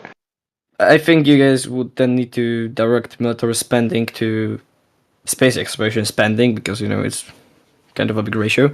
But yeah, if the American government would want a mission to send up a bunch of hamster balls with cameras and sensors on them, that would be pretty cool. It's weird, like, you know what I mean? The heavy stuff, like, we used to send so much heavy stuff, like, to the moon. Like, now, we're kind of being a little more, we're being a little more efficient with the budget these days. Man. Yeah, they're sending a They should space already, station. They should have already had these sensors. They should have been doing this already. Of course. I mean, you know, like, it's politics, man, you know? They're sending a space station to the moon's orbit. It's the Artemis mission, but the problem with landing heavy stuff on different planets is that if it fails, then you basically wasted all your money. Like with the Mars Atmosphere Orbiter, whatever that name was, they had a conversion error and it hit the atmosphere, and basically they wasted like 200 millions. Hey, can I share that anything I would share to loved ones, or what I would want loved ones to share with me? And it would just be like, you know, just take it with a grain of salt, man. You know what I'm saying? Like, just keep yourself healthy. So, you guys were talking about KSP earlier, and it sent me down a rabbit hole. It appears that the problems with KSP is the end body problem has not been fixed, even with mods, and the planets, when calculated, are calculated as point sources of mass rather than their actual size. Not to mention, nothing in the real universe can be as small and as dense as the planets in that game. Right, it's because it's funner, and sooner they'll get there. They're still working on it. I mean, you know, it's, you know. They're basically replicating gravity without the size. They're just making an infinitely dense point of mass, and they're making the acceleration go from there. But it doesn't really care about that. Hold on. I have a question about infinite density. How do you measure that? Yeah, it's in a game. It's a simulation. It's an infinitely small point. Oh, it's a simulation. Okay, got it. Yeah, we're talking about games. You know, we're not talking about real life. Infinite is 255. Kool-Aid coming through, Kool-Aid. That's what's up, buddy. This is how. Why did he ask a question? He asked the question. He left. What the fuck? No, he didn't. He's Kool-Aid. He's right there. No, not Kool-Aid. The Kong, whatever. Sensei Glad. Well, Yeah. So this Oh, is someone how they Glad get does that. away with. No, posted Glad's on still here. He both. just changed to a different account on Sensei now. Yeah, Wukong. He's got like 8 accounts or something. Hey, what's up? I actually only have he's 2 now. doing all practice these. many style. I Yeah, have just 2. answering that we're not talking about real life. We're talking about a game in which we're talking how it simulates the gravity of planets. Oh, it's so Wait, it have you simulates. guys? Hold on. So it simulates a concept that nobody's physically proven yet. Yes, so it's like it's double simulation. simulating acceleration from a single point. That's what it's doing. Okay, so But it's it doesn't. so it's simulating an idea that's never been physically demonstrated. Correct? Yes, it's a game. Congratulations. Okay. Okay. Thanks. But Right. thi- So Ken, this no, is I how mean, this is how they this is how it actually this is how the lie is makes it real in people's minds, because you have it be a simulation of something that's real, so that you think, well, this is just a game. But in real life, the quote unquote experts would do it for quote unquote real and do the math. And when we see their computer screens, it's real because they're doing it for real. But it would be really, way different though. both It- right, so it's just a computer screen either way. So or at least a little that's different. Yeah, that's don't kind get of it the twisted. point. Mathematics They are would most conceding. likely Red mathematics would most likely be different, as in expert simulations you actually need to be really close with reality, and in a game in which you make goofy spaceships you don't necessarily No, no. need that amount of realism. At least Let me. No, We're gonna challenge. no, that's exactly the point. You don't. No, that's my point. Is that you don't need it to be real because people are going into the entire presentation thinking that it is real because they're experts. it's not In saying their mind, they make it real. real. No, that's why Jaws. This is It's why Jaws is scary because it's shark when you don't see it. Because in your mind you make it scary. You don't have to actually see it, but in your mind you're thinking it's real. But It's- even though it's not really shown, they show you a crude model, and you think in your mind, well, it must be obviously because they're doing it for real and they're experts. This is just a simulation. The real thing is actually possible because they're experts. that's a But that's not weird really comparison, but disconnect. physics in KSP are not like fake physics. They're based on real physics, but they cannot be replicated The end problem, perfectly. end body problem is not something physics can even Right. solve. Pause. They can. I can show you a few simulations which show how it would go. But yeah, And that amount of specifically, No, this point source. I mentioned. Let's look. Can they do they have to treat the Earth as a point source, or can do they have units where away from the Earth you actually get differing gravity and rules based on your altitude and distance from Earth? yeah, that's the thing. It's a point source which is making acceleration towards it, but the higher you go, the less the acceleration gets. Okay, so it does at least to that limit, but it uses a point. So, well, why won't they just make a shell of a point source? Why do they have to make it an infinite dot, an infinitesimal It's dot? way easier to make it like that. It helps with the simulation to just not stutter. It is a single point. It doesn't care about the size. It just says mass, and it solves all of calculations. And it works. You realize that they're making that entire software and that entire engine is being made to replicate an idea, not real life / something that we've already seen that it's trying to emulate. It's an idea that's never actually been shown. That's the whole point, right? I think one of orbital the other mechanics things have been proven Sorry, enough. go ahead. I think orbital mechanics have enough calculations that they're pretty much proven. You can use those to predict. And one of the things that is wrong with KSP, and one of the things that going in does not work, is the n-body problem does not work in KSP, as they only model the single gravitational source. Yep. Therefore, you cannot put a craft at a Lagrange point, because Lagrange points don't exist in KSP. Yep. Well, so Kool-Aid, I appreciate this, but you're a defender of the standard model. Am I correct? Right? Am I correct? Wrong? It doesn't matter. It doesn't matter. What do you? It really depends what you mean by that. Yeah, I'm sorry. So what do you think about this point that we're making? Like, maybe there is some bullshit going on out there, because if it wasn't, this is my general point. I mean, if we could do all this, we have all these theories. You know what I'm saying? Like, shouldn't we be able to have a better game? Right? You get the point, right? If we know so much. I think one of the biggest limiting factors is the size of the PCs that are running it. I don't have that great of a PC, and if it was trying to do an n-body problem for every single source out there, my computer would light on fire. That, I think, is one of the biggest problems. Yeah. I could see navigating from like general rules of like some sort of attraction, even mass distance, but thinking like having to think in far as of the field that you're in, like warping and bending, that type of stuff, man.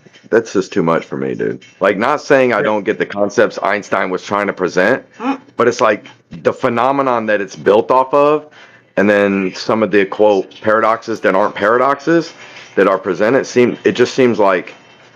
And it seems like theory of unnecessary. general and special relativity don't come into this. This is all Newtonian. Rocket science, for the most part, is Newtonian. Isn't that interesting, though? What do y'all feel about this globe different? Why, you guys? You know what I'm saying? Like, it doesn't matter.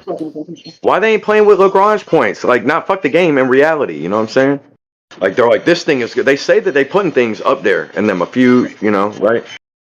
Like, but come on, man. If they could do that, they could have a game. Lagrange points are Newtonian. They're not Einsteinian. Oh, seriously? Yeah.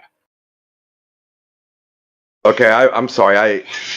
I concede my limits here, but I kind of thought that only at one moment in time. Like, I thought you had to use Einsteinian to calculate it moving through time, like the prediction This is a bad look. of the concept. What's up, Nate? Tell us more. If you look at I'm just saying, this isn't a good look for you, man.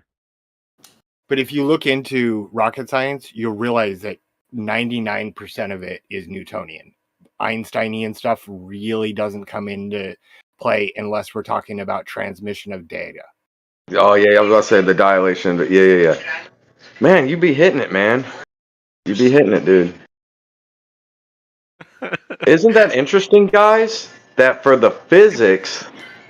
Everyone knew this, Don. Like, he's not saying something new, man. But we all know that you just adding in these like, you know what I'm saying? What he said, you don't even really need Einstein for this shit, bro. For nothing. Yeah, no one's ever used, relativity to launch anything into space, bro. Like, no globe has ever said that. That's not something people say. No, what y'all just do is y'all say time. Y'all say it's real. That's what y'all do. Y'all say Einstein was the man. He was right. It's real, but we don't use it. But it's used for everything else, for GPS signals and all this and all that. And you look into the. But GPS isn't everything else. That's like one thing. It's not like we use it in everyday life. In everyday life, we stick to using Newtonian physics and Newton's law of gravity. That's why when you guys say Einstein superseded or, gravity isn't a force, yada, yada, yada, like, that don't make sense to us. Because in everyday life, we still go along with the idea that gravity is a force, Also, specifically with GPS, that's a transmission of data, which is the one caveat I gave to rocket science, that they do use the general and special relativity. Absolutely. So in other words, for you, sorry. Go ahead, SE. I was just gonna say, in other words, for you guys, it's all right to have a dualism in your mind and in your mechanics. In other words, you can use Newtonian gravity when is necessary, but we all know that the correct version is space-time fabric, right? So it's like a dualism that you have. It's like that I find remarkable. It is. Neither of them are correct, and neither of them are wrong. They're both saying the same thing. They're just expressing it differently. One is just a bit more accurate than the other. That's all. Ain't even close to saying the same thing, dude. Not even close. Yeah. You over talking? It's not the same, guys. You know it, man. It's the same if they're both thing. right and both wrong, what did he mean by superseded? That was a clickbait article. Please refer to the math. Yeah. I can make one little statement. One is an attracting force, one mass attracting the other, and the other one is completely different. You couldn't find a more different thing. Taking time and space, making a fabric of it, and bending it. It's like a completely different. If you tried, you couldn't make that up. If I took the field equations, could I output the law of gravitation? It doesn't matter about equations. It's the explanation of two. That's literally what we're talking about. Yeah, we're talking about what's actually happening in reality. Yeah, this isn't about math is abstract. So we're talking about reality here and what's actually happening in physical reality, right? and that's Not the abstract math that's not reality. Right, and that's what I want to say. I appreciate all the soldiers. I appreciate, but look, no fringe shift, guys. Let's word with a statement. No fringe shift. Therefore, the Earth has to be stationary. Oh, but we know it's rotating. Okay, no fringe shift. Fuck your relativity. No fringe shift. Yeah. Anywho, they are Right. saying the Stellar same parallax doesn't exist. We haven't don't talk observed to it his for relativity hundreds that of way. years. It's not nice. Look, just say you're Nothing to do using with two relativity. things whenever you see fit. You use one whenever, and you use one whenever. So that's fine they're if the you want to same say thing. that. But don't say they're the same things, bro. They're not the same Yeah. things. They're not. Yeah, it's just one is more accurate than the other. No, But they're they're the same. totally different mechanisms. Same Okay, if one's more accurate than the other, then they're definitely not the same thing, right? By your own words that just came out of your mouth. I've got a quarter sitting How could here they on my be? desk. How could they be? One be more accurate, but they're the same thing. Listen, I've got a quarter sitting here on my desk. I've got a tape measure here. I can measure across the quarter. I can do it in inches. And I can find out, oh, look, it's about an inch. Or I can flip it over and I can get the millimeters and I can be more accurate. But in either case, I've still measured the quarter. And the millimeter and the inches side are different things because one of them's millimeters, one of them's inches. This isn't about the abstract math, though. This is about what's actually happening in physical reality. Once again, in physical reality, you are measuring length, Jeremy. Abstract. Right. Also, you're breaking up. So it doesn't matter if the formulas in the equation. I'm breaking up, okay. Did the quarter change sizes when I flipped over the ruler, or was it the exact same quarter and the exact same size? If it was the same thing, you would get the same result. It's not the same thing, so you're getting different results. Also, this isn't about the abstract math. That's if you know what abstract means. We're actually worried about what's happening in reality, in physical reality, not in some abstract mathematical realm. What I was trying to do is I was trying to use this analogy to show that while they are labeled differently, and one we call millimeters, one we call inches, and at the end of the day, they're both still measuring length.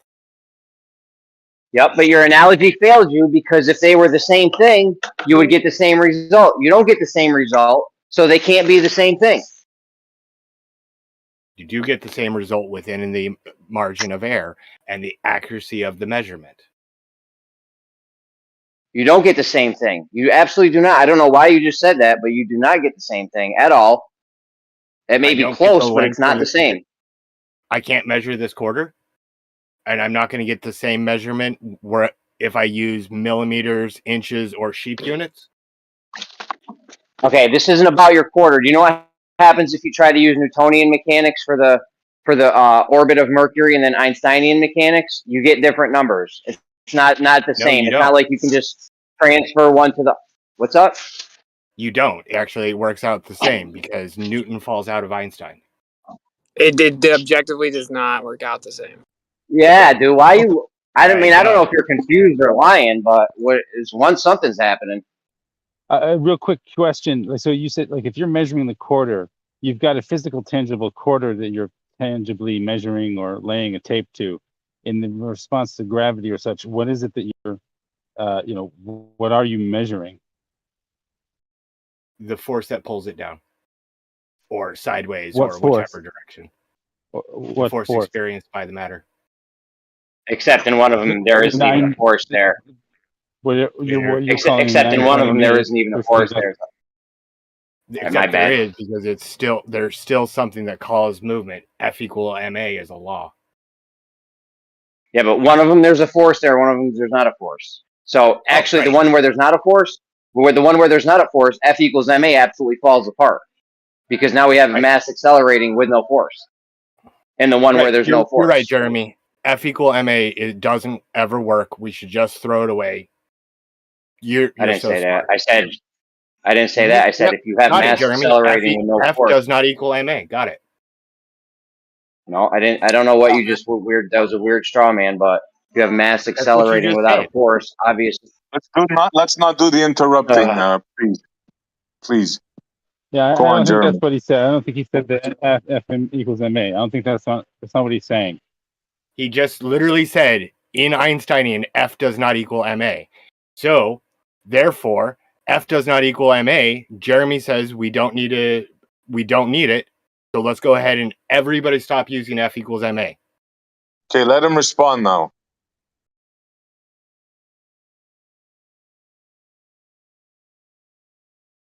Yo, that's not what I said.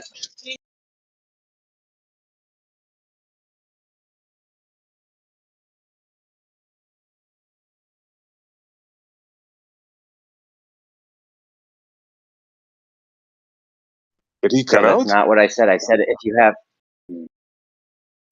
you have a mass accelerating with no force. I'm on the phone. I said if you have a mass. I'm on talking to my friends on Discord. If you have a mass accelerating with no force, then what does that say about F equals ma? Could you please show me where a mass accelerates without a force?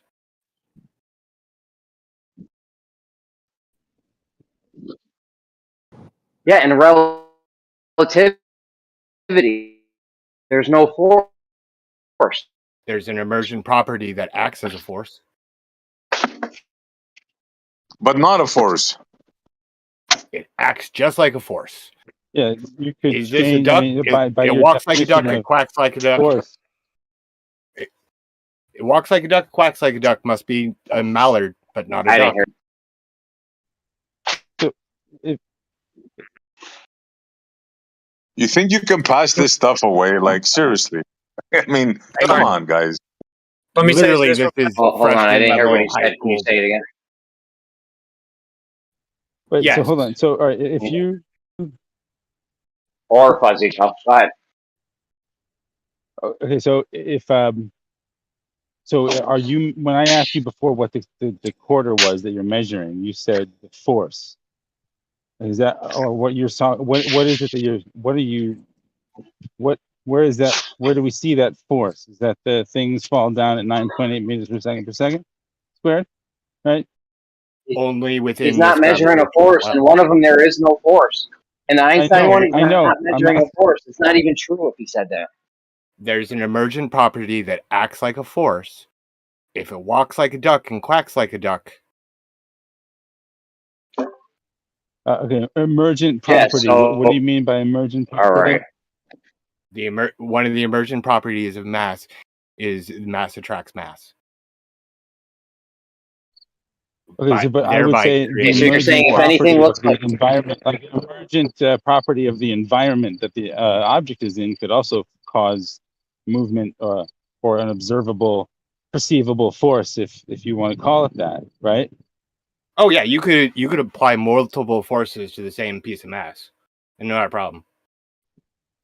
Right. So it's always Okay, so- the environment is always trumps what happens to an object. Whatever the emergent properties of the environment are, is what causes an object to do Dude, something. why are you even going through this road with him?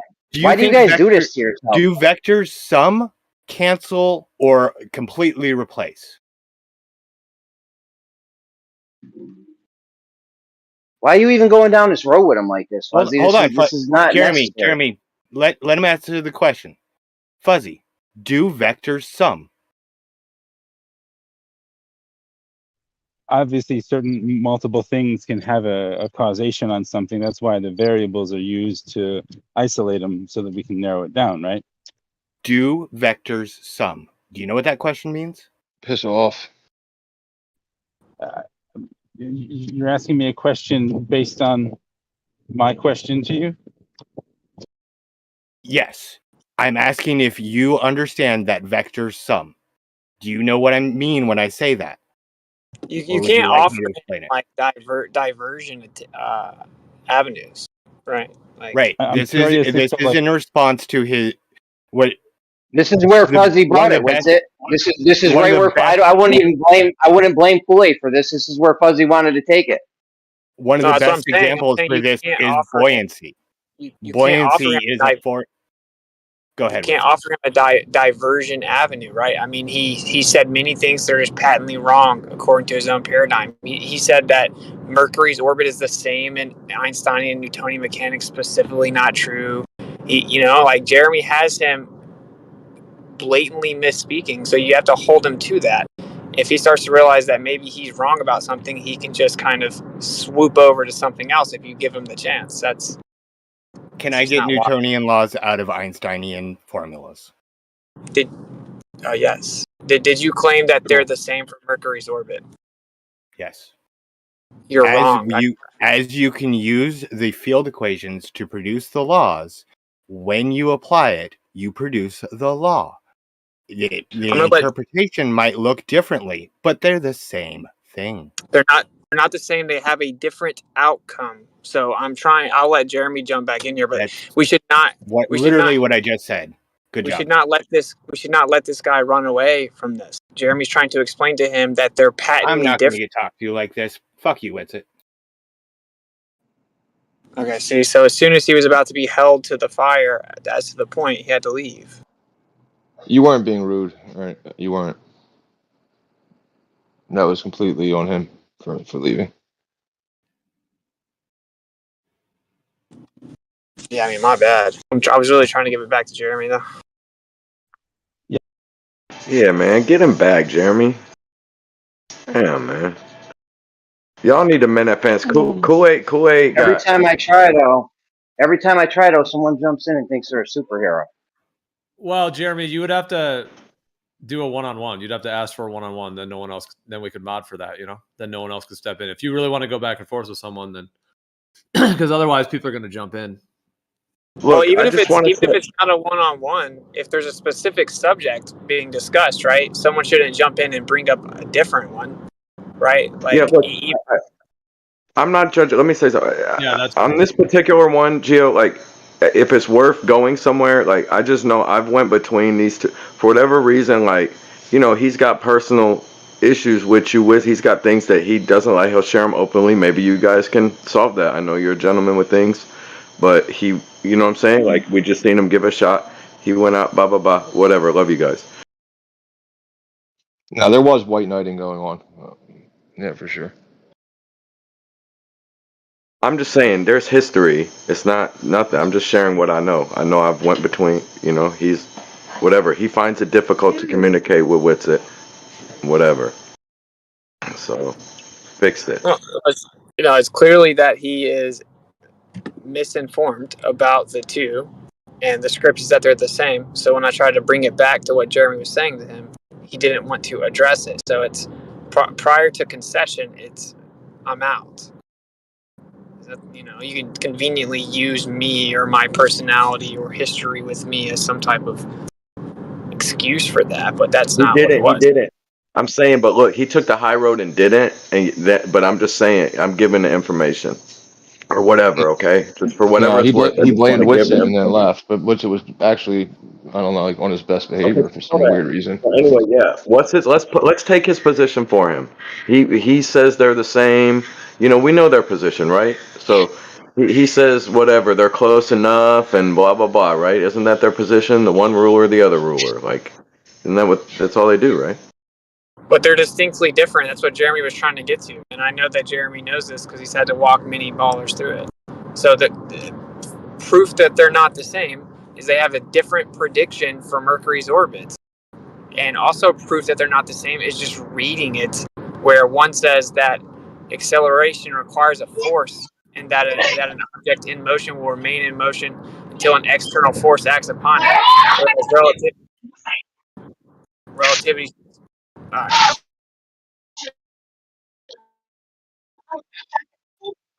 Yeah, wasn't the proof of like relativity Mercury's retrograde or some shit like that? Isn't that the whole thing that like debunked Newton and put Einstein in place? Well, that's how people will say it, and they'll claim that Einsteinian mechanics predicted Mercury's orbit, but Mercury's orbit was discovered like 4 decades before that. They didn't predict anything. They just tried to integrate an additional outcome. Sure. No, I just mean on the basis of them being the same. What How does could that they say? be the same when one replaced the other one because of that exact experience? Like, Yeah, they're distinctly different, and it still didn't even work. It was just better than Newton.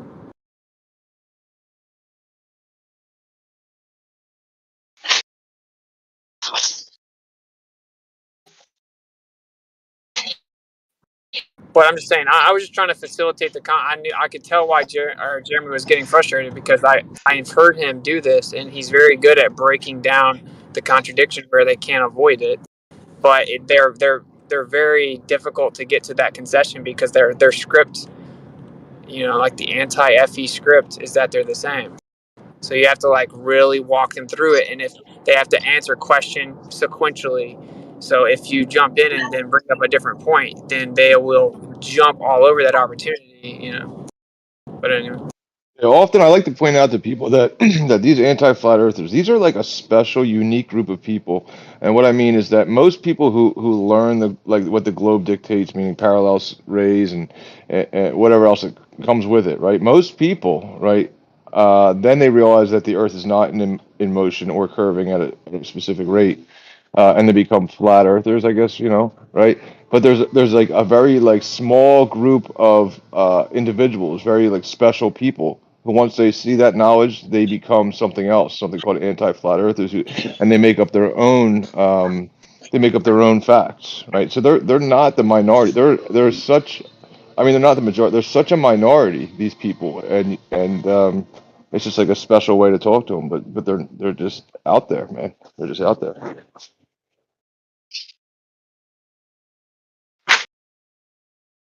Yeah, it is a huge minority in total in terms of people that will actually like actively spend their lives defending the globe, like on the internet or doing things or debates or whatever it may be. That is an extremely small category. I've often brought up my brother.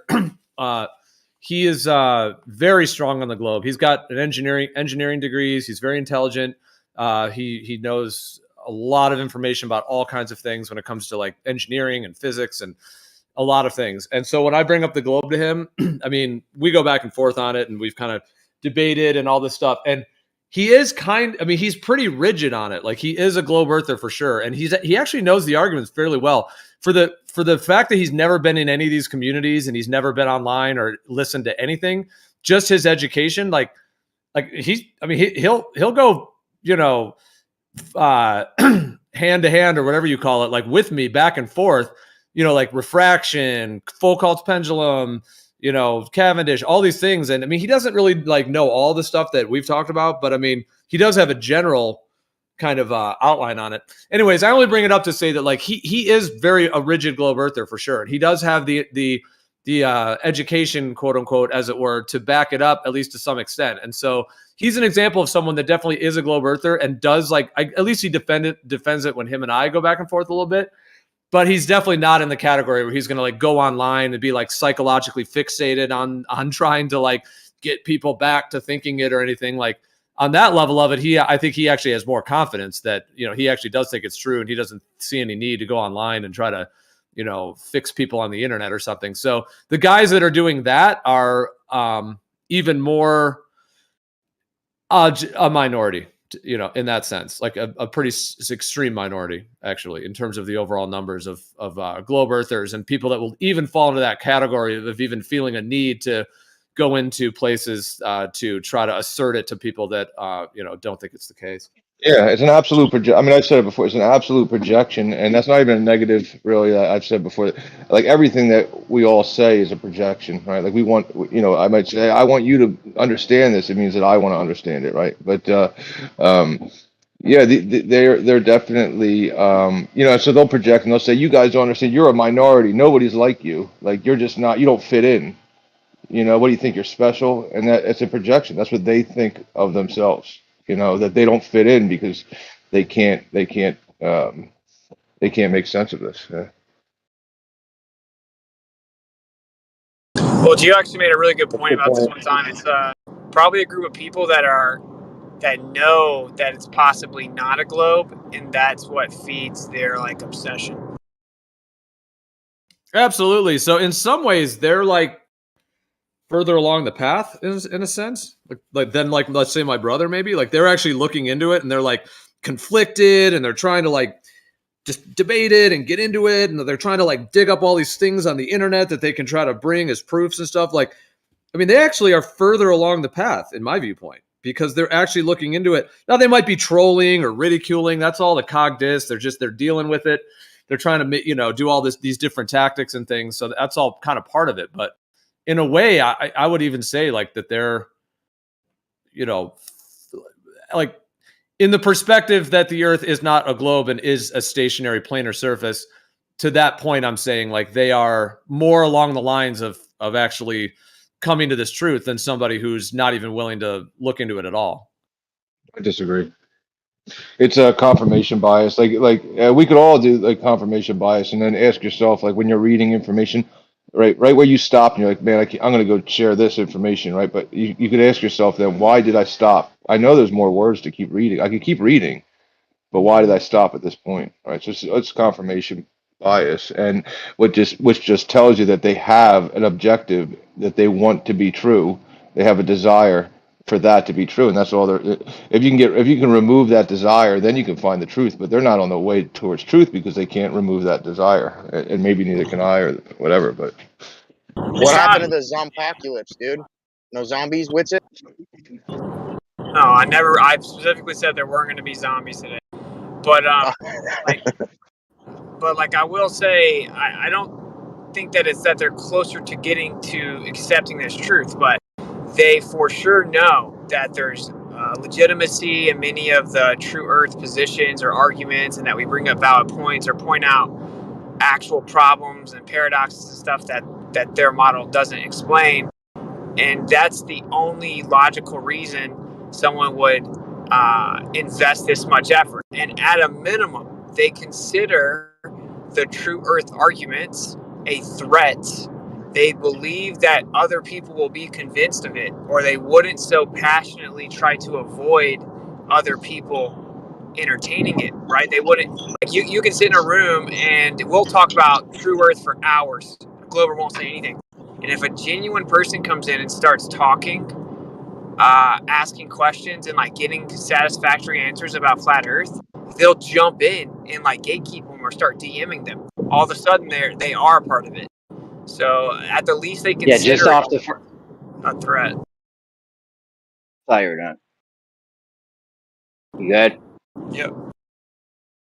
Yeah, they consider just off it a the threat first on thing you multiple said. levels. No, just off the first thing you said, I was talking to a friend the other night, and I was telling him, like, yo, if there was no legitimacy, no arguments, like, it was all just nonsense. Like, if you made a room, pigs could fly, and they didn't have any good arguments or anything, and it was just nonsense, nobody would stick around for that and fight it for years and years on end. Shout out to Concave Earth. I really think we should. I love the question. You can ask any flat earther. Nowhere. You could ask any flat earther at what point. At some point, flat earther was like, "Oh my God, I had that aha moment that the Earth is flat." Well, it's not what they tell us. I'd love to know how many Globers who've been doing this for years had that aha moment that, oh, this is absolutely true. This is 100% the globe moment. What about the non-Globers that say the Earth's not flat? Fuzzy, did you hear me say exactly that like 3 days ago? I think that's what I'm thinking about that. I don't remember who was around, but I remember I remember that being the topic, and I was like, that is a great question. And man, yes, more people need to ask that. No problem. No, it was just creeping me out. If not, I think, what the hell? No, I think it was like last week or whatever. Yeah. Yeah. But that's a great, yes, at what point did you just have, like, you just saw the absolute truth in a piece of evidence for the globe? It's like, oh my God, it's 100% a globe, no doubt. I'd love to know, that's why we're all here. Go for it. No, sorry, go for it. It's all right. I already said it. Nobody cared. It's good. Just carry on. My bad. I didn't hear it. Sorry, But I I was was stepping. he was saying I was to, just walking the dog. Sorry if I'm stepping on. Sorry. I think Dyslo was saying there's the non-globers who say it's not flat. He was saying, what about them? Yeah, shouts out to SE. Well, I don't want to say too much, but I did see a thing that apparently Bev had a talk with Fight the Flat Earth, and I thought, oh, well, Oh my god. it seems like Bev's fighting a flat Earth too, it seems. He's always screaming the Earth isn't flat, so I guess they're buddies. He got demolished. I mean, he embarrassed. Like, dude, how can anybody stand behind FTFE after that? It was so embarrassing. I had to I turned red and turned it off. That's the only argument. I mean, that's the only. That's not the only argument. You can dive into the fantasy of the globe and make other arguments within their way of thinking, but you start with Bev's argument and you have no argument. It's over. And FTFE is terrified. You listen to it, Gio? Did you listen Dude, to Bev's argument? No, I don't listen to Fight the Flat Earth. Bev's argument is. Oh, Bev's argument is retarded. What do you mean? Yeah, it's over after that because there's nothing to even talk about because it's dumb. Silly Jeremy. Silly. Hey, Jeremy, what can I do for you? Like, how can I make your phone work? Like, what can I do? Like, what? Well, like $70 fix this forever? He might be breaking up. He works at a school that seems to have like bad connection there. He's tried like getting on their Wi-Fi, but it's not like fast enough for Discord. He even changed entire phone companies to get a different type of phone. So it's just a whole thing. It's just like it's really bad signal for the data signal. So I think the only thing he could do is to get like one of those like cell phone extenders, like one of those like radiation station things that it's like a thing you plug in and it, as long as it's getting a cell signal, it'll like boost it. So he'd have to like get one of those and then like plug it into either like a central location where in the area is working or carry it around with him and like plug it into different rooms. Seems like that might be the only way to actually get connection in there. Jeremy's gonna be walking around the school with a big old fucking antenna and satellite dish strapped to his head. Yeah. I don't know. Kind of screwed, Jeremy. I mean, I don't know. I'm outside right now. Like I was outside when I said that thing. Am I still roboting or? No, you're no, coming. No, yeah. You're good. You sound like you're in the closet a little bit, but you're good. Bro, you're in the closet. You see how you guys are having a great like back and forth? It's not this awkward moment where you're just sitting there for like 6 seconds. It's beautiful. I was gonna go back a little bit to what Witzel was saying before about the globe enthusiasts against the planar stationary Earth folks. And so Witzel, you were saying, I don't know if you're still at your mic, but so you're saying that like you were saying that you don't necessarily think that these guys are further along coming to the truth of it. You just think that they at least know there's something to it enough. Like there's been enough little like truth nuggets that they've either heard or something to where they're like, all right, there might be something to this. Now and then the cognitive sets in to where it's like, okay, well now I have to like defend it and, troll these guys and mess them up because now it's like, the inability to actually like deal with it is then what fuels like the fact that they've seen that there's something to it. And then that would then ends up fueling the drive to spend a huge amount of their time trying to convince people that they'll never convince. Yeah. Like they have to consider it a threat to some extent, or it makes literally no sense, right? I mean, now they'll never admit that. And if you ask them that other question about, okay, well, we had a lot of us had a moment where like, oh wow, it's not a globe. What was that moment for you? They probably won't even say anything. They'll just say, oh, they always knew.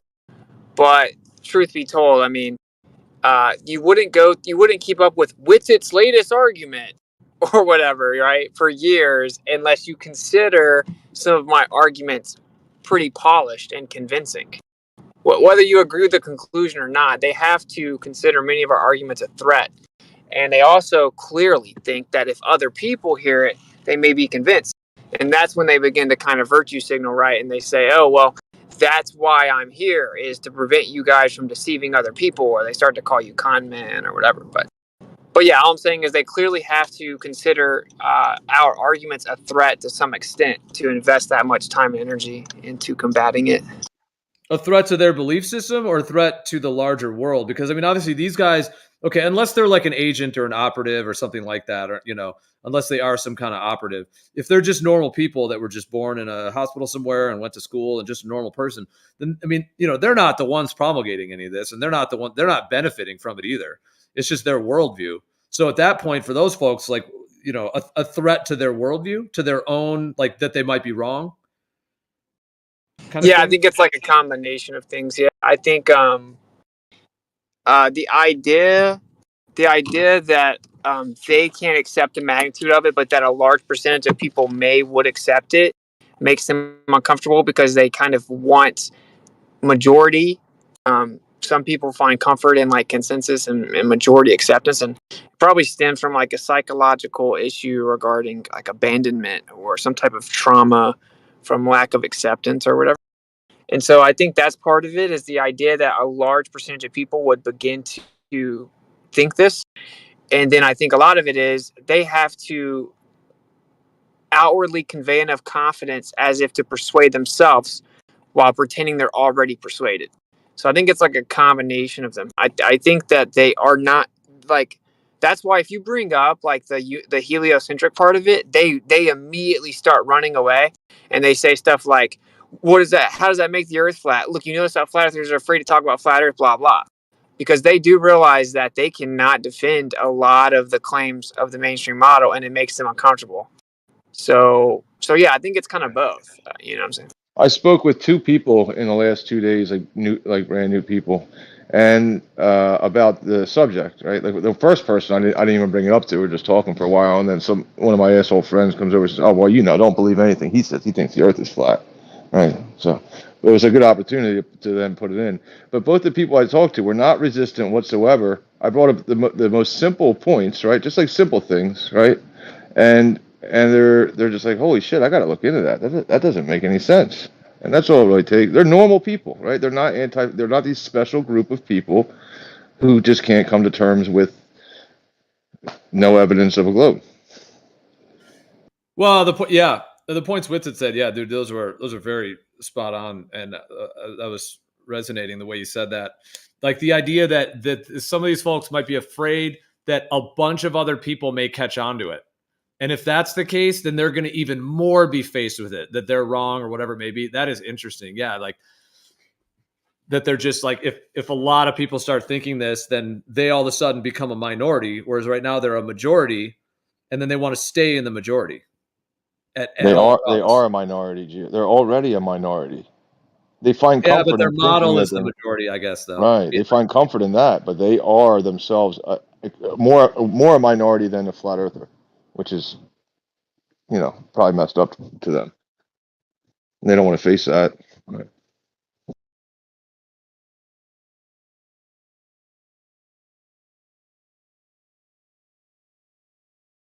I'll back up what he's saying. Every time I've brought somebody here, they have openly said like how absurd Zanuck or someone like that, the Glober, is being. You understand? They understand the flat Earth argument, and they can't understand why someone like Zanuck, I'm just using him as an example, is acting the way he's acting. They are the minority. Well, and it reminds me of I was getting, like, Issa had brought this up, and it was kind of interesting kind of way to see it, like an analogy. Or it was something to this light or this idea, which is like, let's say you're at like a concert for some band that you really like, and you're there and you're just like having a great time, and some guy next to you is, you know, or you're maybe your friend or whoever it is who doesn't like the band. They're like, this band sucks, dude. Da da da. But he's at the show. You know, he's at the show rocking out to the music, but then he's just saying how much it sucks and how terrible it is and how this guy's the worst guitar player in the world. But then you could even draw that analogy out. But he comes like to every concert. Like he's like on tour with the band, and he just keeps saying how terrible the band is and how wrong it is or whatever. It just kind of reminds me of like, 'cause some of these guys that are like, they all have different kind of viewpoints on it, but they're like disdain for anything that isn't a globe Earth, yet they're into it and talking about it and thinking about it and processing it and debating arguments and making memes. And, you know, like Whitsitt, they're already making memes about you saying, you know, leave Whitsitt alone. Like apparently Demon Stride, a bunch of people weren't here posting it, of some like girl crying, and it's like, leave Whitsitt alone. They're trying to like already like Like, this is how these guys are spending their life. Like, you never even said that there would be a zombie thing today at all. You specifically said that that it was like, you know, not going to be today, but that people were saying that. And these guys are like, that's their life. Like, let's make memes, like leave Witz alone and think that that's effective. It's just total sociopathy. It's just sociopathy. And I feel bad, dude. I didn't mean to bust your balls with it. My bad, brother. No, I would just tag that on at the end of it because I just noticed that they're trying to troll and ridicule and do that stuff because it's like it's all they have. So I'm just saying that it just reminds me of someone that's like, they're at the concert, you know, they're rocking out, but at the same time they're like just saying how terrible it is and how much the band sucks and, you know, like holding up a sign like this guitar player sucks. It's like, meanwhile he's at the show.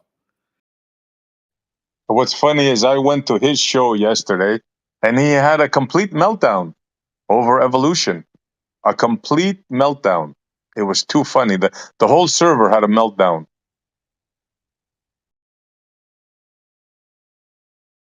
Yeah, they definitely cannot talk facts. They definitely cannot talk about reality.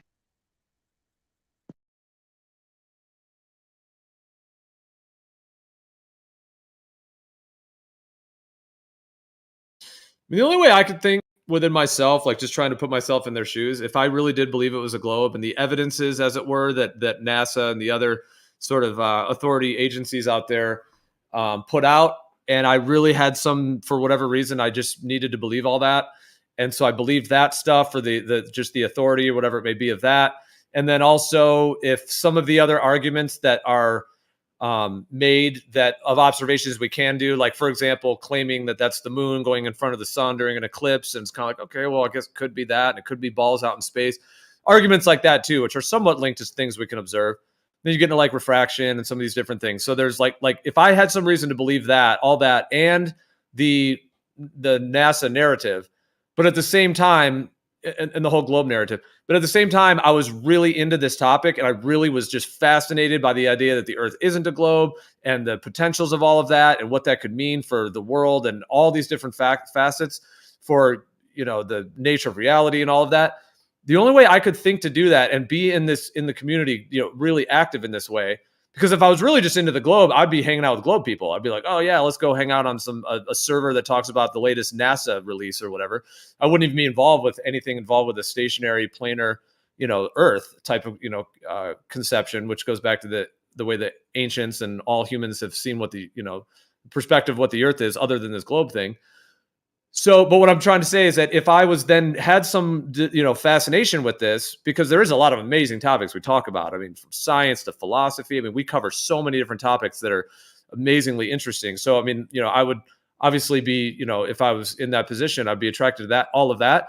But the only way I could think to do it in integrity would be to basically have a position like, hey guys, I believe it's a globe. I really do. However, you guys could be right, and this is incredibly fascinating, and that's why I'm here. Because there's something to this. That's why I'm spending my time here. And that, you know, I just feel like that would be honest. Instead of like, oh, I'm just here to troll you and just be entertained and laugh at you and make memes. I mean, that's just being a sociopath. That's not even in integrity at all.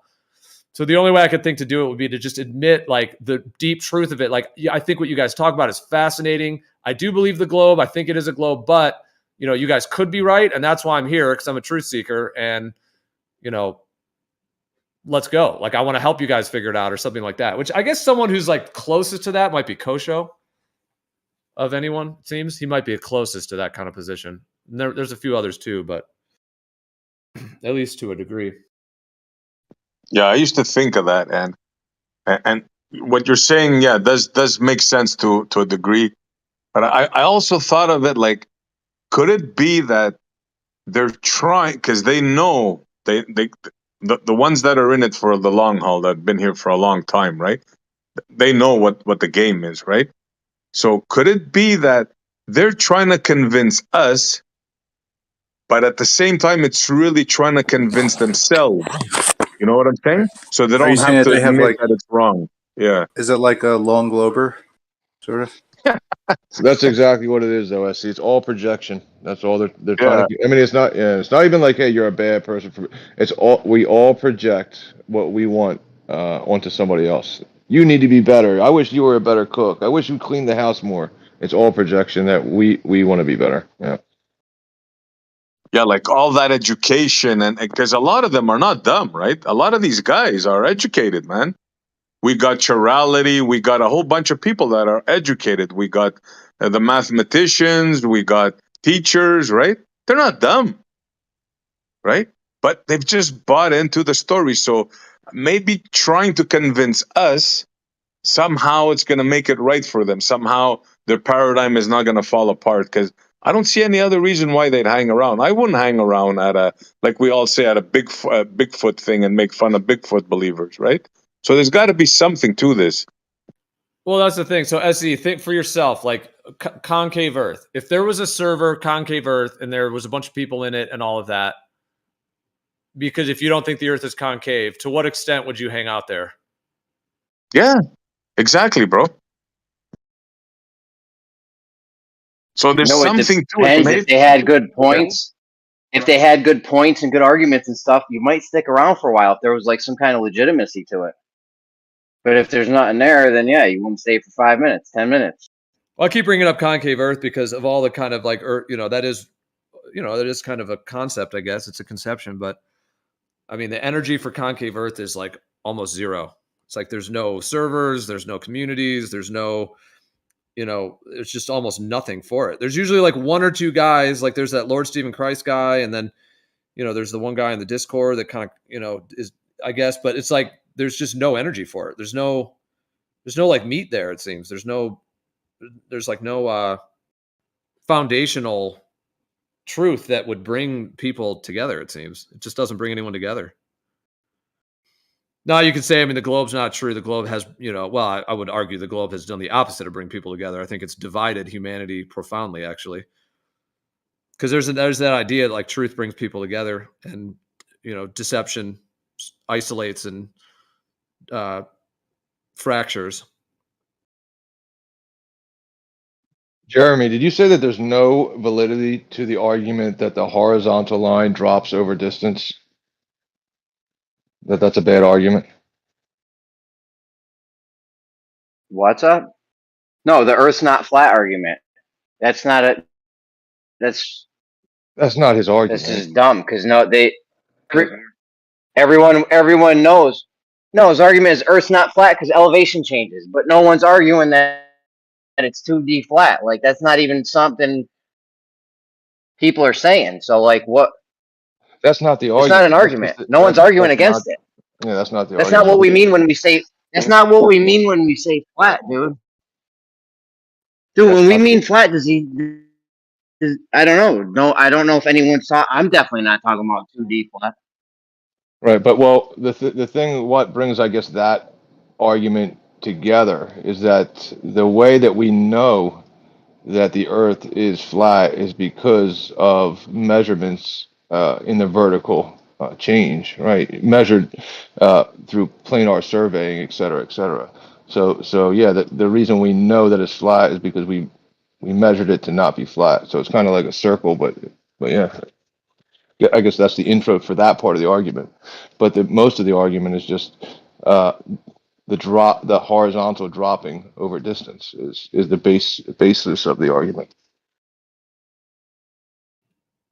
Yeah, but I mean, okay, this is what I would say about this, unless Jeremy was going to jump back. Jeremy, did you want to go? No, go ahead, because you go ahead. How do you go on mute and talk at the same time? I mean, words obviously have multiple meanings. Like you could have a beer that's flat, like it doesn't have carbonation, and nobody's saying the Earth is a low carbonation beer. So you can have a flat water, they call it, when the water is not carbonated.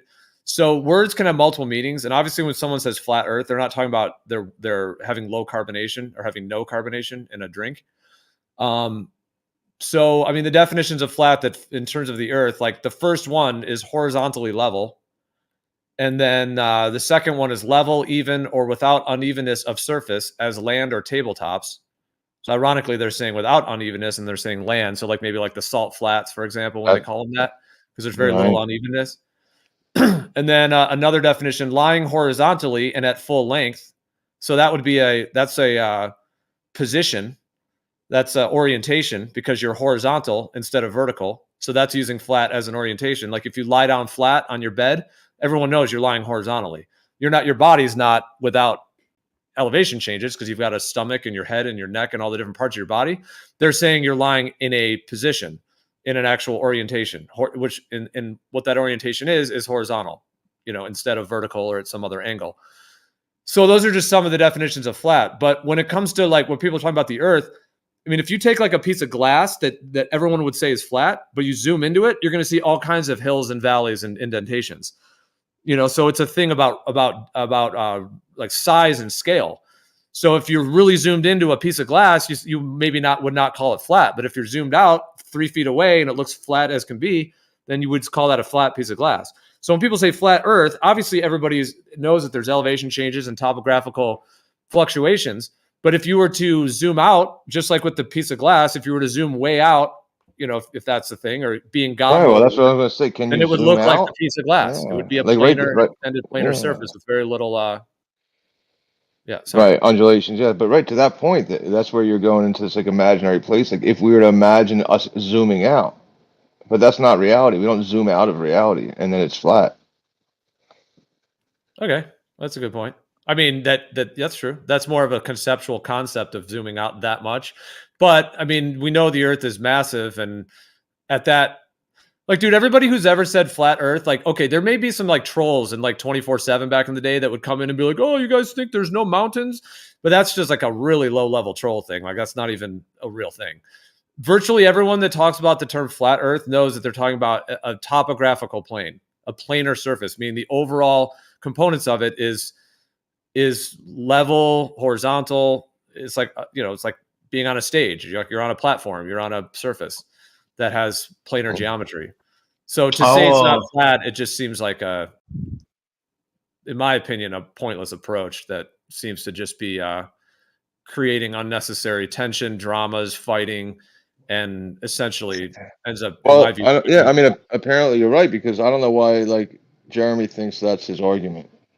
Like right away, like that's what he thinks the argument is. So maybe it does cause unneeded tensions, but there is like just okay. contradiction. What's the argument then? My bad. But my bad. What's the argument?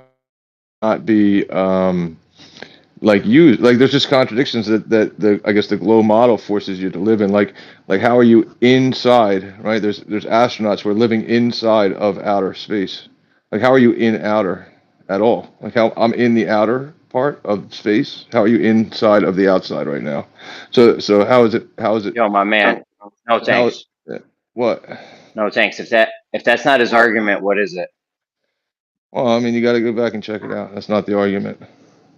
I know what it is. I said it. You're saying that's not it. So what do you think it is? Because I know what it is, and me and Gio have been talking about it for 5 minutes now. But I think it's well, say it again real quick. I might have missed it. The horizontal line dropping over distance.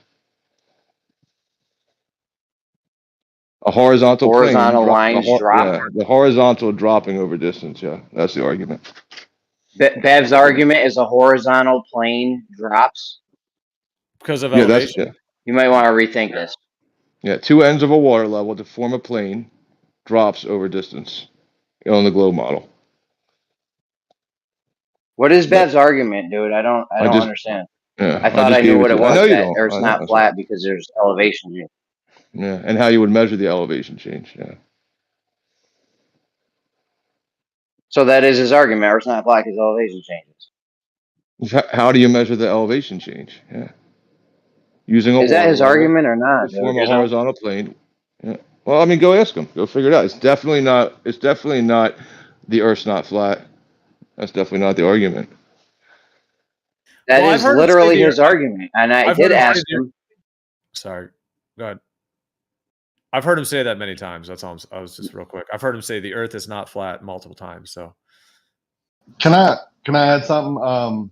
My own argument is that the Earth isn't flat because every time I believe the Earth is the land only. So, that's the way why I don't. But I don't fight against it. Like I use flat Earth because it's definitely not a sphere. But to give an example, I was in a group that I'm a flat earther. I'm a flat earther. I'm a flat earther. So for like 2 years, one of my good friends in that group thought that I was crazy, right? That I didn't believe in hills and valleys. I mean, seriously, because I used the word flat earth. So Bev doesn't use it because it's like a misnomer. The earth isn't flat. You can measure it not to be flat. That's all he's saying. He's right. You can't say he's not right, but that's just the way he approaches it because he doesn't want to be misunderstood. Yeah, Rakia, I think I might have told you before. I have a friend, good friend of mine. I've been friends with him for decades, right?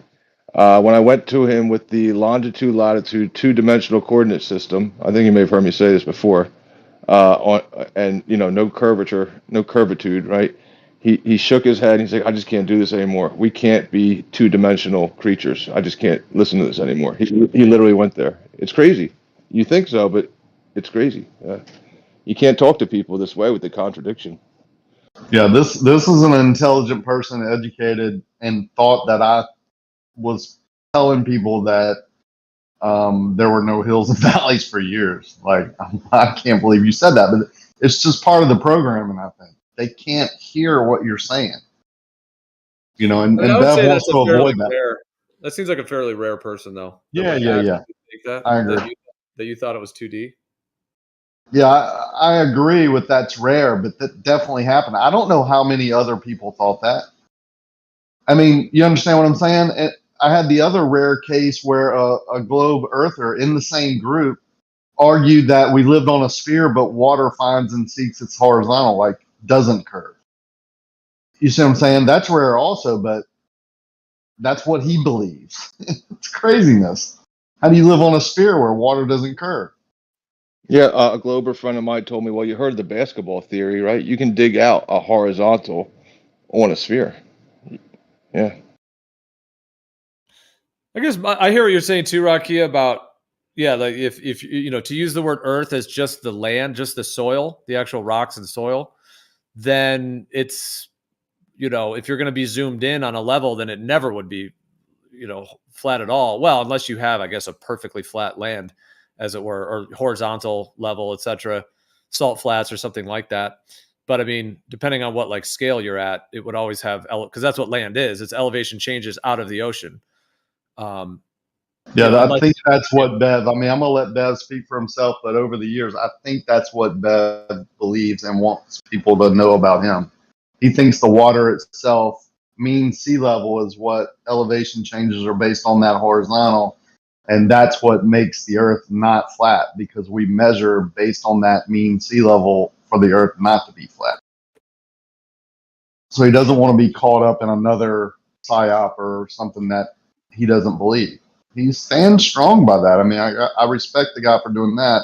I just think it's a waste of energy to what I'm saying. But who's to say I'm right? Like, I don't like being called a flat earther because it's not really what I believe. I believe I live on the land, which is the earth, right? And the seas are the water, and static water, hydrostatics, is what Bev and I study a lot. What I was interested in. When you study hydrostatics, it's basically, knowing that the water seeks and finds horizontal. A water level tool, creates a horizontal. So I think that's what Bev, like I said, you should go talk to him about it and not be so, like, what I'm saying? He's pretty cool, calm, and collected. I hear emotion even fighting against Bev. It's weird. Well, I guess one of the ways I see it is when it comes to the globe. Like, I'm not a big fan of the term flat Earth myself. I have shared over the years my thoughts on that, and I've never called myself a flat earther really ever in my whole life. But obviously, I've used the term and been connected with all the communities that use it and so on. But I'm not a fan of it for a lot of reasons. I don't think it's descriptive enough to really give any detail about the Earth. Just to say flat is just like, I just read off several different definitions. It could be, there's several different, like we're talking about now, all these different nuances. So but there's a lot of reasons I'm not a fan of using it in that sense. However, in the colloquial sense of today's world, in the modern world, as it were, that we're all born into, the globe is the globe, and they've been, obviously promulgating that and showing us that it's trying to tell us it's a globe.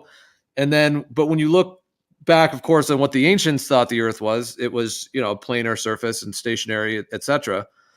And so, for whatever reason, I do think it's a psyop too. I think the term flat Earth is built right into it. There's a lot of components to that too, but for whatever reason within the programming, they've gotten that term flat Earth to basically be representative of a stationary planar Earth type cosmology.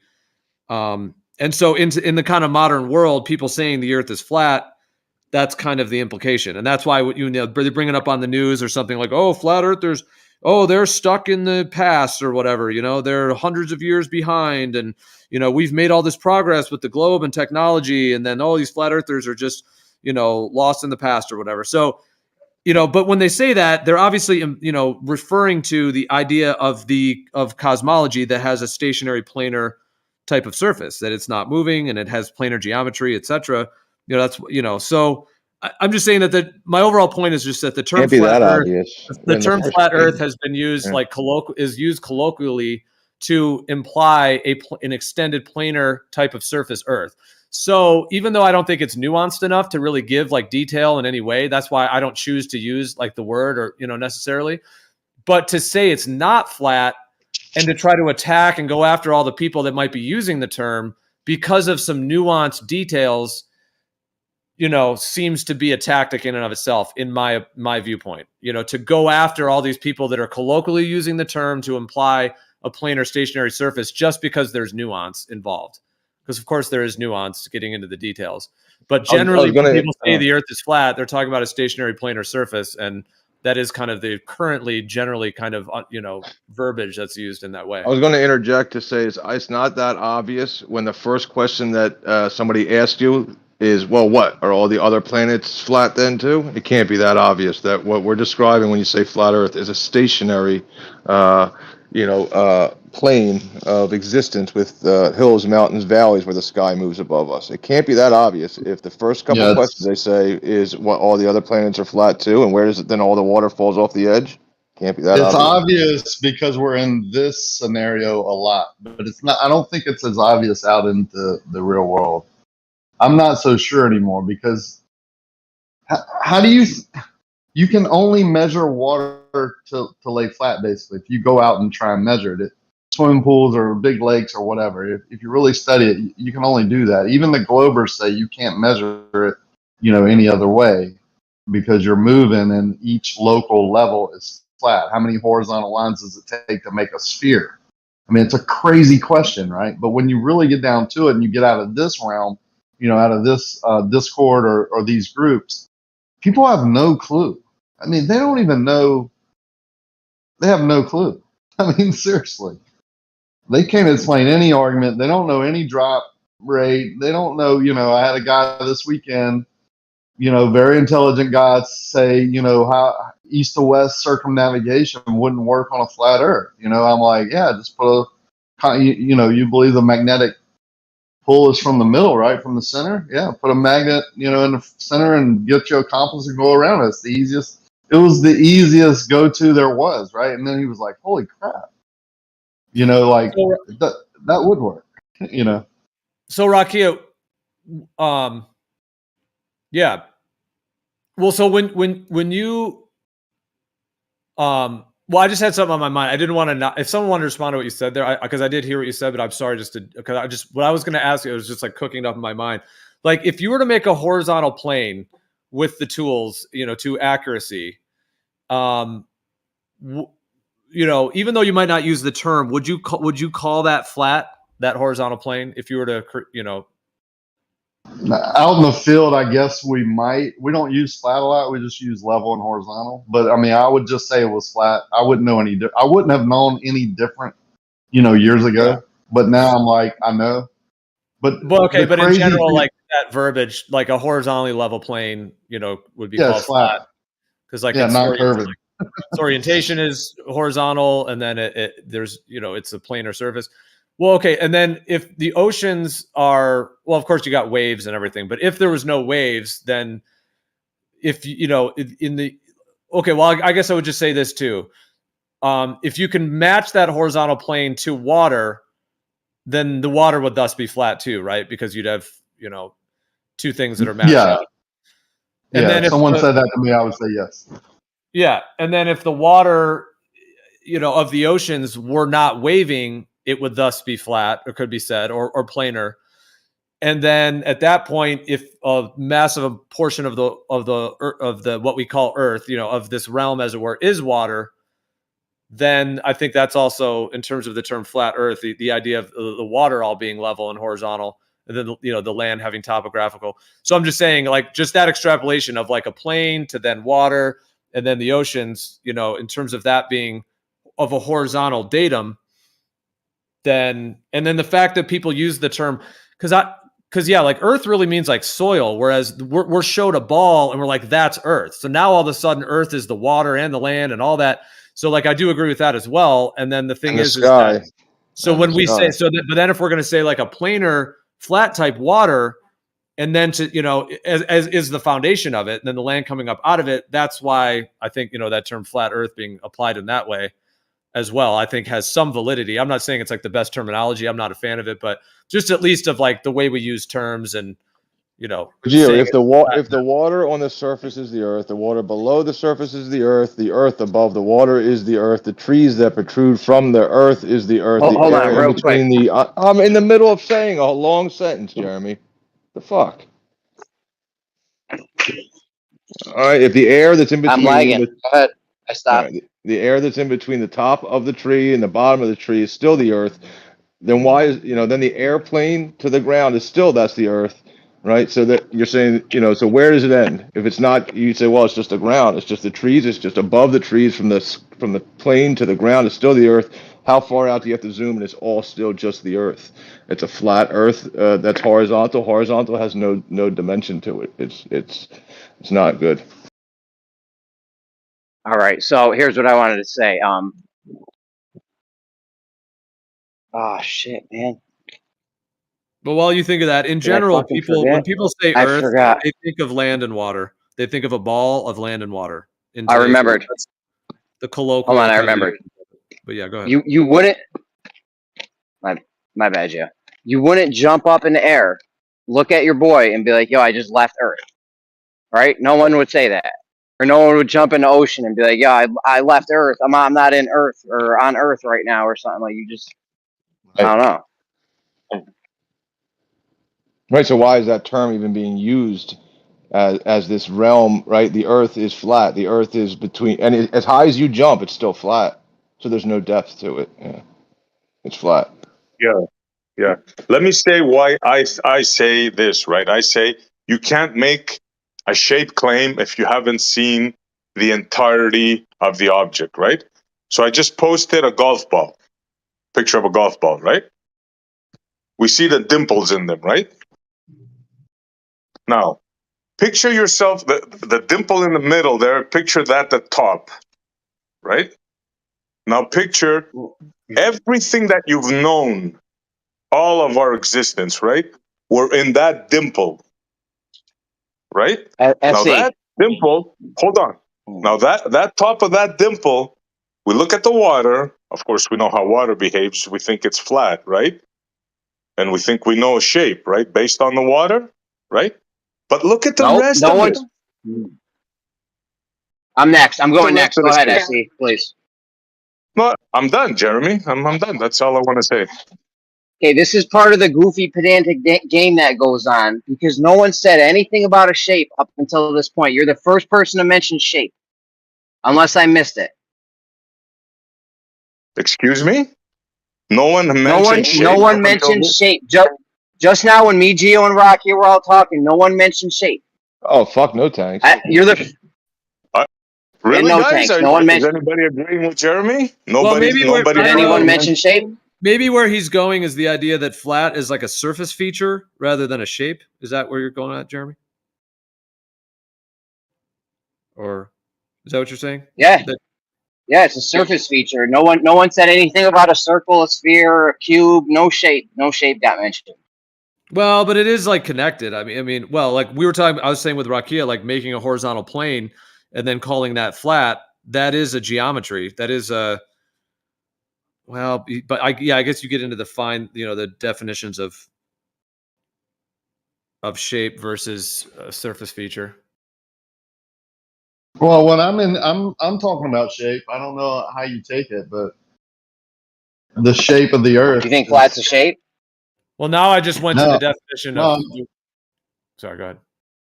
Well, I didn't say flat was a shape, but I've used it as a shape. Like when Gio asked me if someone, someone said that is level and not curving, do you think that's flat? I would say, yeah. I mean, it's just out in the field or how we use Earth. I would say if I'm out on the ocean, I'm still on Earth, but I believe that the Earth is the land only. You see what I'm saying? Like you can use things multiple different ways. I don't get into the geometric term or the I don't know. I don't do that as much. Yeah, and if I started reading because these you saw a definitions, shadow, or you measured an angle, or you looked at water, doesn't mean you can make a shape claim of the entirety of the object. Doesn't mean anything. I agree with that. Me and Gio talked about this last night or whatever. You can be in 5 foot seas locally, like within a quarter of a mile. You can see the waves, but if you look out into the horizon, it looks, dare I say, flat. I mean, you know what I'm saying? Not that flat is a shape, but it looks like there's no waves. Yeah, but Jeremy uses them both. To Jeremy's point, that was a non sequitur. Nobody brought up shape. Jeremy was right for calling that out. Now we're over to shape, but Based that's on fine. what we have access to, whatever the shape is, if there is a shape, it's a plane shape. Right. No, you can't make that statement. Negative. Well, SC, my statement's bulletproof. My statement's bulletproof because I prefaced it with based on what we have access to. I just proved your statement wrong with a golf ball. And an explanation. Did you miss that? I missed it, but I can't imagine that somehow refuting the based on what we have access to. If there is a shape, it's a plane shape. It appears what you see plane, but plane is plane. You're saying plane is a shape? No. There's something called plane shapes. So if you look up plane shapes, you can have a plane triangle, a plane circle, a plane square. Right? It's a type of So it shape. could be. So it could be any one of those, right? That's right. Yeah. You don't know which one it is, though. Yeah, what's the depth That's of why that shape? That's why we're not making a shape claim. When you say plane, you mean like plane, Okay, like but two-dimensional? did you get my argument with the golf ball? He wants this golf That ball. you can be on the top of a dimple of that golf ball, right, filled with water. One of those dimples have everything that you think you know is in that, and you can think that's your shape. But if you zoom out, you'll see a whole different thing there. You'll see a whole different golf ball with other dimples everywhere. So my statement, I think, still stands. If you haven't seen the entirety of the object in which you're talking about, then you can make a shape claim. Yeah, I don't know any flat earthers that make a shape claim, bro. Circle Earth. You're kidding me, right? Some people claim it's Also, no no one's making a shape claim. No one's claiming it's 2D flat, like in that way. Like it's just this whole thing's weird. Well, it's not. Like Listen, I'm with Gio. It's causing unnecessary drama and weird, just full. I don't know.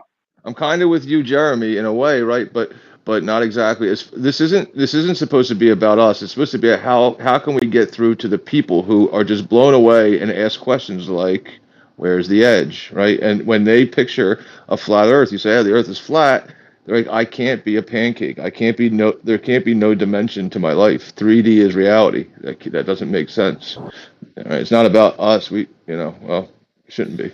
Well, I think cosmology is complex, and it's not really something that could just be thrown into one word, flat Earth, globe Earth, any of that stuff. Like, there's just so much more complexity to it. So I just don't really think, like, if someone really wants to look into the nature of the Earth and nature of reality on these levels, like, they're going to probably have to go on some level of a journey of actually looking into it all. So on the surface, even though like a lot of people, are just convinced of the globe as it is now. And then I hear what you're saying, like saying flat Earth or trying to share with them the idea that it's not a globe and all that. Like, it would be nice if there was just some easy name or easy term that you could, but I'm just saying there's a lot of nuance and components to all of this. It's like literally the nature of where we live And even though there's an authority telling us something, at the end of the day, we're all individual humans, like born and walking around the earth, figuring it out ultimately. Even if there is some authority claiming they have something, at the end of the day, we're all actually individual, observing and trying, and trying to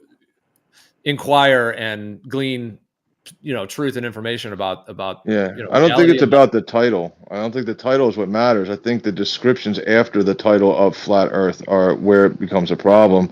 Not being able to separate the water from the earth, from the tree, from the sky. That becomes a problem. And then thinking that you can zoom out and that it'll all be flat, having no depth, no dimension to it, and we all live on a flat Earth. It's more complicated than just the title of it. You ever seen that show Draining the Seas? Like if you took all the water off where we live, it would still be called Earth. Like, the water doesn't make the Earth. If you took all the land away, then you wouldn't have any water. There would be no container for the water. Yeah, That's kind what I of just thought of, Rakia? If they say it's 70% water, right? So shouldn't they call it water instead of Earth? well, they've promoted Waterworld, right? Like, there's truth in the movies type thing. But my point, this is the first time I've said it, but if you take away all the water off the land, right, out of the seas and just drain the oceans and it goes away, you still have Earth. Yeah, but the water's part of the flat thing we're talking about. Like the water lays flat, because the forces are all acting in a vertical like plumb lines being parallel. All the plumb lines are all going down in the same spots, pulling all the water down in the same spot or whatever's going on. That's the flat part. Like, I agree that that's reality, but I'm just saying if you took away the water, you would still have Earth. It would still exist, but without the land, you wouldn't have Earth. I mean, do you think without land you would have a ball of water flying through space? I don't. I got one word for you. Kevin Costner, Waterworld. Yeah, that's a cool movie. I mean, if here's flat Earth, and then they pretend to think, these people think that you can't dig into the ground, then there's no reason to cater to someone like that. As if any flat earther has ever insinuated that there's no depth is absolutely ridiculous. It's just like asinine. It's intentionally understanding. I used to ask Globers, you think the surface of Earth is two-dimensional. Okay, well let's go shake hands at that point that you say we're on the surface of Earth. Let's go meet there. I want to shake your hand there. Can we go there? Of course you can't go there, right? Because you would be standing on the surface, which has depth. Everywhere on Earth that you would go to meet and shake hands, even if you're on the ocean, it has depth to it. I don't know. Can you pass me a 2D hammer, please? Well, what did they before the globe thing has been pushed?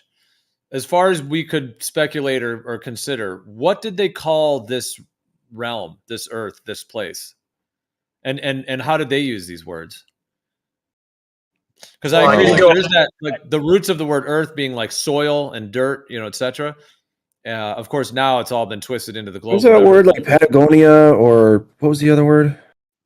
How about the world? Earth started out as one big landmass, and then they say that it's been, coming out and becoming different landmasses. Pangea? Pangea, yeah. You got Panspermia? it. Pangea, yep. Well, if it's Pangea, then what's panspermia? Well, there is the idea that they wouldn't have really had a need to call it something. Meaning, if they're like a human and you're born on Earth, as it were, because the Earth being the soil, you were born on Earth. Unless you're born in water, I guess, then you're born in water. But could you be born unless there was other planets or places to be born? Well, that's what I'm saying. Right. If you like, is there? Well, I mean, we could call this like a realm or a dimension. There's like a lot of different terms that could be used, but it's like, does a fish need to call water water? No, and it doesn't know what an ocean is either. Is a good point. I don't think they ever referred to the Earth as an object. Like Right. It's home. They don't even say home. They don't even talk about it. Like, why would they talk about it like a place? You know Well, what I they mean? do. They do talk about it like symbolically and archetypally, like in terms of the different, like Mother Earth. Like there's a term Pachamama, which is used like from Quechuan down in South America, Quechuan Pachamama. So there's these different terms, and those are like either like connect like that idea of Mother Earth or being like in the womb of the mother. Like there is a connection to the feminine and the mother with Earth in a lot of these ancient you know sort of symbols, systems and symbols and concepts. So they would refer to it like on that level, like the womb of the mother and things like that, and like Mother Earth. But that's different, I would say, than like having to call it an object. That's like the opposite of an object. That's more calling it like a spirit and a, like almost like an entity of sorts, or like a being. Like the whole Earth is like an organism, and it breathes, and it is a synchronistic system, and it interrelates with humans. And then you bring in the ether and the like relationship spiritually between this realm and the beyond. I think you're going to be really hard pressed to find like any ancient civilization or cosmology like detach the ground from the rest of it. Like they always depict it or describe it as like a holistic realm, like a bubble, like all the water, all the land encompassed in like this bubble, the sky above us, this firmament above us, everything that moves. It was a holistic idea, their cosmology. They never objectified the earth. I mean, I've never seen that. Like the only time I've seen the earth is specifically talking about land, like that word, in ancient times. I mean, it's pretty modern that people have called it. Yeah, but you could. Yeah. My bad. Really quick. This is very, very, very quick. One sentence. If a cat, so Coach O'Scheiding in the chat, I don't know who he is, but he's recent and he's a very smart guy. But check the chat. He said, if a cat never leaves the house it was born at, would it need a name for home? I love that. Go ahead, guys.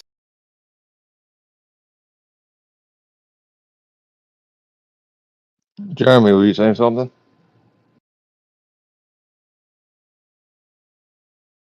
Well, it's like an Earth system, right? People call it Earth, but it's like a whole system that we live in. So, like everything biological, ecological that we see around us all over the place, this is what we would declare Earth. Which is why I'm confused on how it ever could be turned into a planet. Because when you look at all those things, they're all dead.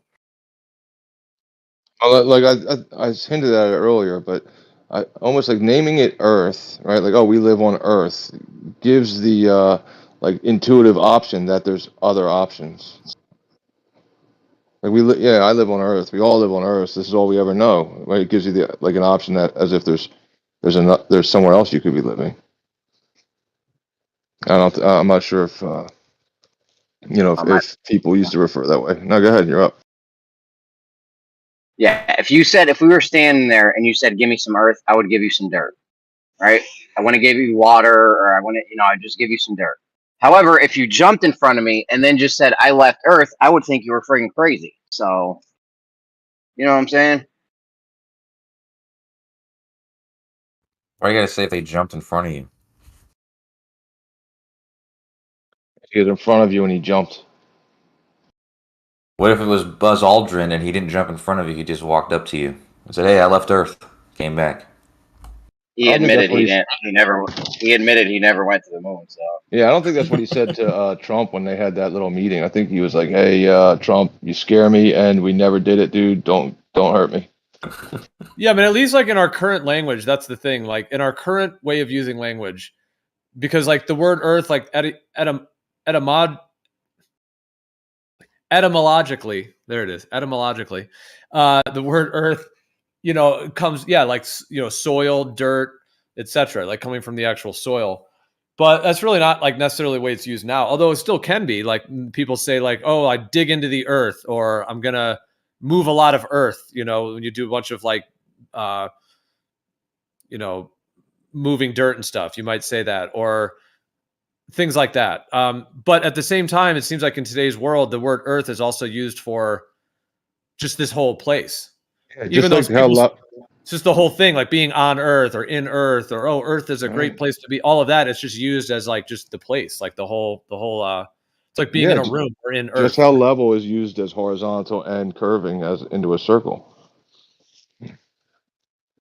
It can mean two things somehow.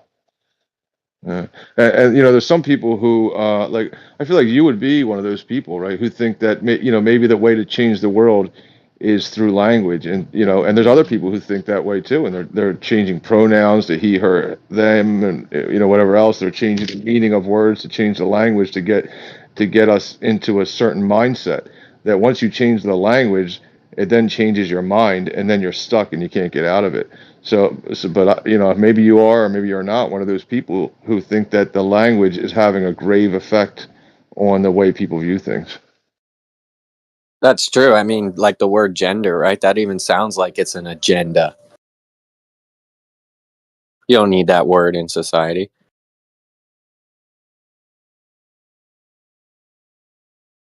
Like if you could choose, Gio, like what would you choose to change? Like if you were like, okay, I'm going to change people's minds on viewing, you know, our reality. What would you change? Would it be the language? Would it be like what else could you change really, other than the language? What else could universally affect everybody?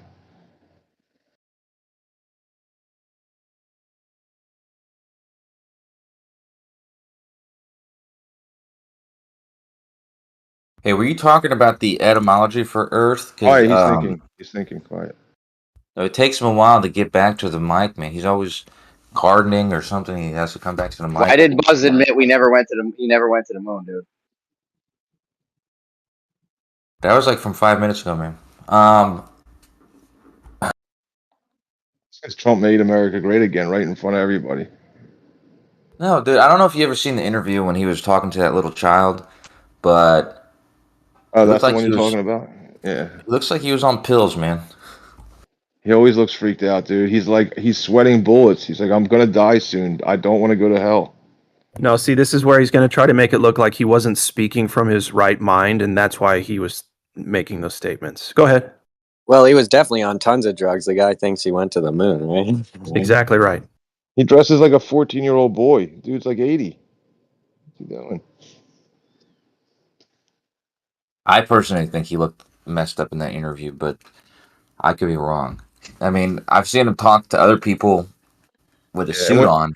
and when people He are does high, seem a little bit dude, more. when people are high, they definitely don't ever think it's okay to say things honestly. Like, oh, I can be honest and talk about how I fucking took a shit today or something. You know, they definitely don't do that all the time when they're high and just like speak freely. Yeah. Is that what you're describing? You're saying he was so high that he did what?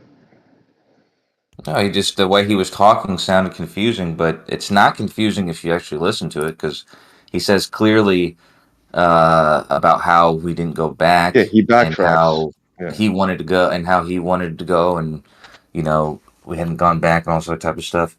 But if Money. you take out that sound bite, it certainly sounds like that's my question, you know, because we didn't go. Right, but it's if you take it into the Dude, context, he's he goes saying like, we "That's didn't my go. question." Then he like She's looks asking side. why He didn't looks to the I left know and she's looks to the asking right. why didn't we go back? So in the context, it actually makes sense, but out of context, And then he yeah, says, "But this is kind of why funny. we." Then you have to ask yourself why we didn't go in the first place. Like, come on. And that's not even just the only time he's done it. You know, you saw. You know, he did it with, like I said, with Trump. He sat there with Trump. Was like, "Nah, you know, we never went anywhere." He did it with what was he? He did it I with. never, He's done it multiple times. Yeah. I never saw him say that to Trump. I must He have was missed like, that. "Dude," he's like, "Trump, don't break my freaking arm. Like, we didn't do it. Don't hurt me. I'll wear your red hat."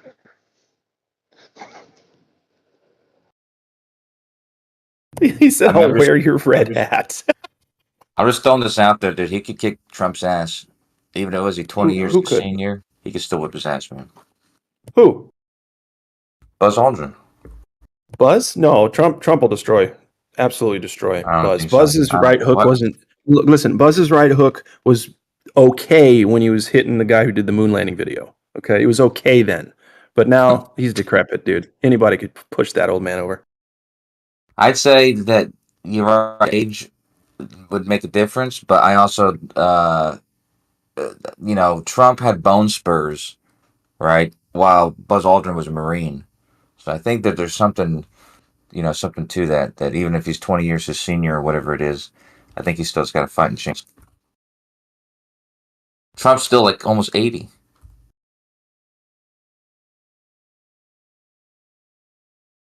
It'd be a good fight, though. No, wouldn't. Stop it. He towers over Buzz. Buzz is he like towers over him. He was sitting down. Does They're that the matter? same height. Yeah, it doesn't matter. Imagine for that space flight, they pick like the dopest military airplane pilots. And do we still do that today, or are we sending up like some dude that wants to grow potatoes? Oh no, those really tough like dudes in the Air Force who pass out when they go like Mach 2. They don't go to space. They can't handle Mach 25. You got to have like a guy who grows potatoes and eats organically, probably vegans or something. I don't know. You got to be vegan to go to Mars.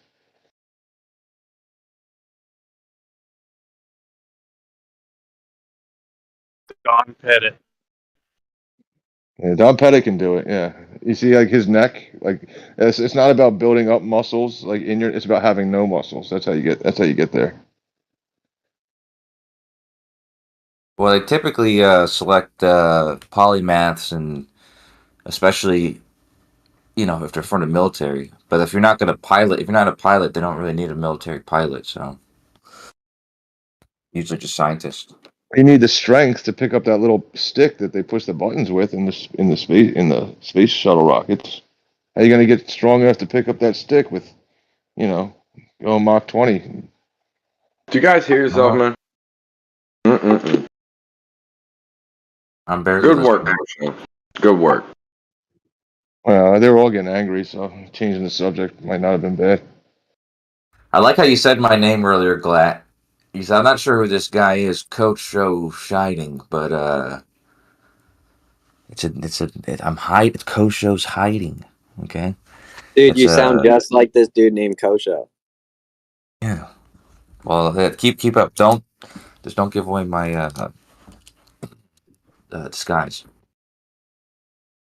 So, anyway, you look like Steve-O, but You know who that is? well, Real quick, I'm gonna tell you, dude. That's the guy. That's the cop. So that guy was name was Tippett from Dallas when Kennedy was shot. This fella, right? He was shot 10 minutes before Kennedy was, or 10 minutes after Kennedy was, supposedly. Also by Oswald. Happens to have the same build as Kennedy, same bone structure and everything. Anyway, I remember I seen a theory once that sort of described this cadaver as this was like the useful cadaver in making the autopsy look like it was just Oswald, right? So they used this guy's head and probably part of his body or something like that when it actually got to the autopsy. But that's smart. Kind of looks like him too, like his face. And Well, it wouldn't matter if he blew the head off. well, that's what I'm saying. If you look at Kennedy's head, it got all fucked up, right? He got shot several times, but they make it sound like You know why they killed Kennedy, right? Everyone knows why they killed Kennedy. Yeah, because he was going to tell everybody that the Earth was Because flat. of the Federal Reserve. No, it's because he was gonna. Oh, Clay, tell him why.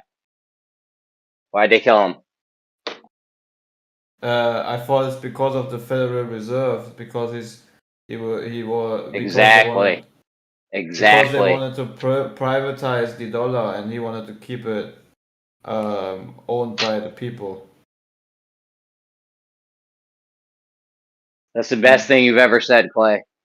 You talking about that?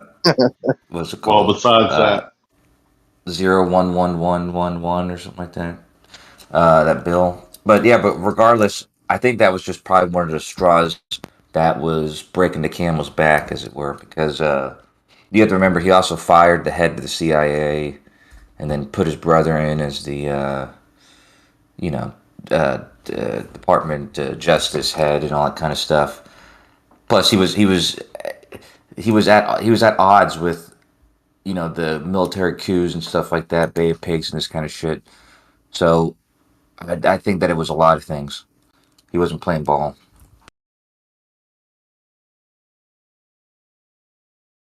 It was for the people. He was a president for the people, so we can't have that.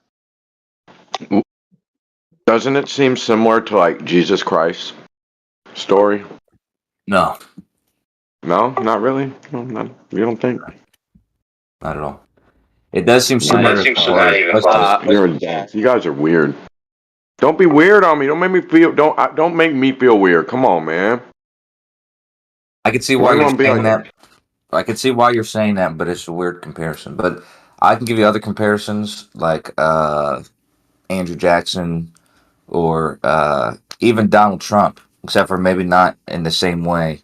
Actually, Donald Trump's probably as far from Kennedy as Jesus is, but regardless, I think that both presidents were selected or were elected against the selection of what the agenda was. Like even What about though Abraham? Abraham what about Lincoln. Abraham Lincoln? Listen, the simple story is this. It should be simple. That's Good why they guy, killed good Lincoln guy, too. good guy gets really Hold on, strong Doc. and really good, and then gets killed by the system.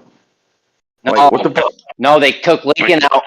They took Lincoln out because he was going to introduce the greenback, an American-controlled currency. See what I'm saying though? It's like the same shit, bro.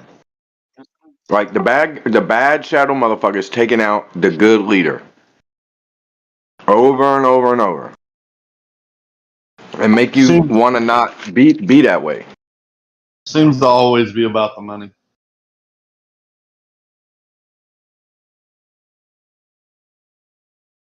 It's Say always the same about the money.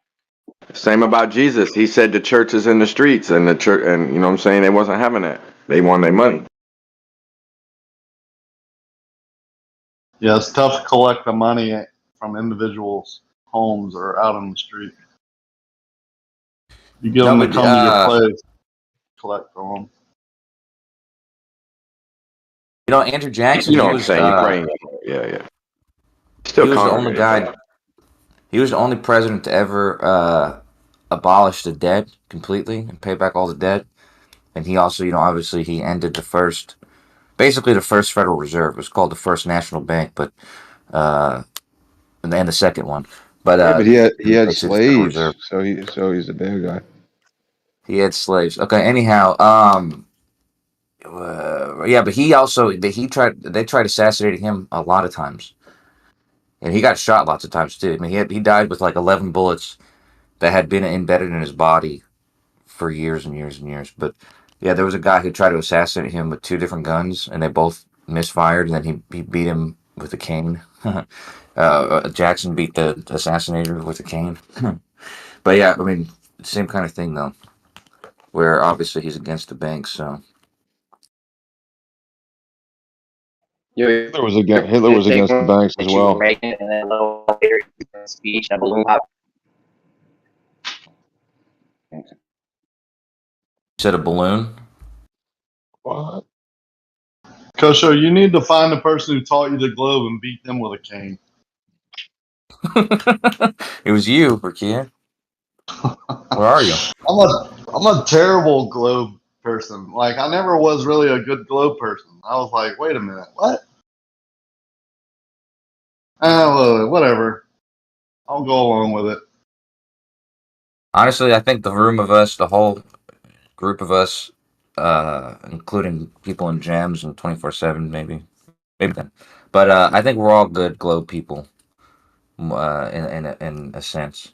Even though we don't believe in the globe, we're all kind of studying it more than most people.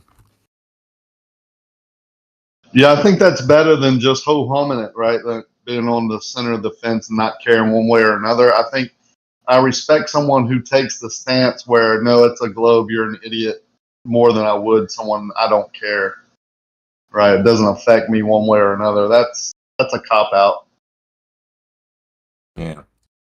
Well, it's a cop out, or it's sometimes I think about that because I've been growing up, like I never had a group like you guys or science people to talk to or something like that. So I always wondered, like, why is it that some people I work with they care about totally different stuff than I do, and so I can never talk to them about the stuff I talk about. But truth is, people just have different interests. You know what I mean? So it's like kind of hard. Like you probably know, talking to people about this subject, like normal people, sometimes people just aren't even interested in the topic, even if it is like world changing or something like that. It's like they don't care. No, they don't just they're not interested in space or science or anything. So Yeah, I don't think it really matters that much. Well, I mean, it has an effect once you find out for sure.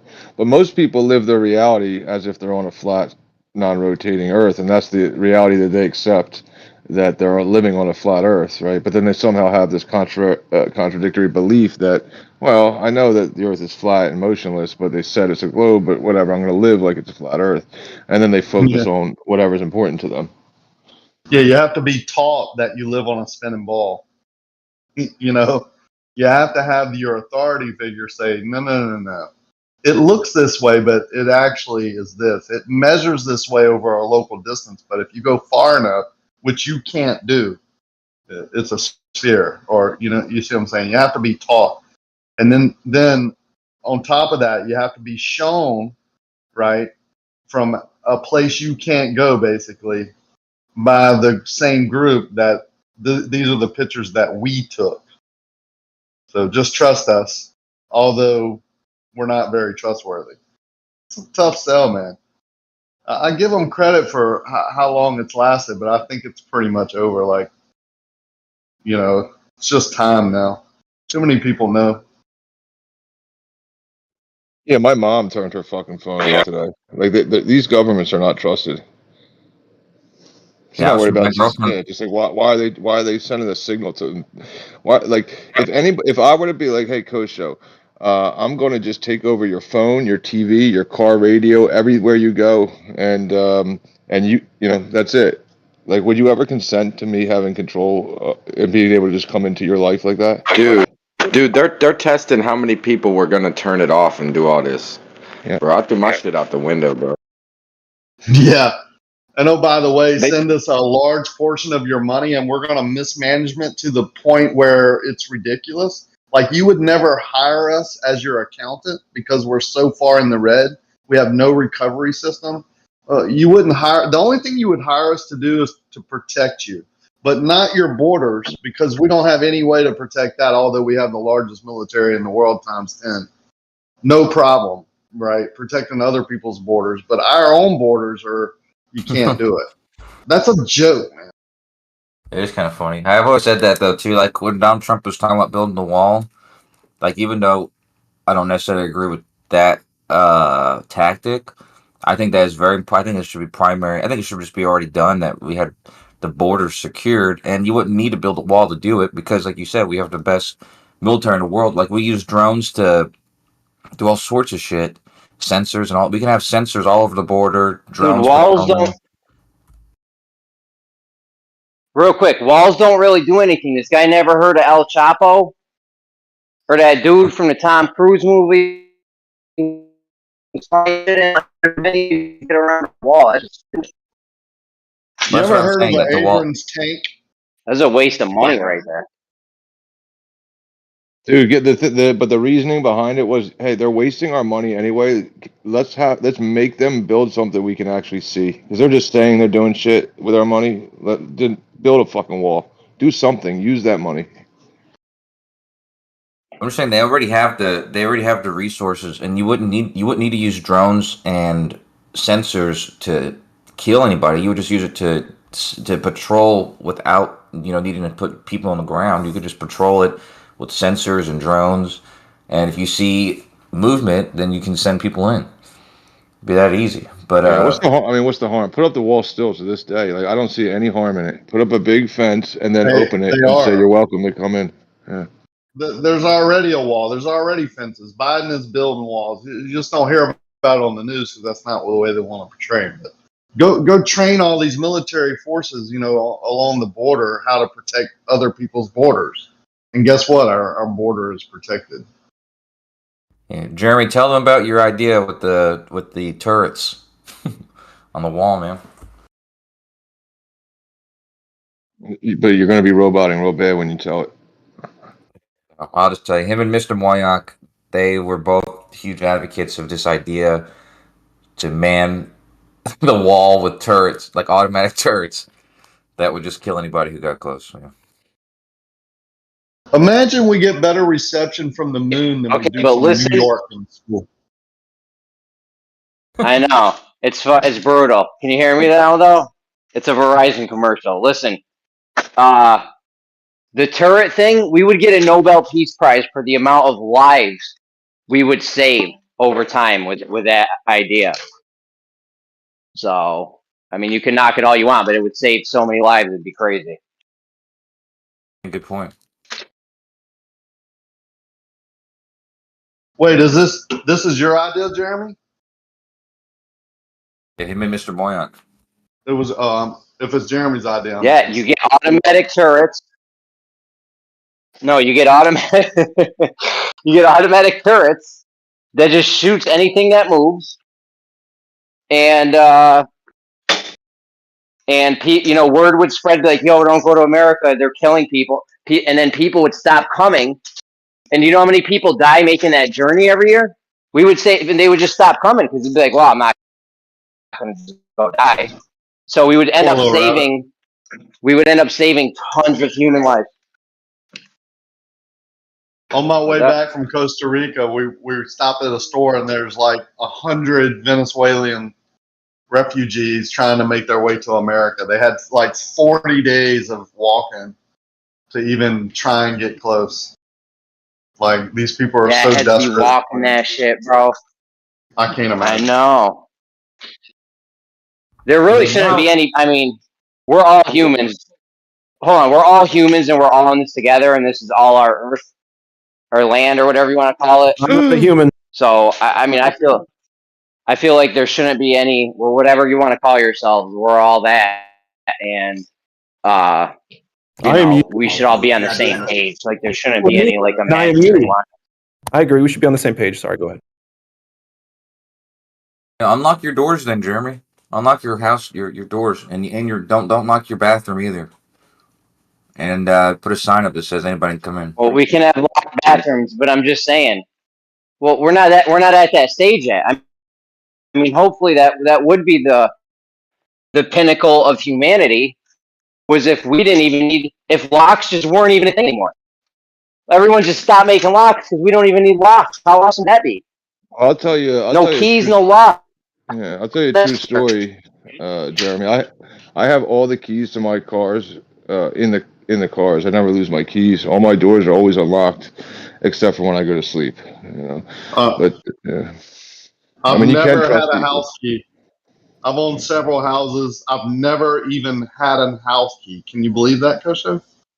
I got locked out of my own house when I came back from vacation, and my wife's dad had gone to our house for something and locked our doors. We got home at like midnight. We're locked out of our own house because we didn't have a house key. Okay. You guys are all flat earthers, right? Yeah, I ended up putting. Did you break a window or did you call locks? I'm just kidding. No, I just used a credit card to open the door. Yeah, I ended up putting on one of the electronic keypads where you punch in the number because I don't have keys either. We have at my house. We have the electronic. We got that at my house. We got the electronic keypad where you punch the button. No, not a credit card to do that. I just slipped a credit card in between the door frame and pushed in the. You know, I mean, if you gotta swipe your card to get in your own house, how much does that run you every time? 3%. Yeah, 3%. Yep. But it was funny. We used to go to the houses like I'd take a credit card out or like any type of card and just slip it in the door frame and push that lever back, slip right in. They don't have the deadbolt done. It's over with. Yeah, these people don't want your house. They want their own house. They don't want to come in your house. They want to get their own house. Well, I mean, you guys must have never met meth heads or crackheads or anything, but typically crackheads don't want your house. They just want your VCR and DVD player. You guys are all Globers? That's what they're going for these days. Your VCR your VCR VHS tapes. They're going for your 8 tracks. All your cassette collection are going for that stuff these days. Yeah. The one guy. I wish they would come take all that. They would clean out my attic. I don't know anybody that uses a VCR anymore. Yeah, one Listen, guy, man. I blame my kids. I got mad at the kids. I said, "Who the fuck left the hose running? We were gone all day at the beach, right?" And and the one kid was home, and the water's all flooding down the whole driveway. Now I'm like, who left the fucking hose? So I checked the cameras, and some fucking dude who had, I guess, an electric bicycle. You know, there's electric bikes everybody has. It must have died. And there he is walking. I see him on the camera walking down the road with his pant leg like torn off, and he came up to the house to drink water from the hose. And I have no problem with him drinking water from the hose. But what kind of asshole leaves it running? He just left it running. You know, go drink the water. I'm not going to get mad at you, but you left it on. I'll tell you what kind of asshole. You got to at least assholes. He was probably a Glober. This is on space. Did he steal toilet paper? Let's just find out how much of a dirtbag he actually was. Did he steal any of your toilet paper? No tanks. Oh my Nothing God. but the water. He left the water running. That was Just it. drop it, dude. Drop the Didn't toilet even paper. jump in one of the cars that had the keys in it. Most dumb Globers know how to turn the water off, but don't know how to turn it off. They can't figure it out. That's not the question, dude. The question is, are we surrounded by assholes? And the answer is yes. In the world, you don't know who's an asshole and who's not. This is why we have locks on our doors. And this is why we don't let strangers just use our water. It's because you don't know who's going to just leave it on. You don't know who's the fuck's going to just go in your house, just jack your shit. Because there's nice people, sure, but there's lots of people who take advantage of nice people. Can't you picture a day when we don't even have locks anymore? Like, could you picture civilization reaching that stage to where we don't need locks? Through what means? How are we going to reach that stage? I would say that. I'm just saying, could you ever picture a civilization? Go ahead. No, I was gonna say these were the good old days. Yeah, you just can't have people starving and thirsting to death. Like, you know, you have to. There's people like build the wall, sure, but then let them in, and figure it out. You know, because if they don't come in the right way, you know, whoever, right, they're gonna have this guilt hanging over their head, and they're gonna have this like you know, having to hide and never being able to be true, and they're gonna do bad things because they were told that they did something bad, you know, and all they were doing was trying to get food. But yeah, so people have to stop starving to death first. You know that guy, what's his name? Ted Bundy. Ted Bundy was a nice guy. He had a normal job. He wasn't starving, but he was going to chicks' houses and dorms and cutting their heads off and raping them. No, right? he wasn't a good guy. He was exactly. He seemed like a good guy, but That's my point, though, is that there's no, you can't just say, oh, feed people and then just let anybody in and unlock the doors because it's going to be a good time. You can't expect the unexpected, and there's a lot of assholes out there. So, yeah, but can you picture a day when there's not a lot of assholes? I can't. Could you picture a day where we've reached the pinnacle of mental health by using some kind of treatment and aren't crazy around like that? That's what I'm talking about. Just a day with less assholes, but no, but that's what no I'm saying. assholes. You're talking about. You're talking about a world where there's people who are treated like the treatment, or there's people that maybe will have like a hive mind and nobody thinks differently and nobody thinks for themselves or something like that. That's the only type of way you can make something like that. Otherwise, you're going to be. Why is that needed? Why is that part needed? Because if you give people the freedom, and the liberty to do things, which I think is perfectly fine, you're just going to end up with some of those people don't have the the inhibitors to stop themselves. You're just making up words, but yeah, there has nothing to do with a hive mind. But you don't need a hive mind to be able to you have to figure out what's making these people, what was taken from them to make them the way they are. Something was done to them. They don't have hope. Well, this I would say that's oversimplified. Rakia and No Tanks in Germany, you guys should just put your heads together and really come up with how we're going to make the world a better place where we don't have to lock the doors ever again. I don't have to have keys or anything. I think you guys might be on something. Just do your own part. Do your part to help people in your community. Do your part. Remember, Kate, Spacey, I'm pretty sure they didn't have locks. Like, they were that advanced. Kevin Spacey. First of all, you're breaking up so bad, dude. I got to tell you, Kevin Spacey was raping kids, dude. Okay, so I don't think you want to bring up Kevin Spacey. All right. Yeah, we need some Lock flat the doors. earthers out in Jeremy's way to figure out this communication error, because the Glovers have done a piss poor job over the years. You can't even hear Jeremy. It's our fault, right? Well, yeah, y'all are the smart ones, but yet can't figure this shit out. You sound like my girlfriend, man. Yeah, I just Even got when back it's Jeremy's from Costa Wi-Fi. Rica. We lived in an open air house, like no doors, like open air. But when we went to like 10 miles up in the mountains by truck and on dirt roads, the church we built, we had to lock up because people would steal from it while people, we weren't there. His house, he didn't have lock, but the church we had to lock up because people are desperate. They don't have hope.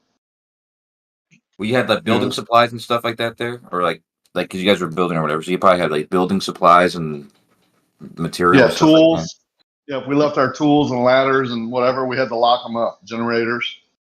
So they would steal that at night if you didn't lock it up.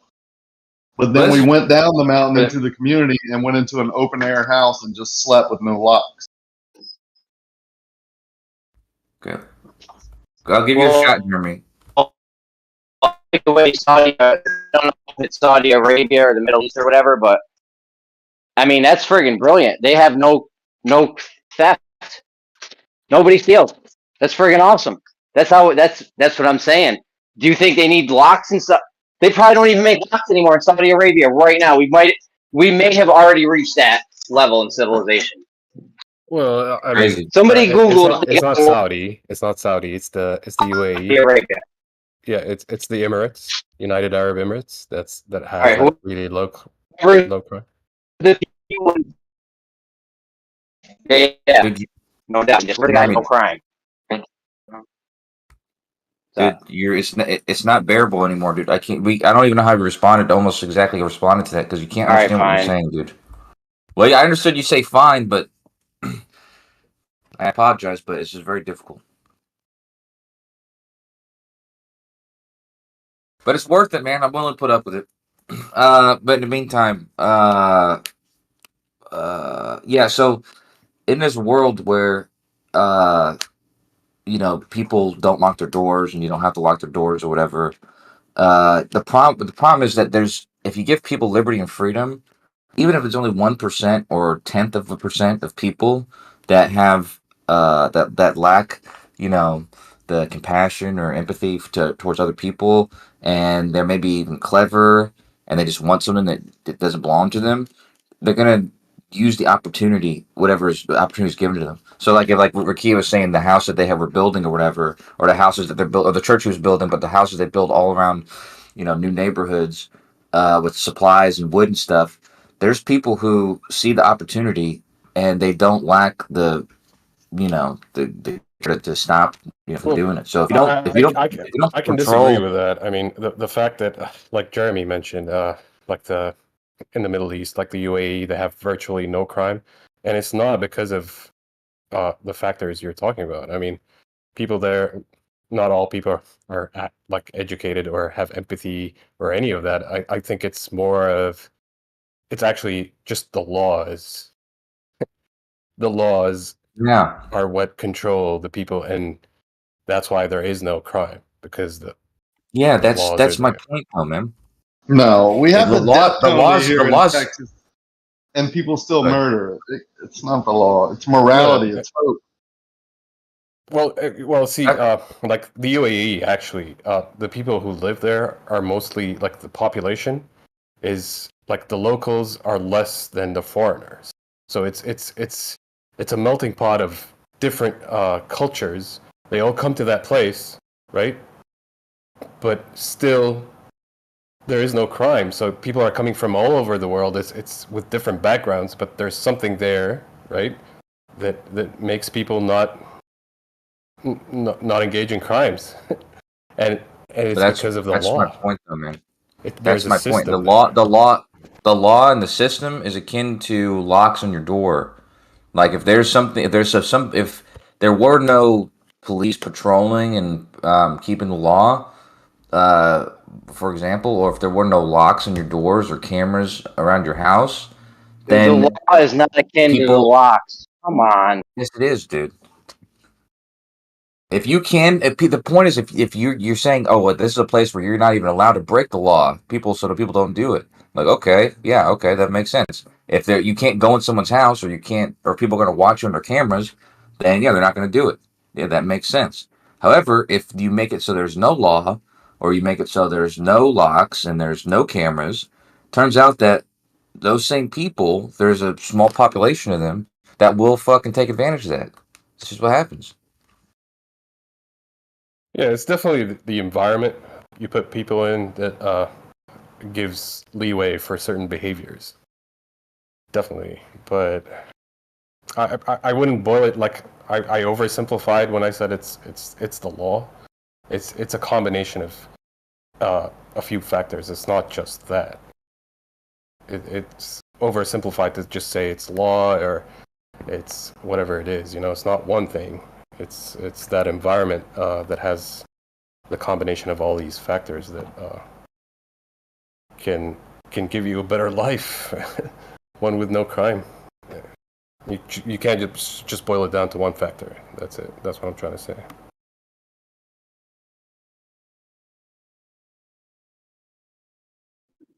Would you say it's a possibility of the punishments actually being enforced for the crimes being committed? Right, like we see in certain parts of the United States where law enforcement has decided to not necessarily enforce the laws for like stealing, so then people just go in and steal. Right, if there's a lack of punishment for the crimes being committed, then crimes are going to persist. And maybe somewhere in the Middle East, I don't know if this is the case, but if you have a high punishment for even something like stealing anything, right? You get caught stealing anything. Let's say it's 13 lashings across the back with a whip and 3 months in jail. Probably going to have a lot less shit stolen. Well, yeah, I mean, UAE, no lashings. It's just prison time and deportation, as well as hefty fines, man. There, if you break a red light, it's like 50,000 dirhams. I don't know how much that is in dollars, but it's a hefty fine, right? It's a That's what I like about lashings, but yeah, the punishment is harsh. In Bahrain, which is right next to UAE, there was way more because this is during like the Arab Spring. There was way more riot police than traffic police, and so actually I got 2 tickets there. But over there, yeah, you have to pay. Even if you didn't do anything wrong, if you get pulled over, you have to pay the cop money right away. You have to give him money like right after. Yeah, well, yeah, bribe. That's another. I mean, in the UAE, you don't got that, but yeah, most of the Arab world, that's how like the system is. Actually, UAE is like the different one. It's singled out from the rest of the Arab world. Saudis kind of. Bahrain's the same way though. You said that it's mostly foreigners. Like Bahrain is like mostly GCC, like the Gulf. That's yeah. I'm saying, in this place, hold on. In this place with no crime, they don't have locks anymore, right? Aren't they just leaving like jewelry stores unlocked and shit? No. Like, is there even locks in this place, or the Emirates or whatever? Dude, he's crazy. It's not happening, dude. Yeah, it's not that like exaggerated. But it's like people make these videos online. Like some guy would just leave his keys, phone on his Porsche parked outside somewhere, and goes, has lunch, and comes back. His phone is still there, his watch and everything just laying on his car. So yeah, I mean, it is that safe. It's very safe, extremely safe. But you will still it's virtually no crime, but it's just virtually no crime. Like you would there was this one heist. I don't know, back like 3 years ago. Like a jeweler store got robbed. It was a big thing. I mean, Kim Kardashian was robbed in Dubai. Also, that was you do have crime, but yeah, it's virtually non-existent. But yeah. Before we attribute this, Yeah, but are they low making crime to locks? Yeah, people do have locks in the UAE. People lock their doors, but yeah. Isn't the Okay, go ahead, UAE Essie. the country that?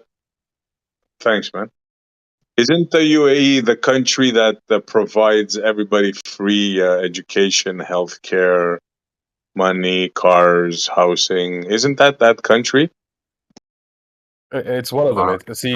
There are the GCC countries, the Gulf countries, something, like Saudi, UAE, Bahrain, Bahrain Qatar, does it, yeah. Kuwait. These are the Do they have? oil producing countries, oil and gas. They got so much money that they give the people. You don't pay taxes. The people get Yeah, no citizens get taxes. money. The citizens Yep. get money from the government. Yeah, Instead they of get the money. population. Yeah, you don't need to be employed to live there. I mean, just being a local citizen. Yeah, you're paid for your kids, everything, schooling, scholarships for their education outside the country, like if they want to travel and get their education out somewhere, like in Europe or whatever states, the government Keep in pays for mind, everything. everything. It's like Rome. It's like Rome. In Rome, a third of the population were actually slaves, and actually, it's the same way over there, dude. A third of the population is actually just slaves. So there's a third. There's like people that are citizens, but there's people that come from India and Bangladesh and Nepal and stuff, and they Exactly. come to work there, and they're literally enslaved. So there may be some people Well, who have a good life, but there's a lot of people yeah, I who are mean, just literally enslaved. that's like that's how it always was. I mean, that's what like the UAE just didn't see the sustainability of having that structure in their economy and so on. So they actually took steps not to depend on, let's say, oil and all that, and they started having, like Dubai, man. It's become a central hub worldwide. It's insane. Yeah, but Qatar. the money, man. It's the money. But they also have the brains. Like most of the GCC, like no brains whatsoever. So it's just money with. Well, they're about to make power moves, dude, because some leaders of countries, like in Africa and stuff, they'll just absolutely rob the people blind. They won't build any infrastructure. They won't do anything. They will just rob the people blind, build mansions, fancy car, all that, whatever. Exactly. I mean, But I these live in a guys are country smart. They're using their like heads. that. Yep. Yeah, but you're talking about a single family, though, dude. Even though it's there's several countries. There's basically about one single family. So it's like they have the same agenda, and they want to make a In legacy like for 10 themselves. years, bro, in 10 Huh? years, there ain't going to be no more locks. In that Lion City they're making, there won't be Jesus no locks like Christ. that. Listen to me, dude. I'm going to go there myself, and I'm going to rob the place. Okay? I'm going to rob the place. I'm going to rob the Lion City. Solar power. Because there's no locks. You're going to get your hand chopped off. You're going to get your hand chopped off. Or something, You're whatever crazy, they do. dude. You're crazy. You're saying, oh, guess what? Let's live in a world where we don't have to lock the door anymore. We don't have to do this. And, oh, it's so nice. But we're going to chop your fucking hands off if you steal gum. It's like, what are you talking about, dude? Well, I don't Yeah, think there's people no If a need. guy steals gum and gets listen, if a guy steals there's gum and gets away with it, he might steal something bigger and worse later. So it's Chop his hands off? Guess what? You chop my hands off, I'm going to learn how to steal with the hook. Okay? That's what's going to happen. Chopping people's hands off is not a way to get them to stop stealing. And if it I is, would disagree. it's not a world. It's not a world I want to live I don't know if that's the only way. Like Egypt said, there's other factors involved. Obviously, if they're just giving everyone money and everything's nice and cushy and shit, and you don't, there's not really a real need to steal, like there may be in America or whatever. So there's that, and if the penalty's huge, man, that'll stop people from doing stuff. Do you ever try to? Yeah, it's like you don't like it, don't steal. Yeah, but do you want people to stop stealing, or do you want people to stop needing to steal? Like, what's the goal? You got to make that clear. That's a big difference. I mean, wanting to steal is something, and like someone who steals to get rich or whatever, or someone who's stealing just to feed their family, that's different scenario. Like, Yeah, I know, but you're talking about ideals. You guys are forget. Like, it's like, okay. So there's people in the world who do recreational drugs, and they're addicted to them. And who knows what it could be, some new drug that just came out. It's like battery acid, or who knows what the fuck it is. Some new shit that comes out. It's always going to be the case that people get desperate for not just food, man, but for to feed whatever they I want hear to you. feed, and I they hear you. still Hold can on. feed people. I hear you. Hold on. Egypt. How many meth heads are there in the Emirates or whatever? Oh my They got a god. lot of dope fiends. Is there a lot of dope fiends? You know what I bet you they do? Drug laws are very, very strict. But actually, in the past few Oh, years, it's becoming more lenient. But still, no meth heads. At best, some ecstasy at the club, some weed, but no meth heads. No. Well, like to Coach's point, then what do you like? So somebody who's seeking out recreational drugs, what is it that you're seeking, like in that moment before you get addicted? Escape. Interesting. and they're Guys, building you a wouldn't world over like there. in this You don't world. want to know or I need would to love escape. I would love to do an experiment where I'd say, okay, guys, you flat earthers in this room, I'm going to give you the keys to, let's call it New Zealand. You guys are the controllers of New Zealand. Make the laws, make it how you see fit. And I tell you, in 5 years, the place is going to be shit, dude. The place is going to be Why Can do you you give put us all the people raping apples each in the other, bag when it comes to people raping each laws? other.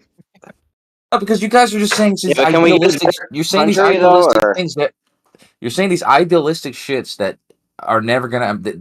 The world doesn't work the way you guys are imagining it to work, and these ideals will never be realized, dude.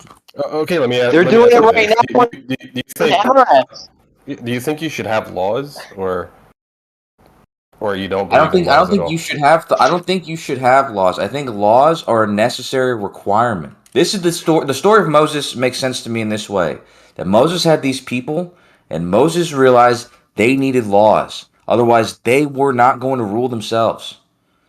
Yeah, That's so just it, dude. you're saying So people need laws, right? people, no, we In require society laws.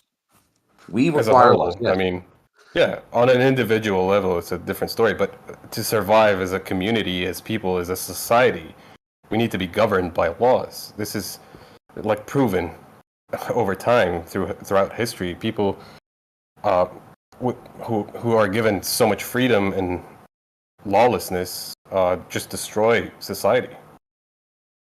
Yeah, we're not saying get rid of the laws. We're saying make the laws tough so we can get rid of the locks. It's all about getting rid of the locks. The locks.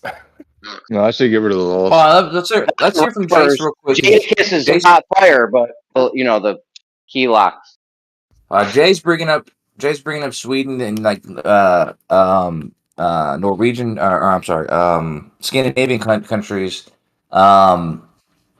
where it's obviously not like I don't. That's what I'm saying. You guys are bringing up, oh, let's just make the laws extreme, then we can have this world where we can keep the doors unlocked because now people know that if they go in my house, they're gonna get shot by a fucking turret that's just sitting right there. Well, that's not. Well, That's yeah, not. Scandinavian countries where Well, and a not turret everybody is can like a afford a house turret. bill, right? I mean, that's the other end of the spectrum. But I mean, is that destroying some other part of humanity or I want society? to. That's what I want to ask. I want to explore. I want to explore it a little bit and maybe ask Jace what he knows about. So what is it that makes Why Scandinavian would you involve countries? Jason in this? What's wrong with you? Yeah, Jace, why, bro? Jace, What the hell? Let me give you two reasons. Yo. Jace's a good friend of mine, and his mic fucking works. His internet You're so works, and into I can him. fucking hear what he's saying. Okay, that's why. Keep that in mind, Jeremy. But anyways, yeah. So, what is it about the Scandinavian countries that allow them to have a low crime rate? Like, would you say it's like the social programs, or what do you think it is? Yeah, kind of. I mean, they're secular humanist types of countries, right? So they value other human beings, right, rather than these Middle Eastern, which are like religious theocracies, which value spiritual deities. So when you know, murder your neighbor, the deity will forgive you, and that's okay. And then when the government kills you for, speaking out against them, the deity will forgive them because it's on their side, right? You're saying that there's incentive. Not right, but I mean, yeah, the Scandinavian countries, right? They have very low crime rates. They're primarily atheistic countries with secular humanist values, which means they value human life, humans, rather than deities, right? And so that's what kind of limits the crime rate. It's been shown over and over that that's but the that's a case. false dichotomy, though. You're saying this society values humanity while the other doesn't, which is completely untrue. I mean, what do you mean? Yeah. Spirituality does not mean you value. Wait. You're saying spirituality or these religious theocracies don't value human life. Yeah, of Where course did you they get don't, that from? because the deity will always forgive you no matter what you do, because it's really just That's you. not true. And of That's not course, you're true. going to forgive yourself. So Egypt, it why doesn't even entertain matter it? what you're He's going to, talking what up you an do. entire country's outcome based on religion. I Now mean, you're just come on. talking over me. I'm just trying to get on his side. Go ahead. So you're free to go live in these countries. I've been to Afghanistan and Iraq, and I've seen how extreme and limiting the society is compared to the Northern European atheistic, secular humanist societies, where it's extremely modern and comfortable rather than limiting and ancient. I mean, is But that you're all that free it to takes go then, Jace? there. Is that like if you denounce God, all of a sudden money starts growing from your front lawn? Like, so how, I mean, how did you get those two things to like connect? No, it's about morals, how you view other people, right? When I do something wrong to another person, that weighs on my conscience, and I don't have a deity to forgive me, to make me Yeah, feel better. I but have Jake, to go and make it right with that other person. no, I completely get where you're coming from, but I would ask you this question. I mean, if you're talking about morals, right? Who's to say atheistic, so-called, I wouldn't even call them that, but you're calling them morals, right? Versus religious morals. I mean, do you understand? Like, Secular humanism but yeah, is It sounded secular like to me he's humanism morals. chalking up has to no morals, has no objective morals. Morals is whatever the time or the feeling how society is perceiving reality at the moment will create their own morals. I mean, being gay was at one point frowned upon. Today, it's not. It's morally correct, I right? think you'd have Well, to. I think you'd. the religious right is trying to make it frowned upon again in Yeah, America. actually, because they have an objective morality, their morality doesn't change over time. It's set in stone. This is right or this is wrong. If I ask you Getting what's right or wrong objective today, morality is not morals from ancient storytellers. That's not objective. That's like the well, definition of subjective. no, it's not. It's grounded in something. An atheistic moral. Where is it grounded? Where does it? How is it defined as moral? If you're an It's atheist, evolving.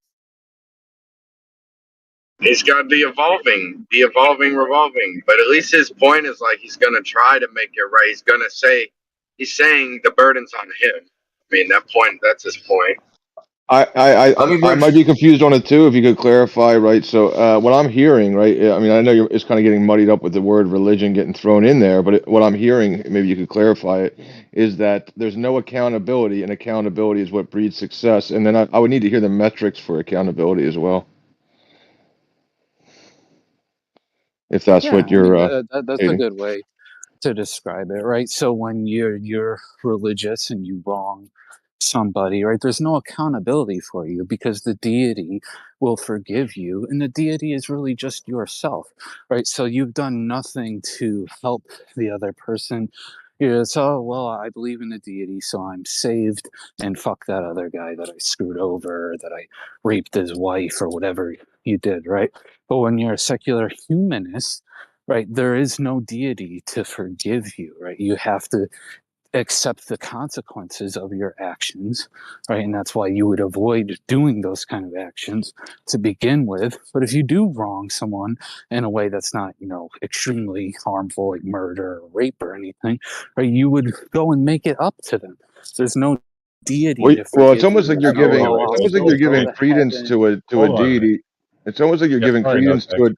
One more Yeah, go thing. ahead. It's almost like you're giving credence to a deity existing because they were able to absolve them of consequences that would exist that would only exist if there was no deity. So therefore there's no consequence. So you're kind of going like in a circle Yeah, as far that's as right. saying that there's no consequences in reality because they believe in a deity.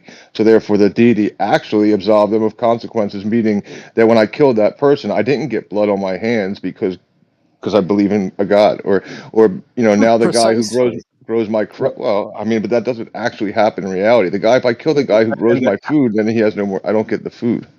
There's a I, real life I mean, consequence. how is Yeah. that true? In which religion do you get forgiven by Have you your not deity read after the you killed Bible? someone? It's all Okay, about no. So you're murdering your pigeonholing like neighbors.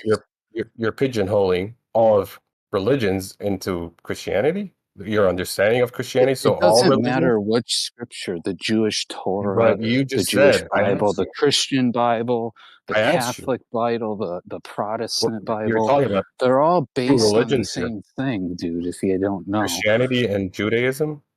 Do you He know how was many talking religions are over out me. there? Guys, you gotta go one at a time, okay? Just try Yeah. to wait for the other guy to finish, okay? So Yeah, there's no accountability in these religious morals because the deity, God, will just forgive you because he really is just you. He's in your mind. And of course, you're going to forgive yourself. Whereas secular humanists don't have that they don't have that out, right? When you do something wrong to another person, you have to go make it right, or you just don't do it to begin with. You should know better. I want to well, mention something that's after that. Egypt. The religion I believe in agrees with what you're just saying. That's what we're told to do. I mean, if I wrong someone, and I must and to repent to my deity, I must fix that with that person I wronged. If I stole from somebody, for me to repent, I have to actually give that back, whatever I stole. You know, I am accountable What? for my own sins. I When will go to has hell. that I ever will go happened? to hell if I sin.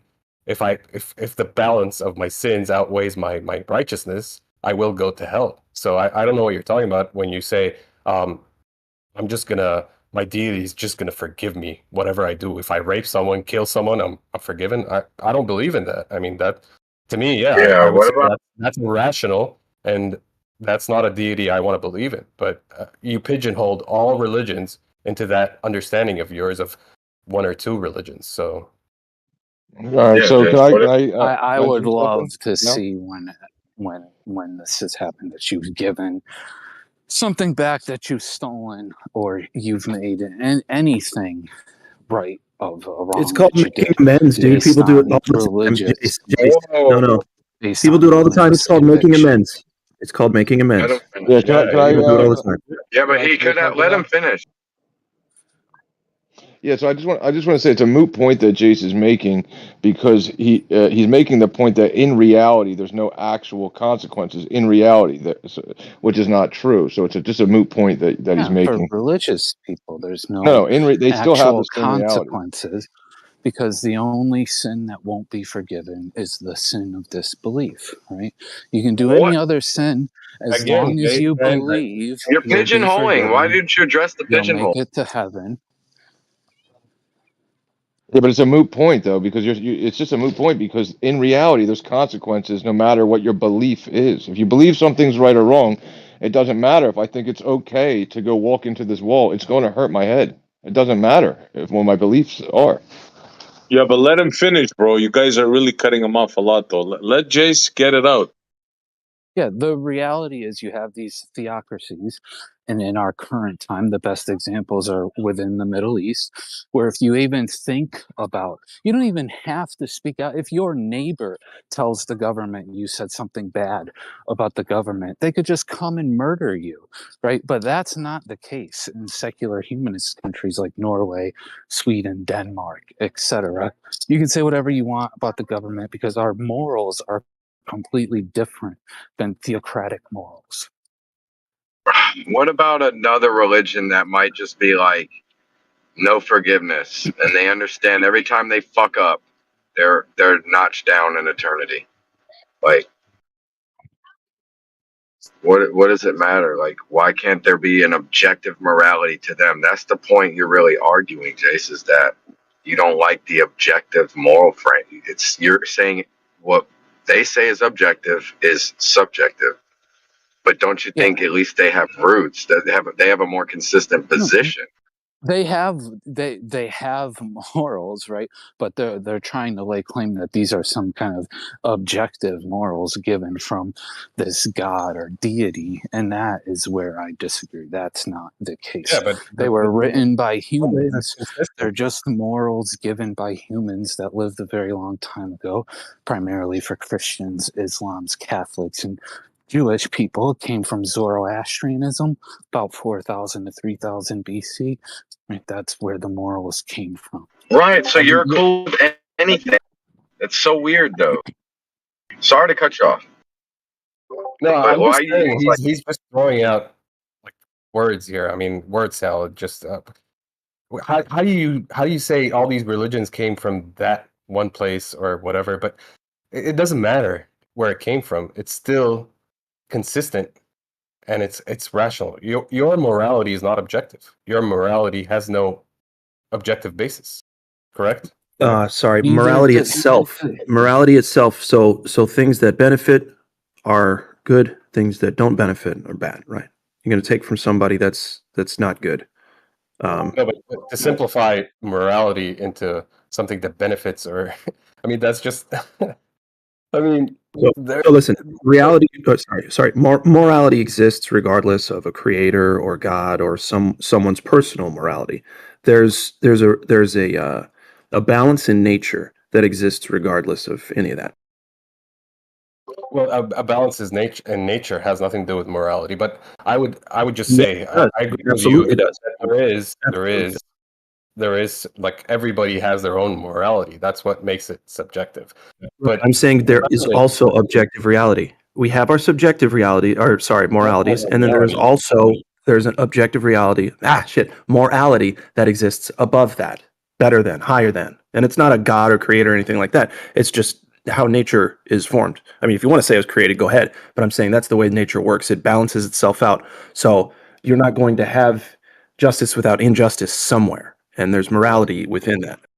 I mean, I don't know how you get that from nature. I mean, like, what is morality? Everything what goes around comes around, good right? and bad. Hey, What Egypt. establishes?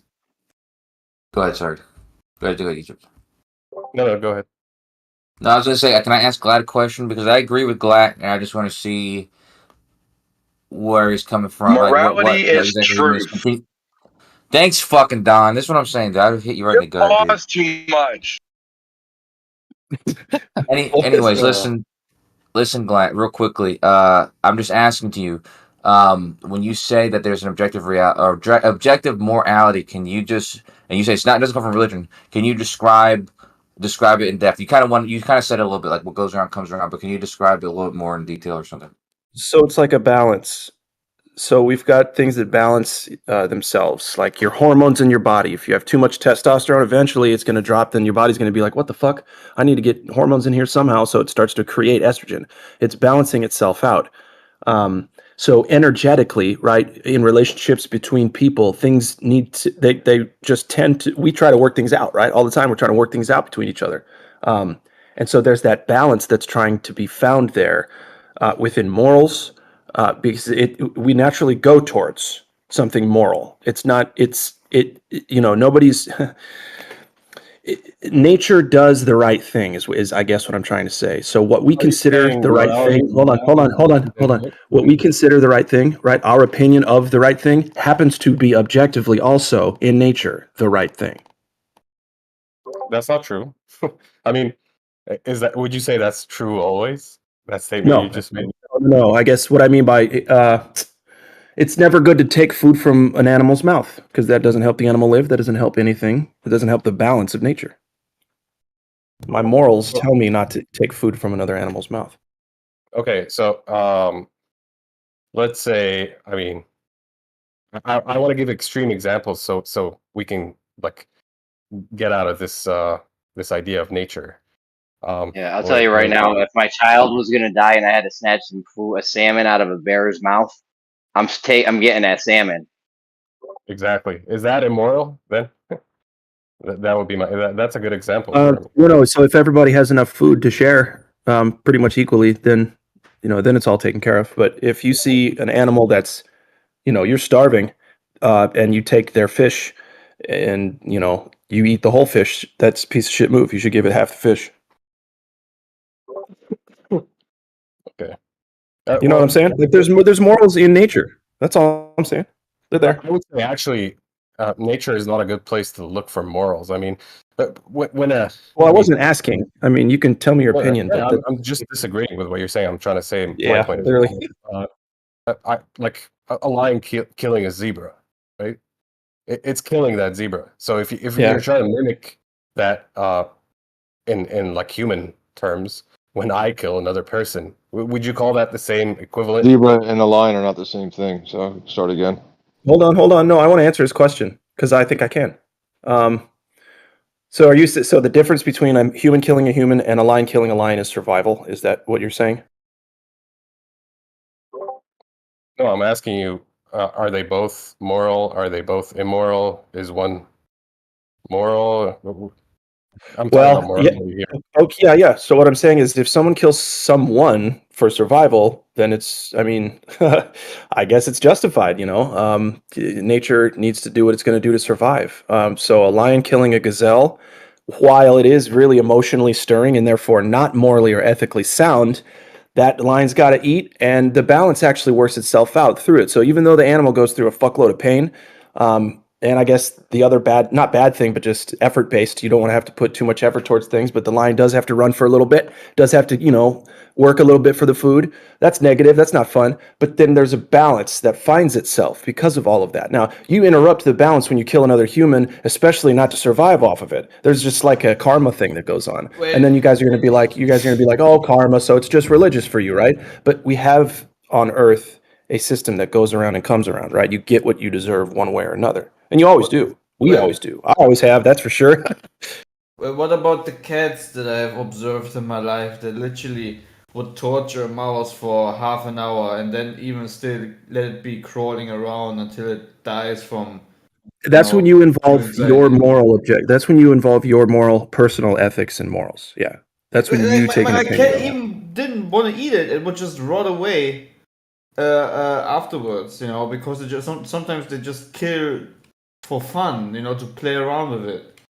Yeah, but that could be Well, part of it looks nature. like That could be that. part of how nature balances itself as well. It could be part Yeah. of nature's overall balance. I just, I'm not trying to base anything of it. I'm just saying sometimes it's not even for your own feeding when it comes to for their own feeding or because of Well, hunger, aren't like but then rodents? just for fun of killing, It looks Isn't sick. It one of the looks things isn't one of the things that rodents is that they tend to overpopulate, and so maybe like having certain animals that are regulating that is part of the balance of nature. Yeah, I agree. Yeah, none of these examples are like cats playing with other cats until they die, or lions batting around another lion just for fun until it dies. Or these are different creatures. It would be the same as saying, how come humans just are killing fish left and right? I mean, those are they're not parallel, the things that people are bringing up right now. I just want to point that out. Yeah, I mean, I would say I agree with Sun Wukong. If that's your name. Yeah. That I mean, at least he is anchoring his morality somewhere. He's putting it in nature. So that's where I disagree with him. But at least he has that. Like he's saying there is objective morality, as opposed to like a atheistic worldview, which would say all morality, and by its nature, morality is just subjective. right. So Fluid. Exactly right. Yep. Thank you.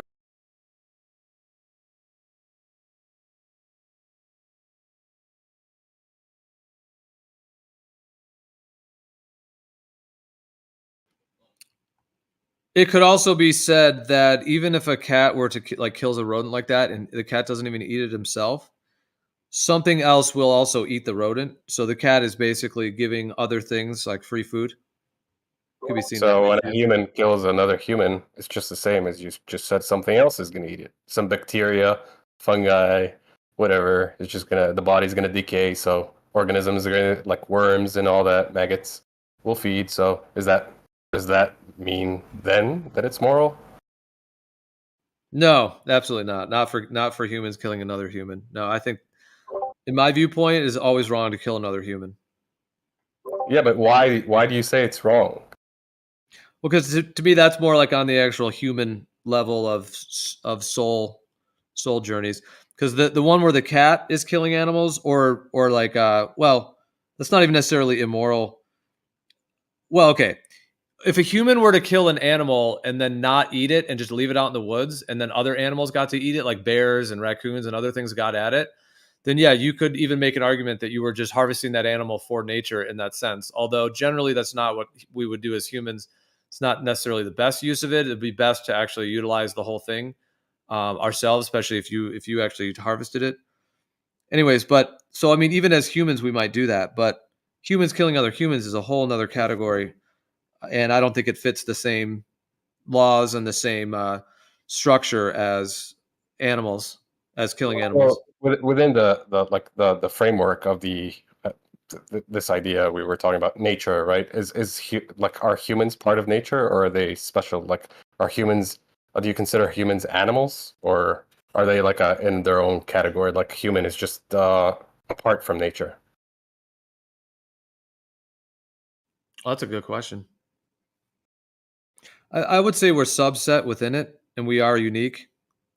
I think everything's unique, but yeah, I do think like the human.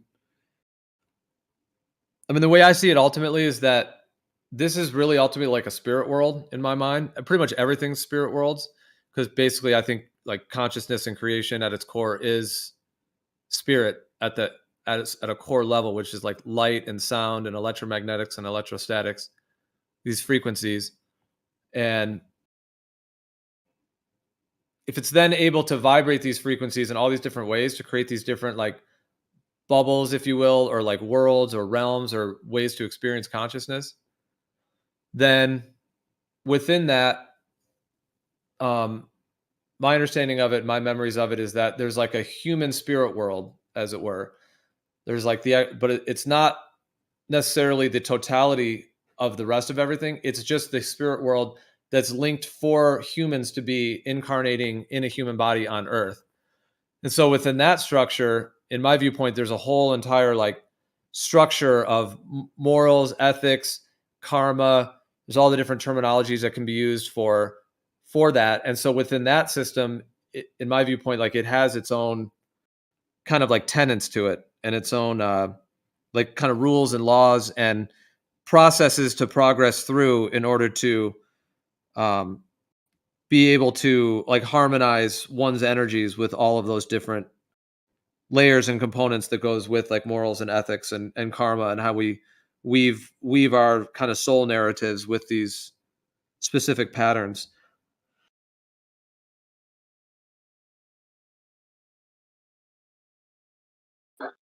All right. What about rubber bullets?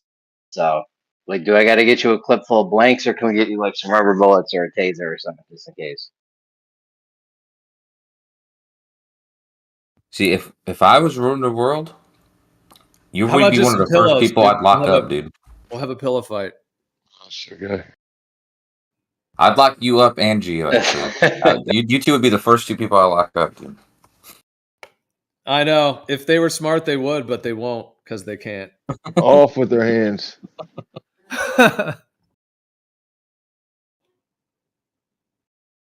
Tell them we can loiter anywhere we want to.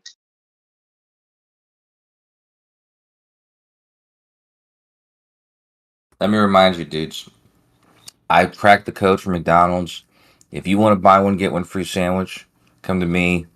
Anytime, any place. I get you buy one, get one free. Any sandwich you want. Did you check your DMs for me? Oh, you You're talking didn't about I? McDonald's chicken sandwiches. Okay, I'll check my DMs. Yeah. Yeah, I'm working on Chick-fil-A next. I got Taco Bell down and McDonald's down. So you want buy one, get one free, come to me. So, Kosho, are you going to do full cult's pendulum during the eclipse? You got all set up, right? You're ready to go? You're going to catch the Elias effect and debunk the entire globe explanation for pendulums? It's at your fingertips, dude. You could have it, man. You could be the guy right now. You could do it. Just get over to West Texas, do it up. West Texas. Listen, dude. Yep, that's where it's going through. You see the path of totality? In San Antonio, you got to be in the path of Central totality. Texas. Ideally, you want to be in the center of the path of totality for the. Yeah, but dude, if you look on timeofday.com, we got to figure it out. This is where we do the side by side full cult pendulums, just in case we're off a little bit. Yeah. We do a whole bunch like SC wants. We'll knock a whole bunch of birds out with one stone with this. Yeah. But listen, I got what do you call it? Delusions of grandeur. And actually, I had a plan to talk to the people at the capital of Texas, because they have like this big foyer, I guess you'd say, the dome in the middle, and it'd be like the perfect place to do one. And I was thinking about like showing up with a clipboard and name tag and stuff, and say I was working with the school, and say if I could have 20 minutes to use that center part for a little school experiment or something like that, and because that'd be the perfect place to do it. You got to get in the center of totality. Do you even listen to Gio when he talks? He said the center of the path of totality, bro. Yeah, Gio doesn't know. You don't even listen. I've been on timeofday.com. I looked at San Antonio. I was like, maybe I'll go to San Antonio. It's perfectly in the center. And then I looked at what it would look like in Austin. And it's basically also in the center, dude. If you look at what the eclipse is going to look like from Austin, it's still like the center, dude. Imagine you get all these plans set up, right? You got everything ready to go. You got the guy in on it. He believes you're a teacher. And then your fucking girlfriend asks you to clean the house. And you're fucked. Wow. That's a good point. So, Kosho, yeah, let's imagine you did one right at the eclipse. So let's say you have like 3 pendulums going in a massive warehouse, like a big warehouse where you have like good insulation to where you're not getting any extra wind or anything. Have it all set up professionally, 3 big pendulums. And first of all, to see, of course, if they all process at the same rate consistently. Now, let's just say they do. Have all 3 going, and then when the eclipse happens, it stops processing, and then it goes the other way. It reverses direction, and then once the eclipse passes, it goes back to going forward again. Okay. If that happens, dude, and I don't mean to say this to sound homophobic or offensive to anybody, but I would find a homeless guy and suck his dick if that happened. Okay? I'll tell you right now. Hold on. That is such an inappropriate response. I know you're kind of trolling or trying to be funny, but dude, that is actually like officially just a totally inappropriate response to what was just said. Why would you bring up when you were in Vegas a couple of years back? I don't understand why you bring up the past, but can we get more satellites over New York so Jeremy can have better signal first? Yeah, we got to. I know. Okay.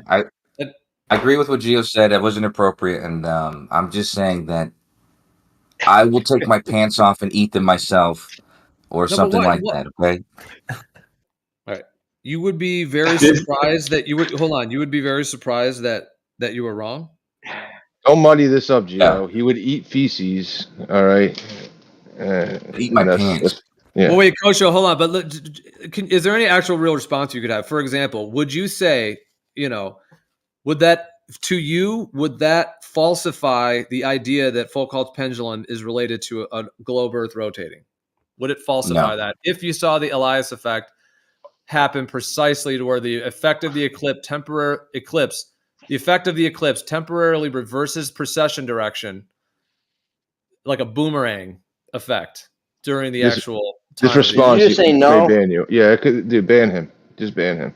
No, I think that would add credence to the idea. Let him respond. There must be some. Let Kosho respond, guys. Sorry. Go ahead. The point is, I got to go right now. The point is, I would not change my opinion about Foucault's pendulum and the Earth rotating. I would look further, deeper, and see what was going on. It would be definitely interesting. It would change my opinions on something. I don't know what, because I would have to explore. Okay? Sounds like an honest answer. Signing off. Yeah. Okay, Thanks. Dude, see you there's later, no Costa. way. I have a interesting question regarding globe versus Hold, flat. hold on. There's Yeah, go no. ahead.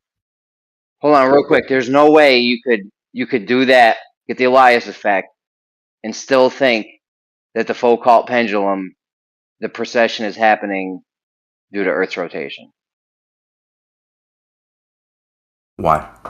Yeah, come on, Kosher. Yeah, you got. I mean, you.